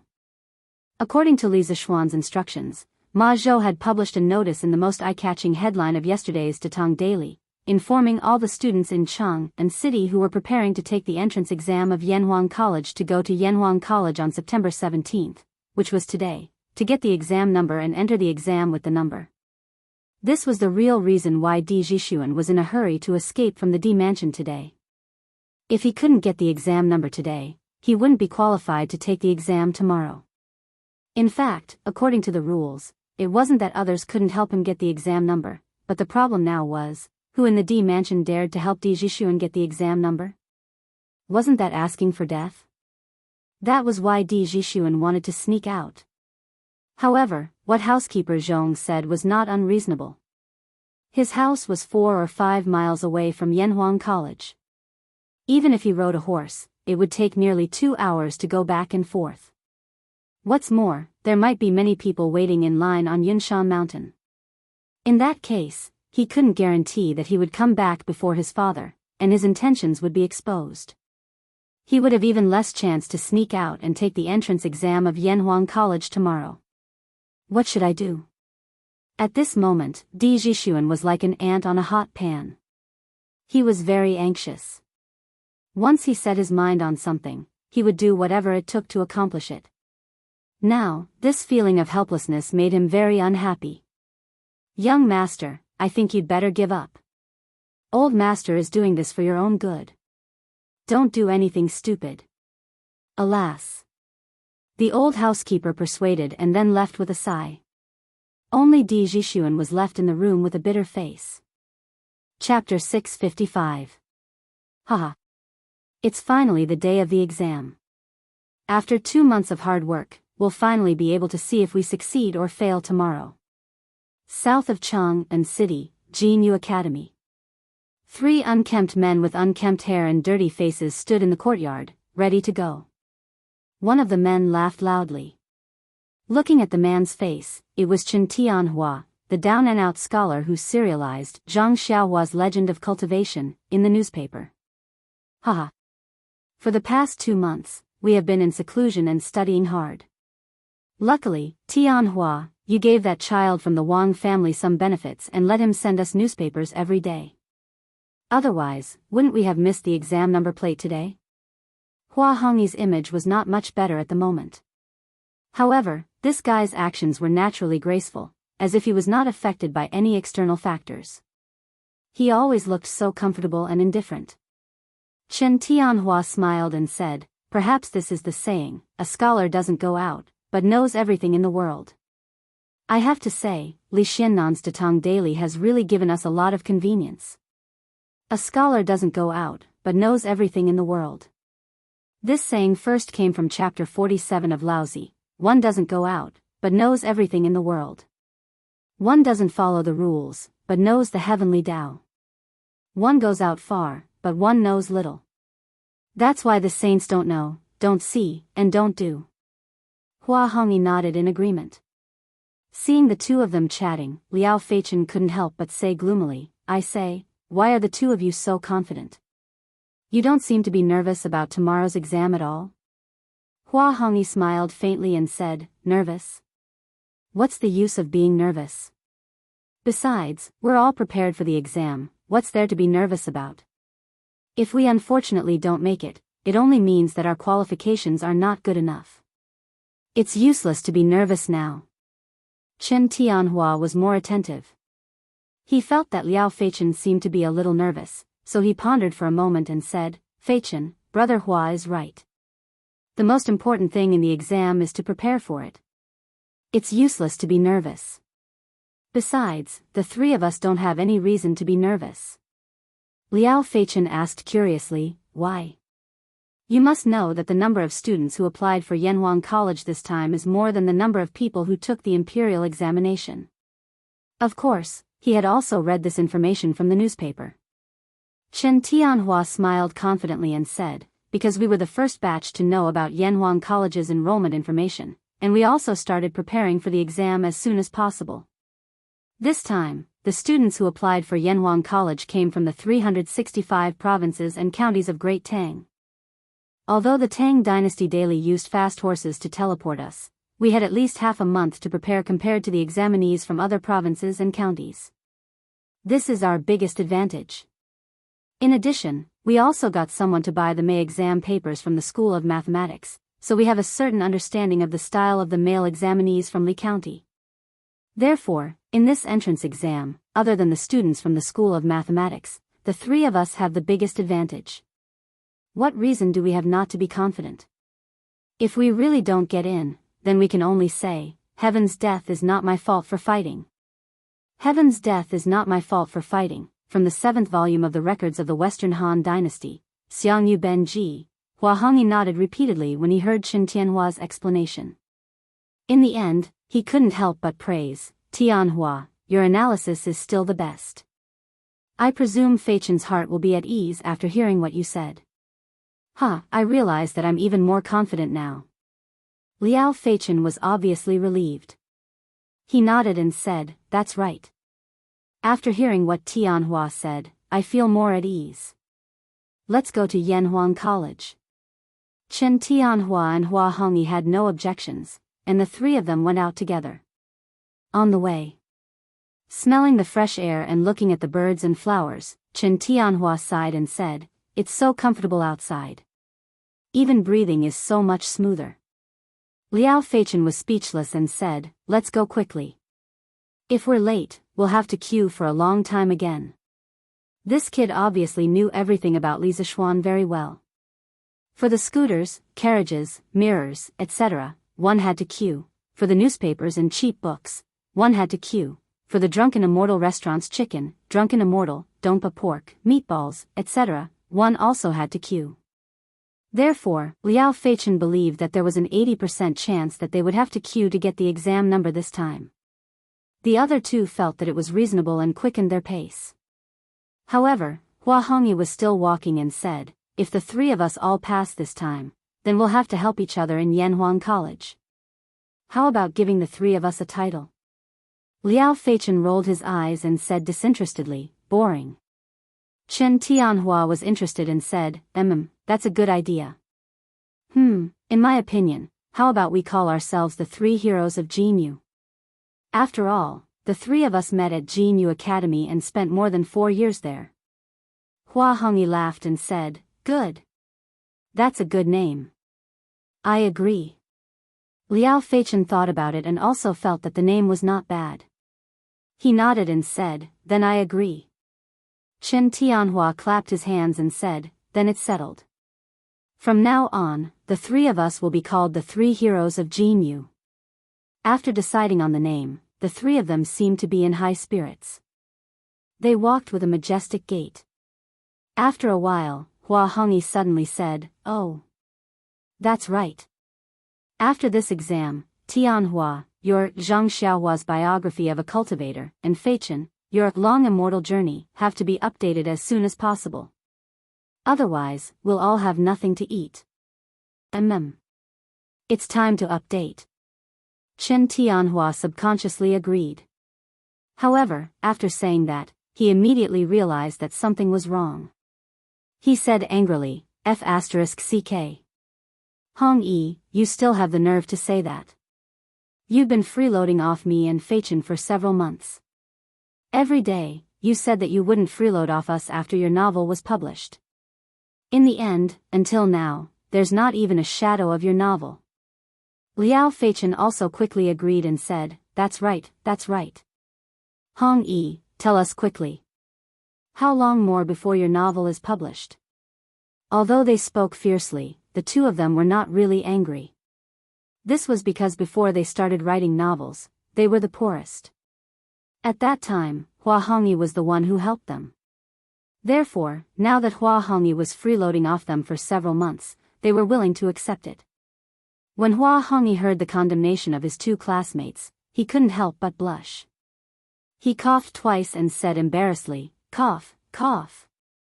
This, soon, I'll be able to publish it."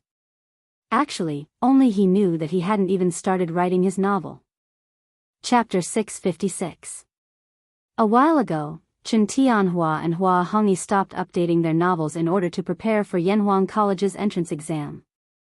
Of course, they told the Datong Daily's editorial department the reason for the suspension. The editorial department issued 2 statements in their names. Regardless of whether the readers understood or not, the two of them resolutely began to prepare for the exam wholeheartedly. After all, the two of them were not like Li Zixuan, who had ready-made novels in his mind to copy. Moreover, their writing speed could not be compared to Li Zixuan's. Therefore, in order to prepare for the exam, they could only give up updating their novels. "Hey!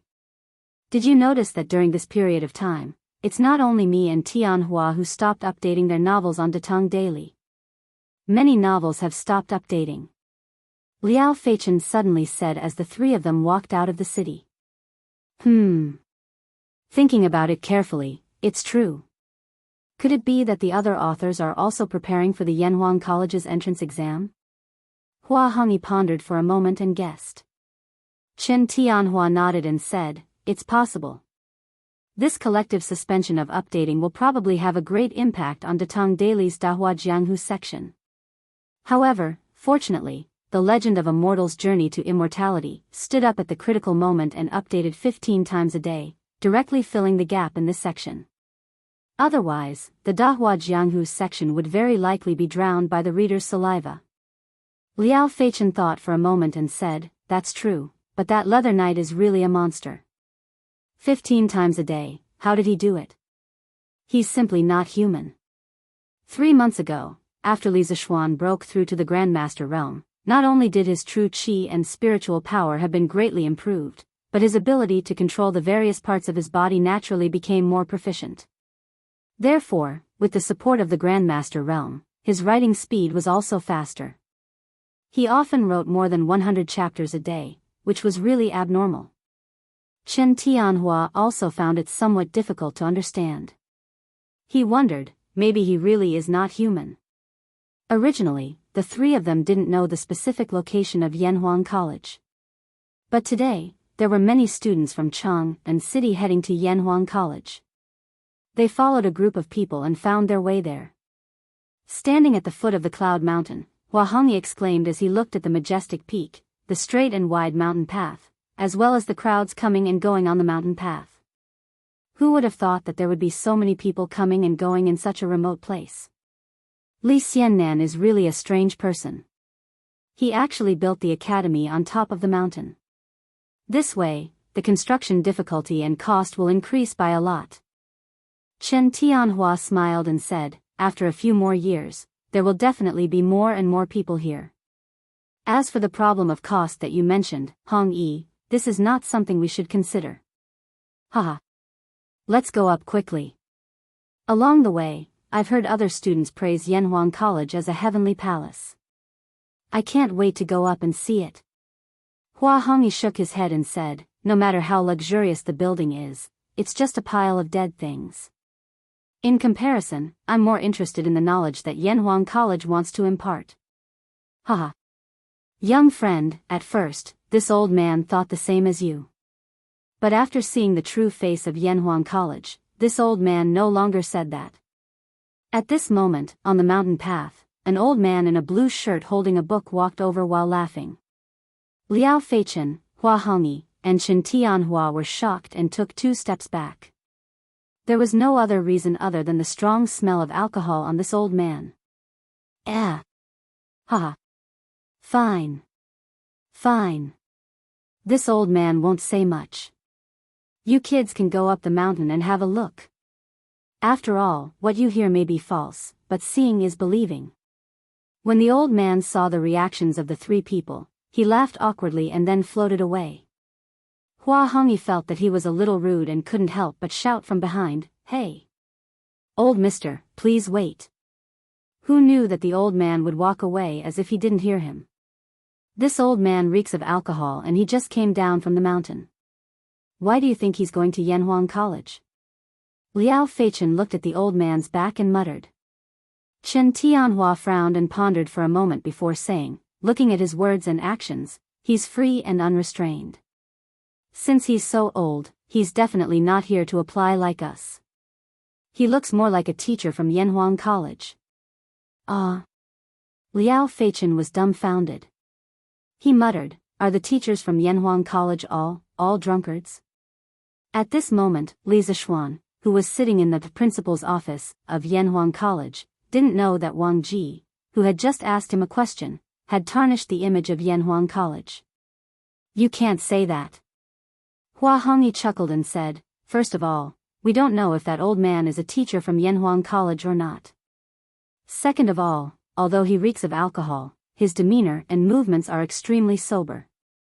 This means that he's not drunk, so what if he's a teacher from Yanhuang College? Drinking a few glasses won't affect the teaching, right, Feichen?" Liao Feichen waved his hand and said, yes, what you said is reasonable. Since Hong Yi is so analytical, when will your novel be published? Hua Hongyi choked and said helplessly, "Why are you talking about this all of a sudden?" Ha ha ha. Chen Tianhua and Liao Feichen couldn't help but burst into laughter. Alright, alright. Stop laughing. Let's go up the mountain. Hua Hongyi urged with a dark expression. Yes. Let's go up the mountain. Liao Feichen came to his senses and said anxiously. Chen Tianhua finally remembered what they were here for today. He quickly said, yes, let's go up the mountain. Thus, the three fellows who were chatting happily only started to climb up the stairs to the top of the mountain. Half an hour later. Phew. We're finally here. I'm so tired. Oh my god. Liao Feichen was the first to reach the peak. Hua Hongyi and Chen Tianhua, who were behind him, first heard this guy say that he was tired, then they heard an extremely exaggerated scream. Chen Tianhua shouted in puzzlement, Feichen, what's wrong? Liao Feichen was in a state of deep shock and naturally didn't have time to answer. Chen Tianhua didn't hear a response and thought that something had happened to Chen Tianhua. He hurriedly said to Hua Hongyi beside him, Hongyi. Let's go up and take a look. Okay. The two of them quickened their pace. After a while, they both reached the top of the mountain. Seeing Liao Feichen standing there in a daze, Chen Tianhua couldn't help but nudge him and say, Feichen, why, my god. Chapter 657. This. When Hua Hongyi saw that Chen Tianhua and Liao Feichen were both staring blankly in front of them, he couldn't help but feel a little puzzled. When he followed the direction of their gazes, he was also stunned. What kind of scene was that? The road was greenish-gray, and the wall was surrounded by black iron bars. Behind the wall, there was a huge building with a very different style. Many large pieces of colored glass on the wall of the building reflected the morning sun, reflecting a dazzling brilliance. In the middle of the building, there were two steeples, like two sharp swords piercing the sky. Moreover, they could vaguely see that behind the building, there were many other similar buildings. From their angle, they couldn't see the whole picture of the college. From this, it could be seen that the college occupied a large area. Oh my god. This Yanhuang College's construction is too. Hua Hongyi was so shocked that his mouth was wide open, and he didn't know what to say. Those examinees weren't talking nonsense. This Yanhuang College is really like a palace of immortals. Liao Feichen had never seen such a domineering college. He wiped his saliva and added on Hua Hongyi's unfinished words. The architectural style is very different from ordinary buildings, but if you look carefully, you can still feel a majestic aura coming from it. Moreover, the materials used for this building are rare, and its height is amazing. It's really uncanny workmanship, and it's not an exaggeration to call it a palace of immortals. Chen Tianhua looked up at the central twin steeples of the Guanghua building, and his heart was surging with emotions. He couldn't help but exclaim in admiration. At this moment, Hua Hongyi suddenly thought of the old man in blue he had just met at the foot of the mountain. He said, that old man was right. Now that I see the true appearance of Yanhuang College, I can't say those words. That sentence was naturally referring to him saying that Yanhuang College's buildings were just a pile of dead things. Okay. Hurry up and line up. Don't you see that there are so many people in front of you? Liao Feichen urged. The other two were stunned. Only then did they notice that there were dozens of long lines at the entrance of Yanhuang College. Their attention had just been attracted by the magnificent Guanghua building, so they didn't pay attention to this side. Now that they saw it, they didn't dare to blindly sigh here and hurriedly walked to the place where the crowd was queuing. Among the sea of people, there were many who knew each other, and a large portion of them were former students of the School of Mathematics. Haha. Iron Egg, you're here too. Sun Zifen, who was in the first row on the east side, laughed out loud. Iron Egg smiled and said, well, today is such an important day, of course I have to come. But Zifen, why did you come in person? Today's Iron Egg's words and actions were far beyond those of his peers. It could only be said that the people he came into contact with were different, and the speed at which his abilities and thoughts improved was also different. Hee hee. Anyway, since I have nothing to do at home, why don't I come to the academy to see my former classmates and catch up on the old days? Besides, the establishment of Yanhuang College is due to our efforts. Isn't it wonderful to come and see the fruits of our labor praised by others? Sun Zifen smiled proudly. Iron Egg was speechless. He thought that the reason of seeing his former classmates and so on was definitely secondary. The main reason was at the back, right? Hey! Iron Egg, this is? After Sun Zifen was done being proud, he noticed that there was a chubby boy behind Iron Egg, who was following Iron Egg step by step. Sun Zifen asked. Oh. This is a friend of mine from the same village. His name is Wuxia. Because of some things, he has some contact with my master. He has taught himself pinyin and arithmetic before. He is still young, and this time he is mainly here to see the entrance exam of Yanhuang College. It doesn't matter if he can pass or not. Iron Egg pulled Wuxia out and introduced him. Then he saw that Wuxia was a little confused and uneasy, so he patted Wuxia's shoulder and said, "Sure enough, don't be nervous. This is Sun Zifen, a very good classmate of mine. He is very easygoing." Haha. Iron Egg is right, I like to make friends the most. Sure enough, it is nice to meet you for the first time. When Sun Zifen heard that Wuxia had some contact with Li Zixuan, he couldn't help but feel a sense of familiarity, so he took the initiative to greet Wuxia. Wuxia was a little at a loss and scratched his head. After a long while, he stuttered, Brother Zifen. The academy you built, the academy is really beautiful." His stuttering had been cured long ago, but the habit of speaking over the years made him unable to help but stutter whenever he was nervous. Sun Zifen didn't care about this, because Wuxia's last sentence made him feel a little smug. Haha. Sure enough, you have a good eye. If you can pass the entrance exam to Yanhuang College this time, then I, Sun Zifen, will protect you in the future. If anyone dares to bully you, just use my name. Iron Egg's eyebrows twitched as he listened. What did he mean by, sure enough, you have a good eye? Sun Zifen's words were getting more and more ridiculous. He couldn't help but criticize him in his heart. Wuxia liked to be praised the most. Sun Zifen's unintentional words made him feel that this person in front of him was quite easy to get along with, so he scratched his head and smiled. Hey. Thank you, Brother Zifen. Iron Egg rolled his eyes and was speechless as he looked at the two people who he had never met before chatting so enthusiastically. Yamacho, as of now, there are nearly 800 candidates who have received the exam number plates, and there are still a large number of candidates lining up in front of the academy. Therefore, a conservative estimate is that there will be at least 2,000 candidates taking the entrance exam this year. I'm afraid that such a grand occasion can't even be compared to the imperial examination. On the 10th floor of the Guanghua building, in the principal's office, Yan Silu excitedly reported to Li Zixuan. At first, he agreed to join Yanhuang College only because of Li Gang's invitation and Li Zixuan's school philosophy. In fact, he himself was not optimistic about Yanhuang College's situation in the first few years. He never expected such a grand occasion to happen today, which made him very excited. Li Zixuan stood in front of the bed and looked down at the bustling students at the entrance of the academy. The imperial examination and Yanhuang College's exam are two different things. There is nothing to compare. In the future, most of the students from Yanhuang College will take the imperial examination. To some extent, we are like the imperial college, cultivating talents for the Tang Empire. But since they have chosen Yanhuang College, we have to teach them something different.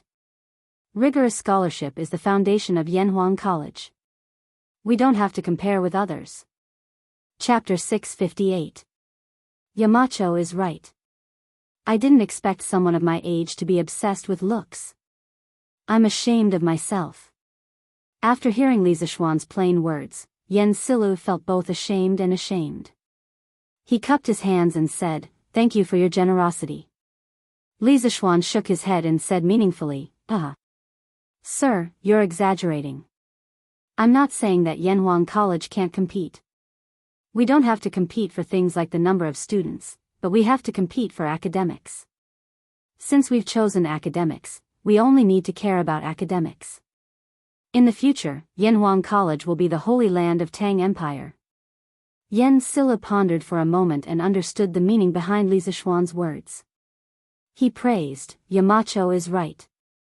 Knowing when to advance and when to retreat is the way to survive for Yanhuang College. Li Zishuan smiled and didn't say anything. He thought that Yan Silla's perception was quite high. After a while, he suddenly remembered something and asked, Mr. Yan, did the palace send the plaque to the college? If he remembered correctly, Li Er had promised to personally write the plaque for Yanhuang College. However, when he came to the college this morning, he didn't see the plaque at the entrance. How could this be? Tomorrow, Yanhuang College would have its entrance exam. Yan Silla was stunned and wondered, why would the palace send us a plaque? This old man saw that the college didn't have a plaque, so I thought that Yamacho had his own plans. Li Zishuan almost vomited blood. What plans did he have? If Li Er wanted to write the plaque for the college, would he dare to ask someone else to write it for him? Even if he dared to ask, would anyone else dare to write it for him? Other than waiting for Li Er to send the plaque over, there was nothing he could do. Okay. Mr. Yan, you go ahead and do your work. I have my own plans for the plaque. Li Zishuan rubbed his eyebrows and said helplessly. He couldn't tell Yan Silu that he was stood up by Li Er, right? If that happened, Li Er would definitely mess with him. Although Yan Silu guessed that there was more to this, since Li Zishuan didn't want to talk about it, he didn't want to ask, so he cupped his hands and left. Li Zishuan stood alone in front of the large glass wall of the office, looking down at the examinees who were lining up and discussing with each other. He thought gloomily, did old Li forget about the signboard? Then how should I remind him? What a pain in the ass. Isn't that Li Tai? That's right, I'll let this little fatty do it. At that time, even if old Li gets angry, he won't be able to vent his anger on me, right? Li Tai, who was chatting and laughing with Meng Wenhao, Sun Zifan, and the others, did not realize that he had been given the title of a scapegoat. In the morning, almost all the 44 students from the School of Mathematics came to the Yanhuang Academy to collect their exam number plates. After collecting their number plates, they sat on the grass beside them and started chatting. It was very lively. When the surrounding candidates found out that they used to be students of the School of Mathematics, they naturally couldn't help but feel envious. After all, those who were slightly more informed knew that the School of Mathematics was personally taught by Li Zishuan. At this moment, Sun Zifan glanced at the many classmates around him and laughed happily, I'm sorry. TSK. Who else is missing from the School of Mathematics? Are they all here? A few students heard him and started counting. After a while, someone said, we're still missing one person. Why are there only 43 people? I remember that there are 44 students in the School of Mathematics and Mathematics. Yes, we're indeed missing one. Another voice echoed. Sun Zifan frowned and said, who else is missing? As Mr. Li's students, even Qing K came in person on such an important day. Why is there someone else missing? Qin Huayu rubbed his eyebrows and said, cough, cough. Chimo didn't come. He's reviewing his homework now, so he asked me to help him get his number plate. Everyone, please don't blame him for this. Li Huiran shouted, wow. How can this be? Cho Nyo is working so hard. It seems that I'm in danger this time. Everyone, I'm here today, so I have to go back and review my homework now. See you in the examination room tomorrow. After saying that, he didn't care about the stunned eyes of the crowd and ran away like a wisp of smoke. Among the final 44 students of the School of Mathematics, he studied in the School of Mathematics for the shortest time. Strictly speaking, he and Qing Chumo were about the same in terms of mathematics. Therefore, when he heard that Qing Chumo was working so hard, Li Huiran suddenly felt a strong sense of crisis in his heart. For him, it was not terrible to do badly. What was terrible was to be in the last place. That would be fatal. Because counting the days, his father, Li Xiaogong, would be back soon. If he really dared to be in the last place at this juncture, the consequences were simply unimaginable. F***ck. These two cowards are really the shame of our school of mathematics. Sun Zifen pointed in the direction where Li Huiran disappeared and complained to the classmates next to him. Yes. That's right. Everyone agreed one after another. Unexpectedly, Sun Zifen's next sentence was, cough. That little brother has some urgent matters at home, so he has to go first. Everyone, and little brother who, I'll see you in the examination room tomorrow. After that, this fellow was afraid of being stopped and ran away. After all, his results were not that good. The other examinees thought that as Li Zishuan's former students, they would have a great advantage. However, Li Zishuan had only taught in the School of Mathematics for less than 2 months. Moreover, the students of the School of Mathematics had participated in the construction of Yanhuang College during the field break. In total, they did not have much time to revise. Everyone was stunned for a moment. Then, they got up one after another and cursed in the direction where Sun Zifen escaped. Bah! Sun Zifen, you're a coward who's worse than what you look like. Shameless. I, Wang Meng, have never seen such a shameless person.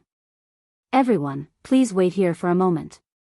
I'll go and catch that bastard Sun Zifen. F***ck. Wang Meng, you. Facts had proven that the former underachievers of the School of Mathematics were generally more timid. After knowing what Qing Chumo had done, they all slipped away and planned to do last-minute cramming. Li Tai saw that half of the people around him had disappeared in an instant. He said resentfully, a bunch of cowards. What a disgrace. Your Highness Prince Wei, Yamacho invites you to go to his place. At this moment, Mo Zhong came from afar and cupped his hands carefully. Oh. Why did Xiao Xian call me? Li Tai muttered softly and then flicked his sleeves. Okay. I got it. I'll go now. Chapter 659. Huff. Xiao Xian, you're looking for me? Li Tai spent a tremendous amount of effort and finally climbed to the 10th floor of the Guanghua Building's twin towers. He then came to Li Zishuan's office and asked while panting. He had been to Li Zishuan's office once before, so he didn't make a big fuss. Instead, he was cursing Li Zishuan in his heart. Was there something wrong with his brain? Why did he have to choose this office? It was such a **king trap. Li Tai felt that he almost lost half his life after coming up here. Sigh. It couldn't be helped. Who asked him to be so fat?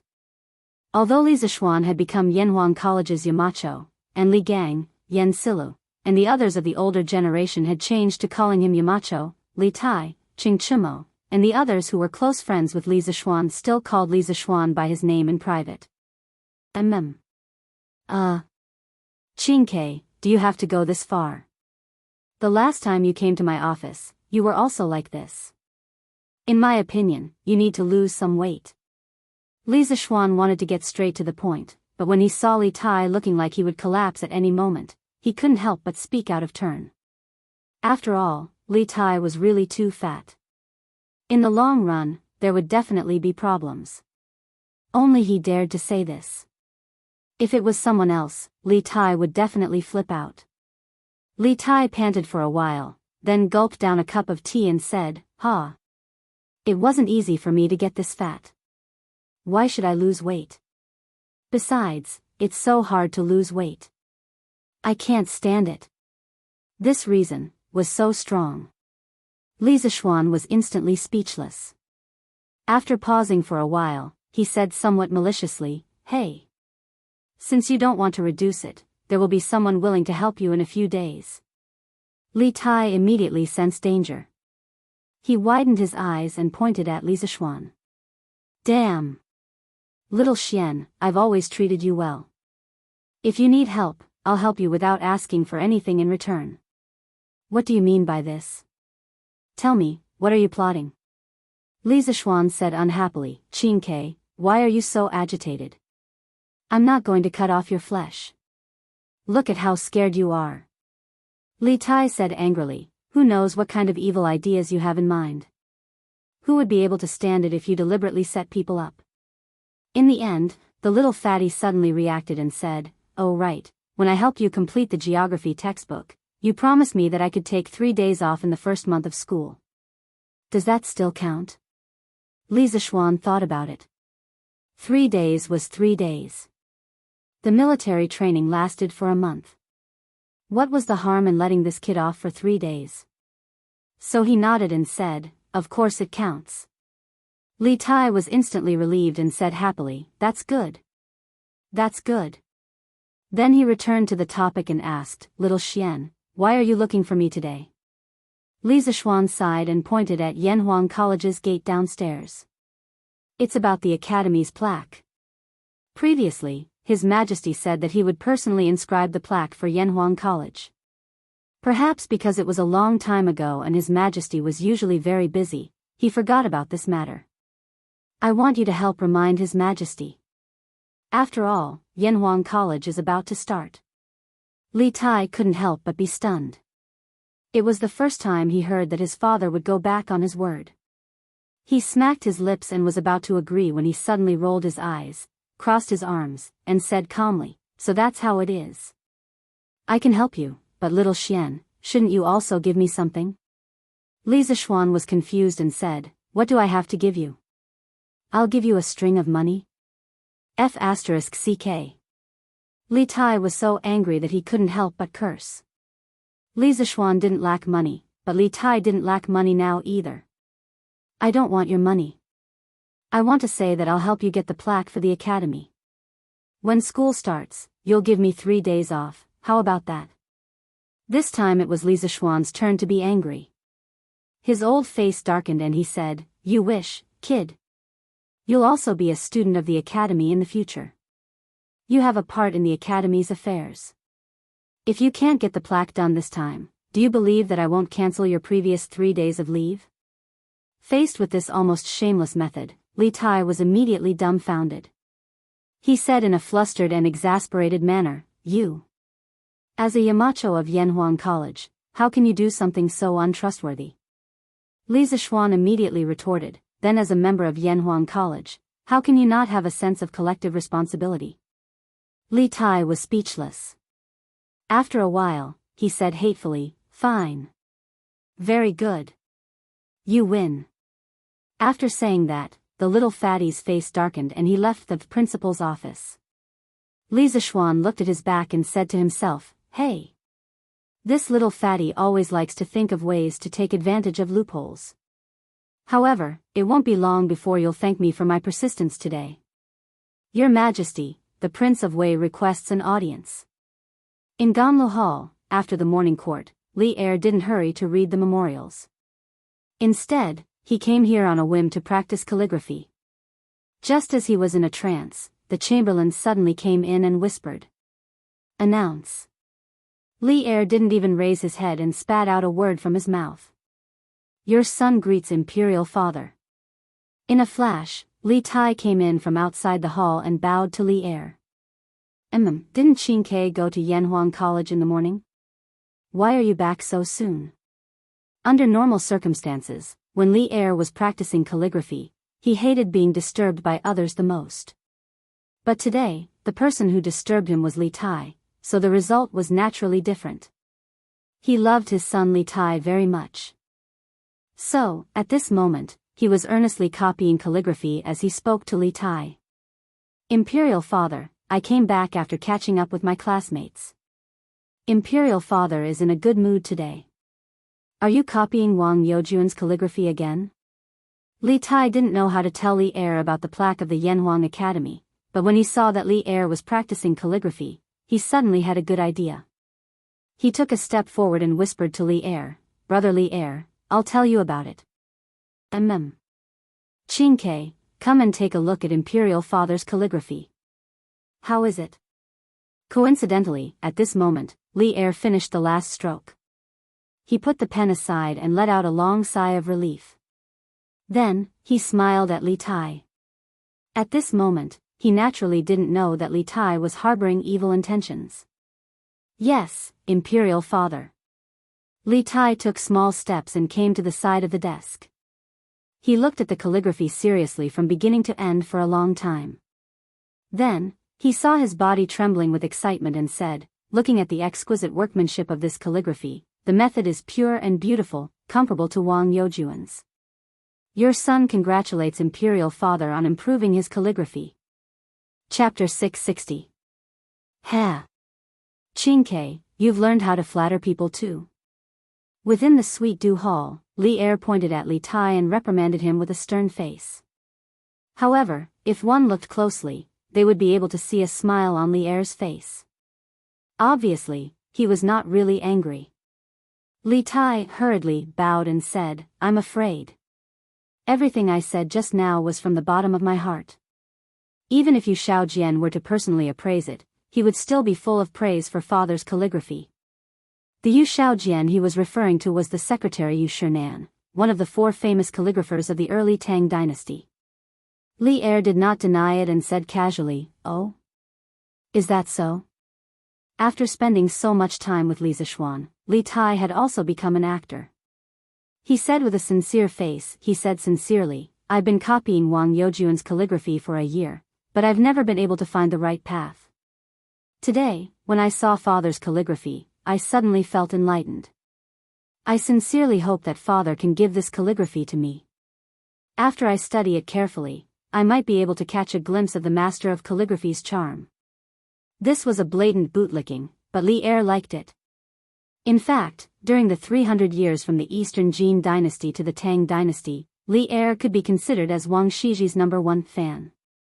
According to the Tang dynasty's Su family law book, Emperor Taizong left behind a special reward for Yu Youjuan's calligraphy. When Jingguan first issued an imperial order to purchase it, it was all lost. In other words, as soon as Li Shimin became the emperor, he could not wait to spend money on his idol and swore to buy all of Wang Shiji's works. The effect of the emperor's imperial order was great. According to the Su Shu Lu, Li Er collected more than 3,000 pieces of Wang Shiji's calligraphy and bound them into a scroll with the words Jingguan printed on it. However, Li Er, who was a fan of endless idols, said that this was not enough. He wanted to personally cheer for his idol. The Book of Jin, one of the 24 history books, was written in the 22nd year of Jingguan. In the book, there were 4 historical commentaries written by Li Shimin himself. One of them was the biography of Wang Shiji. In the historical commentary, Li Er commented on Zhong Yao, Wang Xianji, Wang Shiji's 7th son, and the other calligraphers one by one, and found a lot of problems with each of them. Then, he directly said, looking carefully at the past and present, studying the fine seal, the plain, and the perfect, only Wang Yi is lacking. The rest are trivial, what's there to talk about? In order to highlight the perfection of her idol, she did not hesitate to belittle others. This included her idol's son. Li Shimin's craziness when he chased after a celebrity was comparable to the modern fangirls of some young male idols. However, Li Er was the emperor after all. He still had a sense of perspective. While he chased after celebrities, he did not forget to improve his calligraphy skills. It was said that every time he obtained an authentic work of Wang Shiji, Li Er would order people to hang it in his bedroom so that he could view and copy it every day. Moreover, not only did he copy it, but his sons also had to copy it hundreds of times. It was not a few times, nor was it dozens of times, but hundreds of times. However, Li Tai still had a certain talent in calligraphy. Although Li Tai's remarks just now were a bit exaggerated, there was no doubt about the excellence of this copybook. For Li Er, after copying his idol's work for so long, he finally received such a sincere praise. Moreover, his behavior could be considered as a disguised form of motivating Li Tai to learn from his idol. Of course, he was overjoyed in his heart. However, he was still reserved and did not show it. Instead, he said with an indifferent expression, "Hee hee. Since you like it, Qingke, then I'll give this calligraphy to you. Remember to practice more diligently. Imperial Father looks forward to the day when you can catch a glimpse of 70% of the charm of Wang Youjuan's running calligraphy." Li Tai was flattered and bowed. This son thanks Imperial Father for the gift and will remember Imperial Father's teachings. I will definitely practice diligently every day. Li Er nodded with satisfaction and then asked, "Qingke, you're looking for Imperial Father today, right? Li Tai's thoughts turned quickly. He stepped forward and cupped his hands. This son originally came to pay respects to Imperial Father, but seeing that Imperial Father's running calligraphy has reached such great success, I have a presumptuous request in my heart. Oh. What request do you have, Qingke? Tell Imperial Father. Li Er sat upright on the dragon couch, took a sip of tea, and asked curiously. Li Tai took a deep breath and replied, Imperial Father, it's like this. Yanhuang College is about to start school, but the college has not hung a signboard until now. This son saw Imperial Father's running calligraphy just now. It was simply like the authentic work of a calligraphy master. Therefore, this son boldly asks Imperial Father to bestow a signboard to Yanhuang College. Silence. As soon as Li Tai's voice fell, the main hall suddenly fell into a strange silence. Li Er didn't say a word. His action of holding the teacup also froze in the air, and the scene seemed to be frozen there. In fact, Li Er's heart was not calm at all, because Li Tai's words made him suddenly recall something.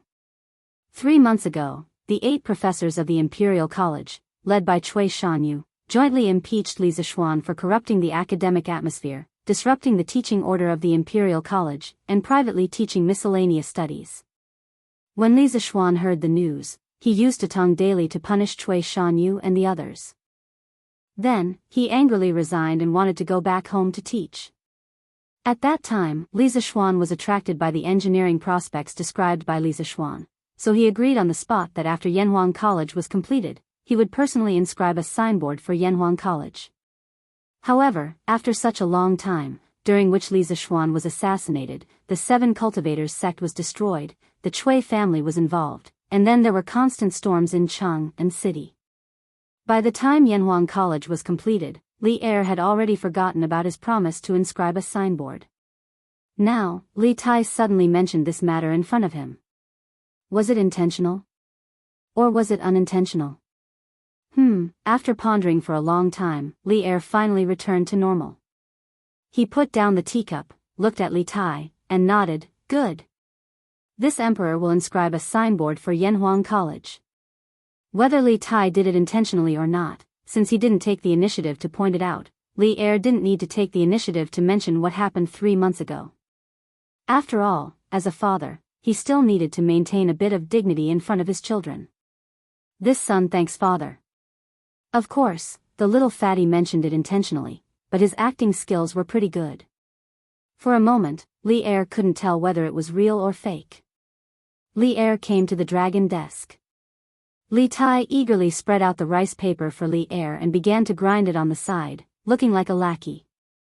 Li Er closed his eyes and concentrated for a moment. Then, he suddenly opened his eyes and decisively started to write. The tip of the brush was like the tip of a sword, and the rice paper was like a battlefield. The brush moved like dragons and snakes, majestic and majestic. After a while, the words, Yanhuang College, appeared on the paper. All right. Qingke, you can take it. This emperor is going to eat at your mother's place. Li Er waved his hand and walked out of the palace alone, leaving Li Tai alone here. Chapter 661. Could it be that father saw through it? Wouldn't that be self-defeating? Not good, this time it's a big loss. I was King tricked by Xiao Xian again. CK. Li Tai held Li Er's calligraphy as he walked on the palace road. The more he thought about it, the more he felt that something was wrong. He felt that Li Er must have seen through something, otherwise, his attitude wouldn't be so different. After realizing this, he couldn't help but curse Li Zixuan in his heart. He knew that this kind of thing wasn't easy to do, but he still insisted on letting him do it. He was simply deliberately tricking him. After lunch, Li Tai personally went to Yanhuang College and gave the calligraphy to Li Zixuan. Li Tai, who felt that he had sacrificed a lot, naturally asked Li Zixuan to compensate him in other aspects, such as holidays and so on. When Li Zixuan heard the cause and effect, he naturally scoffed at the little fatty's excuse. With how much Li Er doted on Li Tai, he didn't believe that Li Er would blame the little fatty for such a small matter. This was because Li Er was usually quite magnanimous. Under his insistence, he naturally didn't agree to the humiliating terms that Li Tai proposed.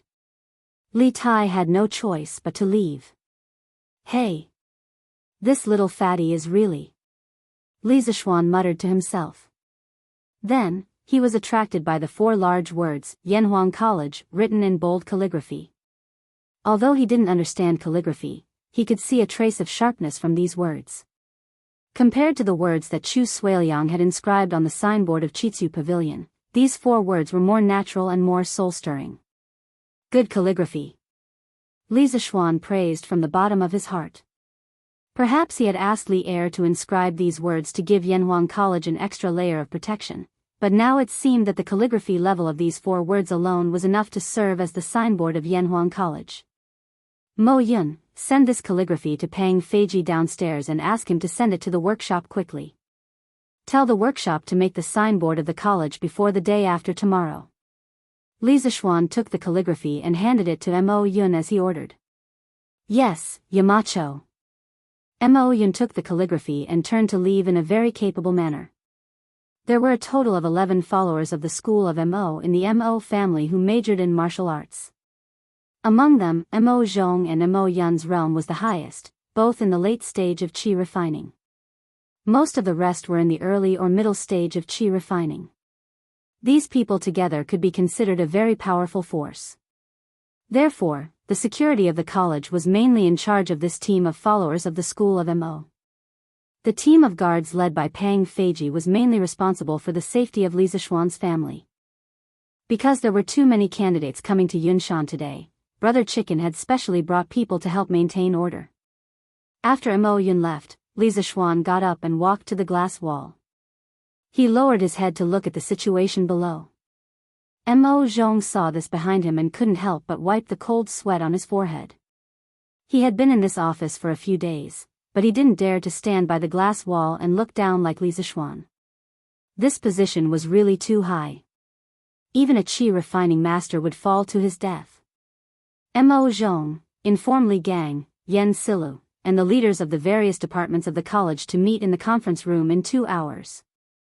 Li Zishuan saw that the crowd below was not as big as it was in the morning, and it seemed to be decreasing. He knew that almost all the candidates who wanted to take the exam had come, so he turned around and gave the order. Yes, Yamacho. Mo Zhong cupped his hands in salute and left as well.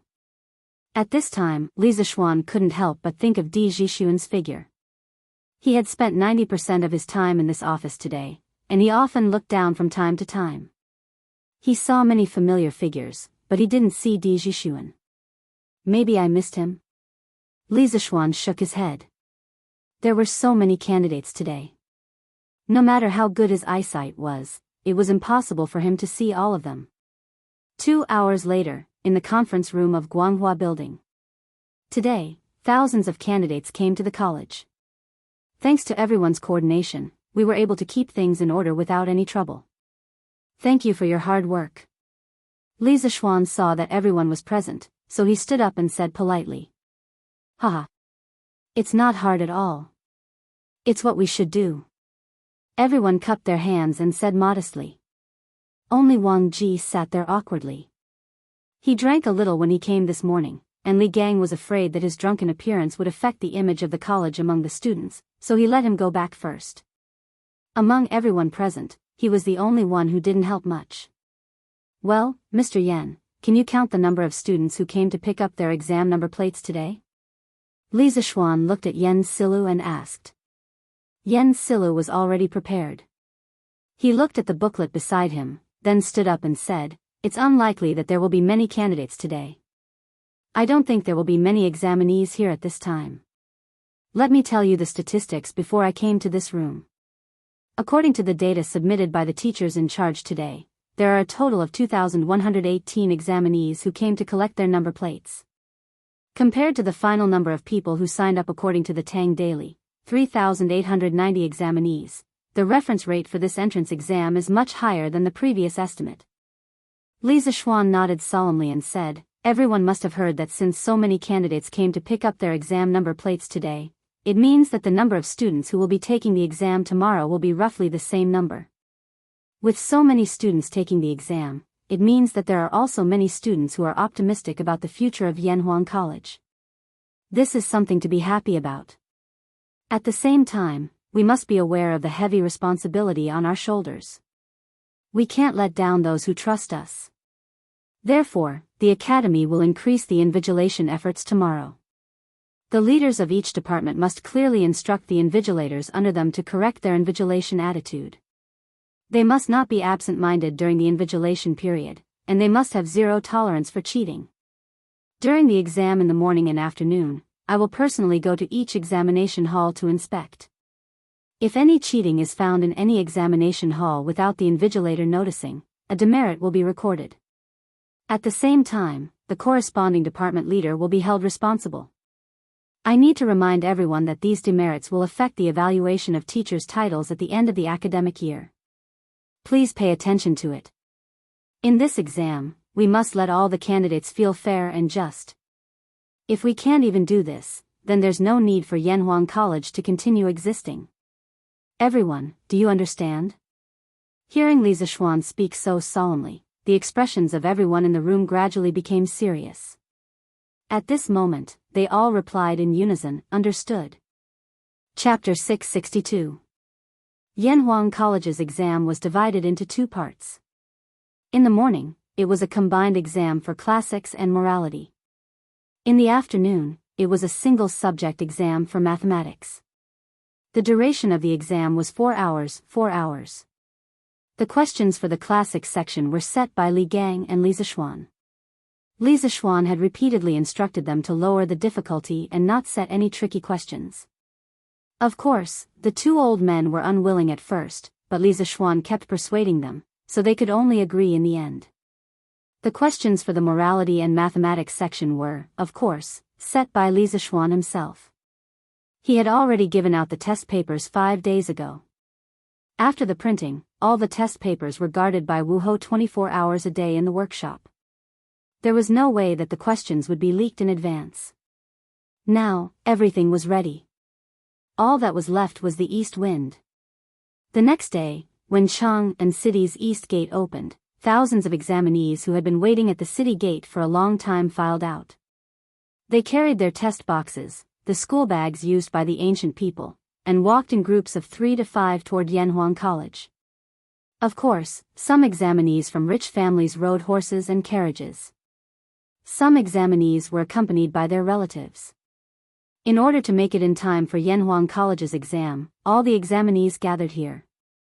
In an instant, the streets near the east gate became unusually congested. Chang and City's Wu Hou was also on guard. Yuqi Jingda didn't even attend the morning court and personally commanded. Most of the Wu Hou mansion were transferred here to ease the congestion. Sigh. I didn't expect there to be so many students. Little Xian's Yanhuang College is quite successful. My Baolin should be able to get in, right? Yuqi Jingda was dressed in martial attire and stood on a nearby tower. Looking at the dense crowd below, he was both melancholy and happy. D Mansion, backyard. Bang, bang. Young master. Young master. You should get up and have breakfast. Butler Zhong gently knocked on the door and shouted inside. A moment later, a voice came from inside.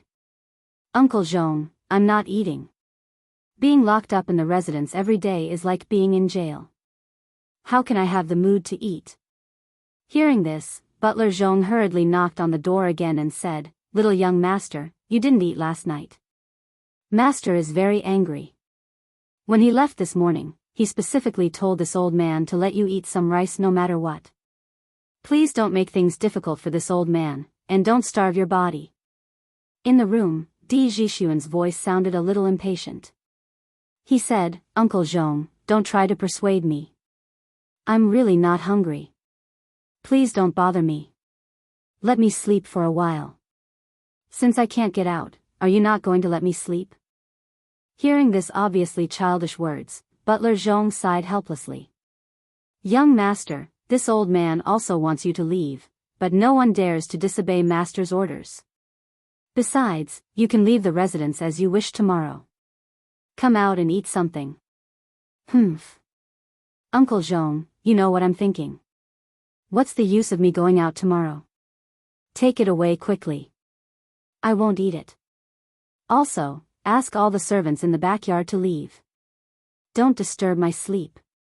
Otherwise, if I really make a scene, no one will have a good time. Hearing the extremely impatient tone in Di Zhixuan's voice, Butler Zhong hurriedly said, Okay. This old man will leave now. Ask them to leave too. Young master, if you're hungry, call me at any time. After that, the old butler quickly left with the food box. This was because he knew that Di Zhixuan was right. If he really made a scene, everyone in the residence would suffer. As long as Di Zhixuan could be quiet and everyone was safe and sound, Butler Zhong would be satisfied. Hey! These people are finally all gone. In the room, Di Zhixuan muttered excitedly as he watched Butler Zhong instruct all the servants to leave the backyard through the crack of the door. Looking at this guy's dressing, all his clothes were neat and tidy. He didn't look like someone who had just woken up. Obviously, what he said just now was all a lie. Alas. This is my last chance. Ancestors of the Di family, please bless me, Di Zhixuan. Di Zhixuan clasped his hands together and muttered a few words softly. Then, he turned around, took a bundle from the table, and left the room. When he arrived at the courtyard, he walked straight to the northwest corner. There was a huge rock that was half the height of a person there. Di Zhixuan looked around worriedly. When he saw that there was no one around, he heaved a sigh of relief and muttered to himself, Hey! Fortunately, no one noticed that there was an extra rock here. Otherwise, if they reported it to my father, the old man would be suspicious again. Shaking his head, Di Zhixuan leaped onto the huge rock. Then, he used all his strength to finally climb up the wall. Looking at the bluestone floor outside the wall, Di Zhixuan gritted his teeth and jumped down. Ouch! Ouch, ouch, ouch. Ouch! The Di family's wall was almost 10 feet high. It would be strange if Di Zhixuan didn't get hurt when he jumped down like that. Di Zhixuan hugged his right foot. His eyes and eyebrows were in pain. He sucked in cold air as he pressed on his right ankle. Ouch! This won't do. There's not much time left.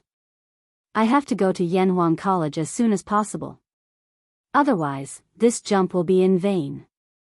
Thinking of this, Di Zhixuan endured the pain and stood up. Then, he limped toward the gate. Hey! The big brother in front, wait up. The more Di Zhixuan walked, the more difficult it was for him to walk. The piercing pain in his ankle made him sweat all over. Just when he was about to give up, he saw a middle-aged man driving a flatbed cart pass by him.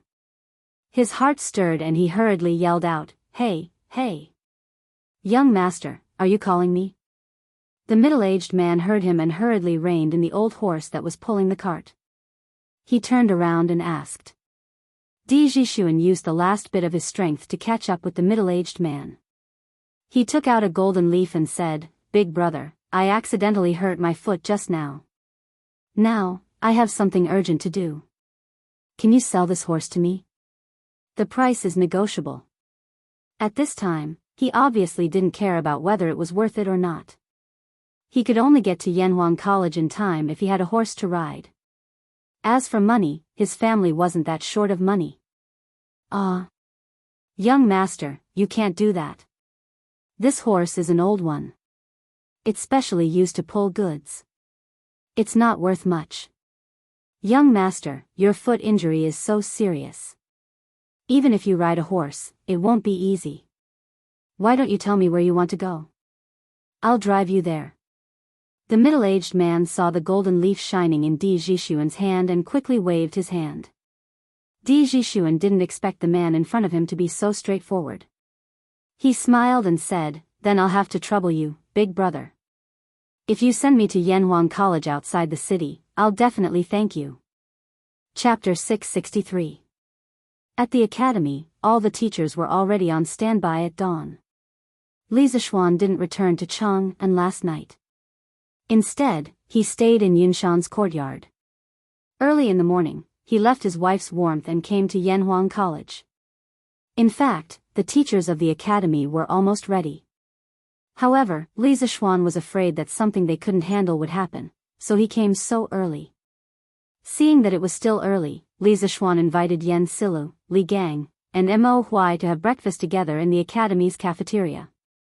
As for Wang Ji, the old man had just moved his luggage from his brother's house to the academy after the meeting yesterday afternoon. He was sleeping in the dormitory now. As early as 2 days ago, the academy's cafeteria had officially started operating. The chefs that were invited had all been trained by the drunken immortal house, so their skills were naturally excellent. Moreover, the style of cooking had also been greatly influenced by Li Zixuan. The four of them sat together and ate breakfast, steamed buns, porridge, and salted vegetables. Li Zixuan asked at this time, "Mr. Yan, have the test papers been transported here?" Yan Silu replied, "Yes, the Marquis escorted them here overnight. They are now locked in the academy's secret room. That place uses the Mo family's Tianji lock. Only Mr. Mo has the key to open it." Li Zixuan was relieved when he heard this. Then, he asked again, "Then, have the invigilators been assigned to each examination room?" Yan Silla nodded and said, "Yes, everything has been assigned. There are a total of 52 examination rooms, and there will be invigilators in each examination room." Li Zixuan said with a smile, "Fortunately, the academy was built on a large scale. Otherwise, our academy wouldn't be able to bear this examination alone." Li Gang slurped 2 mouthfuls of porridge and said with a smile, "Only you have the guts to build an academy on such a large scale for the first time. Judging from the current size of the academy, it won't be enough even if more than 2,000 examinees are admitted." Li Zixuan shook his head and said, "You can't say that. Yanhuang College's students study for at least 3 years, and the longest is 6 years. There will be students from other grades after that. How can you recruit so many people at once?" Li Gang suddenly understood and said, "Yo. That's true. Haha. Speaking of which, the food in this academy is really unique. This old man may have to eat and drink here in the future. Haha." This Yen wholeheartedly agrees with Brother Li's words. Yes. The food of the academy is indeed delicious. Yen Silu and Mo Huai agreed in agreement. Li Zixuan laughed and said, "Haha. If the 3 of you like it, you can eat it at Yanhuang College for the rest of your lives."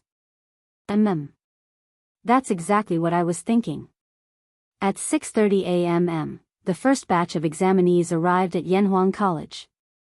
However, there was still more than an hour before the start of the exam, so they naturally couldn't enter the academy. They could only sit on the grass in front of the academy and wait for the academy to let the examinees in. Haha. Hu Gua, Iron Egg, what a coincidence to meet the 2 of you again. As time passed, more and more students arrived at the academy. Sun Zifen had just arrived and saw 2 familiar figures sitting on the grass in front of him. He quickly went forward and greeted them. "Hello, Brother Zifen," Hu Gua said with a smile. Hee, looks like Zifen's expression means that he's determined to pass this exam, right?" Iron Egg joked with a smile. Sun Zifen's face turned red. He liked to show off in front of strangers, but in front of a friend like Iron Egg, he didn't need to show off. He said unhappily, "No matter how determined I am, can I be more determined than Iron Egg? You're Mr. Li's core disciple." Speaking of this, he suddenly leaned in front of Iron Egg, then lowered his voice and said, "Iron Egg, tell me honestly, did Mr. Li leak a few exam questions to you? With our relationship, you have to take care of me." Iron Egg didn't know whether to laugh or cry. He took 2 steps back to keep a distance from Sun Zifen and said, "Brother Zifen, don't talk nonsense. Master is definitely not the kind of person you said he was. Besides, I've been busy with martial arts recently and haven't spent much time on my studies." Sun Zifen widened his eyes and said in surprise, "Aya. Iron Egg, you actually know martial arts. That's amazing, amazing. In the future, if I'm bullied at the academy, you have to help me." On the side, who scratched his head in puzzlement and thought, Brother Ziffin clearly said he would protect me yesterday. Why is he asking Iron Egg now? Doesn't this mean that Iron Egg is even more powerful? Seeing that Sun Ziffin was actually so shameless, Iron Egg could only wave his hand and say, as classmates, of course we have to take care of each other. Brother Ziffin, don't worry. Sun Ziffin laughed and said, haha. Good, good, good. You're so straightforward. Ching Chumo, you're finally here. You didn't handle the matter yesterday too well. You made so many of your classmates wait for you. At 7:30 in the morning, Yen Silu looked at the sky and then said to Li Zishuan, Yamacho, it's almost time. Li Zishuan nodded and said, that's good. Mo Zhong, Mo Yun, opened the door and welcomed the candidates. The two cupped their hands and went to open the door of the academy. It's open, let's go in. It's finally open. Haha. Chu Mo, let's go, we're all in the 7th examination hall. I guess you don't know where it is? It's okay, I'll take you there. But after the exam, you have to treat me to a big meal. Ching Chumo, when the candidates entered the academy, they didn't have to go through an extremely detailed body search like the imperial examination. Firstly, it wasn't necessary, and secondly, there were too many candidates. During the imperial examination, everyone would have a special examination booth, which gave the candidates a lot of room to cheat. However, Yanhuang College was different. With more than 50 people in one examination hall, everything in the hall was clear at a glance. If anyone cheated, the teachers above would immediately notice. Half an hour later, all the candidates gathered outside the academy entered Yanhuang College and found their examination hall. Li Zishuan thought for a while and said, it's time for the exam, close the door. Mo Zhong and Mo Yun quickly did as they were told. The doors of the academy slowly began to close, which meant that the exam had officially begun. Hey! Wait! There's one more. Li Zishuan couldn't help but look in the direction of the voice and saw that the person who spoke was Di Zhishuan, whom he hadn't seen for a long time. Chapter 664. Ouch, ouch, ouch. Ouch. Don't close the door, let me in. I'm also here to take the exam. The middle-aged man who pulled Di Zhishuan to Yunshan in a handcart was kind enough to send Di Zhishuan directly to the top of Yunshan. Unexpectedly, Yanhuang College was about to close the door, so Di Zhishuan hurriedly jumped off the cart and shouted. However, his right foot couldn't bear such an impact. He immediately screamed, but he didn't forget to shout in the direction of the gate of the college. Hey! Little Langjun, be careful. Let me help you over. Perhaps after seeing that Di Zhishuan was really a candidate, the middle-aged man's attitude became more respectful. Seeing that Di Zhishuan was a little unstable, he quickly put down the reins and came over to support him. Thank you, Brother Han. On the way here, Di Zhishuan had already learned about the middle-aged man.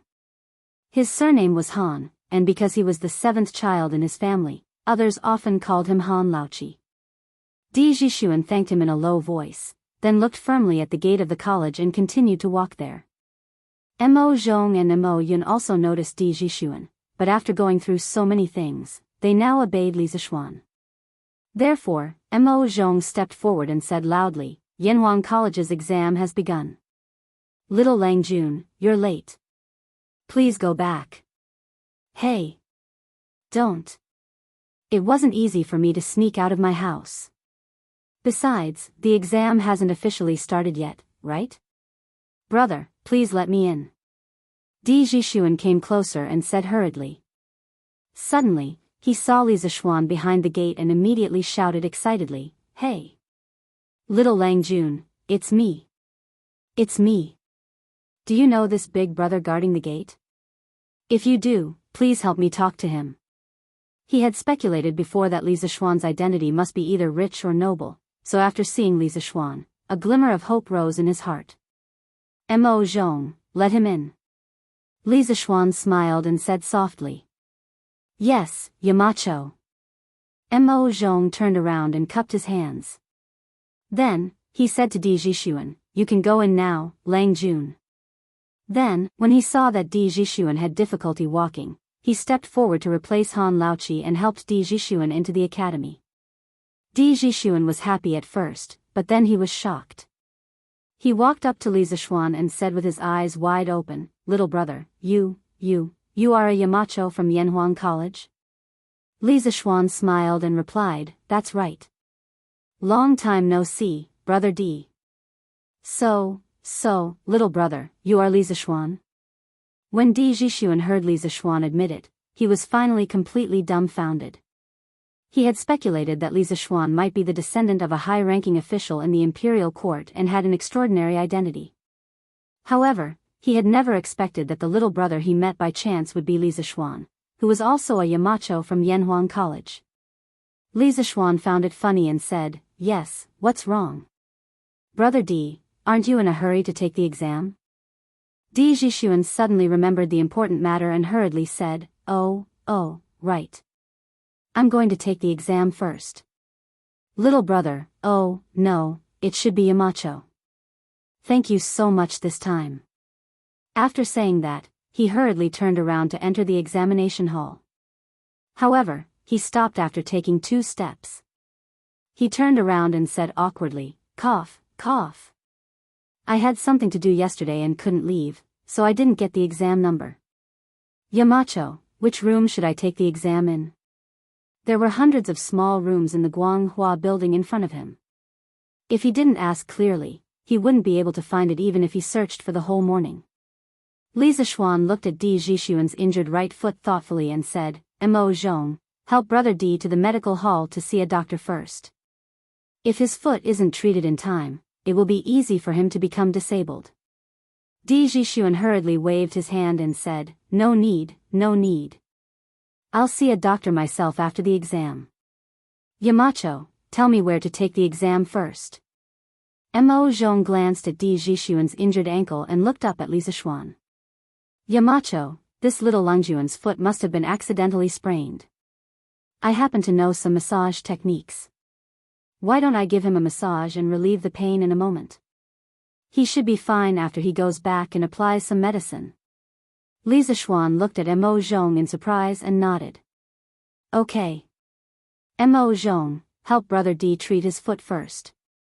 Mo Yun, go find Mr. Yen and get the exam number. Brother Di, you can treat his foot first." The 2 brothers, Mo Zhong and Mo Yun, naturally accepted the order. Although Di Jixuan felt that it was a waste of time, he had to wait for Mo Yun to get the examination number before he could take the examination. Therefore, he could only agree and said, "Thank you, Mountain. Mountain Head, thank you, brother Mo." A moment later, Mo Yun came back with the exam number plate. Mo Zhong had just finished massaging Di Jixuan's ankle. Di Jixuan got down to feel it and found that the piercing pain in his ankle had disappeared. He said happily, "Ah. It doesn't hurt anymore. Brother Mo, you're really good." Thank you. Li Zixuan glanced at the exam number and smiled. "Brother Di, go quickly. You're in exam room 51. I'll ask someone to take you there." "Thank you."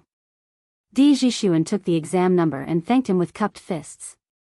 Then, he was led by a follower of the school of Mo to the resplendent building. Li Zixuan looked at his back and smiled inexplicably. This unlucky kid actually ran away from home? I wonder what Secretary Di will think when he finds out. At the same time, it also shows that there are still many people who look down on engineering. After meeting Di Jixuan for the first time, Li Zixuan deliberately collected information about Di Jixuan's father, Di Xiaoxiu. Now that he had a basic understanding of the Di family, he sighed. Mo Zhong and Mo Yun looked at each other. They did not understand what Li Zixuan meant. "Young Master Di, this is exam room 51. You can go in by yourself." The follower of the school of Mo said to Di Jixuan when they arrived at a classroom on the west side of the 4th floor. Di Jixuan glanced inside and nodded. "Okay, thank you. I'll go in by myself." The invigilator of exam room 51 was Assistant Lecturer Mao. He was about to hand out the test papers when he saw another student at the door. The student said, "I'm sorry, sir. I was injured on the way here. That's why I'm here." Assistant lecturer Mao was about to say something when he saw a middle-aged man in a black robe winking at him. It was the follower of the school of Mo who had just escorted Di Jixuan here. Assistant lecturer Mao pondered for a moment and understood what was going on. He pointed at a seat behind him and said, "Okay, you can sit there." Then, he picked up the test papers and said while handing them out, "I'll start handing out the test papers now. Please remember what I told you just now. If anyone cheats, they will be disqualified immediately and will never be able to take Yanhuang College's entrance exam again. Please don't play tricks." Chapter 665. In fact, except for Di Jixuan, who didn't have time to look around, all the candidates who took the exam today were shocked by the scene inside the Guanghua building after entering the classroom. The floor was as smooth as a mirror, making people feel as if they were in a dream. The windows made of large pieces of glass made the inside of the building as bright as day no matter how winding and crisscrossing it was.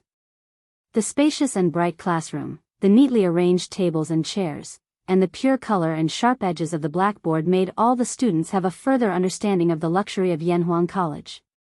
At the same time, their determination to enter Yanhuang College became firmer. If they couldn't study in such a professional and high-end college in their lifetime, wouldn't it be a great regret in their lives? So after receiving the test papers, almost everyone took a deep breath and then began to answer the questions very seriously. The first question was in line with the rules. Empty and empty, the people can't find a name. Towering, it has success, it has an article. This sentence was taken from the Analects of Confucius. It was a very famous paragraph in which Confucius praised Yao. The general idea was that Yao was so great that people couldn't find a word to describe his praise. His achievements were so outstanding that they were like the light of the sun shining in all directions. Generally, when the candidates answered the questions, they only needed to praise the great achievements of the ancient sages, and then praise the current emperor's literary and martial virtues, express their loyalty, and say that they had the ambition to become the pillar of the country, to share the worries of the emperor, and so on, to get a high score. It could be said that this was a relatively open question, and also a question with a very clear political position. Li Gang's questions were really stable. At least, Li Erwi liked it very much. The second question was, water, fire, metal, wood, earth, and valley are the only things to cultivate. This question was slightly more difficult than the first one. This sentence came from the great Umo of the Great Book of History. Coincidentally, Kong Yingda also explained this sentence. Water can irrigate, fire can cook, metal can cut, wood can grow, earth can reproduce, and valley can raise. Therefore, these 6 things were called the 6 residences, which were used by nature to raise all living things. As the saying goes, virtue is only good governance, and governance is to raise the people. The virtue of the sage was reflected in dealing with government affairs well, and arranging things like water, fire, metal, wood, earth, and valley was called only cultivation, which could make the people live and work in peace. As long as the meaning was expressed clearly and a few classic sentences of Mencius about the way of the king, the score wouldn't be low. The third question, unlike some examiners in the Qing dynasty, who tried their best to cut some complete sentences or put a few sentences together to deliberately make things difficult for the candidates, the questions set by Li and Yen Silu were, on the whole, the questions set of the standard Confucian classics questions, and the questions were standard questions, and difficult. But some people were the exception. For example, Li Huiran. Oh, no, Li Huiran was better. He could more or less tell the origin of some sentences, and then talk nonsense. But Qing Chumo was completely clueless. He didn't know where one of the 12 Confucian classics questions came from, let alone the meaning of the question. So after gritting his teeth for a while, he resolutely gave up on the Confucian classics part and went straight to the next part of the questions. There were many people in the same situation as him, such as Iron Egg and Hu Zhen, who had never learned the 4 books and 5 classics. They were basically people who had learned mathematics halfway. So for the 4 books and 5 classics, they were basically at the same level as Qing Chumo. Fortunately, the Confucian classics only accounted for 30% of the total score of the whole entrance exam.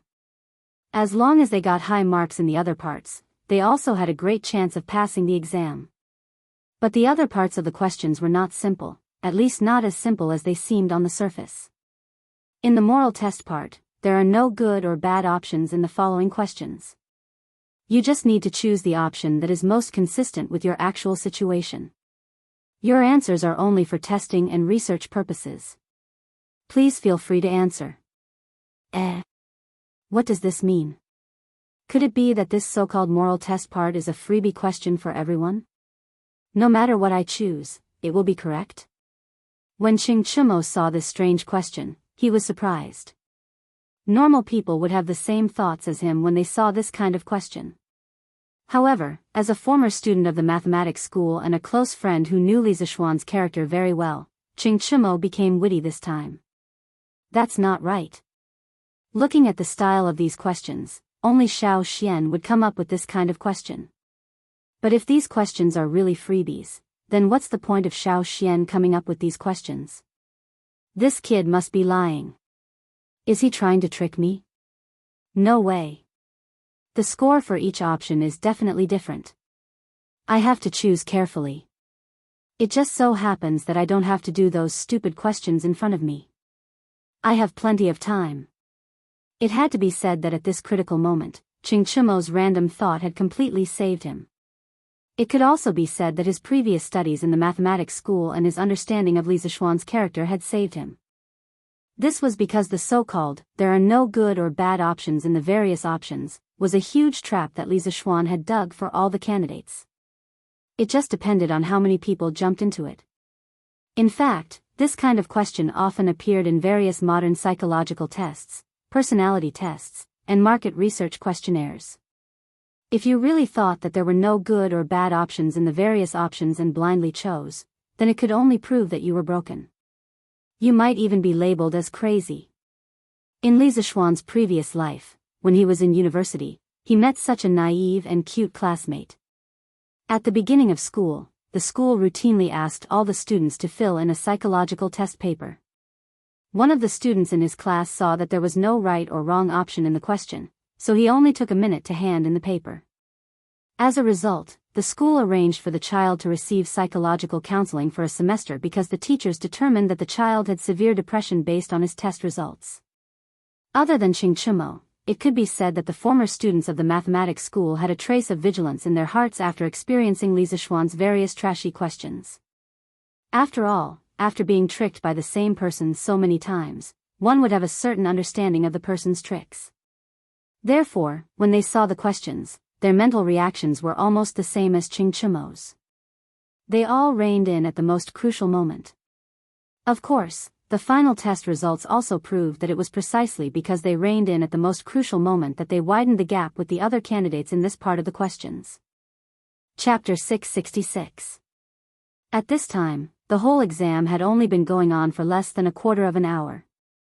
The examinees who could do the morality part were basically those who had given up on the classics part. Some of them were former students of the School of Mathematics and Mathematics. Of course, there were also people from other states and counties. This was because Ching Chumo from the School of Mathematics and Mathematics was not the only one who didn't know about classics. However, this part of the exam seemed simple, but it was full of traps. The first question: which city do you think you would prefer to live in? A. Cheongzhou. B. Xiangzhou. C. Bingzhou. D. Luoyang. E. Chang'an.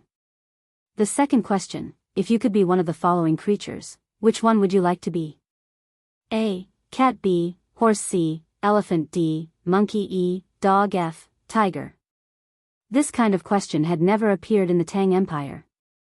It made the examinees confused. Many of them were confused and thought, these choices don't seem to be different. It seems that you can choose anything. Is it really like the question said? There is no right or wrong choice for each choice. You can choose anything. It was not that these students were incompetent, but Li Zixuan was too cunning. He gave everyone a psychological misdirection at the beginning. Oh. Master's intention of these questions should be to test the examinee's character. Then what kind of character does Yanhuang College need? I think as long as I can figure this out, then these questions will definitely be able to get a high score. Iron Egg thought silently in his heart as he bit the end of his pen. After a while, his eyes lit up and he said excitedly, I understand. The first question must be Chang'an. Chang'an is full of talents. Although there is more pressure here, there are more opportunities and more challenges to one's ability. Yanhuang College definitely needs such students who are not afraid of difficulties and face them head-on. As for the second question, it's even simpler. Whether it's a person or something else, they must be the most powerful existence. How can they just be a cat or a dog? Of course, I'll choose a tiger. After finding out the purpose of Li Zishuan's questions, Iron Egg did this part of the questions smoothly without any pause. Therefore, he only used an hour to finish these 20 multiple-choice questions. At this moment, there were still more than 2 hours before the end of the exam, so Iron Egg was completely depressed. On the other side, Ching Chimo seemed to have figured out something. He didn't think as much as the Iron Egg. Anyway, he would choose whichever option was awesome, domineering, and most similar to Li Zishuan's personality. Based on these principles, he was able to do it smoothly. He finished almost at the same time as the Iron Egg. However, the examinees from the other states and counties were not as lucky as them. Many of them had chosen answer A and were debating whether or not answer B was more appropriate. Most of the time, once they got tangled up, the original correct answer would be changed into a wrong answer. Moreover, the process of solving the question would be bumpy, which would greatly affect the speed of solving the question. Perhaps some people would say that this kind of question was unfair to the examinees from other places, but was it really unfair? On the one hand, the students from the School of Mathematics had never come across this kind of question. Ching Chimo, Iron Egg, and the others completely relied on their own comprehension to figure out the trick to solving the question. On the other hand, at the beginning of the question, Li Zishuan had explained that the examinees should choose according to their own real situation. If there were examinees who had strong willpower, a calm mind, a strong desire to lead, a strong ambition, and a personality that wouldn't give up until they achieved their goals, then they could fill in the question according to their real thoughts and get a high score. The purpose of Li Zishuan's set of questions was to select a group of students with good temperament for Yanhuang College. How was it unfair? Moreover, what in the world could be absolutely fair?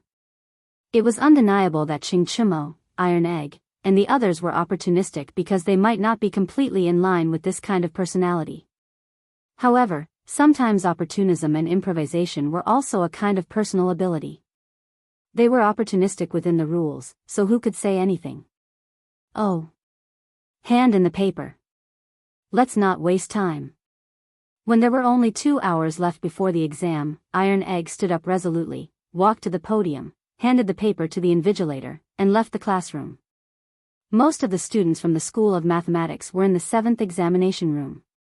After seeing Iron Egg handing in his paper, Ching Chimo also handed in his paper in advance. He felt that he wouldn't be able to solve the Confucian Classics section even if he was given another year. It was better to hand it in early and go home for lunch. After all, the mathematics exam in the afternoon was the most important one for him. Yes, you heard it right. Mathematics was now Ching Chimo's best subject. After Ching Chimo, some students also handed in their papers one after another. There were Wang Meng, Yu Dongkai, Kong Chuansuan, Song Tianyu, Jiang Wenchang, Bai Hongyuan, and other second-generation officials from the School of Mathematics. There were also a few students from other provinces and counties.